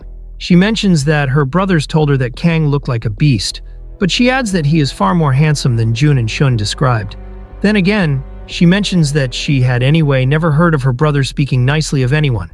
She raises her hand and tells her subordinate, "Bring it." The goon then brings a luxurious footstool instantly. Mao Rang sits down with her legs all spread wide. She places her left foot on the footrest, and with a smug look says that she'll borrow the chair for a bit. Kang stares at her foot and recognizes the weapon she's wearing. It's the S-rank weapon storm kick Ramgak. Seeing her arrive fully equipped with combat gear, it becomes clear that she might be here seeking revenge. Angered, Chloe tries to confront Mao Rang, but Kang quickly stops her and tells Saki and Hannah not to get involved either. Mao Rang then tells Kang that things are not what he thinks. She asks what the point would be in arguing over something that happened months ago. Kang questions why she came here at all, pointing out that with her status, she should not have the freedom to wander around like All Mute does. Mao Rang sharply tells him not to compare her to All Mute from the beginning. She then explains that she has no special reason for coming. She was simply curious about what kind of person Kang is. Her brothers may have terrible personalities, but they are undeniably skilled, yet they became terrified just hearing Kang's name. That alone made her curious. Everyone in the booth are intrigued by this information. Hearing this, Kang thinks to himself that the entire family seems to share the same traits. Mao Rang then adds that she is actually grateful to Kang. Thanks to her brothers, her family's reputation declined, and although she tried to straighten out her brothers, they were hopeless. However, after Kang defeated them, the two stopped causing trouble altogether. From the family's perspective, this was a relief. So, Mao Rang genuinely thanks him. Kang reflects that, in essence, Mao Rang is thanking him for removing obstacles from her future. She is clearly aiming for a 7-star position. Her influence and popularity rival Elizabeth's, but she ranks lower on the short list because she lacks All Mute's level of skill and still carries the stigma of being the twin sister. Their family issues and the 7-star seat have nothing to do with Kang, and he owes her nothing. Turning away, Kang tells Mao Rang that if she is done talking, she should leave as he has a booth to run. He returns to the kitchen, thinking that Mao Rang seems far more reasonable than her brothers. Before leaving, Mao Rang stops and says there is one more thing she is thankful for. She sarcastically says, "You opened your booth with our pao chai. I'm proud you're making our country's food." Her subordinate also grins by this, and they both take their leave. Just then, Kang stops what he was cooking and sharply calls out to Mao Rang. He tells her to not call kimchi something like that. Smiling, Mao Rang repeats the word pao chai. Frustrated, Kang thinks to himself that he planned to let it slide this time since he did not want to draw unnecessary attention. However, there is something he simply cannot let go. Finally, Kang calls out to Mao Rang and tells her to stop, saying that he will cut her down. Folks, if you may wonder why Kang got worked up by the word pao chai, The issue isn't the word itself. In Chinese, pao chai historically just means pickled vegetables. For a long time, kimchi was translated that way simply because there wasn't a separate word. The problem started recently when some people began using pao chai to imply that kimchi is just a Chinese dish, or that it originated in China. Since kimchi is a core part of Korean identity and history, this feels disrespectful to many Koreans. So our boy didn't like that she disrespected the Korean culture. The scene now shifts, and we see some students running toward the subspace, while saying that Mao Rang is having a spar with the special cadet who fought Auditore before. His friend then jokes that Mao Rang will surely crush the special cadet. Meanwhile, we see Leon overhearing their conversation. He recalls the fight he had with Kang. He walks away from the stadium, already knowing how the fight between Mao Rang and Kang Geom-ma will end. Meanwhile, in the stadium, the crowd cheers for Mao Rang. Nox observes from above, while his clan head is also looking forward for it. Rachel sits next to Abel and comments that this reminds her of the fight Kang had with Nox. Abel smiles that Kang always seems to be at the center of everything. Just then, All-Mute had also arrived. She curiously gazes down at the participants. Mao Rang gazes up at All-Mute and mutters that it feels like they are back in academy days. Then she sarcastically looks at Kang, saying, "Are you sure you're okay? It's fine to be bold, but you could end up like my younger brothers. You've got a nice face, but if you lose your mind, you won't be able to marry later. But, well, you could always marry me later. I always welcome male concubines." Kang then speaks up, saying, "So this is what you were aiming for. You provoked me, the last flaw of the Iron King family, to subdue me and gain justification. That's why you came to me." Mao Rang laughs, saying, "You're smarter than I thought. But knowing that, you still fell for such a shallow provocation." Just then, the subspace barrier begins to form, and the battle officially begins. Kang unsheathes his Sashimi Knife while saying that Mao Rang cannot become a 7-star hero. She positions her leg and asks whether people told him that he's clueless often. Kang affirms and lunges at her. She also charges forward, declaring that she might have to reconsider the concubine offer. Then they both clash, and debris flying all over as the field is engulfed in smoke. Mao Rang thinks that Kang is just a big-mouthed kid, and that all he can do is hide in the smoke. But then she sees that the smoke is clearing up, and she can see herself standing. But then she realizes that her head had taken a divorce from her body. The scene now shifts to the kimchi booth. Chloe calmly chops the vegetables, and Hana is confused why they are all so calm. She asks the others if they are not worried about Kang. Speedy tells her that they first need to worry about the guests more than Kang. Saki assures that Kang will be back soon, so all they need to do is take care of the booth. Hearing her confidence in Kang, Hana smirks, saying, "I see." The scene now returns to the stadium, and the audience are confused because Mao Rang suddenly staggered even though neither of them did anything. Rachel and Abel observe curiously, while the Auditore clan head and All-Mute is surprised that he might have used Mental Realm on her. Mao Rang holds her neck, while panting heavily as she's sweating a lot. She inwardly says, "My neck is still locked together." That just now, could it be the realm of the mind? Something only 7-star level fighters, or Auditore's head Altair, can freely control, a martial realm only reached by supreme masters. But there is an exception to everything, if talent overwhelms experience. Even the young can knock on that door, as All-Mute did. It's an insurmountable wall. It feels unpleasant, but why did he deploy the domain? It's a subspace duel. It doesn't affect reality. Wait, don't tell me he spared my dignity? Showing the difference in talent with a domain while avoiding international issues. His depth of thought is on another level. Then she straightens up herself and mutters that it was him. There were occasional rumors among the higher-ups about the official successor chosen by the Sword Emperor. Mao Rang recalls her life on how she envied All-Mute and felt jealous that she'll become one of the 7-star. Even worse, she feared that she's getting left behind further. And then she felt awe of All-Mute. But now she knows that Kang is the one who is chosen by the Sword Emperor, and that Kang is similar to All-Mute because he has more talent than experience. Enraged, Mao Rang tells him to not be cocky, since she didn't get here for nothing. Kang just stares at her as she stomps the ground while shouting that, thanks to Kang Geom-ma, she came to her senses. She lunges at him while Kang just stands there calmly. He waits for her to get closer, and dodges in time as she uses her Gale Wind Kick. A few strands of Kang's hair was shredded by her kick, and she quickly spins around and goes for another kick using the Storm Kick Wheel technique. Kang dodges that all with ease, and the audience are tensed up by the shockwave. Kang's moves are almost like inhumane as he stares at the crowd. Mao Rang leaps upward and goes for a downward kick, while asking where he's looking at. With a confident grin, she stomps onto the ground, but Kang had already moved away. But then her ability isn't finished yet.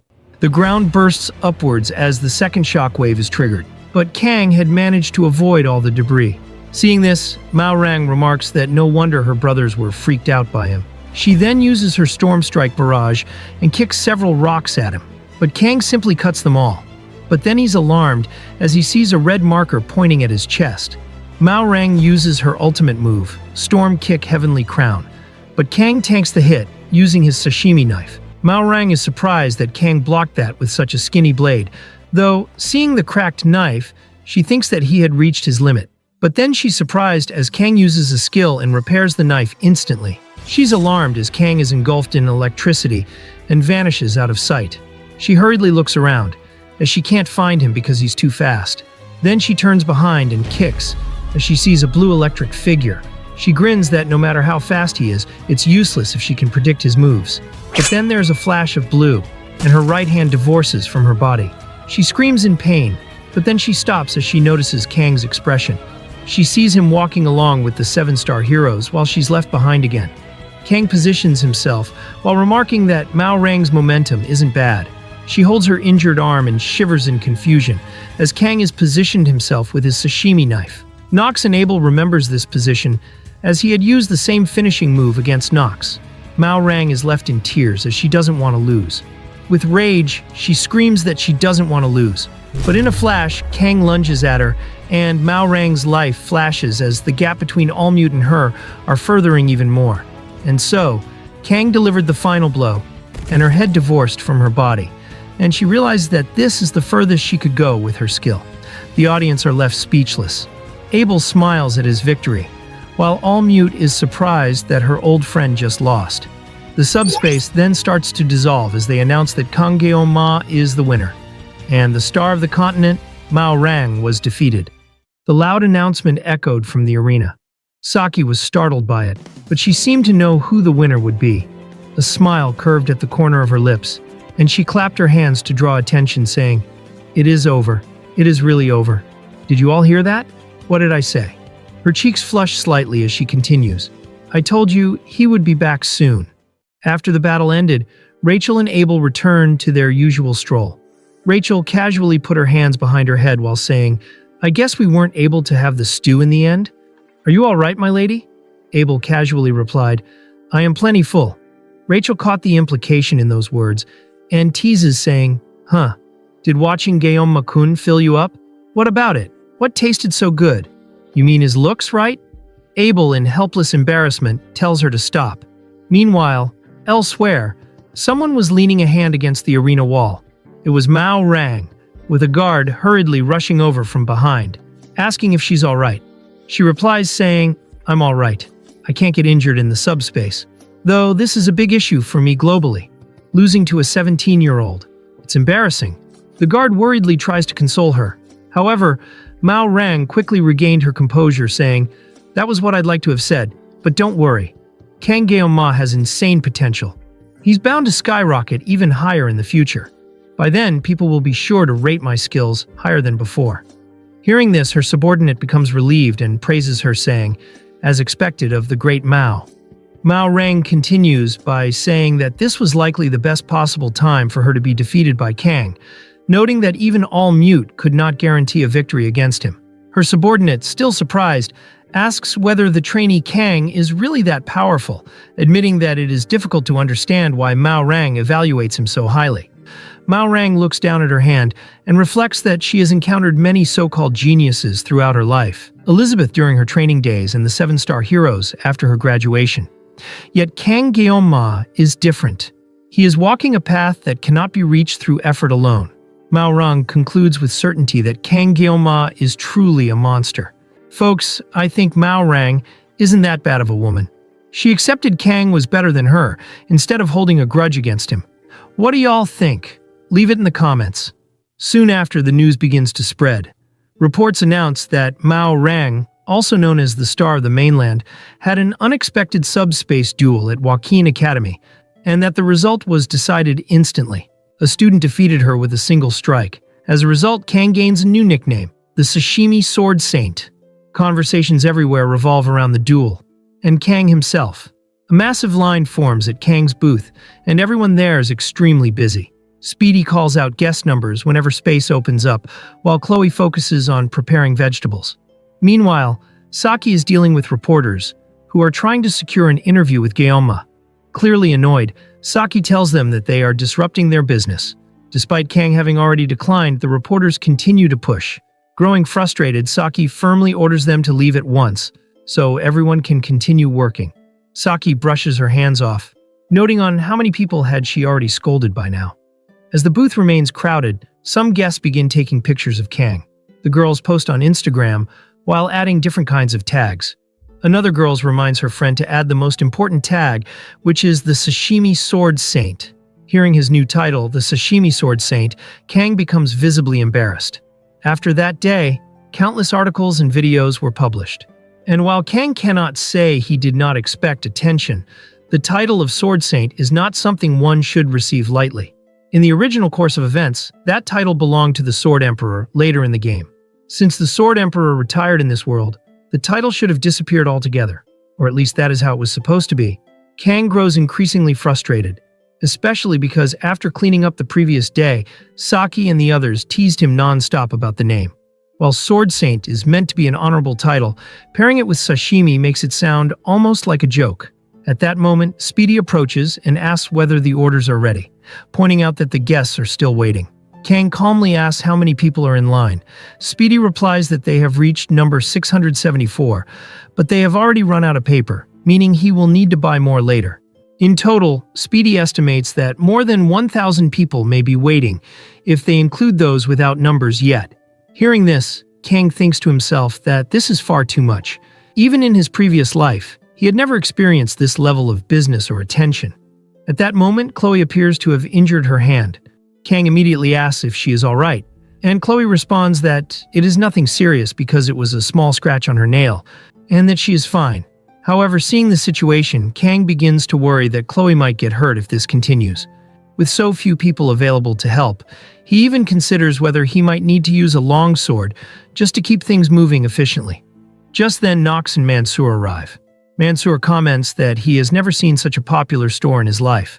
Upon seeing them, Kang tells him that he will visit them another time as today simply is not possible. But Mansoor replies that he and Nox did not come as customers. Instead, after seeing the news, they expected Kang might need assistance, and came to help. Hearing this, Kang sincerely thanks them. When Nox notices that Chloe's hand is injured, he immediately grows concerned for her. Chloe shivers by his creepy gaze, and Kang just has an awkward smile as he thinks that Nox is a damn siscon. Saki then firmly tells everyone to stop yapping, reminding them that there is no time to waste. With that, Saki and Hannah handle the customers. Mansoor and Nox assist in the kitchen, and Speedy manages the long line of waiting guests. The scene shifts to later that day.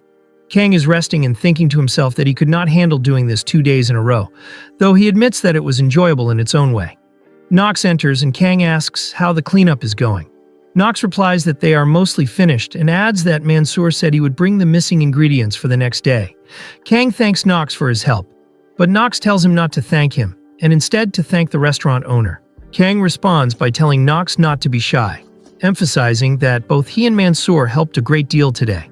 Nox then asks whether Kang has time later. Kang asks why, and Nox explains that the head of the auditor family wishes to meet him. Hearing this, Kang realizes that Altair Auditor, the head of the family, the man who maintains order from the shadows and the so-called Old Man of the Mountain, wants to see him. Kang suspects this must be related to the elders who previously sought to eliminate him, and he is certain that Altair Auditor must have witnessed his battle against Mao Rang. Those who understand the use of domains can sense such events even from afar. Nox adds that this is the first time Altair has ever shown interest in an outsider. For him to reveal himself, even a 7-star hero would normally not be considered worthy. Nox admits that asking Kang was merely a matter of courtesy, since it is obvious that Kang would have many questions of his own.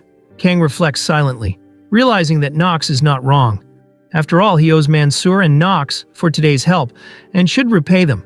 He remains quiet for a moment, prompting Nox to ask why he has gone silent. Kang then calmly says that he is not going. Nox is stunned by the response. Kang explains that he is simply too tired and too lazy at the moment. With that, Kang thanks Nox once again for his help and walks away. Nox stands there in disbelief, unable to process what just happened. The scene then shifts to Medea's office, where All Mute greets Medea, saying that it has been a while. Medea responds warmly, remarking that it is good to see All Mute again. All Mute calls Medea chairman, and Medea calls her Ellie. We then get a flashback of what happened before the festival. Weapon was carrying a slightly large cardboard box into the club room, saying that he borrowed all the outfits to wear at the festival. Hearing Weapon's preparation, all four were curious. Saki asks, "Dude, what outfit do we need to sell kimchi jjigae? Are you retarded?" Kang stands up and defends Speedy, saying that he wants to get some goodie points with the academy. Hana then reveals that there's a costume segment for raiding clubs at the festival. Saki is surprised by this absurdity. Speedy holds up maid outfits and exclaims that there are exactly 3 outfits. Chloe stands up with excitement, asking whether they can wear that at the festival. But Saki complains, saying, "Hey, how the hell am I going to wear that? Pick something not weird." Speedy then unwraps another outfit and calls out to Kang. He holds up a Santa girl outfit, saying it's season limited and they have 5 of them. Now's the only time they can borrow them, and the fact that they'd still have 2 left over. Speedy then imagines the 5 girls wearing the Christmas outfit. It would definitely make the other students visit their booth just to get a glimpse of their beauty. Kang says to Speedy that he also just imagined the same vision as him. Hearing this, Speedy gets more excited, saying that it will be amazing. And Kang should ask Abel and Rachel also. But then Saki delivers a kick to his face, and the others look stunned. Saki, blushing hella hard, reveals that she'll wear the maid outfit instead. Back in the principal's office, Medea left her seat and happily approached Ellie to chat, saying, "It's been 5 years since graduation, so this is the first time, huh? Anyway, welcome. Are you enjoying the festival?" Taking off her gold-rimmed glasses, they both shared a special smile as she affirmed.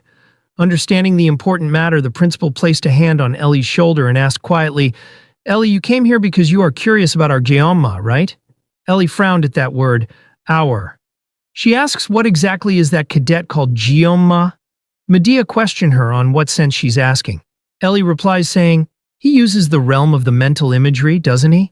Medea sits on the couch saying, "Ellie, you can handle that by nature too, can't you? What's the problem with what our Geomma uses?"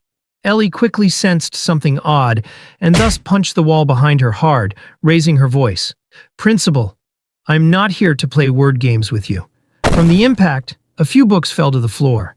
Medea gets annoyed, saying, "Ellie, while I wasn't looking, you've lost quite a bit of your manners."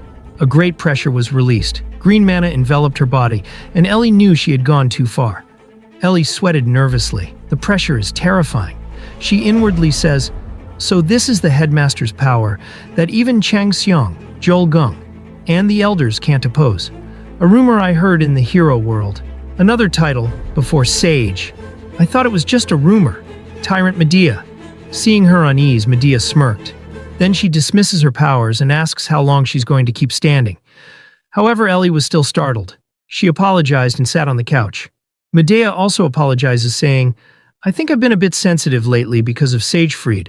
Anyway, I don't know what rumors you heard that made you curious about Geomma, but I can't share cadet information.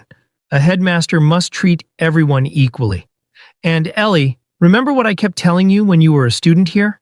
Ellie frowned once more, and Medea stated that important point herself. "If you are curious about something, go find out for yourself." Ellie slowly stood up, her instincts returning to normal as she says, "Thank you for your time, headmaster." The evening glow shone through the window frame. Medea addressed her former student, saying, "What is with this formality between us? How long do you plan to stay at the academy?" Ellie replied that she was originally planning to leave tomorrow at noon. Medea asks what's the rush, and that she can take her time and enjoy it. Ellie pauses and then calls out to her, saying, "Headmaster, when you say you treat everyone equally, does that apply to that cadet too?" Hearing this, Medea crosses her legs, and with a seductive voice replies, "Well, honestly to me, Geomma isn't just a cadet. He's someone else like..." But before she can finish her words, Ellie slams the door, leaving Medea alone. Meanwhile, Ellie is standing outside with unease, wondering who that Kang Geom Ma is, to even seduce the tyrant Medea. Days passed, and the scene now shifts to the last day of the festival. Weapon walked to the booth slowly like an old man and addressed everyone inside, apologizing that he overslept since he caught a cold. Saki, with her hands on her hips, criticized that he's so weak. Kang suggested they work only until morning and take the afternoon free. Hearing this, Speedy gets excited, and Saki kept criticizing Speedy for no reason again. Hana got ready to work, and at that moment, Chloe hesitantly calls out to Geom-kun. She shyly asks if he has plans for this afternoon. Kang reveals that he doesn't have any. He inwardly says, "Chloe handled most of the kitchen work, since I can only use a knife for 50 seconds. Come to think of it, she worked the hardest." She said something similar before the festival too, that she wanted to spend time together. Kang then asks Chloe whether she wants to walk around the festival with him. This surprises Saki, who stood there listening to their interaction. Chloe beams with excitement, and Kang asks whether it's okay. Chloe waves her knife around joyfully, saying that it's perfect. Kang then thinks Chloe's potential with a blade is outstanding. This level of skill in just 2.5 days. Thanks to her, the booth ran smoothly. It's good to repay someone like this once in a while. Just then, he notices Saki glaring at him. He turns to her, but she quickly turns away and scolds poor Speedy by asking what he's staring at and should get ready for the customers. Seeing this, Kang is left confused. The scene now shifts to later. After closing down the booth, Kang sits on a bench thinking as soon as business ended, everyone scattered excitedly. But Ryozo looked upset, maybe because she's been dealing with reporters since yesterday? She must be tired. Kang then decides to rest for a bit since there is 30 minutes left until his appointment with Chloe. He silently stares at the sky, but he realizes that when he tries to rest, it doesn't really work. At that moment, someone's wooden cane tapped on the ground. The sound caught Kang's attention. An old man, seemingly a senior, alone, approached him and spoke softly. "May I sit here for a moment?" Kang affirmed, and the old man sat beside him, saying that the heat gets harder as you get older. Meanwhile, Kang remembers that this is the same as the able bench scene and wonders why does everyone ignore perfectly good benches and sit next to him. Kang then gets straight to the point and asks what he wanted to say. The old man acts confused, and Kang says, "You came from far away, didn't you? The head of the Auditore family, Lord Altair." The old man then grins, saying that he got sharp instincts. Then he asks how he noticed it. Kang stays silent and inwardly says, "I saw that staff in the past life, the S-rank Kane Sword Syndicate, an item popular for its fitting look as an assassin family head's weapon. I wanted it too." Altair misunderstands, saying, "I see you exploited the complete concealment from the Raven Blessing, young man. Such frightening insight at such a young age." Meanwhile, Kang just stares at the cane, thinking that it was because of the staff and not what he was thinking. Altair then says that he probably has a rough idea why he sought Kang out. Kang replies that it's because the elders commissioned an assassination against him. Altair responds saying, "Family matters are handled by the family? Why reopen a matter that's already been settled? I came to find you for a more important matter." Kang starts pondering what's more important than the elders' assassination request. He wonders whether it's because he used the mental imagery during the subspace, but he dismisses it, thinking that alone wouldn't be enough. The old man suddenly interrupted, saying, "Young man." He taps the cane on the ground, and the mind domain amplified. It seemed to split the space. His tone suddenly changed for no clear reason. Kang wonders what he's suddenly doing, and reaches for his murasame. But the old man coughed with a strange demeanor, dispelling the surrounding mind domain, and everything returned to normal, as if nothing happened. He asks what kind of relationship Kang has with his granddaughter. With the embarrassed cough, he asks whether they are dating. We then see many students and couples walking together as the area is lively. Kang had explained what their relationship is, and that they are just friends, and nothing more than that. The old man strokes his beard and chuckles, saying, "I see." Kang stares at him, thinking, in the game, the dialogue was always ellipses, but to think he's this kind of perverted old man. However, he was indeed no ordinary person.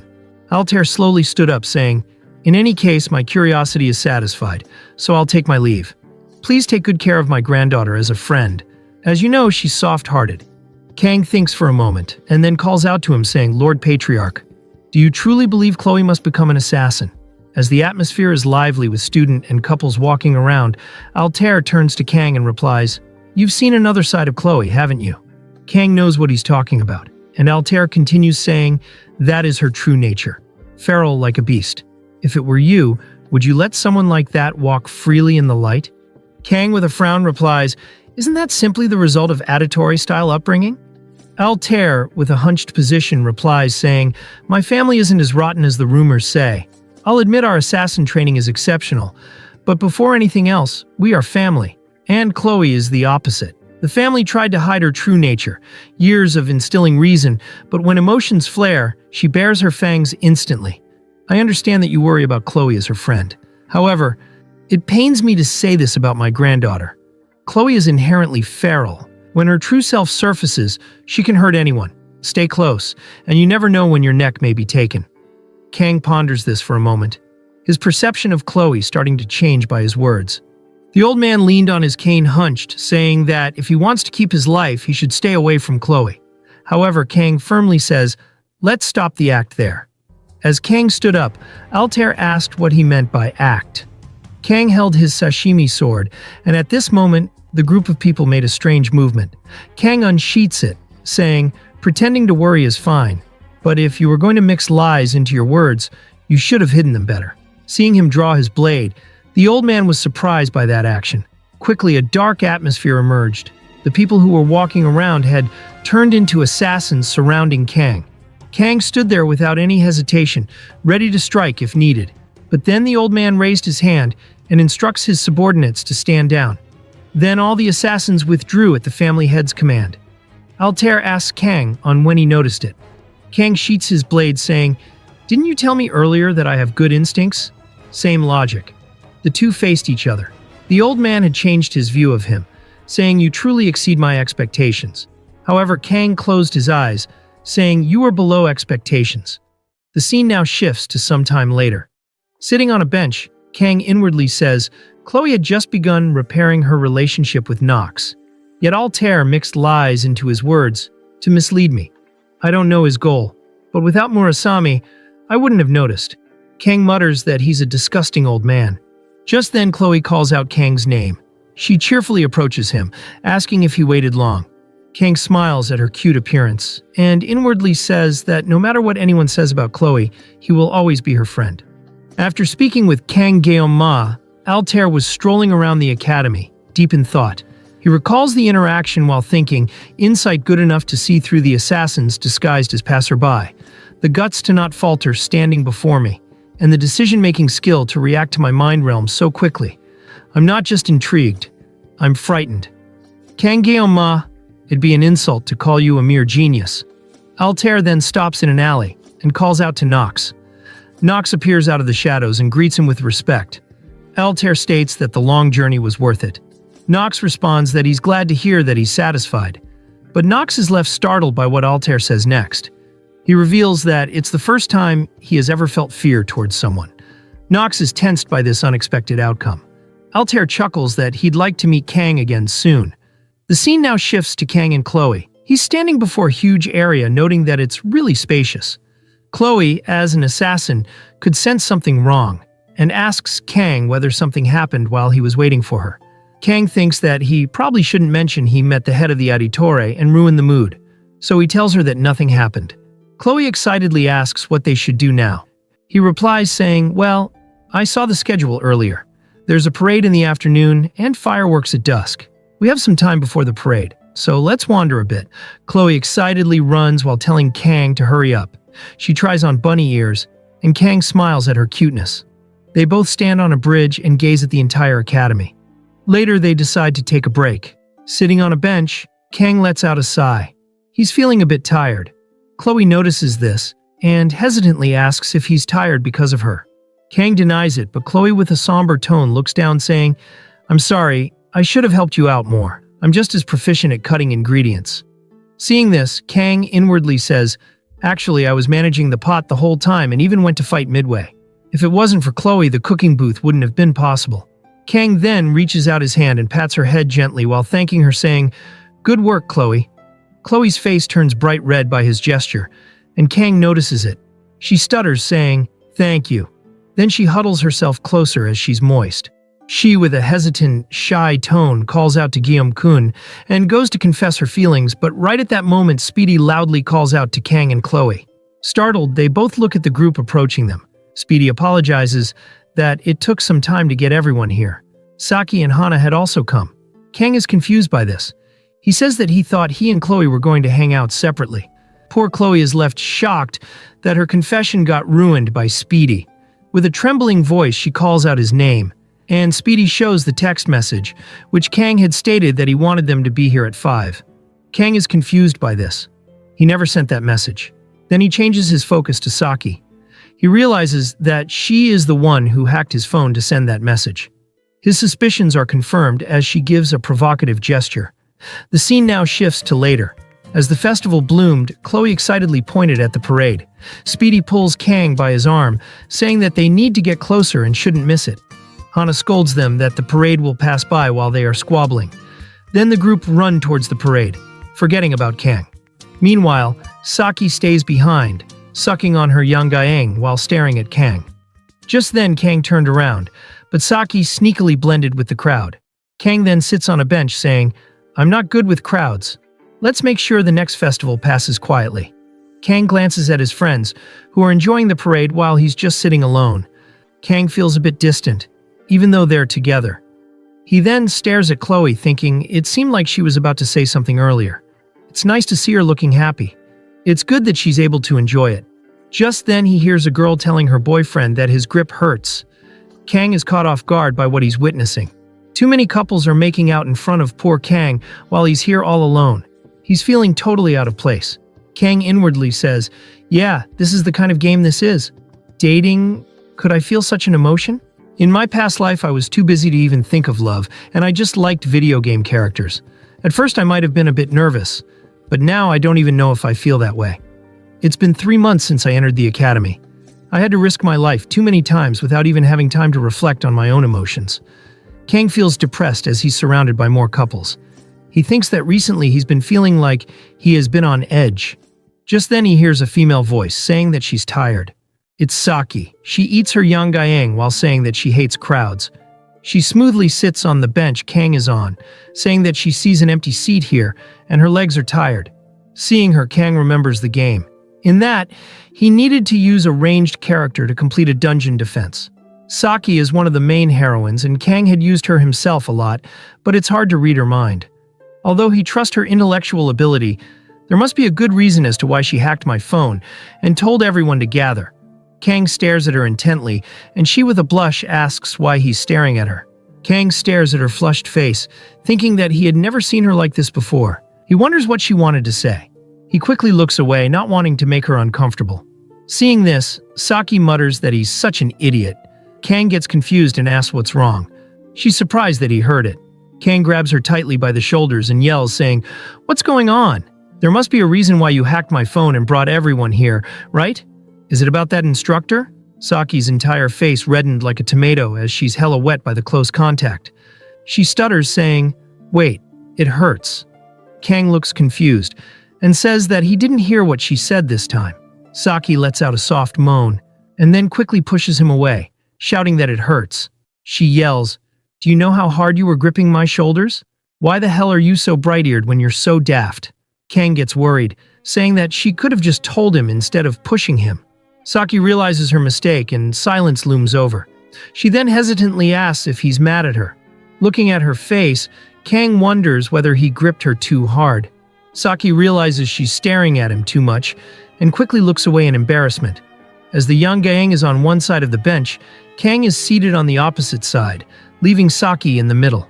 As the couples walk hand in hand around a heart-shaped object, Kang calls out Saki's name. She twitches by this as she's feeling moist by the mention of her name. Kang says to her, "I know it's sudden, but..." Saki's whole body trembles as she stutters, "Wait, I'm not ready." But Kang straight up asks whether there's any guy she likes. The sudden question makes her blush deeply, her shy smile giving her away. We then get a memory of when Kang used to play the game called Blessing of Miracle Mobile. The players were able to chat with Saki. Kang had asked many questions, wanting to know more about his first special character. When he asked about who she liked, she had blushed bashfully.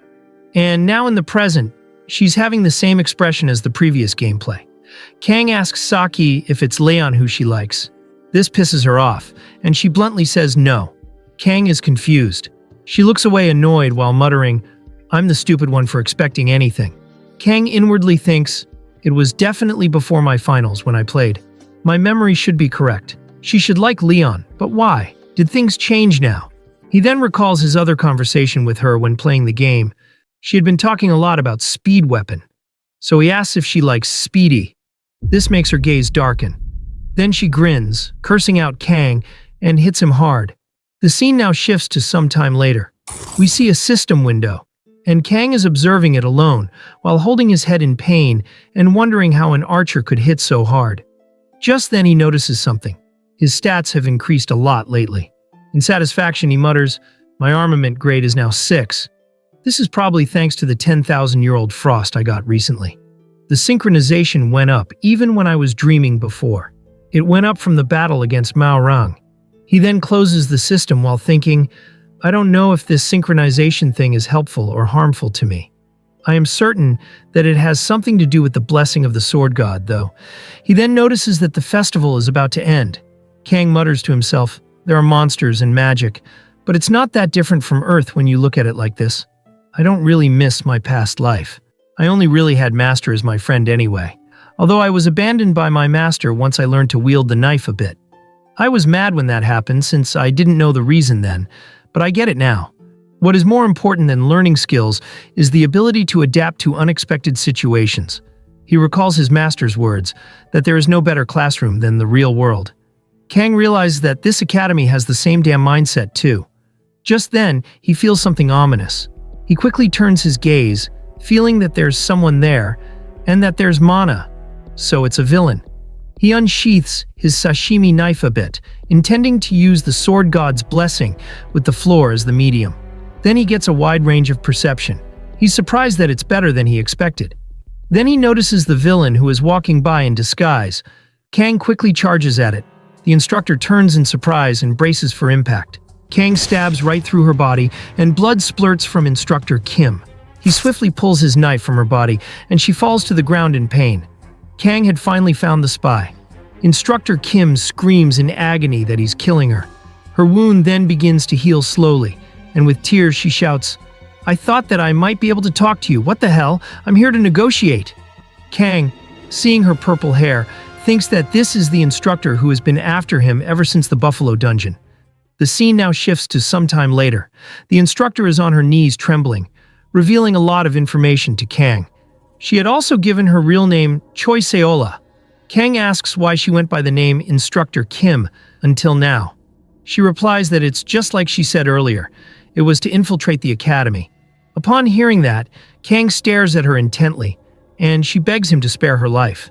Kang asks how many are hiding in the academy, and she replies that they change their appearances all the time, so she doesn't know the exact count either.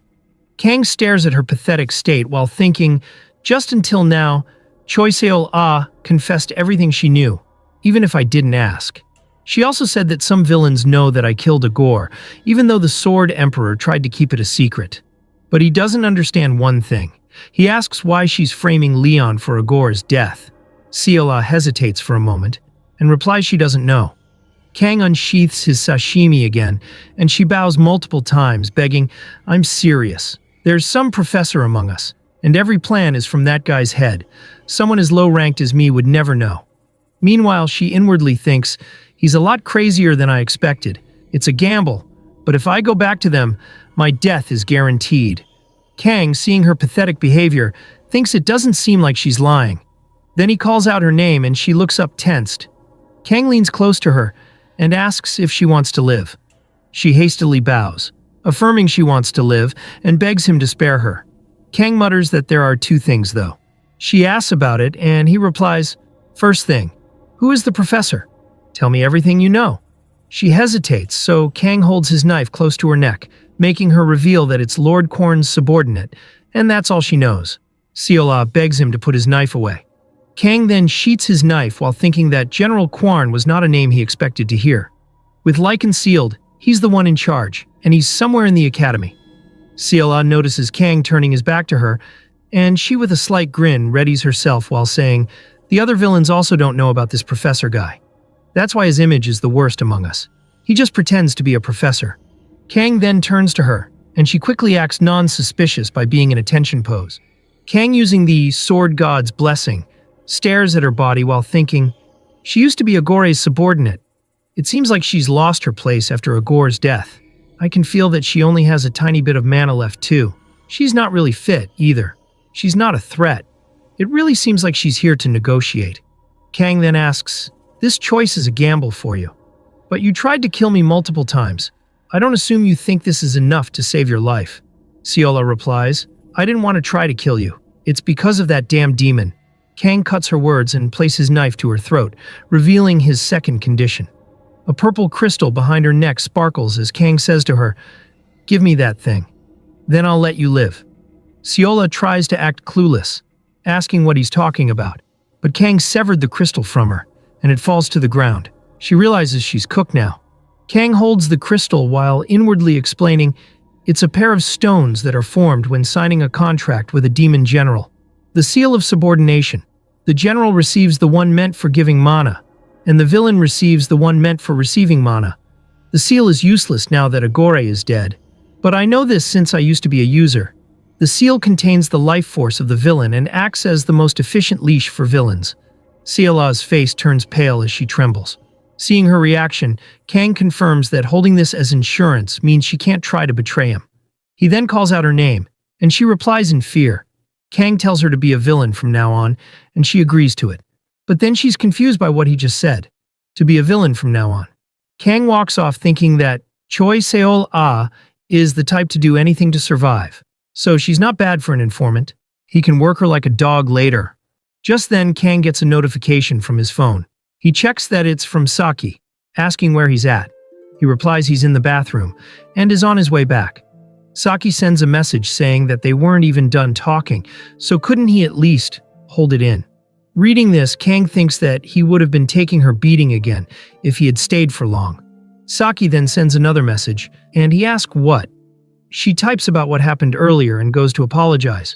But at that moment, the fireworks display begin, and she gazes at it in awe. Chloe, Hana, and Speedy also enjoy the view, along with Rachel, Abel, Medea, All-Mute, and Maorang. Saki then, instead of apologizing, asks whether he saw that just now. Kang feigns ignorance and asks what she's talking about. She calls him an idiot and reveals it's the fireworks, but Kang says no, and that he can't see from where he is. But when the scene shifts to Kang, we see that he lied, and he can clearly see the view of the fireworks. Saki, frustrated, just tells him to hurry back. She tells him to get her ice cream on the way, but he replies, "Nope." She tells him not to be like that, and sends a playful emoji. Kang walks off, thinking that perhaps this is their last festival. The scene now shifts to the next day. The festival had ended, but now they have a test coming up. Speedy laments about it, asking Kang why they have made the scope of the test so wide. Meanwhile, Chloe's attention is focused on a fly, which had landed on the table. Speedy slams his book on the table, saying that the Academy is disregarding students' human rights. The fly takes off from the sudden thud, and Chloe goes after it. Saki wakes up from the noise and tells Speedy to shut up, but he retorts, telling her to go sleep in the dormitory. Saki curses him, saying, "How does me sleeping here bother you? You're the one who's being a big nuisance right now, if anything." Speedy gets up in anger, asking whether he's the only one taking the test, and questioning how they could expect him to memorize all this.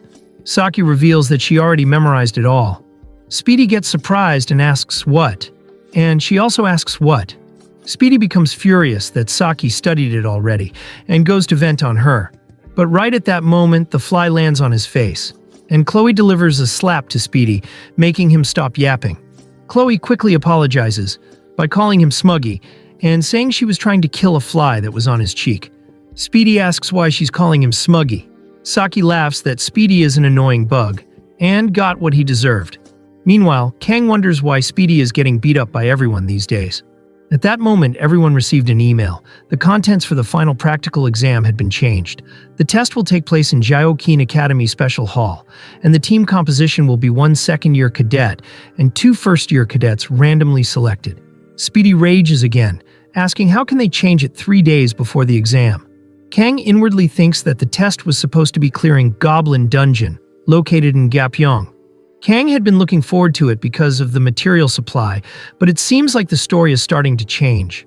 He realizes that the exam now changed because of him killing Agore.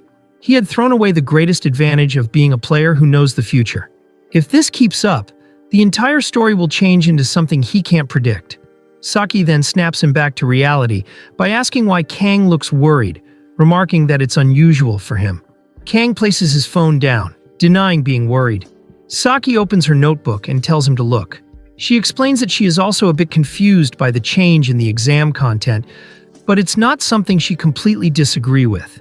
During the midterm exam last time, a demonoid appeared and the Sword Emperor was injured in Avalon. Incidents break out in every training session held outside like this. So in short, she reveals that there is no place like the academy where cadets can be safe. But Kang stares at her without saying anything, and she gets confused.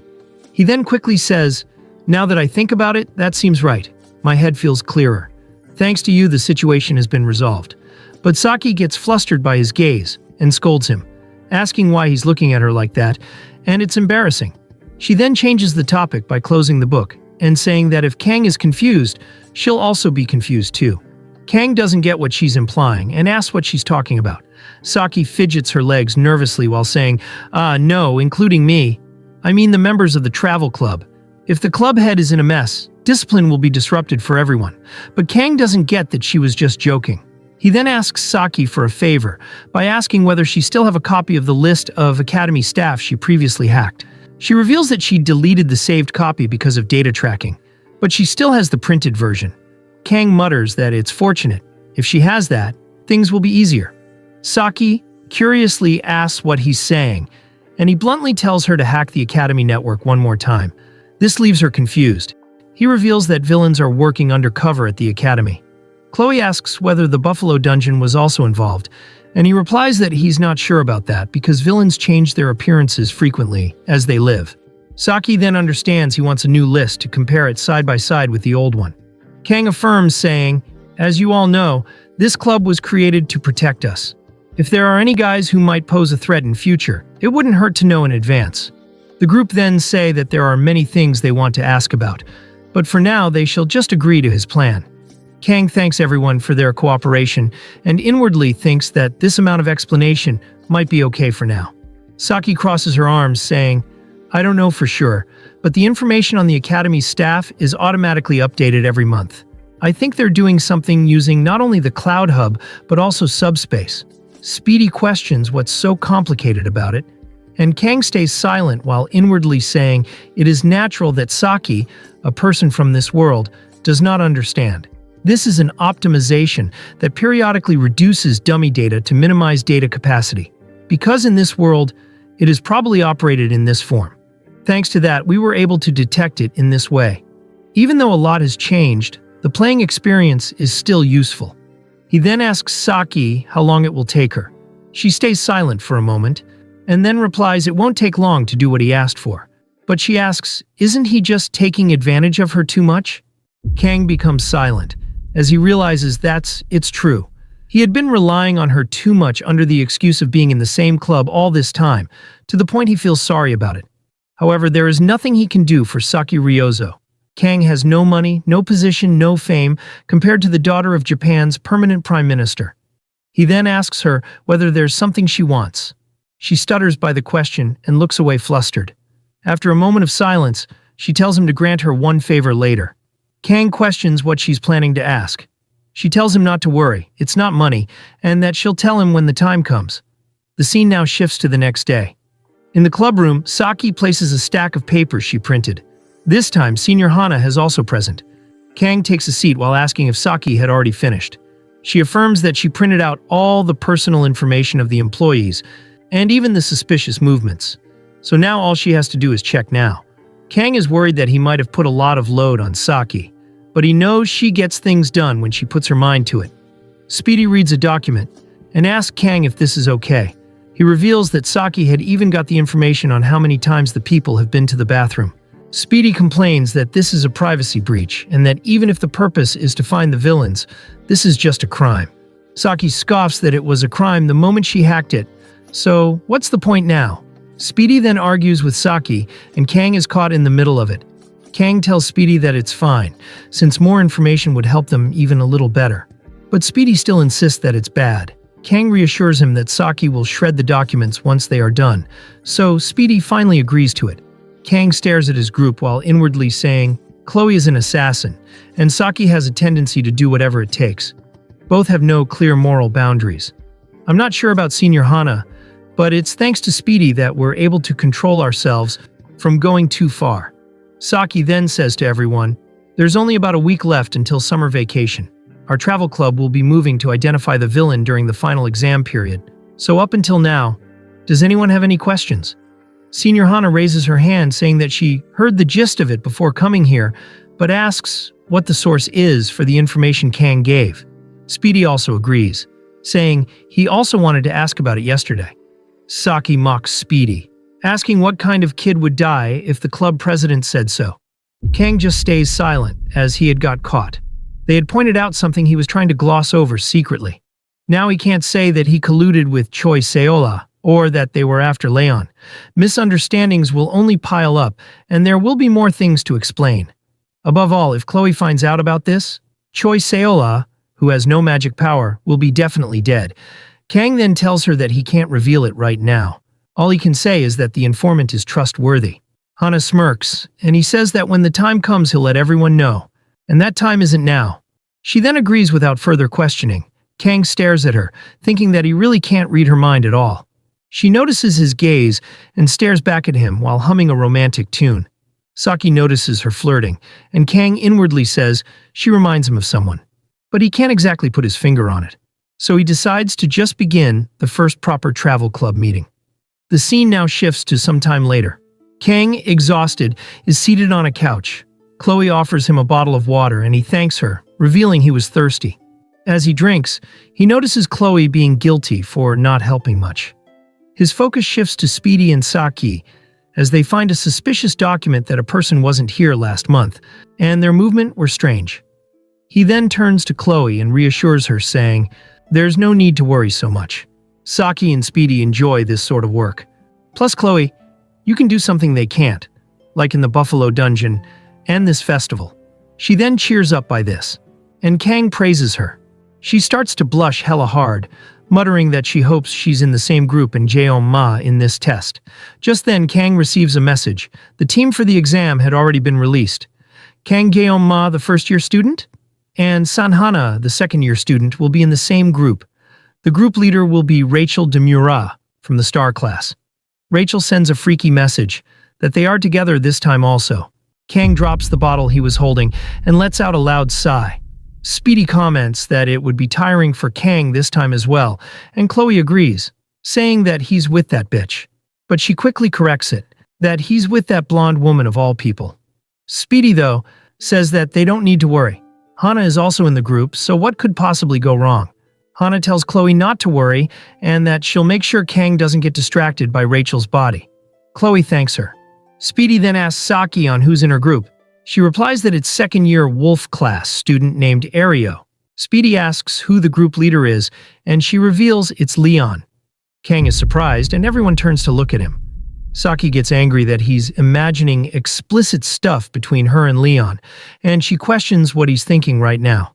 Kang quickly says it's nothing, and tells everyone the session is over for today. They all start leaving, while telling good luck to each other for the written exam tomorrow. As the others already left, Hana and Saki are the ones remaining. Senior Hana then prepares to leave, but Saki calls out her name. Hana asks whether she needs something.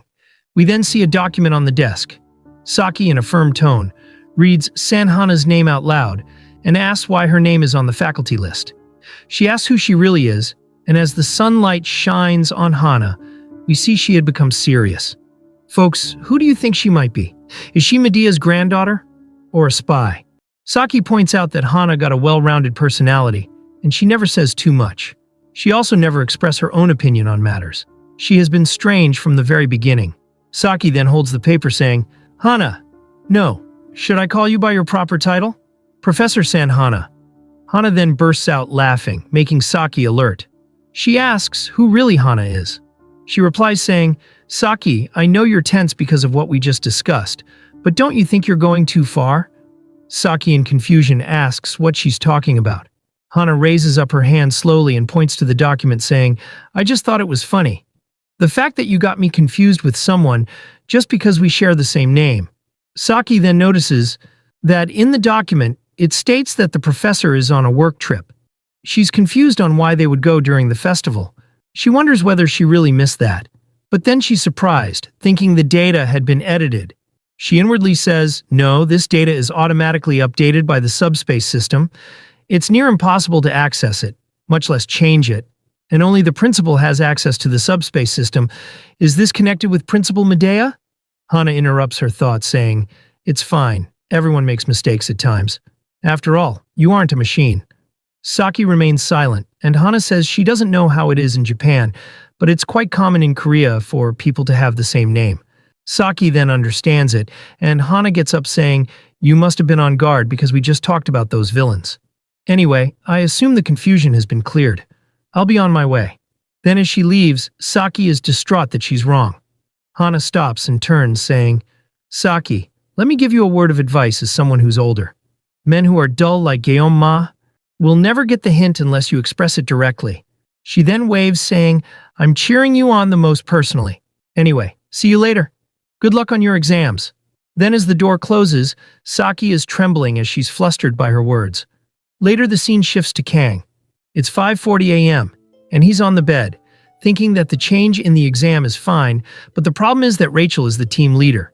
Kang has plenty on his plate already, and now he's even more stressed to be in the same group as the person he's the most uncomfortable with. As a player, he understands that Rachel's moves on him aren't ones of love, but rather they're for obtaining strong seed. He recalls that in the game she flirts with Leon, asking him to Netflix and chill with her. Kang thinks that the funny thing is that the developers made it so she'd never had a boyfriend before, as a short Gapmo. Gapmo is a Japanese term, which means that Rachel's inner and outer personality are different, meaning she was the very last one to gain her true love. Of course, Rachel originally loved Leon. He recalls Rachel being flustered when Leon made his move on her. Rachel just acts like a bold woman, but deep inside she's a flustered mess. Kang just hopes he won't have any trouble. Just then, he receives a call from Saki. He's confused why she's calling him at this hour. Kang answers the call saying, "Hey, what's up? You weren't asleep?" Saki doesn't reply, and he says he just woke up earlier than expected and asks about her. She stutters, saying he knows she doesn't sleep much. Kang affirms, but asks why she called him so late. Did she find something strange? She stays silent for a moment and asks if he thinks she only calls for matters like that. He replies saying, "Well, okay. But calling instead of texting generally means that it's something urgent or important." Saki then says, "Hey," and Kang awaits her to say the rest. But she quickly says it's nothing, and wishes him good luck on his exams. She goes to cut the line, but he calls her name. She asks what, and he also wishes her good luck for her exams. Saki stays silent, and he checks whether she cut the call, but no. She then thanks him, and quickly cuts the call. Kang is left confused by her behavior, and he notices that the sun is rising, so he better start getting ready. The scene then shifts to later. Kang is standing in front of a normal-looking building, but the atmosphere is particularly different here. As he enters the Joaquin Academy Special Hall, he inwardly says, "This here is a space which replicates the experience of Balor Joaquin in his 20 years of Gehenna. It's a miniature replica, complete with rocks and weeds planted over. The good news is that there aren't any monsters. I know the Academy likes field experience, but holding an exam in a place like this, it feels so strange to see how different the experience is than as a player." Just then, someone rushes at him. It's Rachel. She leaps towards him and hugs him sweetly. Our boy cringes by this and pulls out his sashimi, ready to end this misery. She quickly backs away saying, "Wait, calm down. Whoa, you seem even more dangerous than before. Though that's your charm. No wonder all the girls are over you." Just then Hana joins them, greeting Guillaume. She's holding a B-rank armament crowbar. Our boy is confused by this and asks if it's her weapon. She affirms, asking how it is. Our boy is speechless, wondering if it's a joke. Rachel then strictly scolds Hana that she's late from the very beginning. Hana handles it really well, saying, "So you're Rachel. We met at the festival before, right? Nice to meet you, team leader." Upon hearing her say team leader, Rachel is flustered and shrugs it off, shaking her hand cheerfully. Kang is impressed that Hana is quite good at managing Rachel. Just then, an instructor gets everyone's attention. Since it seems everyone is here, he begins to explain how the exam will work. The first-year final exam is being held in the special hall. It'll be a team versus team event, though it'll be a bit different from what you might expect. The exam is simple. Go through the gate and reach the checkpoint within an hour. The teams who make it within the time limit move on to the next level. If you're late, you fail. Hearing this, the student murmurs that it sounds way too easy. Rachel mumbles, saying, "Don't we just need to run fast?" Kang thinks that it's as he says. A simple race wouldn't be enough for a final exam. The instructor further explains, "When you enter, you will be met with artificial Gehenna, a replication of the demonic realm Gehenna, albeit without the demonic beasts. You will not receive the protection of subspace there, so first years should pay special attention." The students murmur that there aren't any demonic beasts, so what is there to be worried about? Others wonder maybe it's hard to breathe there. The instructor yells, saying, "Quiet. It means that you impulsive children carrying weapons might lead to casualties. Because of that, the use of weapons will be banned in this exam." Hearing this, Kang inwardly says, a timed event in the artificial Gehenna seems much fairer than the midterm exams. Though the subspace and Gehenna can't coexist, in a test without the help of the subspace, how will students be graded? The instructor explains, each team will have one instructor assigned. They are there to assess you, but it is also to prevent any possible casualties. If you wish to give up at any point, please inform your instructor. Then the instructors come forth, joining the teams they are assigned to and confiscating the weapons. Rachel comments it's a boring exam, and she would have liked to prefer exchanging at least a few blows. Hana jokes it was heavy to lug around the crowbar anyway, and our guy stares at these weirdos. The instructor then approaches them, asking for their weapons. She's then startled as Geoma is on her team. She mutters his name and Rachel asks if he knows her. She further adds that the woman emits a creepy odor. Seol-ah replies she doesn't know him personally, but reveals that no instructor would be unaware of Kang Geoma's subspace duel. She then moves on, introducing herself as Instructor Kim, and she'll be in charge of their team for the exam. She inwardly says, "Ah, screw this. Of all the students, why was I placed with this crazy group? At a time when my seal of subordination has been taken. I guess I have no choice." Seeing them stare at her, she jokes, "Well, I know I'm quite beautiful, but I'll be shy if you keep staring like that, kiddos." Rachel scoffs that she looks like a damn yam. Seela gets irritated, saying, "Just because your breasts are full of fat doesn't necessarily mean you're beautiful, Miss Banana Hair." Hearing her say banana hair, Rachel asks if she wants to fight. They both get to each other's face, and Seola calls her Miss Banana, saying she has such an attitude towards the instructor. Rachel retorts saying, "Screw that, your chests are as flat as a flat earther believes the earth is." Seola then warns, "You better not act out of line, Banana Head. I'm your team's instructor. I'm here to prevent any accidents, but don't forget that I'm also responsible for grading you." Kang then calls out to her, saying they should get going since the exam began. Seola quickly agrees to it, and laughs, saying she has no clue why he wasn't the team leader. Rachel, hearing her mockery, grits her teeth in anger, muttering that she doesn't like her. Then in the next moment, we see her pale, as they are inside the artificial Gehenna, the first trial which is the wasteland. Instructor Kim runs cheerfully, exclaiming that this really is like the real thing. Meanwhile, Rachel is walking slow, huffing for air as she curses Seola, asking what kind of instructor marches ahead instead of watching from behind. Seola sarcastically replies, "You were so confident outside, but now that there's some mana in the air, you can't even catch your breath." Rachel groans that she'll kill her. Meanwhile, Kang holds out his trembling hand while inwardly remarking that the atmosphere is truly something. This is the first trial which appeared after going through the gate. He feels fine, but Rachel seems exhausted due to her sensitivity to mana. At this rate, the next trial might be even harder. Kang then sees Seol-ah goofing around, and he thinks that Choi Seol-ah's high mana affinity makes it so that she's quite comfortable. He suspects she might be plotting something, but he doesn't sense anything off. He also doubts she'll be able to do much to him when he has her seal of subordination. He then turns to Hana and asks how she's doing. She replies it's manageable, but it's tough. Though she comments that Guillaume seems fine, he replies that his skin does prickle, and hearing this, Hana is impressed that Kang is quite resistant. Seeing her state, Kang inwardly says, Hana seems to lack mana affinity as well. She's a member of the club, but I do feel a bit suspicious. According to Seola, villains have infiltrated far deeper than our expectations. Hana doesn't seem to be acting, but I don't have a sashimi knife on me right now, so I'll stand by. He then asks Rachel on how long it has been since they entered the first gate. She huffs for air, and asks the same question back at Kang. Hana checks her watch and reveals it's been 25 minutes. Kang inwardly says, I knew we wouldn't have much time, but we only have 35 minutes left. Both of them are struggling, so we're losing time. We'll fail at this rate. I don't want to fail when I don't know what the reward might be. If I had my knife, I could use it to sense mana. All their weapons are inside the subspace pocket, which the instructor has. Just then he gets an idea. Seola is a mana-hungry bitch, who's sharp in finding the purest mana crystals. Due to the seal of subordination, he can use her as his personal mana-sniffing dog.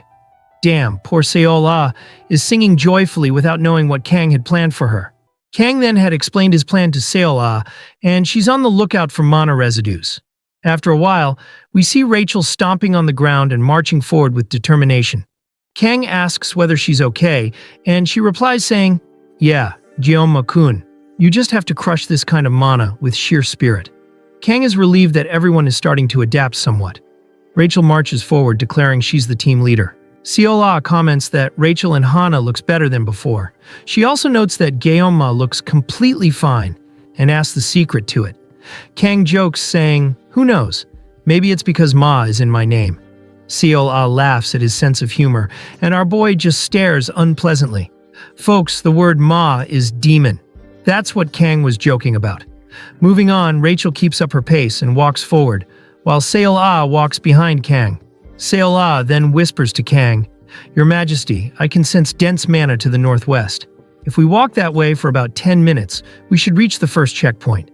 Kang praises her, and she salutes, thanking him.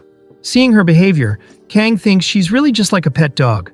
Though, thanks to her, they seem to be making good progress. Kang then looks up and wonders whether others are doing well. The scene now shifts to later. 32 minutes have passed since the exam began. Currently in the lead is Leon's team, though his party doesn't look well. Leon notes they are roughly near the first checkpoint, so they should hurry a bit more. Ario then calls out to Leon, saying they still have plenty of time, so can't they rest just a little? Saki tells her that they are almost there, so she should try to push a bit more. But Ario couldn't go further. She starts coughing, and Saki is worried about her. Leon just keeps walking forward, and Saki tells him to stop. She asks what he is trying to do, and that Senior Ario is struggling trying to keep up with him. Leon bluntly replies, Yeah, so what? Saki shouts, asking if he has any idea how selfish he's being right now. He coldly replies, I don't want to ignore Senior Ario's opinion either, but as of the leader, I have a goal to complete and responsibilities to carry. Upon hearing the word responsibilities, Saki states that, to her, it just looks like he's playing boss because he got a title. He replies saying, Saki, you're free to take my words however you want, but I have no intention of dragging along teammates who can't trust and follow me. Saki glares at him, as he says he doesn't really know how her travel club functions. He then walks towards her, calling out her name and placing his hand on her shoulder. He whispers to her that she better not expect him to act like Guillaume. Then he walks off and she turns in shock, yelling why he's bringing up Guillaume's name here. He simply says that he meant he's not as considerate as Guillaume. Saki yells at him as he ignores and keeps walking. In frustration, she mutters what kind of guy he is. Ario then apologizes to Saki that as her senior, she ended up being a burden and that she'll try a little harder. Her other teammate lightens the tense situation, saying, Come on, kids grow up by fighting sometimes. Given the situation, the leader must be under a lot of pressure. Let's just hang in there a little more. Saki remains thoughtful as she mutters Guillaume's name, and the scene returns to Kang. He calls out to the instructor, stating they have been walking over 30 minutes. But still, they haven't seen any other cadets. Rachel, using her monkey brain, tries to come up with a reasoning on why the other cadets have still not come yet. Seol-ah glares at her stupidity and firmly asks if they remember the uninhabited island survival training. This exam is the same. Each team just started from a different point, but the subspace warp only works up to the entrance. Kang then asks if there's only one checkpoint, so if everyone's heading to the same place, they should have seen others by now. Seola looks around, remarking that maybe most of them gave up halfway. Rachel groans that they should just give them a normal fight-based exam. Seola hums a song carefree, and Kang stares at her, thinking if it weren't for her, they would have already dropped out too. He then calls out to her, and she stiffens, addressing him as her king. He asks how those who give up return. She then goes through her special bag and takes out a device called the Mana Collar. She explains that if he pressed this button, the holder's location appears on the administration screen. Kang asks how it's possible for it to work even here, where subspace can't intervene. Seola jokes that his curiosity is like a live fish. She then says she doesn't know the principle on how it works, but it's supposedly an educational device made by the Hero Association's lab. They say it's made from a degraded artifact, and this subspace pouch is issued by the association too. Kang inwardly thinks, when magic and divine blessings weren't distinguished, relics of the mythical age, such as artifacts, contain unknown power. Their value is beyond money. Fewer than 10 exists as world treasures. Even one nation possessing one violates international law. So the Hero Association manages them to keep balance between nations. But they developed and distributed degraded versions. That doesn't lead to very positive thoughts. As he keeps staring at the device, Seola puts it away, saying he can't have that. If she loses it, she has to pay for it, and her salary is already terrible. Kang is amused, wondering why a villain have such human-sounding lines. Seola confidently tells him to not worry. As long as she's here, they will find it. Right on time, Rachel exclaims that she found the checkpoint. Seola then proudly boasts to Kang about the discovery due to her help. She then approaches the checkpoint and ends the timer, noting that Rachel's team has cleared the first stage in 48 minutes and 24 seconds. She adds that when the second stage starts, she'll time another hour. They then stare at the door, which is very odd. There are no walls or anything. Rachel, in confusion, asks if this is really the entrance. Seola then whispers to Kang, "Your Majesty, it's my first time in the special hall too. But this doesn't look like an ordinary checkpoint. It's just a single door, but the mana it's emitting is warping space." Kang stares at the door, wondering if it's that strong. Rachel looks behind the door, noting there's nothing there. She asks the instructor on whether they should just open it and go in. Seola holds the timer, saying, "Yes, pickled radish. It starts the moment you go in." Rachel asks if she's sure and whether she's messing with her. Seola affirms again. So Rachel states that since she's the team leader, she'll open it. Seola then readies to start the timer, and Kang braces for what's next to come. Rachel recklessly opens the door and enters, saying what could possibly go wrong. But as she takes a step forward, she realizes there's nothing there to support her weight. She ends up falling to her death, and the video ends right here because the narrator loves to leave them in a cliffhanger. But luckily, Hana narrowly manages to pull her back by her collar, saving her from the deadly drop. Rachel thanks Hana and immediately turns around to argue with their instructor for not giving them a warning. Seola warns that she already pressed the timer, so she should move her ass and not waste time. Kang gazes downwards, noting that it's the Abyss Bridge, which is surrounded by murky water. He inwardly says, "The mana filling the entire artificial Gehenna. It was rising from that murky water. I think I understand why we saw no one on the way here. An instructor assigned to each team in the name of safety and grading. But this structure itself makes cadets think of giving up first. This exam is designed so that not knowing the answer becomes dangerous." The scene now shifts to Leon's group. They are already inside the second stage, walking past the murky water surrounding the bridge. Saki gazes downwards and mutters that he's fearless. She asks whether he's been here or something.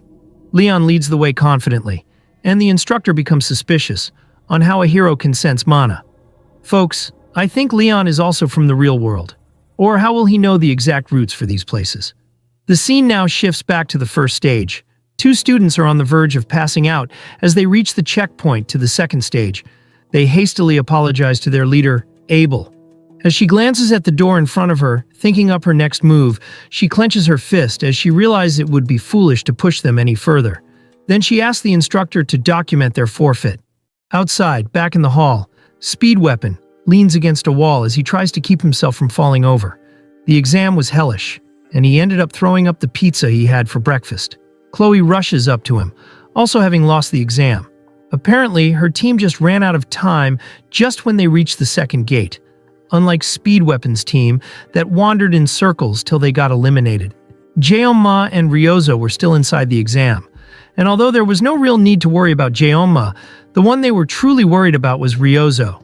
Speedy in particular was worried about how she'd interact with Leon. Speedy inwardly says Leon is a prodigy who appeared out of nowhere. He's flawless, spotless like a blank sheet of paper. If you stay near ink, you turn black. If you get close to ink, you become stained black. Depending on what color stains him, he could become light or darkness. He changed the topic quickly by inviting Chloe to go villain hunting. It may be a shame that they were eliminated so early, but at least they can still be of some use to Jeonma. Chloe excitedly agrees to it, calling him Smuggy, and that he's starting to resemble Jeonma more and more. Speedy inwardly laments on why she can't at least remember his name properly. Meanwhile, back in the second stage of the exam, Jeonma carefully led his team through the steep and rocky terrain. Rachel took the opportunity to land on Gamma's back. Her massive airbags make the landing safe and soft, but immediately backed off once she noticed his hostility again. She jokes that a broad heart is better than being small-minded. Kang mutters that it seems like she had fully adapted now. Hana then looks up saying, "That looks like the checkpoint. Do we just need to cross this now?" We then see a massive tower ahead. Kang inwardly says, "This time, the destination is clearly visible. The problem is, it's a sight that makes anyone hesitate. With no subspace interference, even I can't just charge ahead recklessly." Kang's attention turned to Seol Ah, his personal mana-sniffing dog. He'd already used her once, so what was the harm in using her again? Our protagonist walked up to her and ordered her to go across the bridge first for them. This was technically cheating, but they weren't being monitored, so it didn't matter anyways. He gaslights her saying, "The reason instructors accompany us is to prevent accidents, right? So I think it fits the purpose for you to step up at a time like this." Seola tries to plead with them, saying that she couldn't interfere since this was an exam, but the others agreed with Gaoma's decision to have her cross first. Seola stutters and falls to her knees with a panic attack, revealing she's afraid of heights. Kang then took a step forward towards her as she laid on the ground. Then with a firm voice he ordered her to cross the bridge first, then promised that if she did, he would grant her one wish. She gets excited, but then he reveals that he won't give the seal of subordination, so she pouts by this. Anyway, she accepts the deal. She gets on her feet saying, "Okay everyone, trust me and follow closely. This instructor will take responsibility for your safety." Hana applauds for her bravery, remarking that she's cool. Folks, imagine if Hana's really Medea. Seol Ah would be cooked since she's acting way suspicious by following Kang's orders. Anyway, moving on. After making it a good distance towards the end, Seol Ah collapsed in fear, crying that she couldn't go any further. Seeing her crying, Rachel asks Kang whether she's really an instructor since she's totally acting like a kid. Kang, though, gives credit that thanks to her they made it across. Jeonma walked up to her and congratulated her on a job well done. She mutters in confusion, and he asks if she didn't hear him, and that he said good job. Those words had a much deeper effect on her than he realized, and she ended up almost crying, thanking Jeonma, before pulling herself together and stepping up to continue crossing the bridge while telling him to put his trust on her.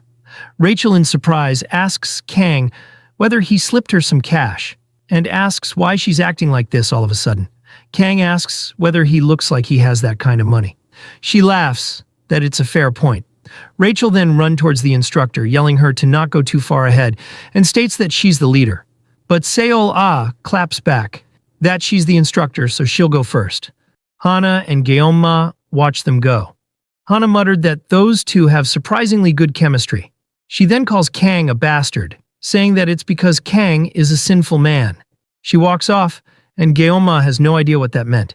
Folks, I think she's Medea, or her secret granddaughter. Maybe her last line meant that she knows that Kang is partnering up with a villain. Anyway, moving on. Elsewhere, within the third gate called the Tower of Ordeal, Leon's group had almost reached the top. Even Saki was starting to get tired at this point, and she wondered just what was pushing Leon so hard. After all, they hadn't seen any other students since they started, so first place was practically guaranteed. Behind them, the instructor reveals that they're almost there, so they just have to push a little more. However, Senior Ario had finally lost all strength in her body. She couldn't go any further, and once again, Saki tried to reason with Leon to slow down a bit. This time, though, his answer to her arguing was much colder, blaming her for not being able to keep up with him. Everyone, even the instructor, was surprised by his harsh response. And that seemed to snap Leon out of it, as he apologized to Saki saying, "I guess I was irritated from exhaustion too. The 5th floor is soon. Let's rest there." Saki, though, looks alarmed by his previous behavior. Leon tells her that he'll go ahead and check the 5th floor, so they can come up slowly. Meanwhile, their senior finally collapses in exhaustion and starts crying that she really can't go on, even if she tried. As their instructor tries to convince her to keep going, Saki bends down and offers her back to her senior. Ario looks surprised by this. Saki then says, "The one who can endure should carry the rest. Hurry up before I change my mind." Meanwhile, she inwardly says, "I'm not exactly in perfect shape either. Guess it's affecting me more than I thought. Never thought I'd step up for someone else. It's probably due to witnessing Kang help me when needed." Senior Ario climbed on her back, saying that she'll leave it to her, though she secretly reaches her hand towards her back, and Saki tries to carry her, wondering how someone with all bones be this heavy, as if she's carrying some heavy weapon or something. Then all of a sudden, the two girls' eyes snapped, and at the same time, Kang senses something and stares up towards the tower they were about to enter. Rachel lightly mocked him for being scared, and he played it off as nothing, but our protagonist could tell that something had just happened. Meanwhile, on the 4th floor of the tower, we see a blade dripping with blood. Saki falls to her knees, and as she touched her chest, she noticed blood. Then she collapsed completely, covered in her own blood, and we see Ario also collapse beside her. Saki curls up in pain as her consciousness slowly fades and her blood pools below her. The last thing she can think of before her mind goes blank is Gaoma. The scene now shifts to Kang's group. Rachel marvels at the interior of the tower, while Kang is lost in thought, feeling as if something is off. He wonders whether he's too sensitive, and shrugs it off as nothing. Sayola tells them that she'll take the lead again, and Hana cheers her on. Rachel, seeing Kang walk slow, asks whether he's having trouble with stairs. He denies it, though is impressed that the structure almost completely replicates the magic tower, and that Joaquin was by no means an ordinary guy. Just then he spots footprints. Rachel passed it by, complaining that she's already tired. Kang thinks that they haven't seen anyone the entire exam, but there's a team ahead of them. Just then he steps on blood. He stops walking and lifts his foot, realizing what it is. He wonders if the blood had dripped from above. Then he hears a crash sound and quickly looks up. Without wasting time, he ran up the stairs. Sayola, in panic, tells the others to stay right there, and she follows Kang. Meanwhile, memories flash across Saki's mind, and she opens her eyes in confusion. She lifts her trembling hand, wondering what happened. Then she realizes what had just happened. She touches the tip of the blade, realizing that it's poison, and at this rate, she'll die. Just then, she notices the clash between Leon and the instructor. Leon is fighting with his bare hands because the instructor has all the weapons of their group. Saki realizes that instructor Paul was an undercover villain. Leon delivers a powerful strike, but Paul sidesteps it, and the strike causes the path to crumble by the sheer power of his fists alone. Paul is impressed by this. Just then he turns as Leon had already appeared right behind him, ready to deliver the final blow. But then someone from behind strikes through his abdomen, while saying that he's underwhelming. Clutching his side, he screams in pain. Leon had been betrayed by Senior Ario. She mutters that even if he's a hero candidate, he's just a human. Then, as Leon falls to his knees, she remarks that Paul seems still incapable of handling Permersha's power well. He apologizes to her, and she says it's fine, though she asks if Leon is really the hero. He seems insufficient to hold Lord Permersh. She skeptically asks whether Lord Agor was really killed by him, or whether the professor is lying. Paul crosses his arms, saying he still lasted this long without requiring weapons in a place like this, which is similar to the demonic realm. Lord Agor also had bad connectivity with the host, and the Sword Emperor was supposedly there as well. I don't believe the information is false. Hearing this, Ario replies, Maybe my expectations were too high, though there's nobody fitting as him. If Lord Permersh can adjust to Leon's body, everything will be fine. Paul reassures that the results will be satisfactory. Ario hopes that it is, since they took them in after Lord Agora's death. Just then, Saki tries to move her trembling body. Ario is intrigued, saying, "You're awake, Saki Ryozo?" Saki stares weakly while inwardly saying, "So this is how I die." In her final moments, she starts reflecting on her life. Her life had been empty. The repetitive, boring routine, the bleak home environment. There was no real fun or excitement in life. She didn't enter the academy so she could become a hero. She just needed an excuse to die. Ario then approaches her saying, "How was my acting? I was worried I'd get caught on the way here, but you caused trouble all by yourself. It made things way easier. Thanks, Saki." Saki weakly mutters, "Why would you?" Ario laughs, saying, "Yeah, why? The reason is simple." Ario kneels beside her, saying, "I'm disappointed in you. You may not know it, but I've always thought of you to be similar to me." Ario holds the blade while pointing out the similarities. Those tired eyes, that face that acts like you're done with life. I thought you were closer to people like us. In fact, I planned to take you to Lord Permersh once I got things settled." Then she twirls the blade, which was already in her chest, and Saki screams in agony. With a crazed expression, Ario mutters, "But behold, you wanted to carry me? What? So you're somehow awakened your love for other human? That's right. In the end, you're just a mere human. I'm truly disappointed in you, Saki." Instructor Paul looks uneased by the brutality as Saki screams in agony. Ario then ends the torture and sarcastically says, "Well, it's not like you have time to hear another explanation anyway. Since we've chatted this much, you won't feel lonely in your death, right?" Then she walks off, waving Saki goodbye. Saki is dying in her own pool of blood, all alone. Tears start running down her face as she inwardly laments she doesn't want to die. She recalls all the memories she made with Kang. She doesn't want to die after finding a reason to live. She knows there is no God in this cruel world. As her tears fall on the pool of blood, she inwardly calls out Gyeonma's name. Just then she sees a light, as if her god, Kang himself, had answered her cry. She weakly holds out her hand towards him, pleading him to save her. Kang stood there. His pupils didn't tremble. They froze. The kind of stillness that comes when a person stops being human for a second. No grief. No tears. Just a silence so heavy that it felt terrifying. Ario notices Kang and mutters, "They have a guest already." Seola finally reached Kang, but she froze as she noticed Leon and Saki in the brink of death. Ario calls out to Seola, It's been a long time since they saw each other." In a trembling voice, Seola mutters her name. Ario asks how she has been, and shows her monstrous arm while saying, "Do you want to make a contract with Lord Permersh? We jumped ship after Lord Agor died. I know traitors like you need a new master to serve. Plus, your mana is running out, right?" Hearing her talk about being a traitor, Seola inwardly cursed her. That Ario was the one who jumped ship as soon as she could once Agor died. Ario steps on Leon's head while looking at Kang, saying, "Oh, and Sashimi Saint, or whatever. You'd better stay put.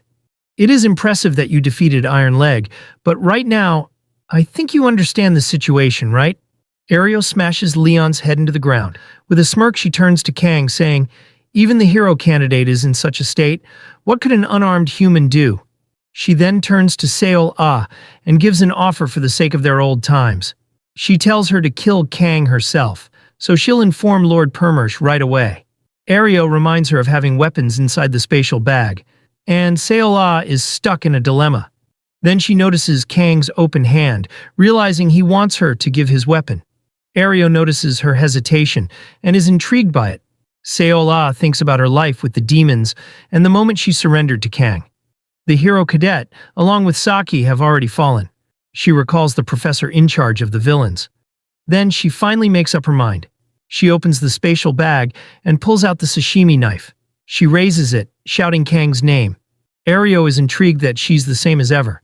But then she's confused as Seol-ah kneels with her head slightly bowed, holding the weapon up with both hands in a formal, almost ritualistic gesture of submission, vowing to serve him as her new master.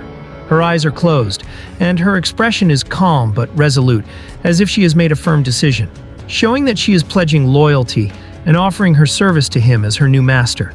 Ireo is furious, calling her a crazy bitch. At first, Kang's fingers hover loosely around the hilt.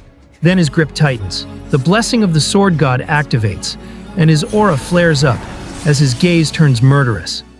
Paul launches a barrage of rocks toward Kang, declaring that he'll handle him.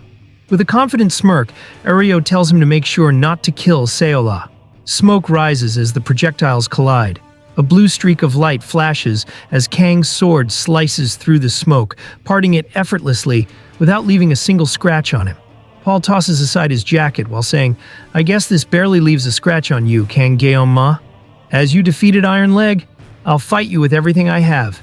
He drops to one knee and places both hands on the ground, asking if Kang can feel the abundant mana in this place. He exclaims that it's the perfect environment to unleash as much magic as possible. The ground trembles as rocks begin to levitate into the air. Flames erupt around them as Paul launches the blazing projectiles toward Kang, laughing sinisterly as he declares that he couldn't lose even if he wanted to. He reveals that following Ireo and making a contract with Lord Permersh was the right choice. As the flaming projectiles collide, they explode like bombs, sending burning debris flying toward Seola. She barely dodges and realizes that bastard is using two attributes because he forged a new contract. For a moment, she begins to doubt whether Kang might lose. With a wide grin, Paul keeps launching projectiles while shouting sarcastically, "Where have you disappeared to, Kang Geom-ma? Does witnessing the power of both Lord Agor and Lord Permersh at the same time frighten you?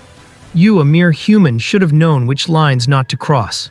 If you don't know your place, this is what—" But before he can finish, a sudden slash cuts into his side. Confused, he turns around, wondering where Kang went. All he can see is Seola surrounded by scorching debris. Kang is nowhere to be found.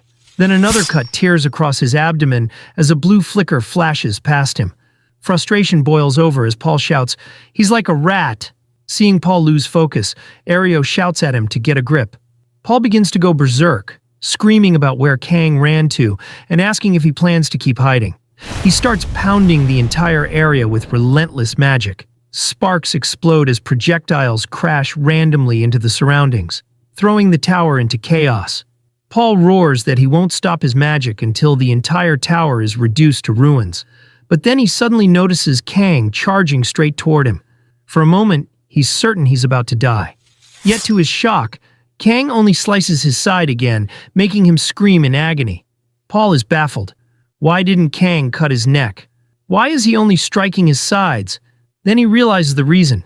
Kang is striking the same place where Leon was wounded.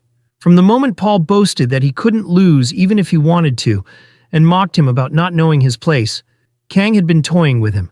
Fury erupts within Paul. A mere human dares to toy with him.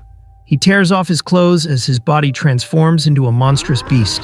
His beastly roar echoes through the tower as Ireo shouts his name in panic, warning him about transforming so recklessly. Now towering over Kang, Paul looms like a monster. Kang doesn't even flinch. The beast raises both arms high above his head, gathering strength for a devastating blow. Seola and Ireo watch in tense silence, unable to tell who will win as a blue flicker suddenly streaks through the air. The area fills with smoke. When it clears, the sky is visible through the tower wall as air rushes in to equalize the pressure. Paul lays there, cleanly severed in half, along with the tower wall. Kang's sashimi knife glows with a blue aura. Seola stares in shock that he can even use aura. At that moment, she realizes her choice was correct. The safest place in the world is by Kang's side. Meanwhile, Ireo is terrified. Then Kang's eyes glow towards Ireo, and she steps back in horror, calling him a monster, telling him to not come any closer. Kang steps forward slowly, his movement sending chills down her spine. She desperately shouts again, telling him not to come any closer. Kang is surrounded by a crimson aura, and his eye burns with a cold red glow. He stares forward like a silent predator. The air itself feels heavy, as if something terrifying is about to happen. She stutters, "You're not a human? You demon!" Then she trembles in fear as his sword glows with aura. She inwardly panics. I'll die, I'll die, I'll die. All I had left was to offer his body to Lord Permersh. I need to survive for now. Should I run? No, he's too fast. Then I'll use magic to obscure his vision. I'll make use of the mana around. Mana! I can't sense any mana. Why? His weapon is rejecting mana? No way. If you take another step, I'll slice this whore's neck. You think I won't? Shit. Damn all this. I need to get out. Huh? Where'd the knife go? She suddenly turns as a faint voice mutters, Let go. It hurts. Ario's eyes widen. Saki is standing behind her, lunging forward with the blade that had once been buried in her own chest. The blade pierces straight through Ario. She screams in agony as it remains lodged in her body. Gritting her teeth, Ario stares at Saki in disbelief, unable to understand how she's still standing. Saki coldly mutters, You think I'm not allowed to act? And poison resistance is a given in the absolute Bao clan. I guess being half-demon doesn't make you immune from poison either. I'm truly disappointed, Ario.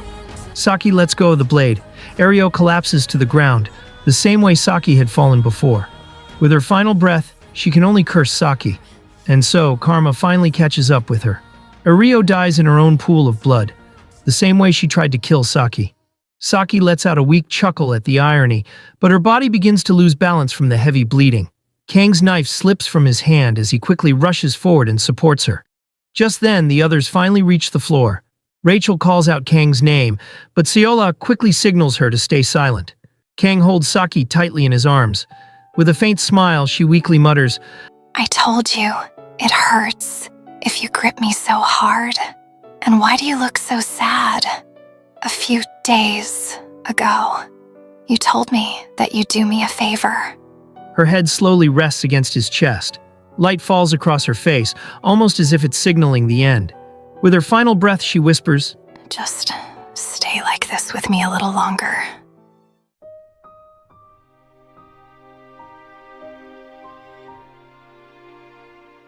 The scene now shifts to a few days later. In the hospital, we see an electrocardiogram monitor hooked to Saki. Her hand twitches, and her eyes finally open. Right then, Speedy in surprise calls out her name, that she's finally awake. Saki is confused. He sighs of relief, asking does she know how long she had been sleeping. It has been more than 3 whole days. Saki is surprised by that, and Speedy asks if she always sleeps so much. She recalls the events that happened in the tower. Speedy then says, You really owe the club president your life. From what I heard from Rachel, Guillaume Ma was the one who administered first aid to you and Leon. I never knew he has a healing-type blessing, but the doctors say it was near perfect. Saki in confusion mutters Guillaume's name. Then she remembers what she said to him before she lost consciousness. Now she starts trembling in embarrassment, screaming her lungs off. Speedy is spooked, asking what's wrong. Saki inwardly panics, repeating the words, no way, multiple times. How could she possibly face Guillaume Ma now? Meanwhile, Speedy is confused, wondering whether this is what people refer to as PTSD. He imagines just what horrible thing happened. Saki scowls at him, asking what he's staring at, and whether he got a problem. Speedy thinks she's always been prickly, but it's more than usual. He wonders if she's really traumatized. He then places a Yangang on her bed while saying, Here, why don't you calm down? Good girl. Saki's gaze lowers to the Yangang, then shifts to Speedy. She violently whacks him with a pillow, asking if he thinks she's some kind of a dog. She shouts at him, You thought I'd just forgive you over some red bean wagashi? Get out. Speedy holds his face, complaining she didn't need to hit him. Then he leaves, shutting the door. Saki calms down, realizing she freaked out at Speedy for no reason, so she should apologize to him later. Then she flops back to the bed with a sigh of relief. With her arm, she covers her eyes, muttering she's alive. As the fresh air enters through the window, she mutters again that she's alive. A drop of tear can be seen, and then she breaks down, crying relentlessly. She snatches the Yangang and bites into it, wrapper and all, her primal instincts taking over as the feeling of being alive surges back through her. For a moment, she simply savors it. Then we see it clearly. She has bitten straight through the wrapper, like a desperate animal starving for life. With a grateful smile, she mutters that it's delicious. The scene now shifts to outside her room.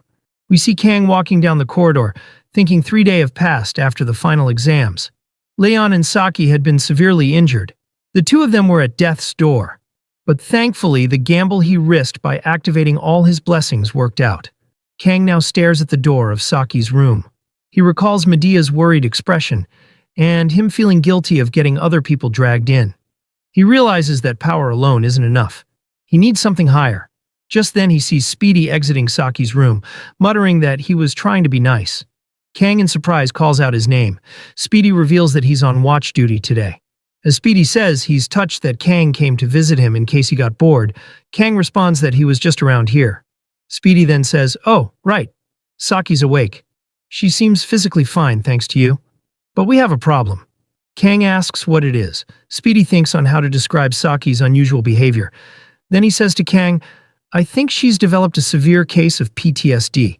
She started screaming out of nowhere, and even threw a pillow at me. She's always been an asshole, but I think she's swearing even more than before. She even turned down the Yang." Hearing all this, Kang thinks it sounds like she made a perfect recovery. Then he asks how's the villain's search going. Speedy reveals that Rachel went out of her way to help, so they're almost done. He hands over the list of villain suspects to Kang, and we see various names with higher positions in the academy. Kang reads them and thinks there are 6, but no professors mentioned. There's bound to be more than this, but eliminating these people should lead to more. Kang then asks Speedy whether he's sure about these people, and he affirms. Kang then asks if he's free tomorrow after school. Speedy replies that he is free, but since Saki's up, shouldn't they all come visit her tomorrow? Kang replies, "Do you still not understand even after knowing her for so long? Saki's not the type to be happy if we all storm her." Speedy understands his reasoning and asks where they are heading tomorrow. Kang clutched the paper in hand and declared that it's our turn now. The scene now shifts to Medea's office. She asks if what he's saying is among the elders. That bastard Clady is the cause. Altair affirms, saying he convinced the others, and he was also the mastermind behind the appearance of the demonoid in the midterm exams. Medea asks if it's also related to this final exams, and he replies they are still investigating. He reveals that from Clady's transactions, they found records of even hiring the Undertakers. Hearing this, Medea bursts into rage, shouting, "The Undertakers? Those filthy subhuman killer bastards." Altair then reveals they have reports that the group were last seen at a port near Avalon Island. Medea frowns about the involvement of Avalon Island as well. Sage Fried, though, tells her to calm down and sips his tea leisurely. She's enraged. Calm down? What, should I sip some tea like you? I have a duty to ensure that each student of the academy is safe. But an insider dares, someone on the Council of Elders at that, even though we've taken so many preventive measures, to think these things were happening internally. Siegfried places the cup on the saucer, saying she's not the only one here who's angered by all this. His granddaughter is a student of this academy as well. Furthermore, he looks at Altair, and Medea follows his gaze. With closed eyes, Siegfried asks whether there's enough evidence. Altair responds, "We've investigated and verified our intel for the past 2 months. We wouldn't have any problems even if we eliminated them immediately." Hearing this, Medea fixed her gaze on Siegfried, silently waiting for his response. Slowly, he opened his eyes, glowing gold as he muttered, "I see."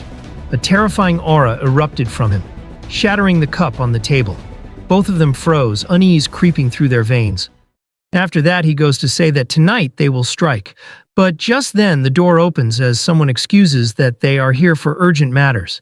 They are all surprised that it's Kang Geom-ma, alongside Speed Weapon. Medea, in surprise, asks what brings him here. He reveals that in addition to the final exam incident, he has something to tell her. After a while, Speedy explained the details about the final exam and undercover villains infiltrating the academy. They all listened silently. Medea then, with a smile, says to him, "Your name was Weapon, right? I've never met you in person before, though I knew you were a part of the travel club." Hearing this hot chick speak to him casually, Speedy blushes and affirmed. Then she holds up the list, asking if the bastards on this list are likely those damned half-demon scum. Speedy affirms that they have investigated them multiple times, but each investigation has shown their hiring process and work to be suspicious. Medea then used her blessing and verified the authenticity of the information. Then she reveals that these bastards aren't hired by the academy. Kang realizes that if she verified the list with Blessing of the Poet, it's certain. The others listen to her carefully. Then she moves on. Adopting a serious expression, she asks, "Just how did you students access the list of faculty? Mind explaining that?" Speedy panics, and she presses them to answer the question. Speedy silently glanced at the club president, wondering what should they do in this situation. Kang then speaks up, revealing that Speedy and him hacked into the Academy network. She becomes skeptical, asking if the two really hacked into the most secure network on the planet. Speedy in panic looks at Kang, and he replies saying, "Yes, I ordered Speed Weapon to hack it as the club president. Weapon may seem daft, but he's second in grades. He's good with computers. I understand that it was the wrong thing to do. I wanted to inform you first, but we were tight on time before the break started. I trusted that you'd understand, Chairman." Medea then sighs, saying she'll overlook it this time for the cause, but they should never do this again. Kang thanks her for understanding. Medea casually says, "I'm trusting you two because of how well you've done till now, Guillaume. Any other student would have been expelled immediately." Hearing that things are settled, Speedy sighs of relief. Seeing him, Kang thinks that it must have been sudden for Speedy, but he kept quiet about Saki till the end. The more Kang hangs out with Speedy, the more he realizes what a good friend Speedy is. Just then, Siegfried breaks the silence, saying this complicates things since they are still planning to attack the elders today. Hearing this, the students are surprised, and Medea glares at Siegfried, signaling him to shut his damn mouth. But Altair remarks that the students have the right to know. So Siegfried reveals that originally they were planning to visit Claddy's personal quarters tonight. Kang is confused, and Siegfried explains saying, "The Council of Elders is responsible for bad-mouthing you and your friends. Kang Guillaume. Claddy is the one who orchestrated most of it. We just procured evidence through the auditories, and we're about to question them." But then he paused, saying he's bound by rules right now. Hearing this, Kang realizes that no matter how much proof there is, it's hard for the Sword Emperor, who is not currently one of the 7-star heroes, to attack the Council of Elders. Even if there is justification, the Council of Elders makes up a large axis of power. Siegfried then reveals that if they attack the Elders today, the villains will flee from the Academy. Medea agrees that they might never be able to sniff them out, but they can't let the Elders be. Kang realizes they need to strike both at once, so he suggests that he can gather them into one place. They all become surprised by this. Without wasting time, Kang called to Seola. She was chewing on some nasty worms while she answered her phone hastily. She asks the matter, and he reminds that she said she doesn't know the others' names or identities. She affirms, but reveals there's some exceptions. Then her eyes widen as Kang says that all the names he's about to give are villains, and that she should round them all up right now. She agrees to it, but asks how. He just says about the lucky letter, and she's confused. Once that's taken care of, Siegfried asks if what Kang is saying, that while the auditories who have the authority to prosecute nobles will strike Claddy's quarters, while Medea and him attack the place where the villains are gathered. Siegfried, without any doubt, agrees to the plan. Seeing this, Medea shouts, asking Kang on how he's planning to gather the villains. Siegfried calls out her name, signaling her to stop digging deeper. Kang apologizes to Medea, saying they should get moving first, and later he can explain more. Hearing this, Altair strokes his beard, saying, executing plan, before explaining, "You're definitely closer to the auditories than the heroes." Siegfried then asks how many he brought from Sicily, and Altair reveals he brought 8 of their most elite. Siegfried then summarizes that the Council of Elders have their guardian knights, and we have 8 auditories. Kang then steps up, saying he will strike Claddy together with the auditories. Medea is shocked. Kang firmly says, "I'm the victim of his crimes. Let me come as well. And I am a future 7-star hero who will succeed the Sword Emperor." Everyone became stunned by his declaration. Siegfried remarks he had finally made up his mind, and Kang affirms. The scene now shifts, and it was almost 3 a.m., the time to strike.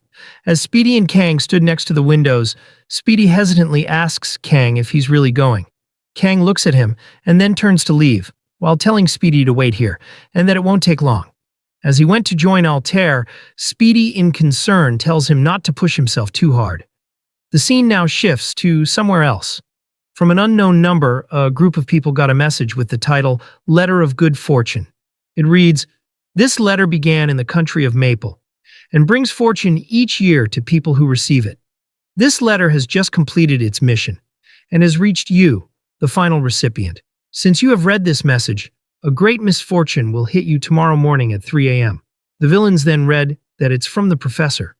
One of the guys kicks the wall with rage, shouting on what the hell this bastard is sending them, and does he think they are stupid. Then a fat man admits that the message is from the professor for sure. The glasses man continues his rage. Does he think we're his cronies? Screw this. I'm showing him his place this time. Hearing this, another guy bursts into laughter, asking why the glasses dude is acting bold, pointing out that he scrambled here as soon as he could, like a little bitch. The glasses guy then stutters, asking if they think he's scared. The blue-haired villain doesn't argue, and admits he also hates the professor. But what can he do other than following orders? Then he gets suspicious, asking why are they the only ones here? Wasn't everyone supposed to be here? They then hear a high heel sound heading closer towards them from the darkness. The glasses guy realizes that there's one more and walks towards the darkness, while telling the individual to hurry up, and that if they are late, the professor will freak out. The blue-hair dude becomes suspicious, since he can't sense any mana. He quickly warns the glasses guy to wait, but it's too late. They all become alert, as they hear a gruesome scream. A bloody hand is flung out of the darkness, and they all become tense as a woman calmly walks toward them, with a severed head of the glasses guy. The villains panic at this unknown entity and shout who they are. The woman approaches them while calmly saying, "It seems that I was the one drowning in peace. Hello, you scum." The scene now shifts to elsewhere. Kang and the Auditore had reached Claudi's residence. In the woods, Altair remarks that Kang Ma is quite the peculiar young man. Kang looks confused, and he explains, out of everyone, you're the one I simply can't read. I have no idea who you really are or what goes on in that head of yours. And that says a lot, given my line of work.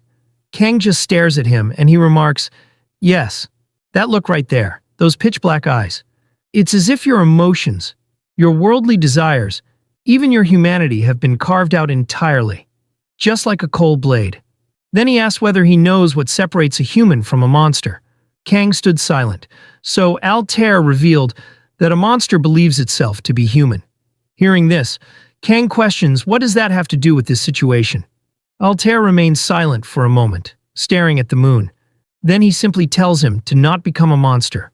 Altair then tapped his cane against the ground, and 8 elite auditores appear from the shadows.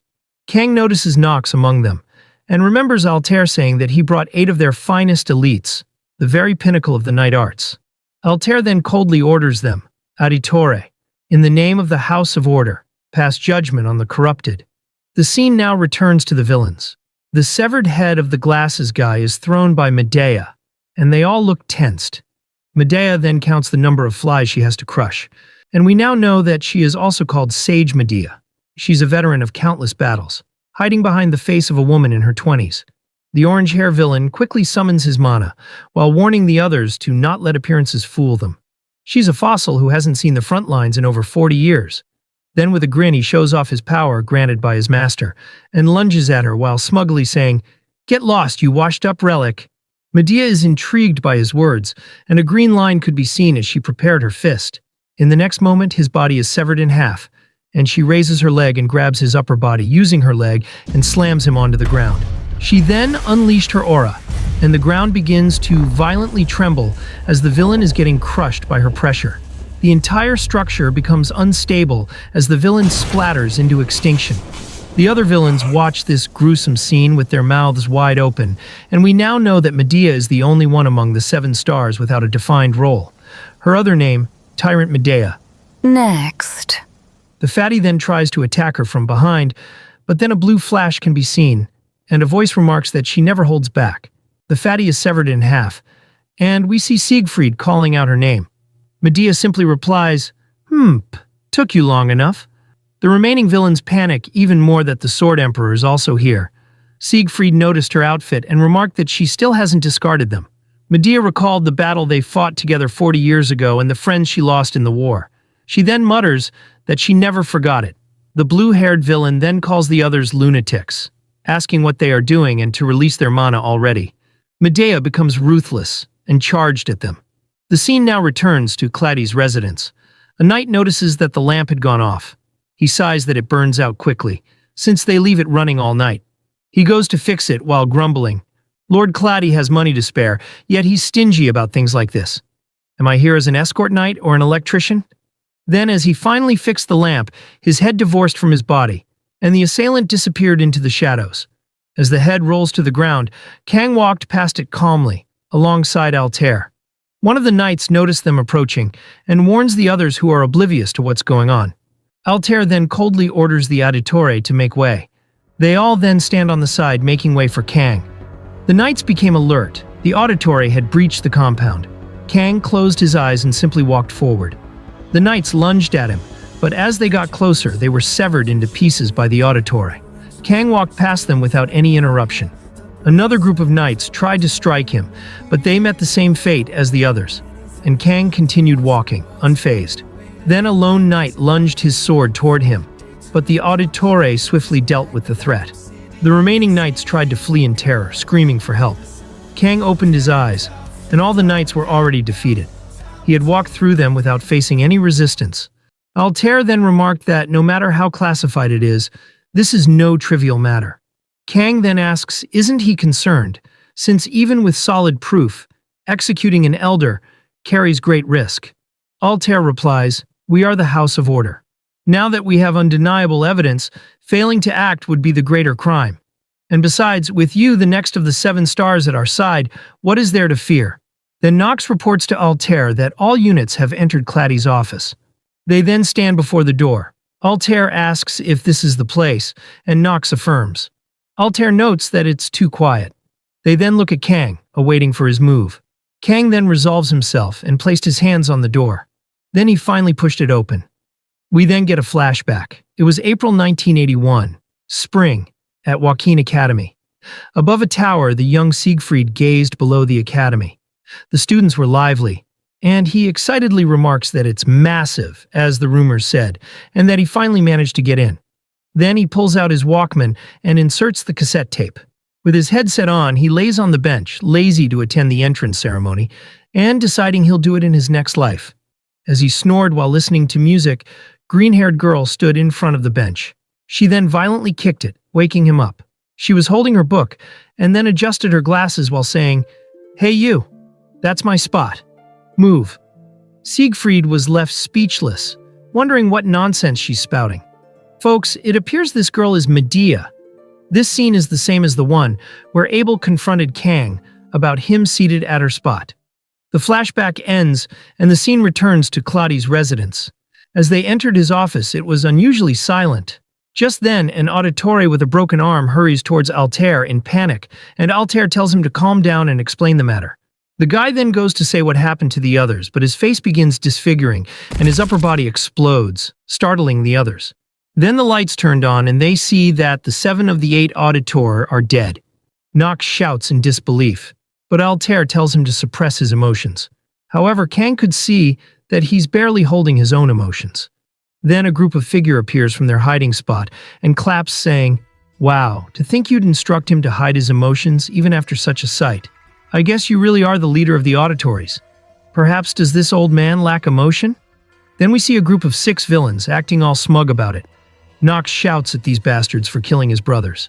However, the leader steps up, telling him to stop interrupting when the adults are talking, and then he throws a severed hand towards Nox, while sarcastically telling him to take it. He then says, "I was considering taking them as a souvenir, but they'd stand out too much. It's your family, so make sure to wash them up and take good care." Hearing this, Altair couldn't hold in anymore, and shouts in rage. The leader grins, saying, "Ooh, never mind. There's the emotion. Don't you agree, Mr. Claudi?" Claudi steps forward, saying, "How could I question the judgment of the great villains? Of course I agree. It sickens me to see that mere butcher attempting to fit in amongst the society of nobles." Seeing him, Altair shouts, "Damn you, Claudi!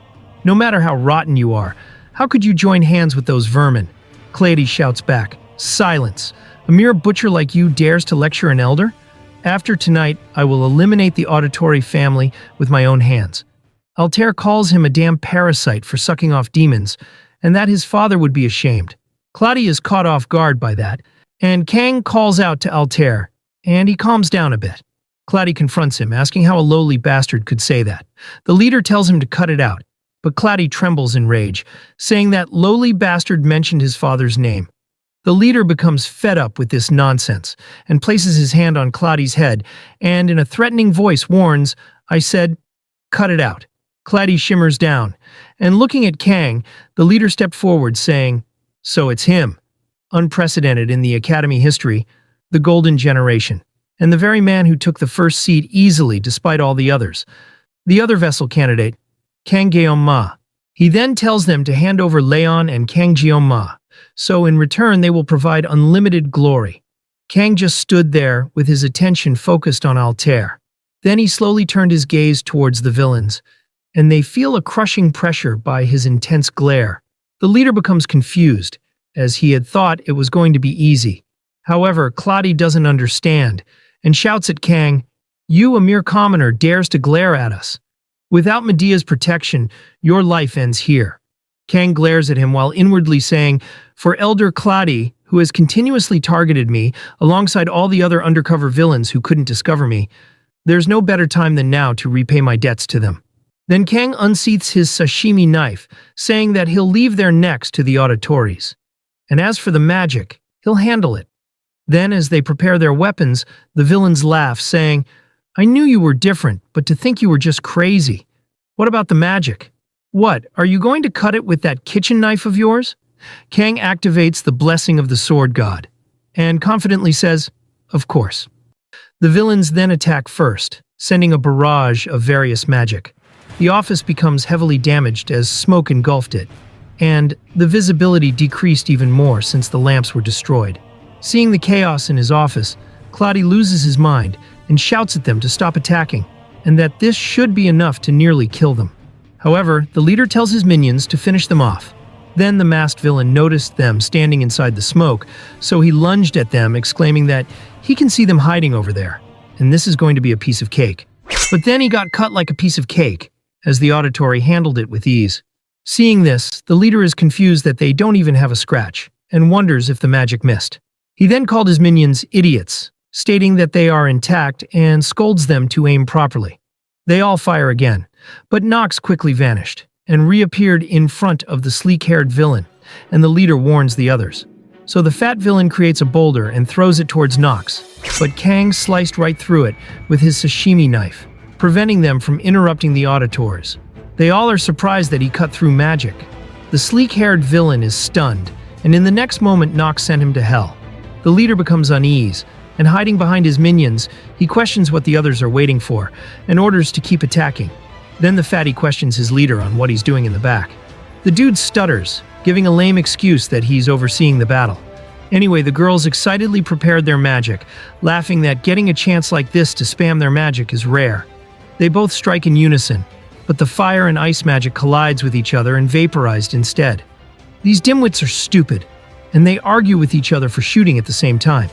Then as the ice girl turned away, Altair sliced the pigtailed villain's head, and in the next moment he took care of the ice brat, remarking that these are a bunch of fools for taking their eyes off the enemy. The fatty then tries to ambush Altair, while sarcastically saying that he's the one looking away from him. But Kang swiftly cut through his magical arms, and Altair mutters that the weak doesn't understand silence. Nox followed up and sliced the fatty's legs, and Altair dealt the final blow, saying that's why they die. Meanwhile, due to the smoke, Claudi couldn't see clearly on what's going on, and could only hear sounds. He suggests on procuring some vision first, and the leader replied that it's a good idea. So he activated his flames, triggering the sprinklers to rain down water. Once the smoke is cleared, they are shocked. The leader starts trembling at the sight, as his minions have been sent to hell. Claudi calls them lowly insects, and as Kang steps forward slowly, the leader realizes that Kang Geom-ma is the problem, as he was the one cutting their magic. Then the leader holds Claudi as a hostage, and threatens Kang to not come any closer, or he'll kill the elder. Claudi is confused and asks what he's doing. As Kang's knife glows, the leader in a trembling voice says that he's serious about the threat. Kang's expression changed, and the leader grit his teeth in panic as Kang smirked at the situation. But just then, a massive blast tears through the office, and a mysterious figure entered while saying, "That's not how you use it." The villain questions what took him so long, and that they have been waiting for him. Kang looks alarmed by this unknown entity, and the villain grinned, calling out to the professor. The professor stepped forward saying, I never imagined everyone except one would end up dead. This was not part of the plan. However, an educator feels no greater reward than witnessing a student's growth. Kang stares at him, wondering who he is. The leader shouts at him that he gathered everyone here, and now only he's showing up. If he had just come sooner, things wouldn't have turned out like this. However, the professor sarcastically replies, to blame me for your own weakness is quite foolish. You're being more childish than the students. Hearing this, the dude rages, asking whether he has any idea on how many people died because of him. And now he's showing up late and spouting this kind of crap. The professor stays silent for a moment, not wanting to accept the facts. So he sarcastically replies, they say empty vessels make the most noise, but I didn't expect it to be this bad. This causes the dude to lose it, and he lunged at him, shouting that this bastard is talking big behind a mask. The professor goes to flick his finger, and as his mask is pulled off and thrown to the ground, he grinned. The scene now cuts to Medea. She pins the remaining villain to the wall, and he pleads for help, promising to tell her everything. She leans closer, saying, "Really?" He takes this opportunity and affirms that if she's curious about anything, she should just ask. But Medea crushed his head, not believing a single word from him.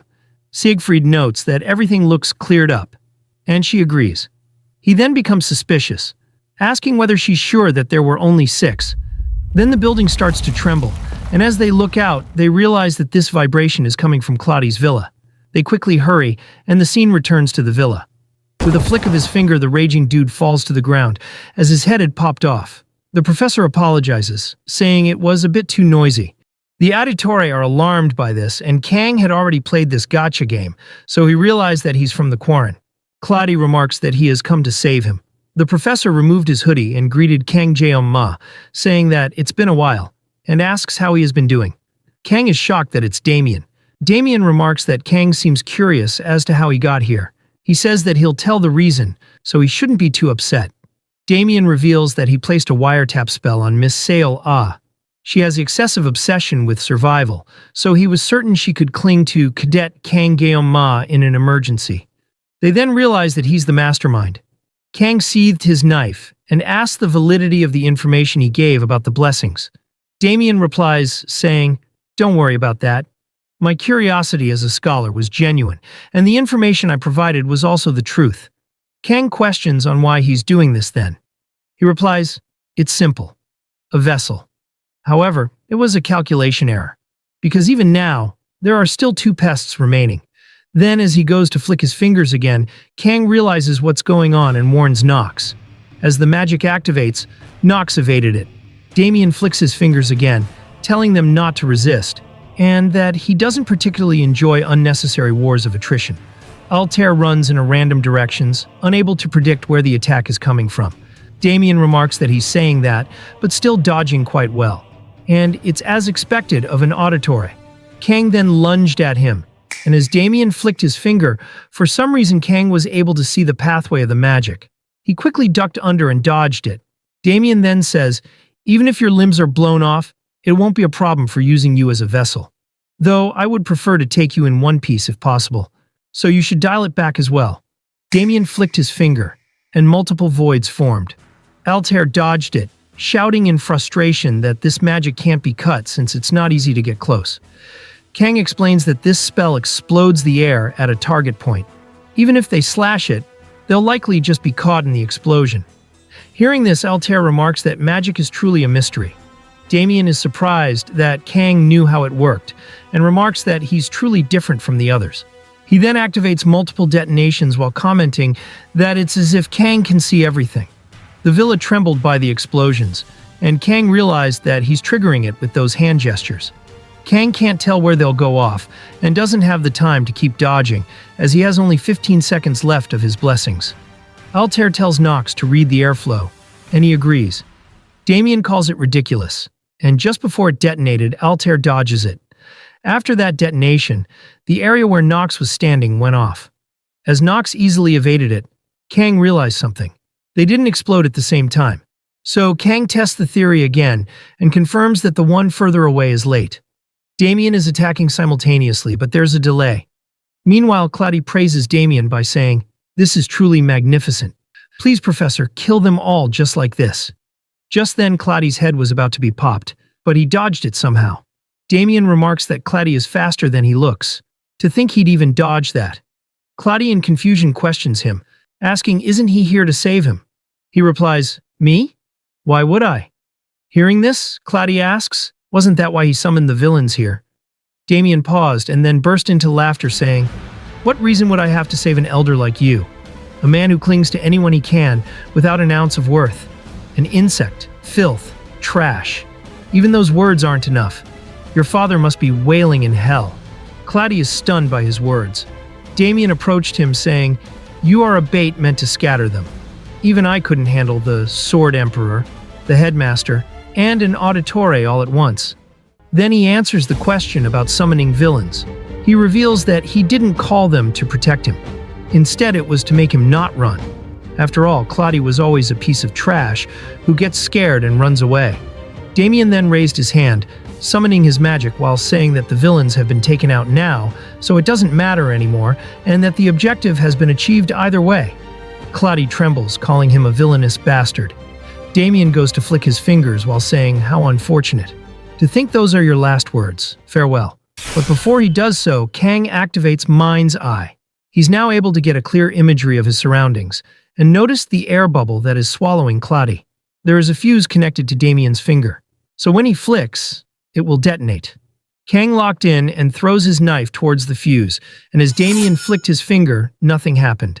Claudi watched in confusion as Damien was repeatedly flicking his finger, not knowing what's wrong. The scene turns awkward as nothing happens. Kang then pulled back his knife as he had tied the hilt with a cord. Damien noticed it and wondered if it was because of that. Kang then stepped forward saying, "Claudi's head. That's my share." Damien becomes uneasy and muttered his name. Kang then declares that he'll cut down Damien. Damien couldn't understand how he did it, so he tries again, thinking it must have been a fluke. But when he flicked, Kang's time was different, since the blessing of the sword god's sensitivity makes him look through the magic before even a second had gone by. The magic which Kang had captured with his mind's eye once can easily be spotted using his enhanced senses. Kang then threw his knife, and it cut through the fuse once more. They all watched this strange occurrence, as once again Damien failed to detonate the bombs. Now Damien starts to really wonder whether he can really see it. Claudi realized that things are going bad, so he glanced at the damaged wall, which Damien made while entering the office. It could be his chance to make a run for. Damien mutters in disbelief on how a human can see it. He then summons using both hands, and decides to take down everyone at once. He taunts Kang that if he truly can see it, he can just watch all he wants. But can he handle all these attacks at once? Damien intends to blow this entire villa.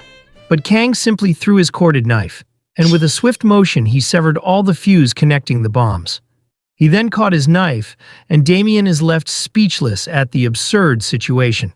He then starts to recklessly summon more bombs, thinking that if even one goes, he can chain it. But Kang keeps cutting all the fuse by simply using his corded sashimi knife, rendering Damien's efforts useless. Then silence settles over as they both just stood there. Damien then becomes even more reckless and summons more and more bombs repeatedly, trying to explode at least one. But Kang does the same method, while thinking that the shadows that were after him, and the one who roped in the people around him, the mastermind had been Damien all along. As Kang effortlessly keeps cutting the fuses, Damien, like a madman, desperately shouts it to blow up. His fingers started to bleed by the repeated flicks, and finally, he made one detonate. He becomes happy that now the rest would follow through. But Altair noticed what Kang had secretly done, and he mutters that it's over. Damien finally realized the grim revelation. All the fallen bombs have been tangled, and had head straight towards him. As the bubble swallowed Damien, he realized that Kang had used his sashimi knife to slowly redirect the bombs towards him. And when he had purposely let him to trigger it, so the bombs would all detonate in one place. Then a massive explosion could be seen coming from Claudi's villa. As the smoke cleared, Altair stood there, while Damien lay on the ground, missing part of his body. Ironically, he had lived by his bombs, and died by them. Kang then sheathed his knife and stared at Claudi. Claudi tries to take the opportunity to run from these monsters, but Nox holds his sword to Claudi's throat, stopping him from escaping. Altair then slashed Claudi's face, causing him to scream in agony. Claudi still threatens that the nobles won't stay put, so they should just kill him already. But Altair shut his mouth, remarking that he's quite talkative for someone who discarded his humanity. Then Kang stood over him, his sashimi knife reflecting the sunlight entering from the broken building. Claudi calls him a lowly subhuman, and Kang delivered a slash to his face, causing him to scream like a chicken. But then he healed Claudi, and dude becomes confused. Kang delivered another slash, and healed him again. Claudi shouts, "Damn you! You cut and heal me, cut and heal me. Do you intend on mocking me further? Stop this at once." Then Kang sliced off his head, ending the torture. Altair comments that Nox seems calmer than expected. However, he denied it, stating he has gotten accustomed to it. Altair questions about it, and Nox replies, "You may have heard, but I've received his slashes head-on before. I was immature, so I taunted him, calling him lowly. I, who was once called a genius, wasn't even able to scratch him. At the time, I was furious. But now I understand. Chloe told me before that Kangeoma alone was more powerful than the entire auditory family. I told her to stop saying nonsense. However, I have no choice but to agree now. Kangeoma is stronger than anyone I have ever met, by quite the margin. And he uses his power for a good cause. I think that's why Chloe has been charmed by him." Altair then called out to Nox, and Nox answers, "Family head. Carry out the family's duties, but follow your own beliefs if you are sure. You've told this to me countless times." Nox then removed his hood, revealing that he intends to become Kangeoma's shadow. Altair asks whether he's sure that he won't regret it, and Nox replies, "I won't, family head." Just then, Medea and Siegfried arrived to the scene. They looked confused by the chaos around the room, and Kang stood there watching Claudi's lifeless body. Siegfried approached Altair and asked what happened here. He replies, "It's exactly how it seems. There were some villains waiting to ambush us, but we took care of them, including Claudi. Of course, we suffered quite some losses." Hearing this, Medea shouted, asking how did the most elite of the Auditore not survive, and what were the villains doing here in the first place? Altair states that it appears the professor, who was the mastermind behind the undercover villains, sent their forces this way. Siegfried stopped Medea, stating that they should hear what they have to say. After some time passed in Claudi's villa, Altair had explained the situation, that everything appears to have been part of the professor's plan. Medea remarks that it's insane. Siegfried stared at the villains' lifeless bodies while remembering the past, where Kang defeated Gore, the sword which lacks emotions and, above all, morality. Altair then chimed in saying, "He is undoubtedly talented. However, a blade that loses direction may become a disaster just by existing. And that is the reason why they need people to show them the right way. In that case, shouldn't you step up to that role, Sword Emperor?" Altair then stroked his beard while saying, "That's right. It's almost the break. So how about you let Kangeoma in? I'm sure that child will be able to complete it. Passed down generation to generation in the Nibelung family. The dream of the Sword Saint." The scene then shifted to a few days later. The students are excited about the summer break, already planning on where to go. As usual, Chloe walked up to Kang's desk, and he's lost in thought, thinking that the headmistress and the Sword Emperor told him they'd take care of the aftermath. However, considering it's an incident in which one of the elders died, it won't be easy to handle. Still, there's plenty of evidence of Claudi's contact with villains. Just then, he noticed Chloe, and she says she doesn't want to be separated from him during the break. Kang just stays silent, and then he noticed someone approaching him. It was Saki. Chloe exclaimed, asking whether she's all right. Seeing Kang, Saki flustered that he's early. She tells Chloe that she's fine, and Chloe advised her to take plenty of medication. Saki then sat next to Kang, and he asked what did they tell her at the hospital. She replies that they said she still need to stop by for further treatment. He asks whether she's going back to Japan for treatment over the break, and she's caught off guard by the sudden question. She asks what he's planning to do over the break, and he replies that it's nothing particular, and was planning to just hang around the academy. Hearing this, the girls are surprised, asking if he's really planning on staying at the academy for a whole month. He replies that he has nowhere to go anyway. Saki then stared at him for a moment, and remarked that his face seems a little different, and that she feels like he has more white hair than before. Hearing this, he becomes lost in thought.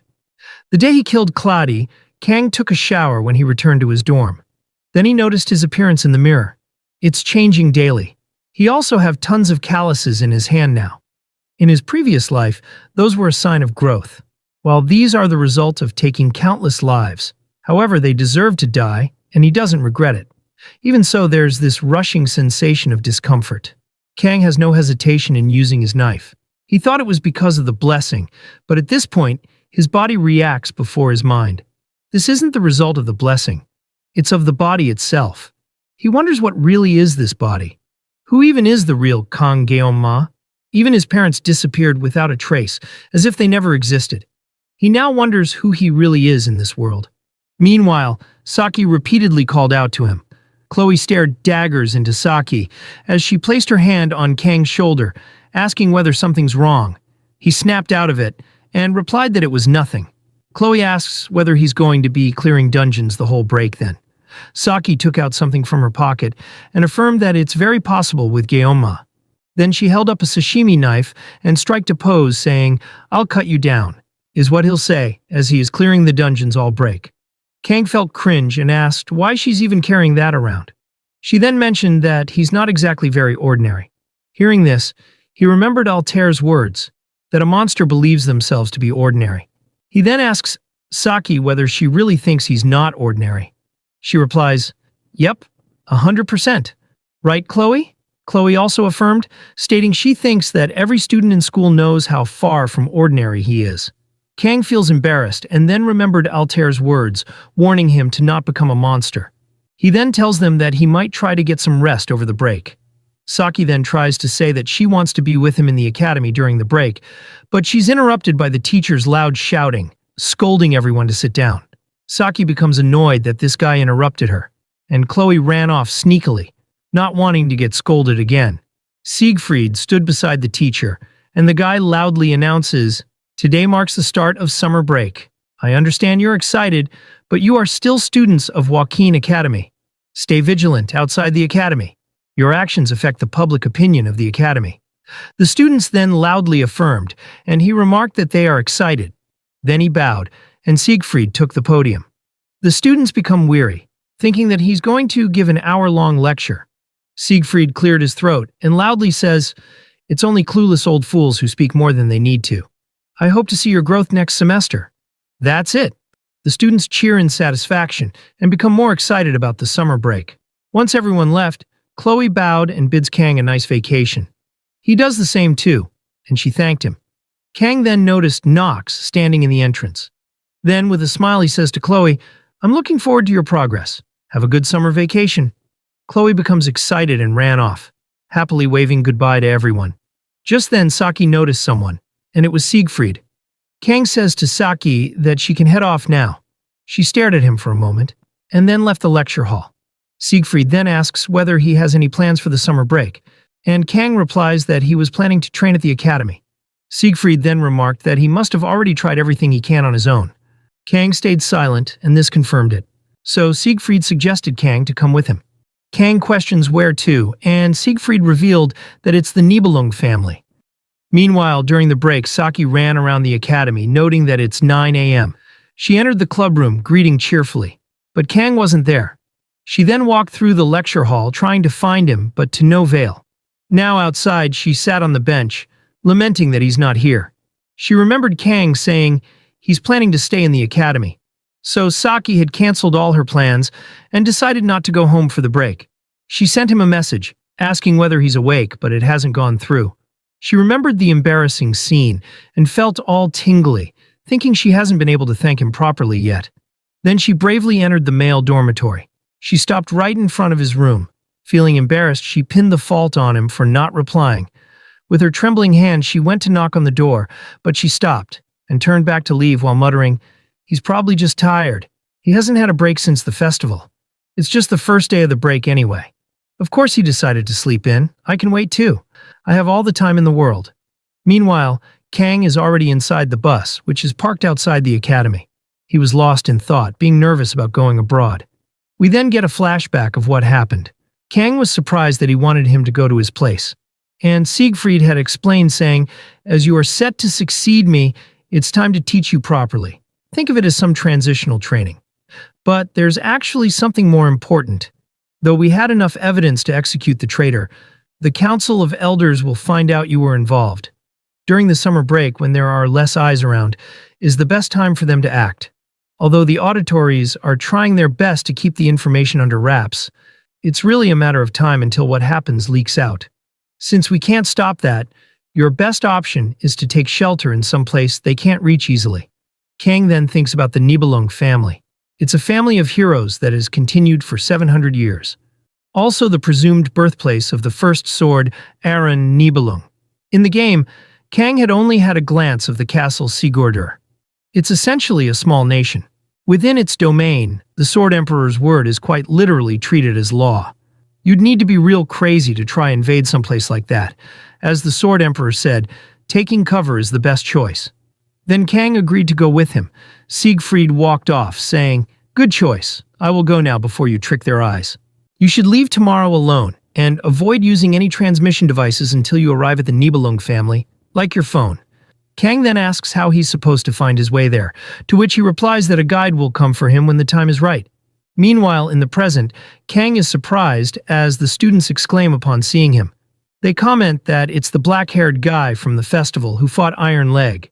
They exclaim that he's the Sashimi Sword Saint, and that he looks way hotter than he did on the video. Kang feels embarrassed, inwardly saying that he can hear them. The girls then decide to try and talk to him.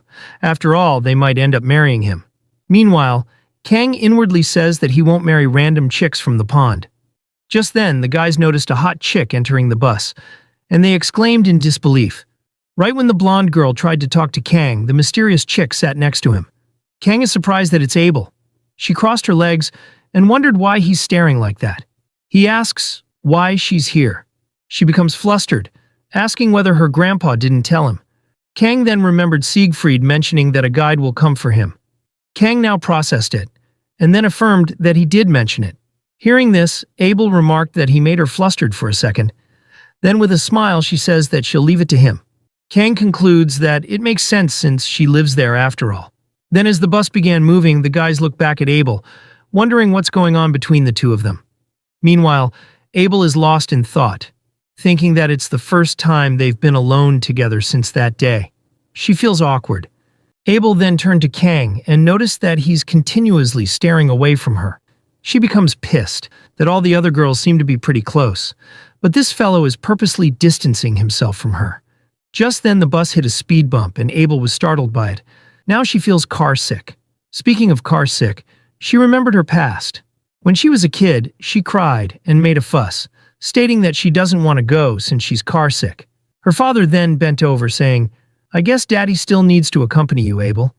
Abel continued crying, that she doesn't want to ride the bus. Her father then held up a sticker saying that if she puts it on, she'll feel better. She stopped crying and stuck it behind her neck, and we now get to see her father, who's Siegfried's son. He knelt to her level and warmly said, "Let's go back home." Now in the present, Abel was thinking about home and feels depressed. It's been about 10 years ever since that day.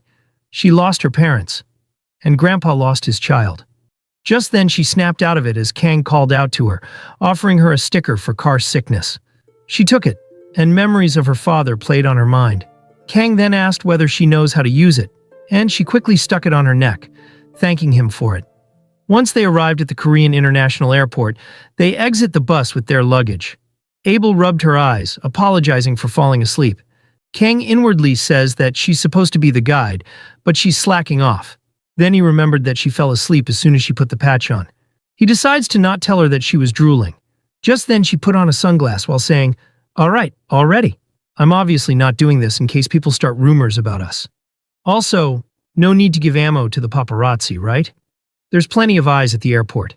Kang is confused, commenting that they aren't celebrities or anything, but she stated that they followed her around, and she's pretty sure it's the same. Anyway, as they entered the airport, Kang was taken back by the sight of it. Meanwhile, Abel was nervous that someone might recognize her. Just then, some reporters pointed out to them, and Abel panicked that they are after her. But to her surprise, they pushed her away and surrounded Kang, throwing tons of questions towards him. Meanwhile, Abel is stunned that these guys have no interest on her. They ask him on why he's visiting the airport today, and that the whole global hero community has their eyes on him. Kang thinks that regardless of how they found out he was coming here, it doesn't seem like they'll budge unless he gave them an answer. He needs to hide where he's staying over summer break. He can't reveal his destination. Abel looked worried, and the reporters await his answer. Kang bluntly revealed that he's going to the United States. The reporters go silent and then asks whether he's planning to fight All Mute as his next opponent. Then Abel quickly grabbed him by the hand and ran off before things escalated even further. Meanwhile, in the academy, Saki watched a YouTube video about Kang going to the United States. She becomes pissed that this fellow went without telling her. She even canceled all her plans of going to Japan, and now she's left all alone in the academy. Folks, many of you wanted Abel to get more screen time, so now the story is going to focus more on her. The scene shifted to later as Kang had arrived to Switzerland. It appears he lied to the paparazzi. Meanwhile, he noticed Abel yelp in pain as she was meddling with her hair, and he inwardly says that it would have been easier if they took her private jet. Just then she noticed him staring, and she questions what he's looking at. Then she turned and saw a poster of her.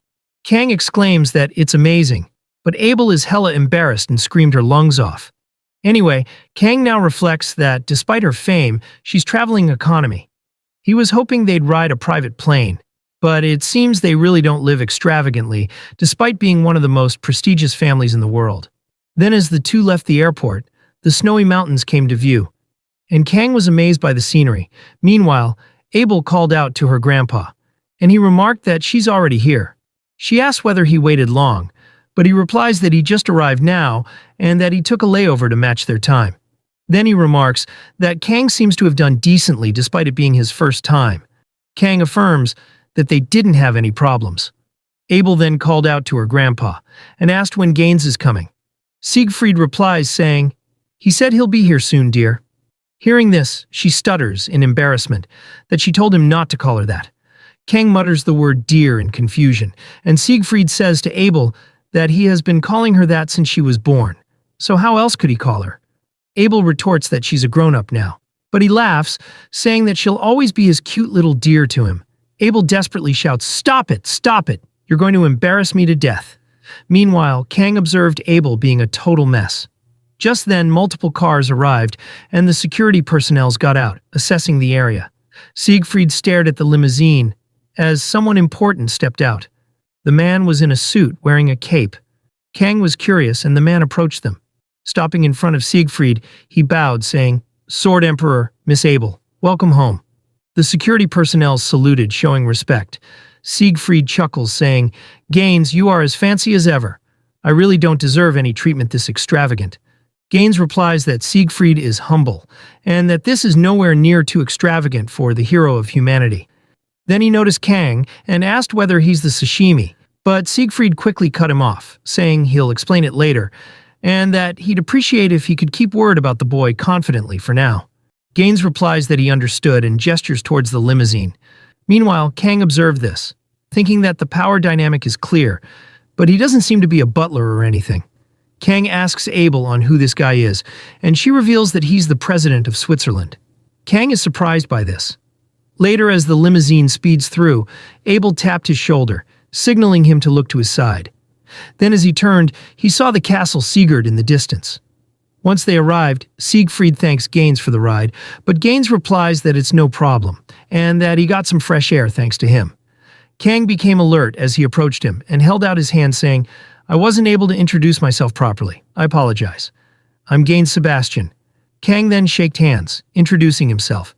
Gaines remarks that he watched the footage of the Academy Festival and that it's an honor to meet him in person, and hopes to maintain a positive relationship with him in the future as well. Siegfried then tells him that Kang is still young, and Gaines apologizes, saying, "You know what they say, geniuses attract people. I guess I was captivated by his talent." Then Gaines bowed, that he'll be on his way. As they finally left, Siegfried asks what Kang thought of Gaines. Kang remarks that he seems rather casual despite being the president. Hearing this, Siegfried says, "So that's how you saw him. The world is currently focused on figuring out who will succeed me. What would Gaines think now that he sees me invite you into my home?" Gaines is someone who prioritizes reason over emotion, which means that if he believes it'll be beneficial to him, he'll keep his mouth shut. There's plenty of men like him around the higher you go. continue to doubt, analyze, and even use them as needed. That's just how heavy the seat of a 7-star hero is. You oughtn't refuse these sorts of favors that you experience today too much, but you also oughtn't indulge in them either. If you do not draw the line, it'll cause you to be disregarded and have your power weakened. It's pretty complex. You'll get used to it. That's part of why I brought you here. Anyway, you must be starving. Let's eat. Kang then says he'll look at the scenery for a bit longer first, so they agree to it and enter the castle. Abel secretly glanced back at him, and the gates slowly closed. The scene now shifted to morning. At morning, 5 a.m., a maid opened the curtain in Kang's room and said good morning to Guillaume, and that the Sword Emperor is waiting for him. We are now introduced to this maid named Yahello. Folks, rate this baddie in the comments from 1 to 10. Anyway, at 6 a.m. they eat breakfast. Abel noticed Kang being uncomfortable, and she called out to him saying, "Guillaume, are you not comfortable using a knife and fork yet? Are you just going to eat the steak without cutting it?" The butler then warns her that conversing during meals is not advised. We are now introduced to the butler named Charon. Abel has no choice and just eats, silently watching Kang struggle. At 7 a.m., Kang was chopping wood with an axe. He wiped his sweat in exhaustion. It's been 4 days, and Kang had gotten used to Castle Sigurd's routine and living with that suspiciously strong maid and that upright butler. Kang now checked his phone and laments that it's unfortunate that he doesn't get service here. Not like he has anyone to call either, but he's surprised that there's only 2 servants for this massive property. He can see now why Abel lives so frugally. The Sword Emperor is a cheapskate, and that's why Kang needs to chop firewood by hand right now. But with the fresh air and wonderful view, Kang is satisfied. But at 4 p.m. he hates the most, as they have to meditate daily. Siegfried says to Kang, "The basis of your blessing is already complete. However, because its power is too strong and primal, it won't do you any good to increase it further. The first step you must take is to converse with yourself." Meanwhile, Kang's body trembled, and he understands that he needs to meditate to hone and sharpen his blessing. But flying all the way here just to meditate is such a pain. He groans that his legs are hurting, but Siegfried tells him not to fuss, and that he's still young. Kang reluctantly obeyed. Just then, Kang heard 2 knocks and realized that it was the butler. Charon bowed, calling out to Siegfried, and that he has something important to say. Charon then whispered the details, and Siegfried suddenly shouted, calling Richa a crazy bastard. The butler reminds him that Guillaume is next to him, so Siegfried quickly shimmered down, apologizing for getting excited. Kang was confused, wondering whether he's talking about the Star Genesis. Siegfried stood up to leave, stating that he'll be back around dinner or later, so they can eat without him. Later in his room, Kang was grumbling. He was expecting something more from the training of the strongest among mankind, but this is completely different from any thoughts he had. Aren't they going to actually use their bodies like clearing dungeons? Kang realizes that he's bored of peace, and that he's really gone mad. Then he stood up, realizing that since they are in Switzerland, they are close to an important dungeon.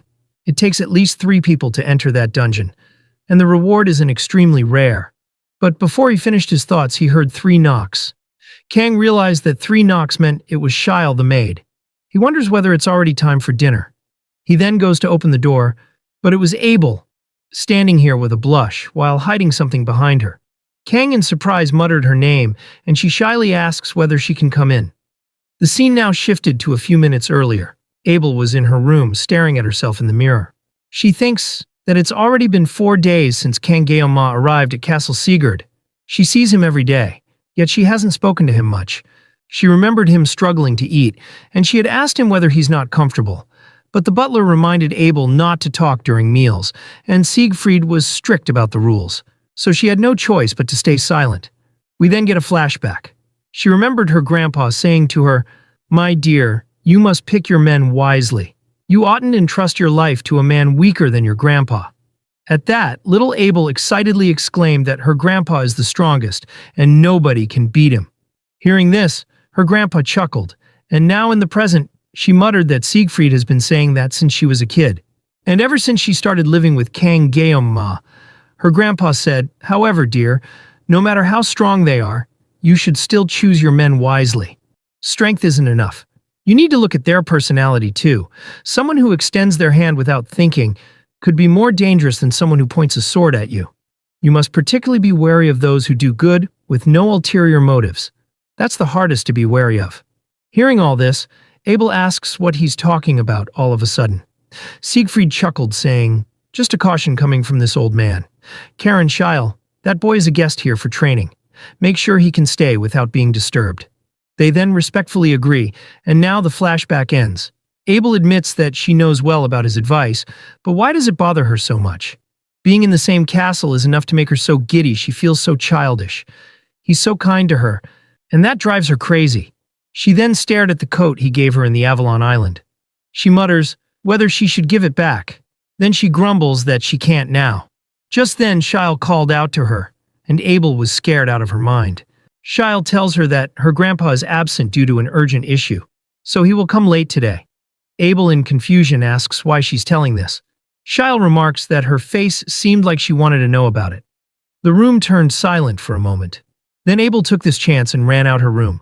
Scheil smiled that Abel finally got a chance for some romance. Meanwhile, Abel sneakily stared at Kang's door, wondering whether she should go back.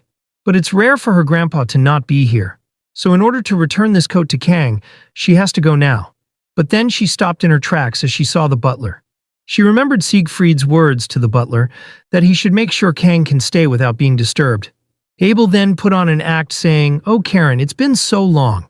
It seems I forgot the way around the house. I've gotten too used to the academy." Then she tried to turn back to her room, but the butler asked whether she's running away again. Abel, in confusion, turned, and he adjusts his glasses while saying, "You have always done so in important moments, always stopping one step before your goal and turning back on yourself. Orion wanted you to become someone who wouldn't run away one day." Hearing that, she remembered her father. Then she held the coat tightly and resolved herself to face Kang. Now the scene returned to the present. Later, inside his room, Abel is hella happy, but her tsundere side takes over, trying to act nonchalant. Kang held the coat, inwardly remembering that he made this by killing the rabbit, which mocked him during the Avalon Island. Now he thanked Abel, but assured her that she didn't have to return it. Abel feels naughty that Kang thanked her. Kang goes to bid her farewell, but she quickly shouts, asking whether he's free tomorrow afternoon. He asks why she asked, and she replies that it's to go on a walk. Then she shouts, "Oi, don't answer my question with a question. Do you have time or not?" Kang replies that he's free since Siegfried won't be here tomorrow. Meanwhile, Kang inwardly admits that it would be nice to walk, and that he has a favor to ask of her. Then he bluntly asks whether she wants to get lunch tomorrow, reasoning that he's all the way here in Switzerland, so he'd like to eat out. Upon hearing this, Abel froze. She stutters, saying, "Go on a date? Sure, we can do that. Better than a walk, too. I heard a nice sushi place opened in Geneva. Of course I'm curious about the taste only. However, he says I'm not sure about having sushi when I've come all the way to Switzerland. I'd like to try something local." Abel, in confusion, asks whether he doesn't like sushi, but he says that's not it, and that he had sushi with the travel club members recently. Hearing this, Abel approached him and questioned whether it was with Saki. Kang is startled by this. He realizes that Abel isn't on good terms with Saki, and thinks that Saki dropped to the wolf class because she didn't want to be in the same class. But Kang doesn't know that Saki actually dropped classes so she can be with Kang. Bro doesn't think much and says, "I was also with Speed Weapon and Chloe. Both Chloe and I love fish, so we went." But before he finished his words, Abel threw the coat at him in anger, and Bro is confused as she shouted, calling him a filthy cheater. But she doesn't cancel the plan and tells him to be on time tomorrow. Then she walked off like a tsundere. Kang held up the coat she threw and wondered what's with her. He can never tell what she's thinking. Meanwhile, outside his room, we see her leaning on his door, while inwardly saying that she was just planning to ask him to join her for only a walk. But it turned into a date. Her body trembled in excitement as she could barely stand. Meanwhile, the scene shifted to the presidential palace. Seeing Siegfried, the guard frantically calls out to him. Siegfried tells him to skip the formalities and fill him in on the situation. The guy then says, "It's as the report said." He visited out of nowhere, and is pressing the president to reveal who the Sword Emperor brought, but the president has kept the secret. He even went as far as to say, "So you fear the Nibelung, but not the Marat?" Siegfried then stopped in front of the door and says, "I understand now. That's enough. I'll take care of the rest." Then he finally entered and looked displeased by the scene. A red-haired man sat in the presidential seat, while the president's lackeys are on the ground. The man threw his cigarette and says, "It's been a while, Nibelung. It's almost been 10 years. We are now introduced to the 7-star hero, the Spear Saint, Risha de Murat." Siegfried approached him, saying, "What trouble are you causing all the way here? And since when have we been so friendly with each other?" Murat laughs, saying, "So you've become a man after losing an arm. You were so stuck up before that you came out as a bitch." Siegfried's aura surged as he drew his sword while saying, "I'm guessing the old age made you become talkative like some woman, Richa, and I'll use this opportunity to turn you into one." As the room is filled with tension, Siegfried called out to him, saying, "Murat, I know you're an idiot, but I didn't imagine that you would dare invade the country I reside in." Just then Gaines arrived, and Murat laughs, saying, "You dare question a man of the Murat family if he is scared?" Also telling him that you'd make him a woman. "It seems like hanging out with young ones made you return to your young days as well, Nibelung." Siegfried replies, "How pathetic. I still have no clue how you became one of the 7-star heroes with how stupid you are." Hearing this, Murat stood up with rage, shouting his name. The room is oozing with tension, and Gaines stood there anxiously, not knowing what to do. He inwardly says, "Are they really the same humans like us?" The Sword Emperor, who stands at the pinnacle of technique, and the man who faces off solely with pure strength. That pure power, as if no technique is needed, with overwhelming force. So this is the invincible man, the Spear Saint. Is there even a primate that could ever hope to match this man in pure strength? Gaines then desperately tells both of them to stop, since this is the presidential residence. Murat calms down and sat saying, "I got a bit excited. I'm not here to play, so I'll get to the point. If you tell me the truth, I will go home quietly. Everyone knows that Agore, one of the 5 generals, is dead. We can skip that." Hearing this, Gaines is shocked, not knowing anything about it. Seeing his reaction, Murat comments, "What? You haven't heard yet? It's well known in the Hero Association. I guess Switzerland is a bit later to the news because of its neutrality. Well, you were going to find out sooner or later. Anyway, that's not very important." Murat turned to Siegfried saying, "I figured out that you were involved in Agore's death somehow, but I just don't understand. It's just common sense that you wouldn't be able to defeat a general by yourself. It's an absolute truth." Siegfried then asks what he's trying to imply. Murat bluntly says, "Kangeon Ma, that brat known as the Sashimi Sword Saint."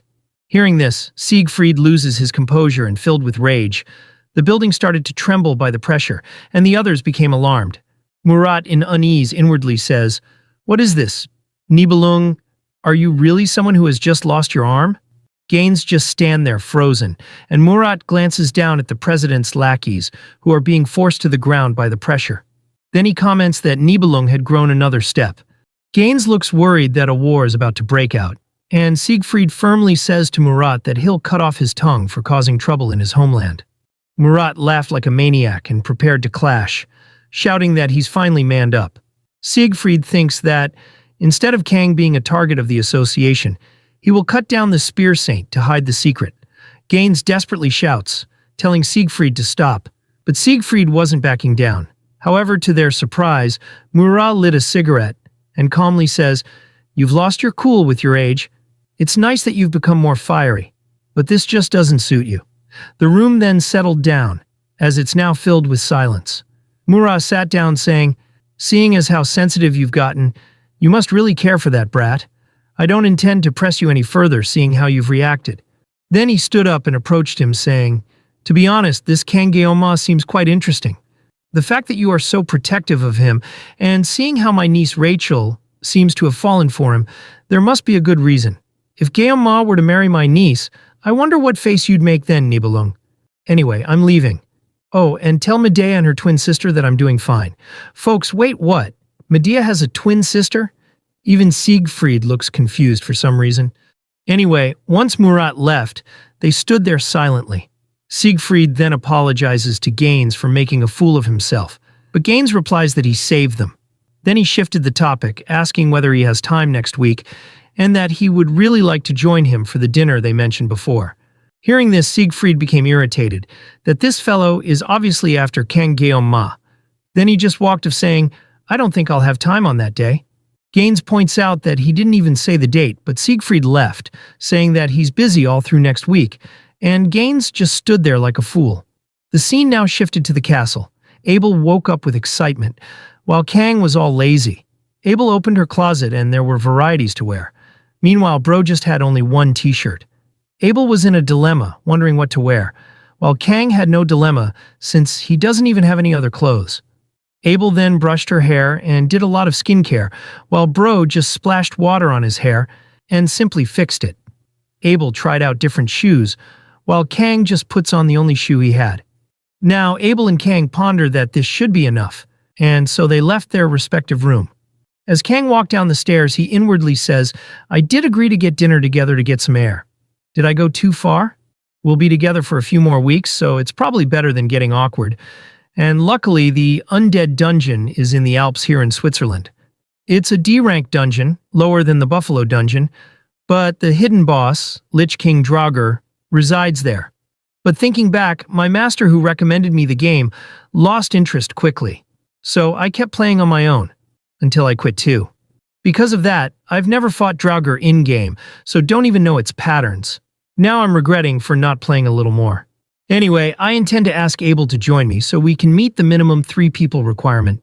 Abel, who would have originally been the first in our class, is undoubtedly skilled.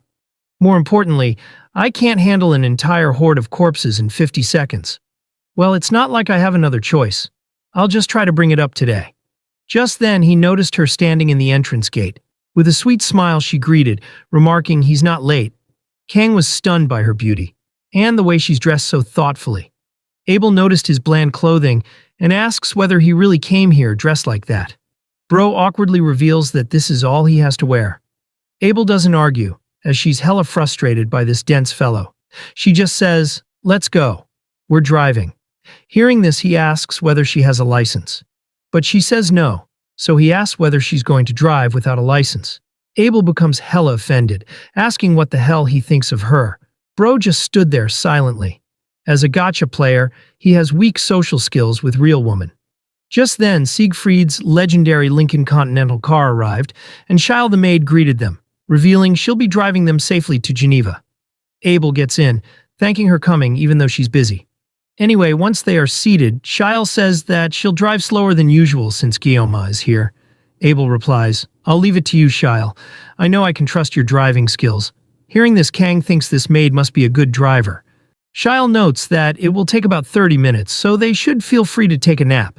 Kang is surprised since it took them 3 hours to get from the airport. Shile then turned on the music and informed that they are departing, and in the next moment he jerked back by the acceleration. Meanwhile, we see a bunny peacefully staring at a flower. It then looked back curiously, and in the next moment it was flung away by the wind as the car soared through the grassy lands. It appears that this crazy chick drove off the safety railings. Abel in her seems to enjoy it, while Kang already feels dead inside.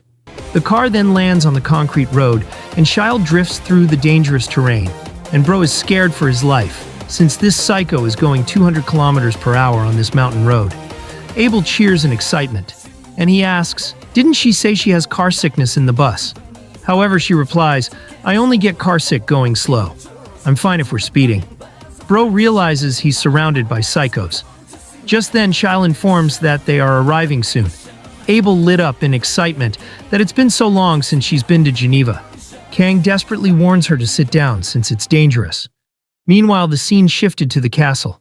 Siegfried is tired of that damn muscle pig. Charon pours tea while Siegfried thinks about what Murat said, that if Rachel married Kang, how would Siegfried feel? Siegfried can't allow that to happen. Then he asks the butler that he heard Kang had been training even while he was gone. Charon affirms, and Siegfried is impressed, that he's a once-in-a-century genius that spares no effort as well. He's truly an outstanding boy. If he continues for a month, then he may be able to take on the trial. Anyway, Siegfried asks, "Where are the kids now?" The butler revealed that they left for Geneva City this morning. Hearing this, he broke the teacup handle and shouted in shock that they went together. The scene now returned to Geneva, and the two finally got off the car. Shile tells her that she'll come check on her at about 5 in the evening, and that she hopes she has an enjoyable time. Abel thanks her, and Shile drove off like a maniac, while blasting the song loud. Seeing Kang stare at the maniac, Abel asks why he's spacing out. Then she pulled his arm, saying that it's almost time now. As they walk through the bustling street, she tells him to stay close to her. The people began staring at them, and Bro felt uncomfortable. He asks her on whether they can stay a little further apart. However, she says, "No, Europe isn't like Korea. The roads here are crusty and complicated, so it's easy to get lost. I'm just guiding you. People are only staring at you because your hair color stands out, so just ignore them." Hearing this, he inwardly says, "Abel is wrong. Even if my hair color does stand out, it doesn't compare to that blessing of hers, the blessing of the snowflower, makes her beauty alone overwhelm her opponents." Upon entering battle, she inflicts hesitation upon all enemies and reduces their action gauge by 2. He then stared at her while thinking, it's a cheat-tier crowd control ability. I guess this is what it's like in real life. Totally meta-destroying. I'd forgotten about it, but Abel was the reason I ended up spending money on this game. But why am I fine? I was affected at first. Is it just that I'm developing a tolerance? Abel then broke the silence, revealing that they have arrived. He asks whether it's a sushi place, but she says no, and that he'll see when they get there. Now at the restaurant, she asks the waiter for the usual, and seeing this, Kang comments that she looks like she comes here often. She revealed that she came here every so often with her parents when she was young.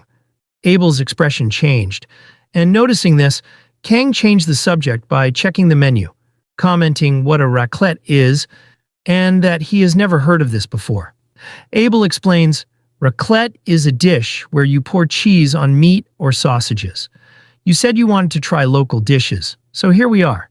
However, Kang inwardly started to crave for kimchi. Abel then says, "Kang Geoma, you were just thinking about kimchi, weren't you?"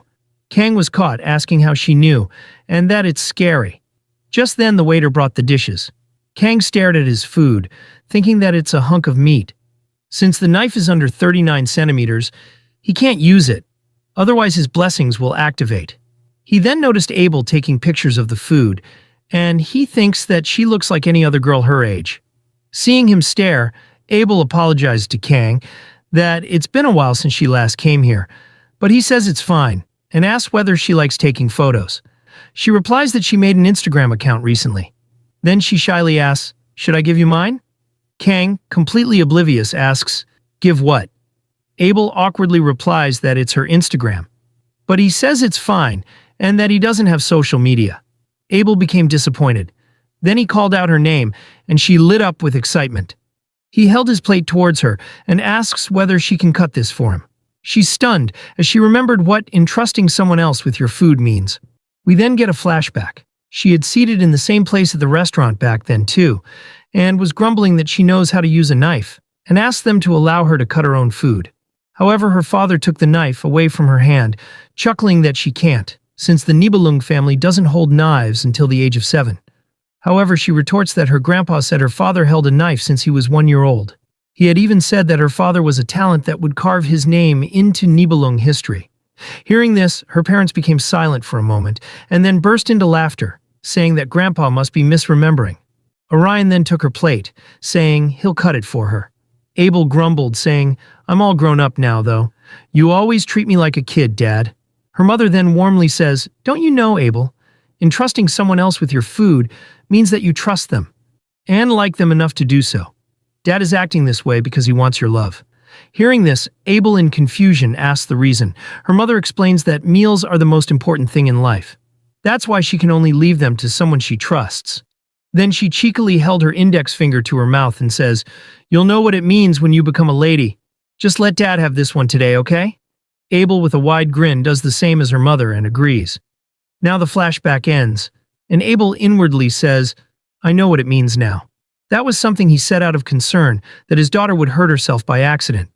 As her eyes began well up in tears, Kang was confused. He doesn't understand what he did wrong. He only asked her to cut it because his blessing would activate otherwise. Abel then took his plate and apologizes, saying, "Sorry, I just remembered something from the past. I'll cut it for you. Just give me a second." Once she sliced it, Kang noticed that she evenly cut them up. He glanced at her, and she was eating silently. So he also began to eat. Abel then broke the silence, saying, "Why aren't you asking? Are you not even curious about why I started crying?" Hearing this, Kang inwardly says, I don't know what happened to her, but I don't want to force it out of her. Abel then says, even though you get along so well with everyone else, why are you only like this with me? Kang just stays silent as he's confused about what she's talking about.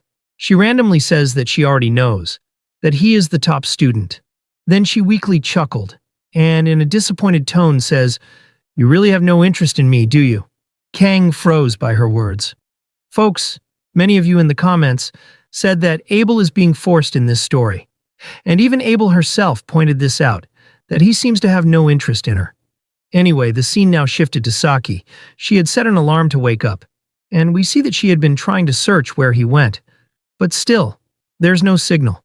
According to the media, he's in the US. Poor Saki had been wandering around the academy all alone. At the dojo, she tried to practice her archery. She took aim and fired. It hit the bullseye, but then we see that she had been failing most of her shots, as she's hella distracted by Kang. Then the scene shifted as a plane was landing in United States of America. Saki got out of her private jet, wearing an American-style drip. In one hand, she was holding her yangyang, while the other was holding the passport, which shows that she had landed in Los Angeles. With smug determination, she tells Kang to wait for her. Folks, I feel sorry for Saki. Now she's at US when the MC isn't even there. Anyway, the scene now returns to Abel's perspective. She remembered the day Siegfried handed her the sword, which officially represented her as the successor of the Sword Saint family. Everyone applauded her, that she will surpass her father. They told her to never fall, and that she must become stronger no matter what, because from now on, Miss Abel is the Sword of Nibelung. Little Abel had stared down at the sword, which signified the responsibilities tagging along with it. And during the Avalon Island, she had stared at the rabbit meat Kang had grilled and gave her. She had recalled her past by the resemblance of what she's holding. Then, as she snapped out of it, Kang warned her to not leave her ankle like that, otherwise she'll get an infection. He simply tells her to eat it while it's warm, and that it tastes best. Seeing his behavior, Abel realizes that this is the first time this had happened. Everyone else in the world just saw her as Nibelung. But Kang did not have any expectation, and he treated her this way. However, now in the present, she pointed out that he really has no interest in her. Hearing this, Kang was sweating bullets, not knowing how to answer this sudden question. She continues, I thought you had your reasons for not telling me that you were the top spot. But the more I look at you, the more I realize I was mistaken. At that time, you just didn't want to deal with me. Hearing this, Kang remained silent. Abel continues, do you think everyone in the world is a genius like you? No, of course they aren't. There's ordinary people like me who need to rely on others. However, Kang firmly cut her off by calling her name. She stopped yapping like a victim and looked up at Kang. He pointed out that she's saying this because she's insecure. Abel stutters at this accusation, and before she says another word, Kang firmly says, you keep saying that I'm different, but those words are looking down at me, more than anyone. Are you saying those words because you know how much effort I have put in and how I have lived? This silenced Abel, as she doesn't even know what Kang did to achieve this. She doesn't even know that Kang is actually an expert at sashimi knives due to his years of experience in the real world, which he lived in before getting Isekied to this mobile game. Kang then calmly tells her that right now she's degrading her own efforts. This caught her attention, as he explained that she's doing it to herself by categorizing it all under the word talent. Kang now inwardly says, people around me used to call me the genius at using knives, but they did not look at the process, only the result. I gripped my knife despite my hands bruising and sharpened my sword while watching the Tower of Bones grow. It's the same now. With the thing that allows me to face enemies I'd never be able to take on my own, the blessing of the sword god. Others call it talent. The power that gives me strength at the cost of my body and mind. But all power comes with a price. The original story has already been twisted. I have no clue what will happen tomorrow, so there's only one thing I can do. Survive. Anyway, now Abel apologizes. Kang decides to move on, saying, it's alright, let's eat. Abel in a soft tone says, okay. Kang then inwardly says, to think my decision to prevent the blessing from activating would cause such things? The mood's not the right one to ask what I wanted to either. I'm wary of even offering words of comfort. It may be because of my mind, which forces me to be rational at all times. Just then, Abel broke the silence by bringing about her parents. She hesitantly says, "My parents went missing in a dungeon. They disappeared 10 years ago today. I have been looking forward to this break. The minimum requirement to enter a dungeon is to become a student of the academy. So this vacation means a lot to me. It's an immense pressure. It must be a pretty dangerous dungeon. The actual difficulty of the dungeon isn't high. To be honest, I'm still not sure how my parents could have gone missing. It's a very low-rank dungeon." Hearing this, Kang remembered the real Kang Jeonma's parents. They disappeared without a trace. He can't remember their faces even if he tried to. He then says to her, "Let's go. I needed to clear dungeons this break, so let's go together." She becomes emotional, saying that this has nothing to do with him, so she can't let her personal problems affect others. However, he replies that she's letting him stay over at her place, so she can think of it as slowly paying that back. Hearing this, Abel began crying, thanking him for the help. He remained silent while inwardly saying, "It's not that I'm not worried about Abel, but this is a decision I have made through logically thinking about it. I will receive overwhelmingly more in return for helping Abel. The higher my synchronization rate gets, the lower my humanity gets. My cold, mechanical heart that always cools down no matter the situation. What will I become at the end of it all?" Kang then asks Abel on where the dungeon is located. She reveals that it's the undead dungeon. That's where her parents are. The scene now shifted to later. Shyle had picked them up and was driving back to the castle. Abel was peacefully sleeping in the back. Shyle then randomly thanks Jeonma. He becomes confused, and she reveals that it's been a while since Abel has slept so peacefully. Hearing this, Kang looked back at Abel, who was sleeping with a smile on her face. Shyle comments that she seems quite happy today. Kang wonders whether Abel had this expression back then. Anyway, he looked forward and agreed to Shyle's remark. Shyle then asked whether he heard about the undead dungeon. He affirmed, and we get a flashback of what happened earlier. Abel had sat next to him and went through her phone, saying that it's a dungeon on the border between Switzerland and France. It's not very popular, so it's barely maintained. However, it's still mandatory to have at least 3 people registered to enter due to the international hero law. Hearing that, Kang affirmed that he understood. He inwardly notes that she's really prepared. She knows more than him, so it might go smoother than he expected. Meanwhile, Abel brought her phone closer to him, and their face met way closer as she tells him to look at her phone. They both realized the close distance, and Abel quickly moved away in embarrassment, while Kang tried to calm the awkward situation by saying that she seems prepared a lot for this. She nodded her head in affirmation. Kang asks her, "Didn't she say 3 people are necessary to enter the dungeon? Aren't they missing 1 person then?" However, she nonchalantly replies, why are we missing one? A senior hero who is from the Joaquin Academy and a contracted hero of the association will be accompanying us." Kang curiously asks who it is, and now in the present, he knows that it's Shyle. Seeing this maid, he could tell she wasn't an ordinary person. The hero rank is based on points. 2% of the heroes are warriors above 9,000 points. Below that are the senior, with above 8,000 points. Way below that are juniors, which accounts to 90%. Shyle has the score of 8,420. So this violent maid is a hero in the top 10%.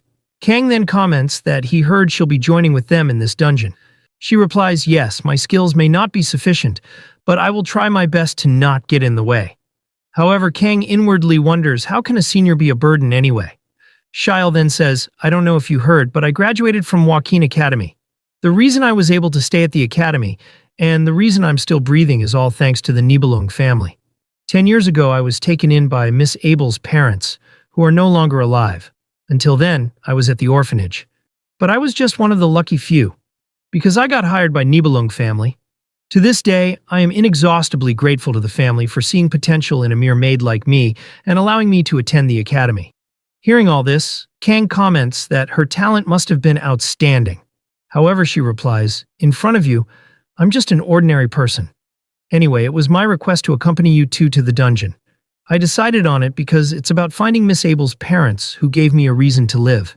And I am..." Shyle hesitated for a moment, so Kang just looked away, not wanting to pry into her personal life. Seeing this, she reveals that she's also one of the commoner attendees. This caught Kang's attention, and she says that she felt quite satisfied reading recent articles regarding his endeavors as a commoner. So that's why she likes him. Kang looks away awkwardly as she confessed that. Then she says, "You should have still worn a better outfit, though." Miss Abel must have really been mad. Hearing this, Kang couldn't respond properly as he had fumbled a lot. Once they reached the castle, Kang went to Siegfried's office as he had summoned him. Kang tapped on the door, and once allowed entry, he cautiously entered, asking why he wanted to see him. Siegfried stood there with a serious expression, and Bro wondered what it might be. Siegfried then tells him to sit down, and that he has a few things to talk to him about. But before that, Siegfried gets straight to the point. He asks what did he do with Abel yesterday. Kang is bewildered. He answers that they just had lunch. Siegfried asks again on whether he's sure, and Kang affirmed. Siegfried placed the teacup on the tray and burst into laughter, exclaiming that it's a relief and that it's normal for friends to get lunch together. However, he'd prefer it if Kang informed him next time if something like that were to happen again. Kang replies that he understood and asks why he wanted to see him. Siegfried chuckles again, that he almost forgot the most important thing. Kang becomes frustrated at this old man. Siegfried then gets straight to the point, that he's not completely sure about it, but it could end up becoming a problem. Kang asks what's the matter, and Siegfried hands him a document telling him to take a look. Kang's date of birth is July 7th. His Joaquin Academy class is Wolf class. His hero points are currently being calculated. Folks, try to find the strange part in this document.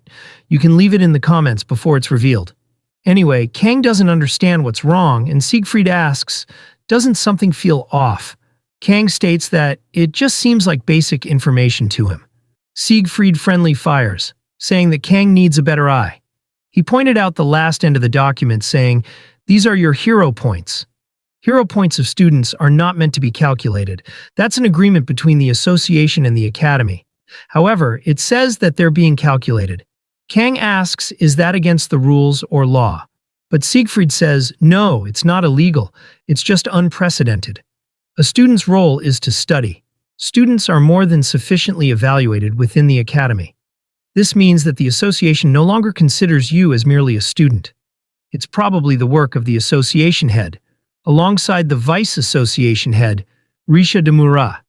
Kang is surprised that the Spear Saint and the association head, people who are so important, are monitoring him. He wonders whether it's due to the recent articles of going to the USA. He remembered Abel showing the YouTube video, framing him as mocking Mao Rong and wanting to go to USA to face formidable opponents. Anyway, Siegfried says, don't take it so seriously. It is suspicious that the association is currently calculating your hero points. But I believe it's because of what you did at the festival with Mao Rong. You should have gone easier on her. Kang apologizes. However, he chuckles, saying, no need to be sorry. If there's a problem, we just need to solve it. And I can do that as your guardian. Hearing the word guardian, Kang remembered about his past. It was just like his first master. Anyway, Siegfried says that he heard from Sharon that Kang will be going to the undead dungeon with Abel and Shiel. Just then a woman knocked on the door and entered, apologizing for interrupting. It was Abel. Siegfried calls her dear, and Kang looked at her in confusion, wondering why she's here suddenly. Abel called out to her grandfather, stating that she has something to check with Guillaume Ma before they depart. Siegfried becomes furious at Kang, and Bro becomes uneasy by the tension. Anyway, Siegfried sighs, saying, Kang Guillaume Ma, I entrust Abel to you. Hearing this, Abel lit up, while Kang just says, okay. As they left, Siegfried just stayed seated, while we see a family portrait behind him, the joyful moment when everything seemed peaceful. The scene now shifted to Los Angeles. Saki was walking through the street while distracted on her phone, frustrated that the people she asked to join her are always late. Just then, she spotted a few gangsters. Holding up her phone, she showed them a photo and asked if they knew the man in it. The gangsters looked confused and said they had no clue who he was. Saki sighed, saying, I guess the Sashimi Sword Saint isn't as famous as I thought. That tells me how well known he is. It might be hard to find him. Seeing a beautiful Asian woman wandering around alone, the gangsters remarked that they had never seen her around before. With ill intentions, they told her to wait a moment, claiming that they might be able to recognize the man in the picture if they took a closer look. Feeling their eyes on her like she was a toy, Saki simply turned to leave, saying that she's all right. However, one of the men grabbed her wrist tightly and in a predatory tone says, hey, you should listen when people are trying to be nice. Then he raised his hand and lunged to slap her, while shouting that she should finish listening to what people are saying. But then suddenly, a hand stopped him. It was Rachel. She cheerfully calls him Mister, and then coldly asks whether he wants to die. Speedy dials the police, and the thugs ran off, flipping them with their nasty middle finger. Saki tells her friends that they are late. Rachel excitedly goes for a hug, while Speedy comments that she already has bad luck. Later in a restaurant, we see Rachel sparkle in excitement, as Saki had explained she wanted to see Kang and deliver something important. Saki, with a blush, asks them to help her find him. Speedy goes to deny it, however Rachel hits him, asking whether he's going to miss out on the fun, and that they should go. Hearing Rachel confirm it, Saki quickly jumped, saying she can't take it back now. Speedy then asks where they are heading. Didn't she say she couldn't contact Kang? Saki replies that she doesn't know the exact location, so they have to just use the clues they have. Rachel, in confusion, asks what clues she's talking about. Saki showed her the phone, revealing they should head to Lancelot Company, the hero management agency. After a while, Speedy drove down his new ride. He flexed at these ladies that it's called Speedwagon. Impressed, Saki comments that it looks so cool. Rachel comments that it's the angel of the underworld. Now Speedy started the vehicle, and Rachel pointed ahead. Their destination, New York. Saki crossed her arms confidently and started the quest for Jeonma. However, a few minutes later, the car broke down. Saki's excitement instantly faded, asking, didn't bro say that this was a speedwagon? Later, as they finally continued their journey, Speedy curiously questions Saki on what she needs to deliver to Kang. She replies that she can't say. Meanwhile, Rachel had a crazy grin. Later, as they fill the gas tank, Rachel asks Speedy on how much longer they have to go. He replies that it's about 3 days if they keep taking turns driving. Saki yawned that it's pretty far. Rachel then decided to take the wheel now. Once night fell, only their headlights lit the road. Rachel called out to Saki, asking what she'll do if Jeonma isn't in New York either. She comments that it isn't like her to move without being sure. Meanwhile, we see Speedy sleeping behind. Saki checks her phone and sees that Kang still hadn't replied. Rachel then asks whether she loves him that much. Saki bluntly says yes. Rachel is surprised by her honesty and asks the reason. Saki admits she's not sure herself either. Rachel asks whether she tried contacting Abel. Saki asks the reason for that, and Rachel cheekily shrugged it off. Now Saki feels awkward and tells her to put some music, and the gremlin does so. Anyway, as the quest for Jeonma continued, it was already day 2. The trio were still active and singing throughout the journey. After a while, Saki became tired and was just using her phone, while Rachel was still singing to her heart's content. When the sun began setting, it was Rachel's turn to take the wheel. Saki was sleeping in the back seat. Once night fell, both the ladies were passed out, while Speedy drove through the bustling city, as they have finally reached their destination. The city lights woke up Rachel, and she quickly tells Saki to wake up. Speedy calls her a damn sleepyhead and tells her to take that sleeping mask off. Abel removed it, muttering that she's listening. Just then her eyes widened as the city came to view. Rachel amazed that she has never been here before. The building were advertising all mute, the pride of their nation, as her company was located here. Rachel stood up in the car, muttering, "Oh lala, we are in New York." The scene now returned to Siegfried's office. The butler poured tea while asking whether he's all right. Siegfried closed his eyes, saying, "How could I be all right?" The butler bowed and hesitantly asks, "Why did you not stop her? It is an undead dungeon, is it not? Even disregards the danger. It may be traumatizing for the young lady. I believe it may have been better for you to go with them." Siegfried then called out Karen's name, and the butler quickly apologized for letting his emotions get the better of him. Siegfried drinks the tea while saying, "I understand that you are concerned for Abel. However, we must respect Abel's decision. She is no longer a child. Abel can no longer remain bound by her past. While I can support her, all that would do is delay her growth. Also, Kang Jeonma is with her, is he not? No matter the enemy they face, they will not pose a threat to him."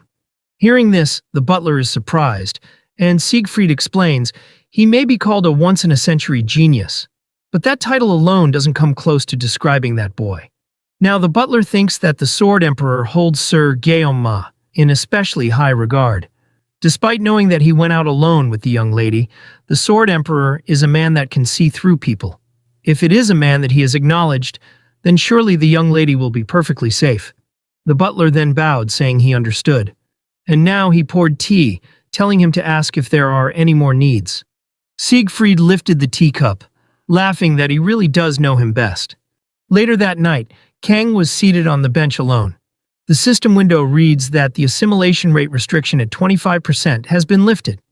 As his assimilation rate increases, he may acquire memory fragments of, but the words are blanked out. Additional rewards may be granted whenever a fragment is obtained. Currently, he has collected 0 out of the 7 fragment. Reading all this, Kang thinks that the system is throwing quests at him on its own. He wonders whether these 7 fragments may also be clues related to the Sword God's blessing. He inwardly says, if we raid the undead dungeon, my assimilation rate might rise as well. The problem is the Lich King Draugr. Even if we kill any undead, they get back up, and they keep increasing in number as time passes. This is the worst kind of matchup for me, who uses sashimi. I have only 50 seconds. Abel and Shyle should be able to buy me that much time, but Lich King Draugr is S-class. I can't afford to be careless. Depending on the situation, it could even be as dangerous as a gore.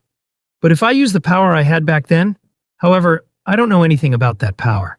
Ever since that day, all I have felt is my humanity slowly being stripped away. Also, Abel's goal is to find traces of her parents. It's a wish she's held on to for 10 years. I can't allow her wish to become tainted because of me. Meanwhile, Abel held her shoulder and asked Kang on how she's doing. She says that she still feels like she's putting too much strength into her shoulders. However, Kang was spacing out. She called out to him again, and with her hands on her hips, she firmly asks, "What's with you? You said you'd watch over my form." Kang replies that he doesn't really know. However, she insists. She raised her sword and swung again and again. She mutters that she can't afford to be deadweight to the people accompanying her, especially to Kang. Seeing this, Kang inwardly admits he has no knowledge about swordsmanship. After all, he has some kind of plot armor. But according to Bruce Lee's advice, fear not the man who has practiced 10,000 kicks once, but fear the man who has practiced one kick 10,000 times. Anyway, Abel didn't come all this way with talent alone. She had put more effort into her training. The scene now shifted to the next day. Abel bids her grandpa goodbye. Kang is surprised that Siegfried is calmer than he thought he would be. However, Shyle whispers to Kang that Siegfried may be hiding his anxiousness. Siegfried now approached Kang and tells him that he'll put his faith in him. Now, as the limousine drove off, Siegfried decided to go to the association. However, the butler hesitantly asks whether it isn't abrupt to suddenly visit the association. Siegfried replies that the Spear Saint barging in is an invitation to him, so he naturally has to oblige. The butler points out that visiting the association at this time would be rather inconvenient for them. But Siegfried replies, they have begun investigating Kang Geom-ma. As his guardian, there is a need for me to warn them. If anything is to get in their way, it is up to us adults to clear the way for them. Those children are still too young. There is only so much they can do. The butler bows, saying he understands. Siegfried says, you have nothing to worry about. With you and I going, do you think we'd have to worry about any arguments? The butler hesitantly replies, it has already been over 20 years since I left the front lines. Siegfried chuckles, saying, tell me this. Aren't you a hero who attained the warrior rank at the mere age of 25? I'll be depending on you for the first time in a while. Rakshasa Charan. Meanwhile, as the limousine was speeding through, the trio were deep in thought. Once they reached their destination, they walked to the hotel they booked. Now inside their respective rooms, they note that they are one night away from the dungeon. Kang observed the view, while muttering that it's peaceful, just like the calm before the storm. Meanwhile, the scene returned to Saki. They have finally arrived at the Lancelot Company. They gazed up at the skyscraper while wearing suspicious disguises. Rachel asks whether this is necessary. However, Saki replies that they never know. Nothing good will come of revealing their identity. Saki inwardly doubts herself. What if Geom-ma isn't in New York? But until they check for themselves, nothing is certain.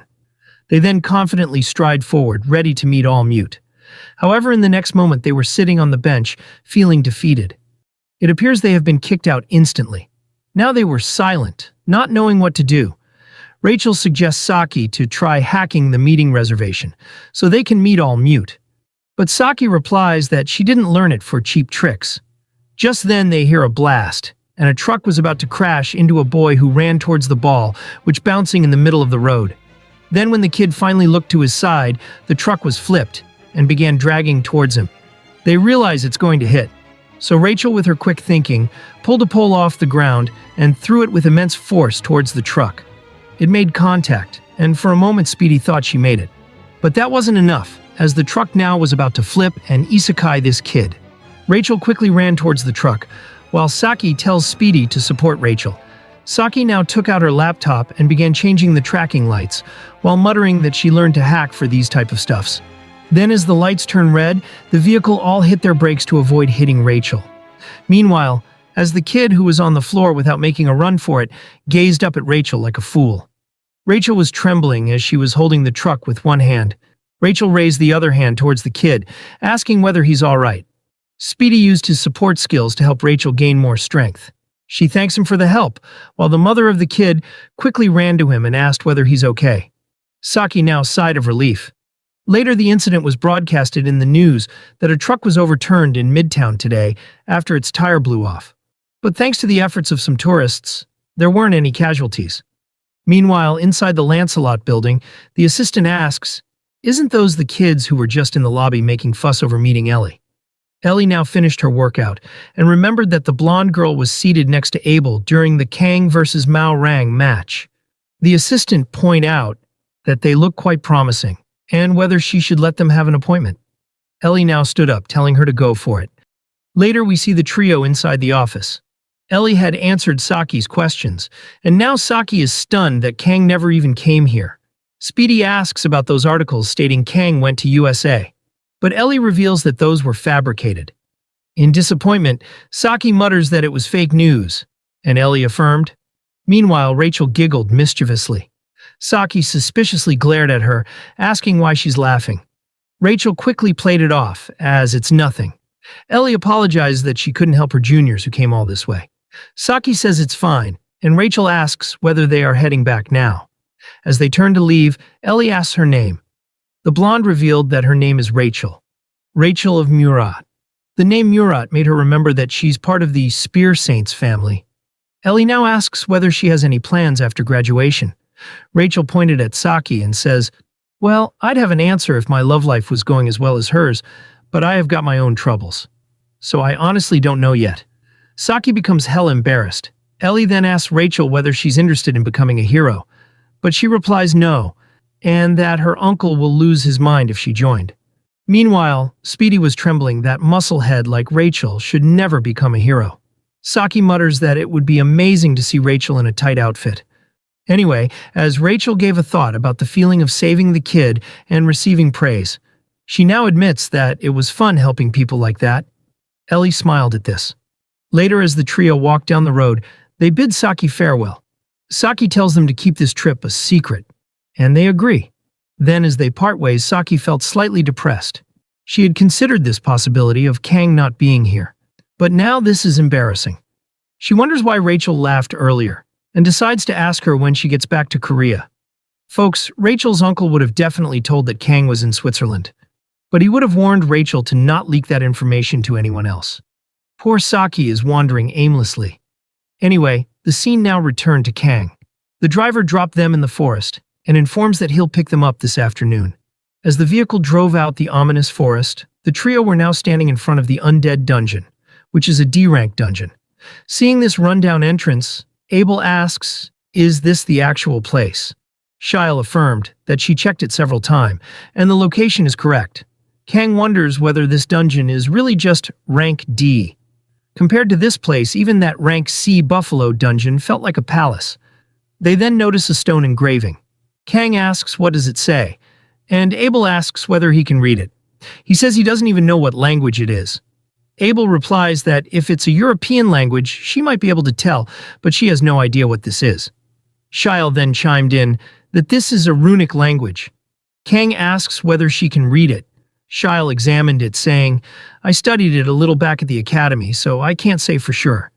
But the upper part was deliberately destroyed, most likely by a sword. but I think I can still read some of what remains below. It might not be completely accurate, so keep that in mind. Shiel then read, "Those who disturb the peace of the dead shall become dead themselves. The one who brings peace to the dead shall be crowned the king of the dead." Hearing this, Abel is confused by the term king of the dead. Meanwhile, Kang knows that it's Draugr. Shiel apologizes that she knows only to read that much. Kang replies that was more than enough. Abel then gave a look, and Kang nodded, and they finally entered the dungeon. Groanings of undead echoed through the cave as they have walked quite the distance. Abel was uneased as she commented she heard something. Kang inwardly says, "In this silence, screams echo from time to time. That's why no one dares come here." Just then undead blocked their path forward. Shiel noticed that they are now surrounded, leaving no way to back out. She stepped forward, saying she can take care of them. However, Abel suggests that she'll go first. It's going to be a battle of endurance, so she'll leave it to Shiel once she's exhausted. Kang observed Abel as she closed her eyes and prepared her skill. He resolved that they are no longer one of them, so she should put them to rest. She now took an offensive stance, as her sword began emanating icy energy. Using the blessing of the snowflower, she swung her sword. As the undead gathered closer, Abel muttered, "Forgive me," and in the next moment she cut through all of them, praying for them to rest in peace. She now sheathed her sword and bowed down to pay her respects. Meanwhile, Kang looked flabbergasted by her overpowered ability. He didn't remember her being this strong in the game. Maybe becoming the top of their class made her grow stronger much faster than in the original story. Abel then heard groaning as there were more approaching. She charged forward, telling them to keep moving. Kang interrupts her by asking why did she ask forgiveness before cutting them down. As the undead approaches closer, she cuts them down while explaining that even if they are monster now, they were once human. She then knelt and paid respect while saying, "We don't know. But this is the only place anyone who enters turns into a walking corpse. This dungeon is the problem. I believe there's something hidden in here." Shiel stays silent, while Kang knows that Abel is right. The one hiding here is most likely Draugr. Abel cuts them down, saying, "Isn't it strange that we call the undead demonic beasts? They are not demons. We only call them that because they are no longer human. Have you ever seen records of them attacking this dungeon? The Hero Association classified them as dangerous despite posing no real threat. Anyone could tell that's why people feel uneasy coming into this dungeon. Calling them demonic beasts is wrong, but we came here for a reason. It's inevitable that I must cut them down. So at the very least I should pay respect." Seeing this, Kang remembers she's just like her grandfather, a swordsman, where compassion and violence coexist. Abel then apologizes for speaking too much, and that they should keep moving forward. We then see her slicing a undead, while asking forgiveness. Another undead approaches her with his hands wide open, just like the other undead. Abel cuts him too, while paying her respect. Seeing the way the undead is behaving, Kang feels something is off. They are far too slow, so this cannot be considered an ambush. They don't even seem to want to attack. They just keep approaching them with their arms open, almost like they are inviting them. Kang noticed Abel feeling slightly exhausted, and he knows that this is a battle of attrition. Kang now used his Blessings ability to scan the cave. Due to the synchronization, he can see farther and more clearly than before. He might even be able to pinpoint the Draugr's location. Just then he saw a figure waving at him. Kang is alarmed, as no real human can see him from that distance, because he sensed that figure using his skill, not with his eyes. Kang now called out to Abel and Shiel. He informs that there's something ahead, and it looks like a person. This alarmed them. Kang now reached for his knife, saying it looks like one. They then decide to check it out. As they walked through the dark passage, the ladies were tensed as they don't know what could be hiding there. Then as Shiel flashed her light, she saw a boot. Then she quickly flashed it upwards, and a man covered his face from the light.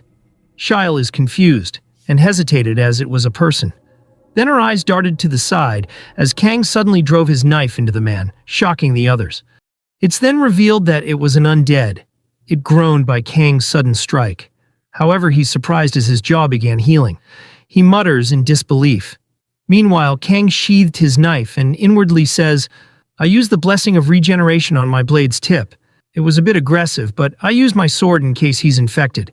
He didn't seem to have any intent to attack, and I figured we could converse if his jaw was healed." Now the undead thanks him, addressing him as Noble Sir. This proved that Kang's judgment was correct. Kang then asks, "What are you?"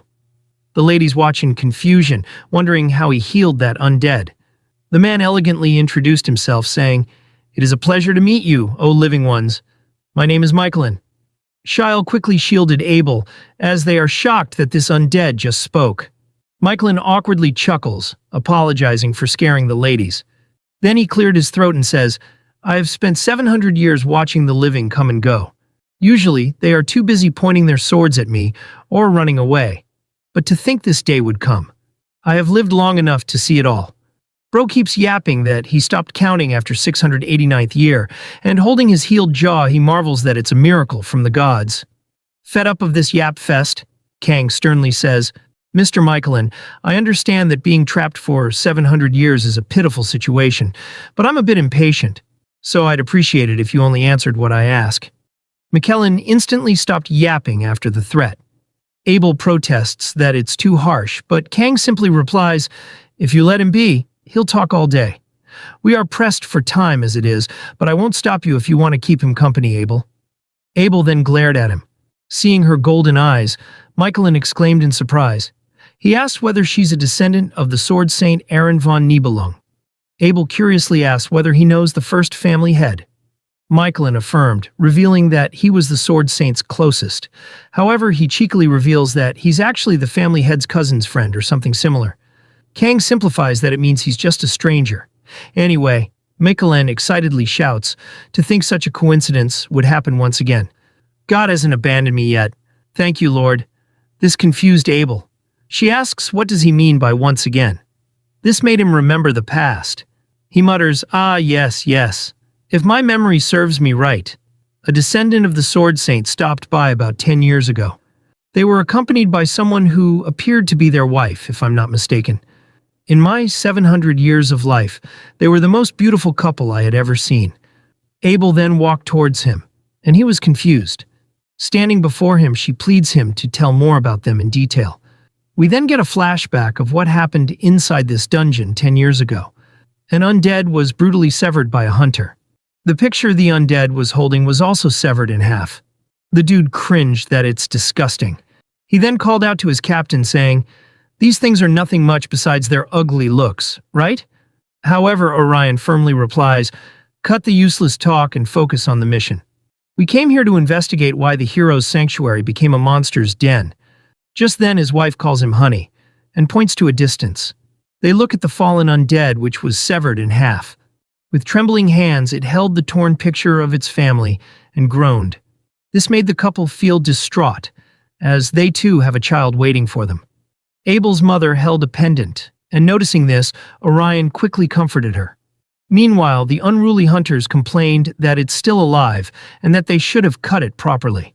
Then they brutally began torturing the poor undead, while Michaelin was hiding behind a rock, terrified by these so-called humans. Just then, Orion orders them to stop it. They look back in confusion, and Michaelin peeked out sneakily as Orion says, "There were these words written on the gravestone at the entrance. Those who disturb the peace of the dead will turn dead as well." However, the hunter shrugged the warnings, asking who would believe some random graffiti. After all, these are just demonic beasts. Orion knelt next to the fallen undead and orders his party member to watch his mouth. This is the hero's sanctuary, and they are also someone's family. Meanwhile, we see that the undead was still gripping onto the picture of their family. Orion apologized and paid his respect. This surprised Michaelin. Then he quickly hid as the group began walking ahead. Orion comments that these are not monsters. They are asking for help. Now the flashback ends, and Michaelin says that this is all he remembers. Seeing them stay silent, he wonders whether he said something wrong. He inwardly says, "I have been living for 700 years with my mouth sealed and trying to keep my sanity. Usually they say the brain rots first, but for some reason my mind remained intact. However, with my jaw rotting away, I could only think and no longer speak. That lonely eternity was ended by that noble sir. Was his esteemed name Kangeoma? But I feel like I've seen him somewhere before. That black hair and black eyes." Abel then apologizes for taking a long time.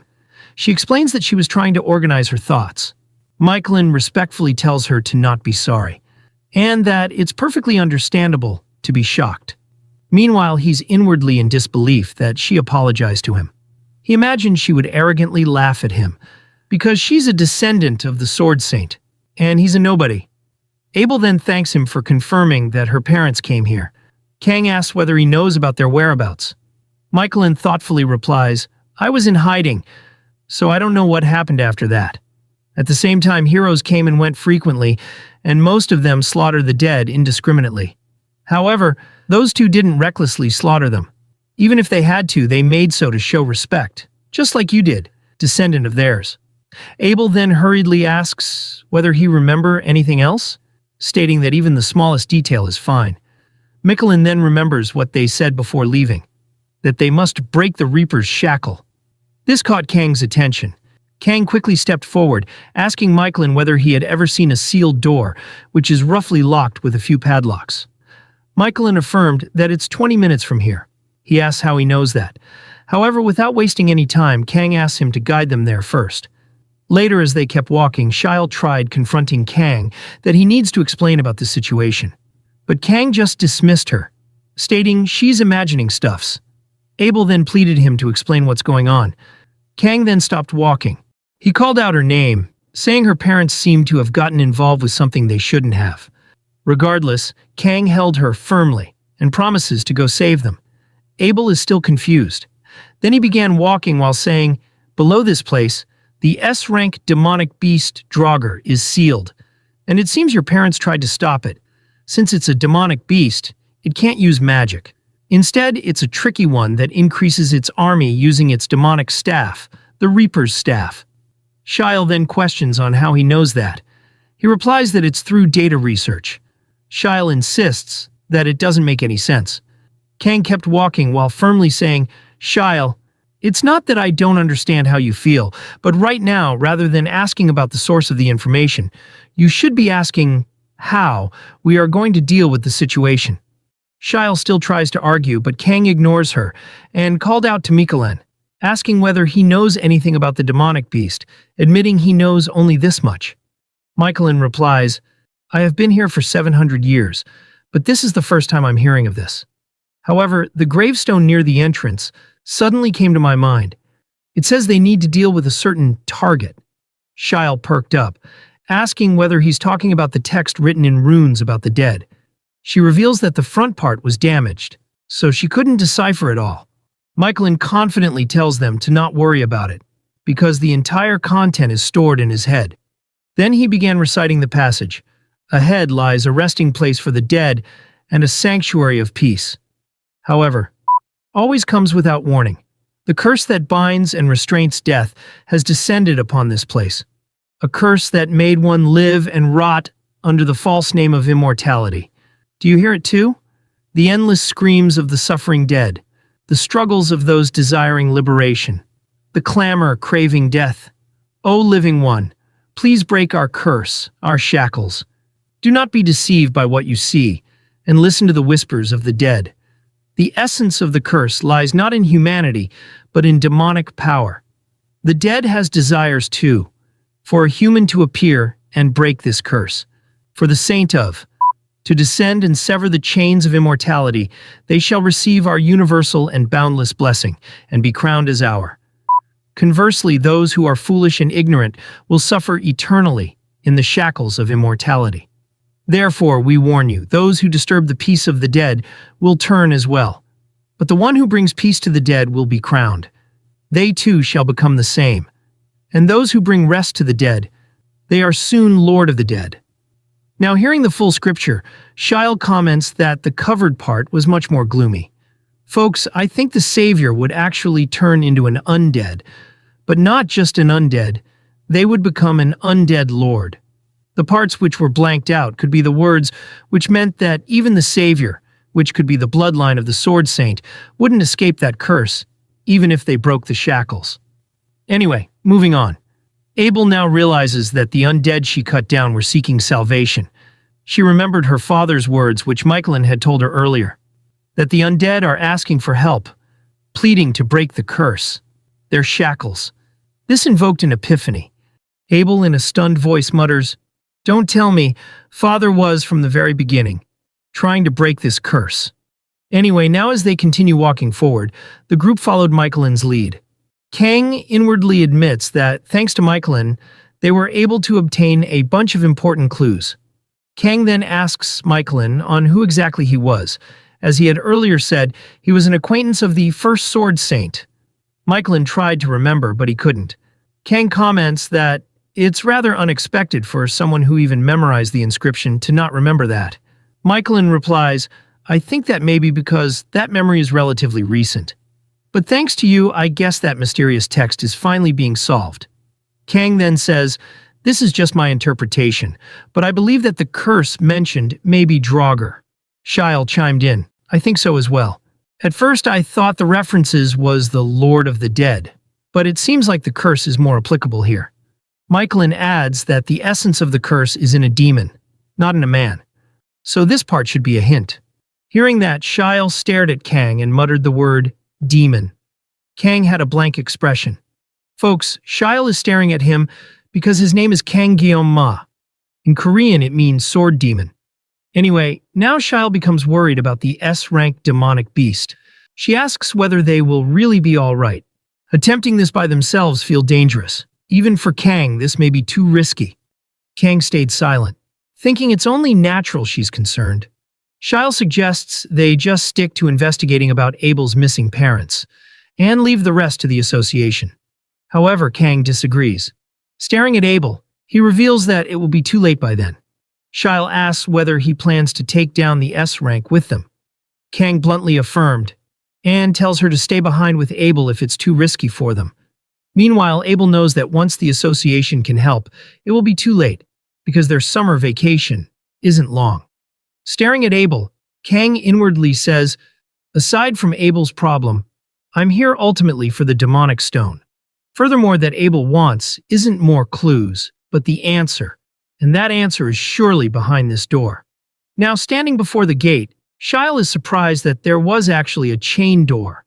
Abel finally spoke up. "Let's do it, Shael. It may be an S rank, but we have Gyeoma with us. I'm sure we have a chance." Shael stopped arguing. Then she turned to Kang and tells him to promise one thing. If it seems dangerous, they should back off no matter what. Kang just nodded. Meanwhile, Michaelin was inspecting the lock, noting that they need all the keys to open it. However, Kang tells him to move back. Using the blessing of the sword god, Kang made a quick slash using his sashimi knife. The imposing gate was severed in half, clearing their path. Everyone were shocked by this unexpected approach. Abel simply smiled with satisfaction, and Kang just sheathed his knife, declaring they should go now. Later, as the undead charged at them, Abel sliced them down. As she paid her respects, a sneaky fellow tried to strike her from behind. However, Shael acted quickly and threw needles enchanted with her blessing, striking the undead and sending it crashing. Abel then finished it and apologizes for being clumsy. Shael did a most useless backflip and landed on her feet, wasting energy unnecessarily. She tells Abel that she'll watch her back. Abel thanks her and admits that she got overconfident. Meanwhile, as Kang was observing Shael, he noticed something strange. He asked why she's wearing the Joaquin Academy uniform. Shael lifted her robe, revealing her naughty skirt. She tells Kang that the Academy uniform is sturdier than most armor, and asks whether it does not suit her. Kang admits that it suits her well, and that he confused her for a student. Shael cheekily asks whether she should transfer into the Academy again. Anyway, now Abel comments that Shael seems to be more comfortable now. She asks whether seeing Gyeomma's skills reassured her. Shael hesitantly admitted. Abel then says, "I know how you feel. He seems like a wall you couldn't even dare try getting across. But it's not just us, his enemies feel the same way. Of course, I'm scared too, since it's an S-rank demonic beast. But even so, I believe in Gyeomma." Shael then agrees to it.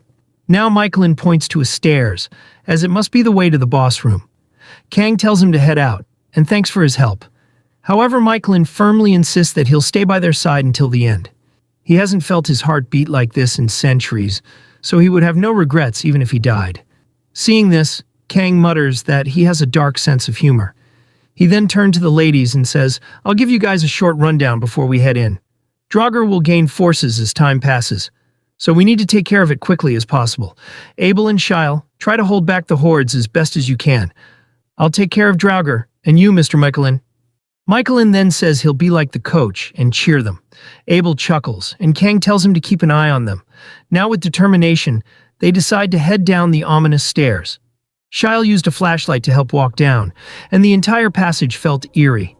Kang feels scared of the passage more than the enemy itself. Seeing Michelin, he notes that he's more useful, as he's guiding them safely in the darkness. Suddenly Michelin stopped walking and mutters that they have arrived. He hesitates about the presence beyond this darkness. Kang asks what's wrong. Michelin replies, "The undead can roughly sense each other's souls. You may have noticed from the inscription, but the souls of undead remain in the dungeon, even after losing their bodies. And as you saw, outside those doors, the souls are sparse. I have barely sensed 20-something souls in my centuries of time. But here it's different. There are so many that they are even taking a physical form."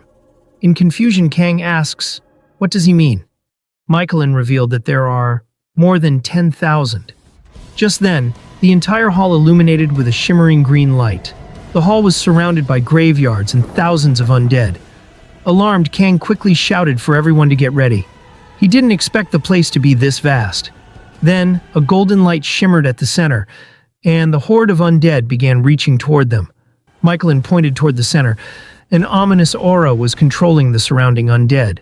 A mysterious figure sat upon the throne, aura farming, its golden eye glowing, with a massive sword resting beside it.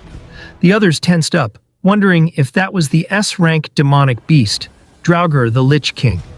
The pressure radiating from it was overwhelming. As the Lich King stood up, its crown fell to the ground, and it gripped the hilt of its massive sword. Its hair appeared to be tied back in a bun. Meanwhile, Kang was confused. Why does it have a sword? Shouldn't it be wielding the Reaper's staff? He and Michelin turned toward Abel. She stood frozen in shock. Her mouth hung slightly open as she struggled to contain her emotions, hoping it wasn't what she thought it was. Then her mouth hung once more, and Kang quickly turned back toward the Lich King. The band tying its hair disintegrated, allowing its long white hair to flow through the air.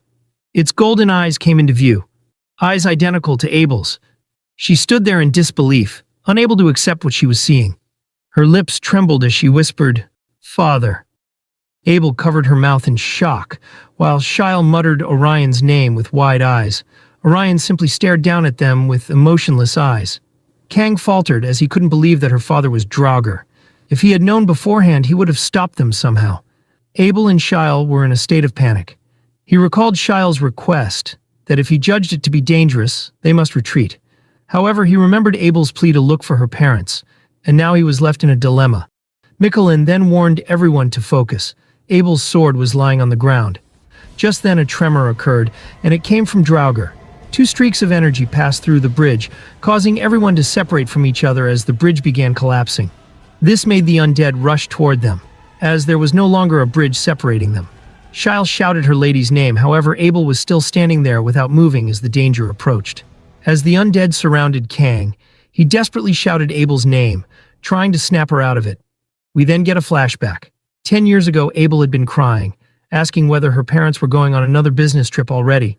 Her father assured her that he would be back soon, but Abel called him a liar, saying that she would be all alone again. Her mother became strict upon hearing her daughter talk back like that. However, Orion knelt to Abel's level and held up his pinky finger, promising to practice swordsmanship together once he got back. Abel, holding back her tears, held up her pinky finger and linked it with her father's, solidifying the promise. Now she excitedly giggled and told them to come back soon. Both her parents smiled and took their leave. And just like that, Abel was left alone with her grandfather for a while. However, bad news spread around the castle as the servants murmured in panic that Abel's parents had gone missing. Abel was standing in front of the massive door, awaiting her parents while trembling in fear. However, they didn't return, and 1 year passed. Even after 3 years, they still didn't return, and Abel stood there daily hoping for her parents to come back.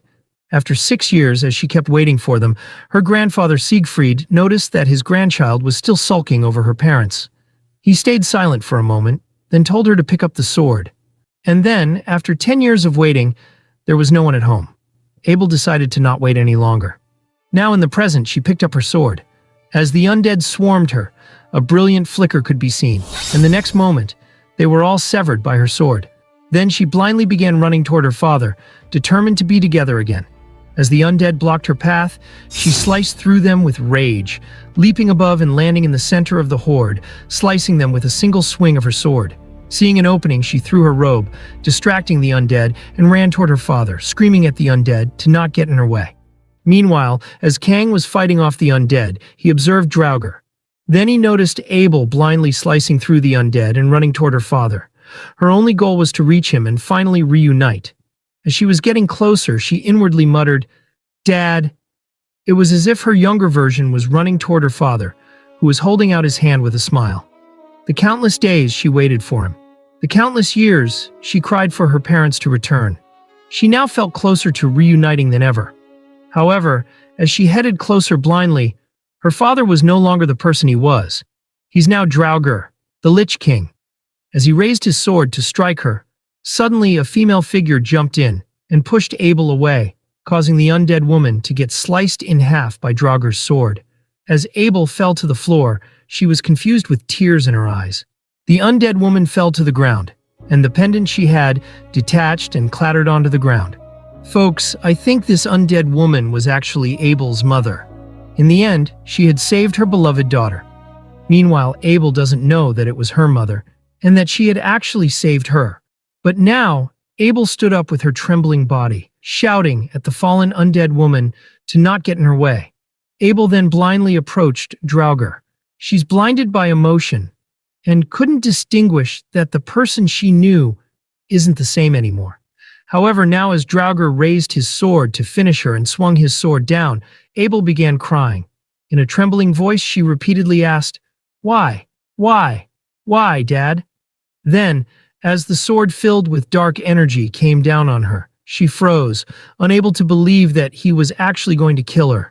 However, the next moment, a blue streak of flicker could be seen, and Draugr's sword was sliced in half and went flying away, as Kang had intervened with his sashimi knife. Shyle quickly approached her lady and held her, asking whether she was all right. Abel, in tears, muttered, "Shyle, that's not it, right? My dad..." Shyle could only grit her teeth, as the one standing before them was undeniably Orion. Sheathing his knife and saving the remaining time of his skill set, Kang shouted at Abel to get a hold of herself. He pointed out that she already knew it too, that her father was bound by this hellish curse. So now, they should save him together. This made her remember the words written on the tablet, that someday someone would appear who could break this curse. Now, as the broken part of the sword clattered onto the ground, still emanating a dark aura, Abel called out to Kang. She'll leave it to him as planned. Shyle and she will handle the rest somehow. She then pleaded with him to promise her just one thing. She pleaded with him to save her father. Kang promised to do so. As the Lich King's sword reattached itself with dark energy, Kang unsheathed his two sashimi knives, activating the blessing of the sword god and the blessing of painlessness. The duration of the blessing of painlessness increased by 10 seconds, leaving Kang with 45 seconds remaining. The clash against the monarch who ruled over death, Draugr, had begun. Kang lunged straight toward him.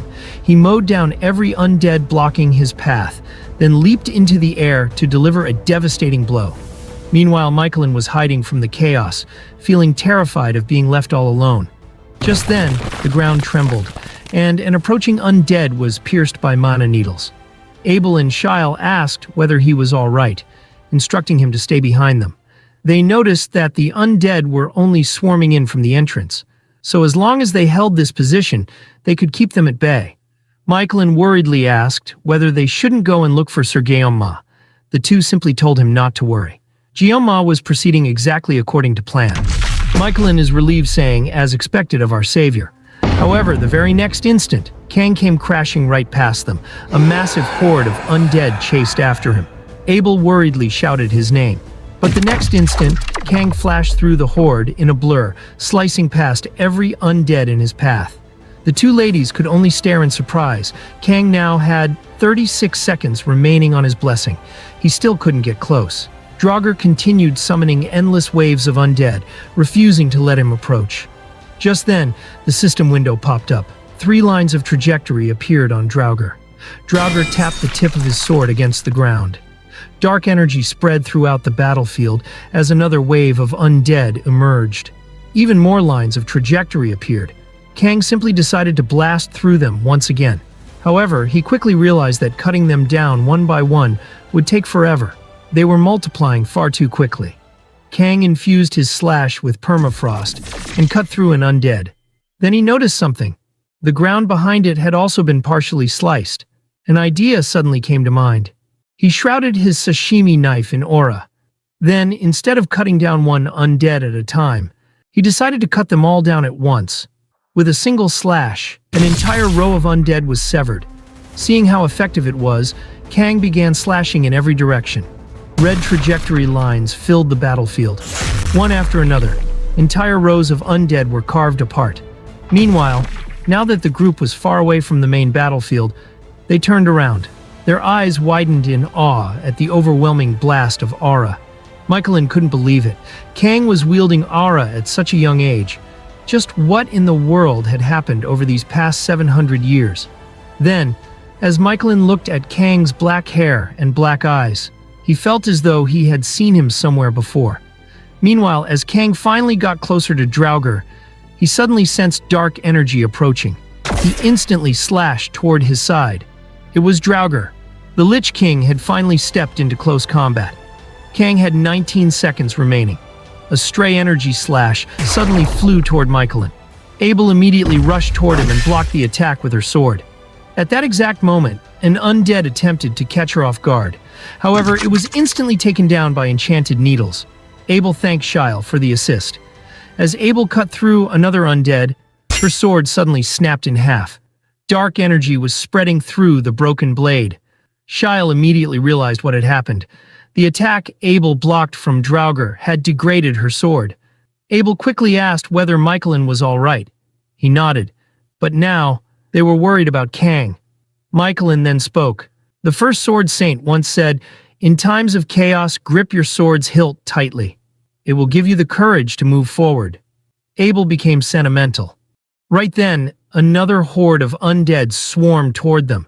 Shyle quickly warned that staying here would only become more dangerous. However, Abel was still worried about Guillaume. Kang now had only 10 seconds remaining. With every strike, the timer continued ticking down. Charging toward Draugr once again, Kang watched as the Lich King raised its sword before bringing it crashing down. Kang blocked the attack with the sashimi knife in his left hand. Then, with the knife in his right hand, he severed Draugr's sword arm. However, the sword seemed to have a mind of its own. It immediately swung toward Kang. He narrowly evaded it. The next instant, Draugr caught his own severed arm. His body regenerated in an instant. Then he swung at Kang once again. A crimson ominous light glowed near Draugr's chest. However, Kang only focused on the head. He severed Draugr's head. However, it was completely pointless. The head instantly reattached itself. Kang grew frustrated. No matter how many times he cut him down, Draugr simply regenerated.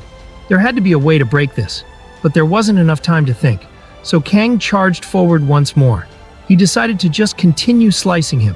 Then, he finally noticed it. The strange crimson glow. It was coming from Draugr's chest. The two prepared to exchange fatal blows. As Kang passed through Draugr, his slash finally carved through its chest. The moment he saw what was inside, his eyes widened. The Reaper's staff was lodged inside Orion's body. Embedded at its center was the magic stone of immortality, the very source of the curse of immortality. Kang dropped one of his knives. Only 4 seconds remained on his blessing of painlessness. Gripping a single sashimi knife, he prepared for the final showdown. Sensing the finality of the battle, Draugr also readied its final strike. 2 seconds remained. The two stood facing one another for a brief moment. Then, as only 1 second remained, Kang lunged forward, and Draugr unleashed its final attack. As the distance between them closed, we saw Orion's heart beating. The dead had been waiting for the Sword Saint to descend and sever the chains of immortality. Once Orion had believed that he was the Sword Saint. Now he recalled what had happened when they first entered this dungeon. They had come face to face with the Lich King, Draugr. Orion confidently held his sword, believing he could defeat it because he was the Sword Saint. As a horde of undead swarmed toward them, Orion faced them without hesitation. After he killed Draugr, his party members praised him, saying that the inscription on the stone at the entrance had been telling the truth. Orion must truly be the Sword Saint. Back then, Orion knelt down and placed his sword on the ground. He picked up the crown and wondered if this was really all there was to the Lord of the Dead. It had felt strangely easy. But right then, his vision began to blur. He saw his comrades being stabbed by a sharp, vine-like strike. His wife immediately shouted at her husband to stay back. But the next moment, she was struck as well. The vine pulled back out of her body, and she collapsed to the floor, coughing up blood. Her bleeding was severe. She didn't want to die like this, not when her daughter was waiting for them at home.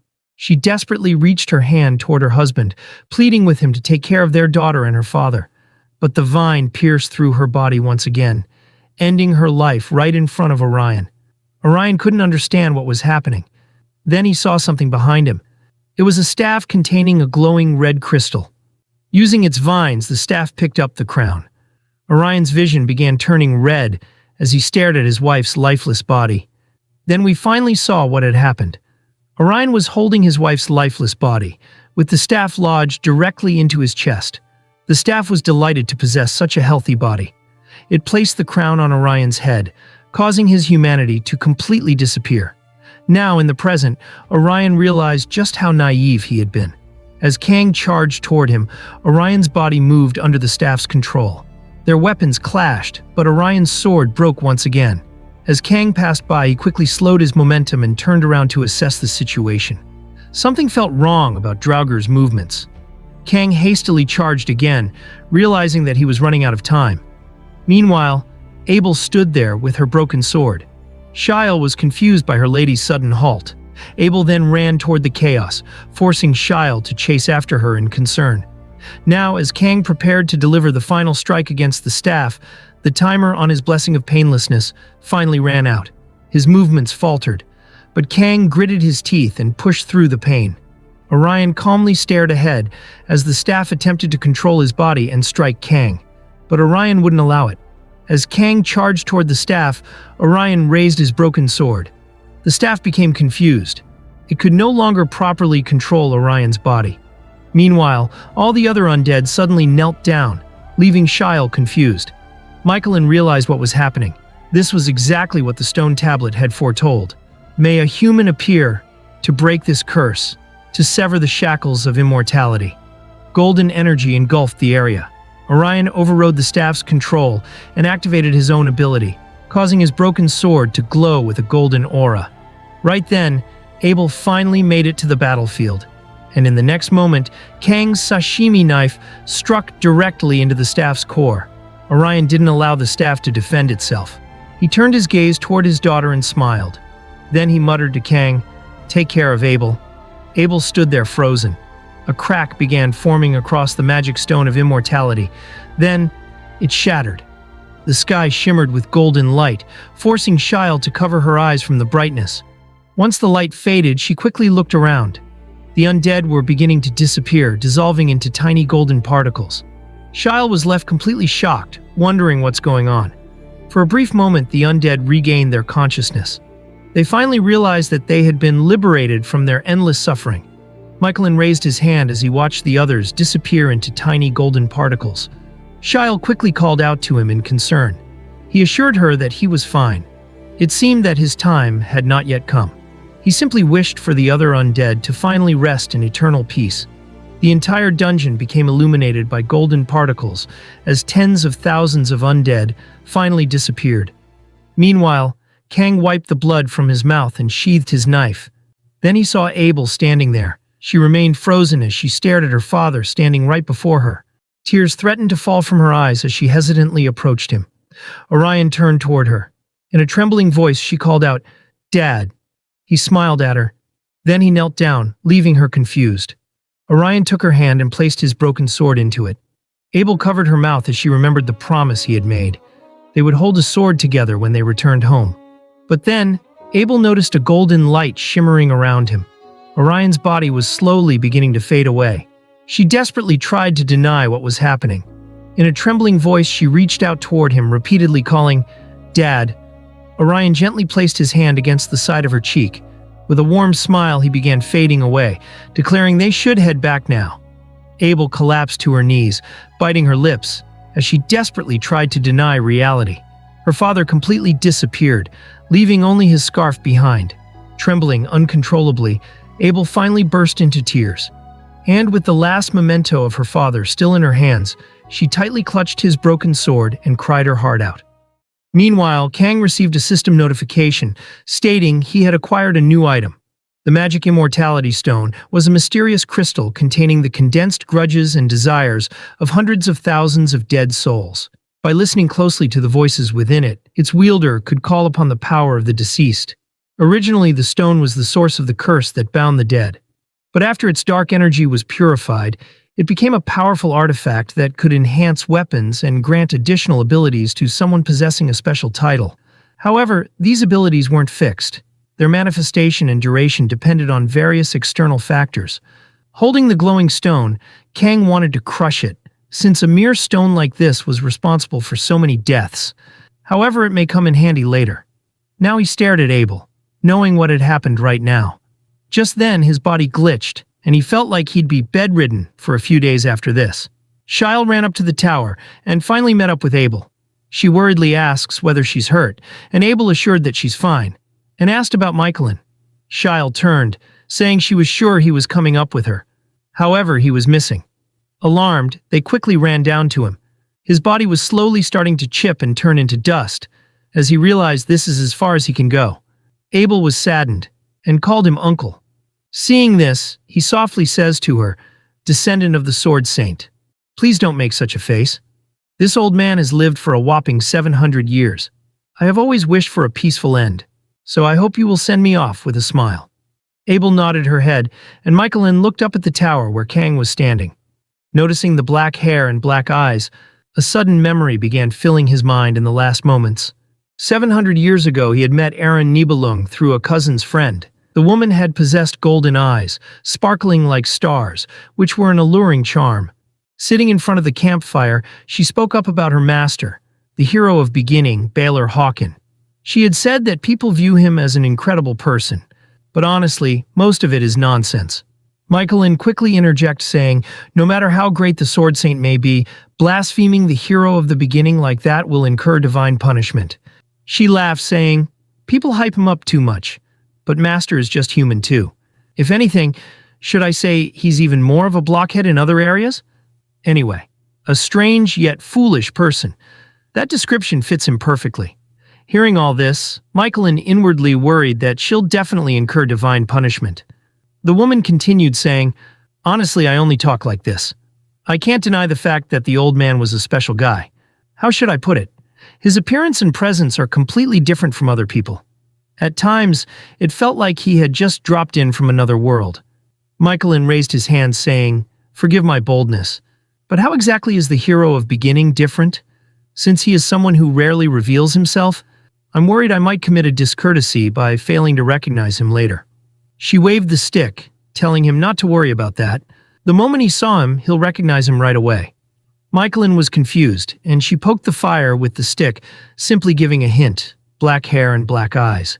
Michaelin silently wondered whether there's any person with these features in this world. The woman playfully made a gesture and said, please make sure to keep it a secret that I was talking behind my master's back. Promise that you will absolutely take it to your grave. Now, as the memory ended, Michaelin finally realized the truth. The one before him was the hero of the beginning. He couldn't believe it, and wondered why he had forgotten this memory. Maybe it's because he had been living for too long. Meanwhile, Shael, seeing this, asked whether he wants to say something to Kang, but he replied, I do not, because I promised an acquaintance that I would take it to my grave. Please just deliver a single word of thanks to him. Abel tried to hold her tears back, calling him uncle. As he turned to dust, he left the future in her hands. Shael closed her eyes, while Abel stood there unable to move. Shael then remembered something, and handed Abel an item, saying she found it near the stairs. Opening the pendant, Abel realized what it was. She felt a wave of emotions flooding over. Now, clenching the pendant, Abel smiled at Shael, saying they should head back home. Even though she couldn't find her mother, she at least made them rest in peace. The scene shifted to later. Once they reached Castle Sigurd, a silence followed.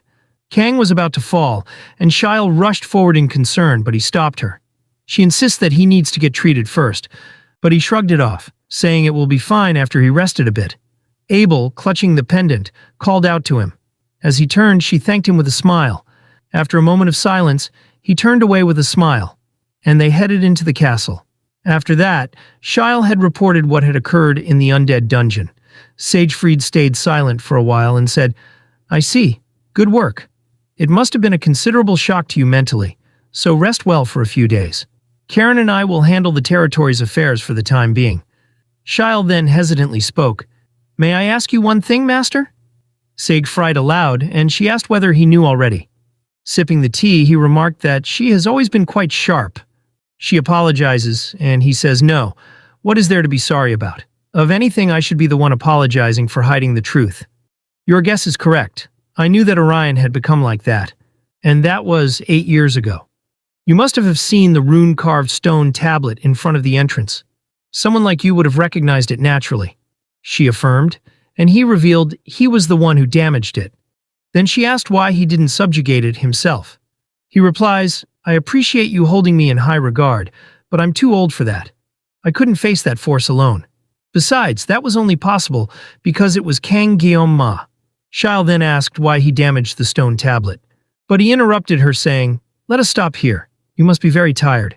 Hearing this, she apologized for stepping out of line. However, he held the teacup and says, "I think of you like my own granddaughter, so do not say such things. You must be exhausted, so take some time to recover from the journey for a while." Shiel then left the room. Once alone, he sat there silently and closed his eyes. Then he recalled what had happened 8 years ago, when he faced his son and daughter-in-law, who were possessed by evil. When Siegfried left, he began destroying the stone tablet, because if the association found out, they would organize a subjugation team and attack ceaselessly. If that could lift the curse, it would be fine. But if it wasn't the Sword Saint, it couldn't be done. Then the outcome was obvious. The subjugation team would be annihilated by Orion, who was corrupted by magic. Siegfried didn't want to see that happen. He couldn't let his son, trapped in the shackles of immortality, commit greater sins. This was his duty as a hero and as a father. Therefore, he damaged the stone tablet, inscribed with the prophecy. He had strongly urged the association to close the communication office. If he could cut off their path, he would stop at nothing. But on the other hand, he also held a hope. He hoped that one day the child of prophecy would appear to save his son. Siegfried now inwardly says, "If it were Kang, who seemed to be blessed by the gods, I harbored a hope that he might be the Sword Saint who would finally sever this cruel, vicious cycle." And Kang Guillaume Ma succeeded. He cut short that family tragedy. Right then, a drop of tear fell onto the surface of the teacup. The corners of Siegfried's wrinkled eyes reddened, and a tear slid down as he muttered, "Now, rest in peace." Siegfried then called out to Charon, and he instantly appeared. Siegfried instructs him to prepare, as it was their turn to repay the favor. The Ring of Nibelung. The scene shifted to 3 days later. Kang was resting on his bed while lost in thought, wondering if Abel is doing all right. He inwardly says, 3 days have passed since returning from the undead dungeon. I have been resting the whole time to focus on recovery. But considering my past life, no, even looking back at my life at the academy, taking a break feels completely new. It just makes me feel more anxious. Communication with the outside world is difficult here, so I'm catching up on news through newspapers, even if they're a few days late. The conflict between the association and the elders had intensified. Articles about stripping the elders of all power are making headline news. Looks like the association realized Clady and the villains were in cahoots. It was only a matter of time. But at this rate, the remaining elders will likely cut Clady off to save themselves. But this is effectively the dismantling process of the Elders' Council, which has been a thorn in the association's side. Does that mean things will get easier for me, who is targeted by the Elders' Council? I'd like to think so. But if the Elders' Council is a group of incompetent old geezers, the association itself is a force that doesn't fall behind in terms of military power, unity, or intelligence gathering.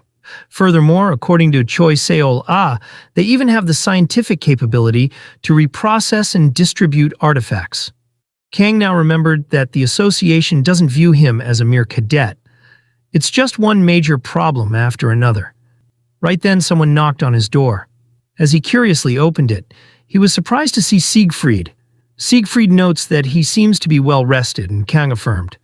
Siegfried then asks whether he's familiar with Envaronaut. Confused by the suddenness, Kang affirmed. Siegfried hurried him to get ready, as they are heading out. Kang asked whether they are going right now, and Siegfried confirmed, revealing there is a place he must take him to. Later, the scene shifted to the Central Bank of Switzerland. We see Kang and Siegfried entering a secure underground storage facility.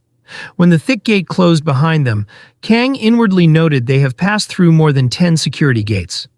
Siegfried instructs him to come forward, revealing that Envaronaut is inside the box, which is in front of them. It is the artifact people call the Ring of the Nibelung. Kang remembered the heirloom of the Nibelung family. Back when he played the game, he knew it was impossible to obtain.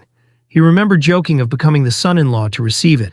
Anyway, Siegfried now tells him that no one knows if this is truly a ring, including himself. Kang curiously asks what he means by that. Is there some tradition that says it shouldn't be opened? Siegfried denied it, revealing that the first thing he did, right after becoming the family head at 26, was to open this box. Kang asks whether what was inside wasn't a ring. However, Siegfried revealed that his memory of what happened after opening the chest has vanished. This surprised Kang. Siegfried continued saying, after that, no matter how much I tried to open it again, it wouldn't budge. It seemed certain that I failed.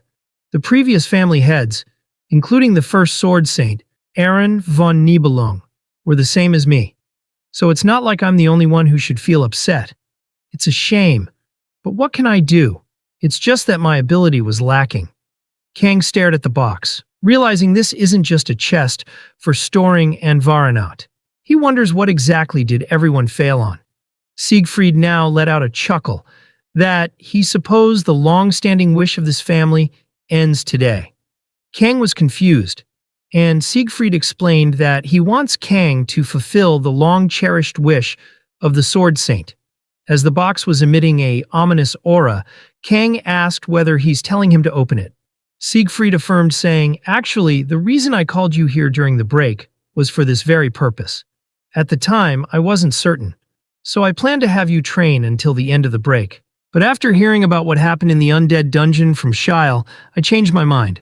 You are already more than qualified. In fact, I'm the one who should be grateful, so please think of this as my repayment." Kang then saw Siegfried have the same expression which Abel had. He becomes touched by the offer. Siegfried tells him to not make that face, since if he succeeded, it will be more valuable than any monetary reward. Kang hesitantly agrees to it, and Siegfried began exiting the chamber, saying that he'd love to stay and watch, but he heard that among those who did, none came out unscathed. Once he's finished, he should press the pager. As the thick gate shut closed, Kang was left standing there, thinking about the Sword Saint's long-cherished wish. In doubt, he wonders whether Siegfried really thinks he can achieve what even the first Sword Saint couldn't. But then again, he wouldn't have brought him here without a reason. Kang now opened the box, and a system window popped up, revealing a sudden quest. If completed, he can obtain memory fragments and expect additional rewards.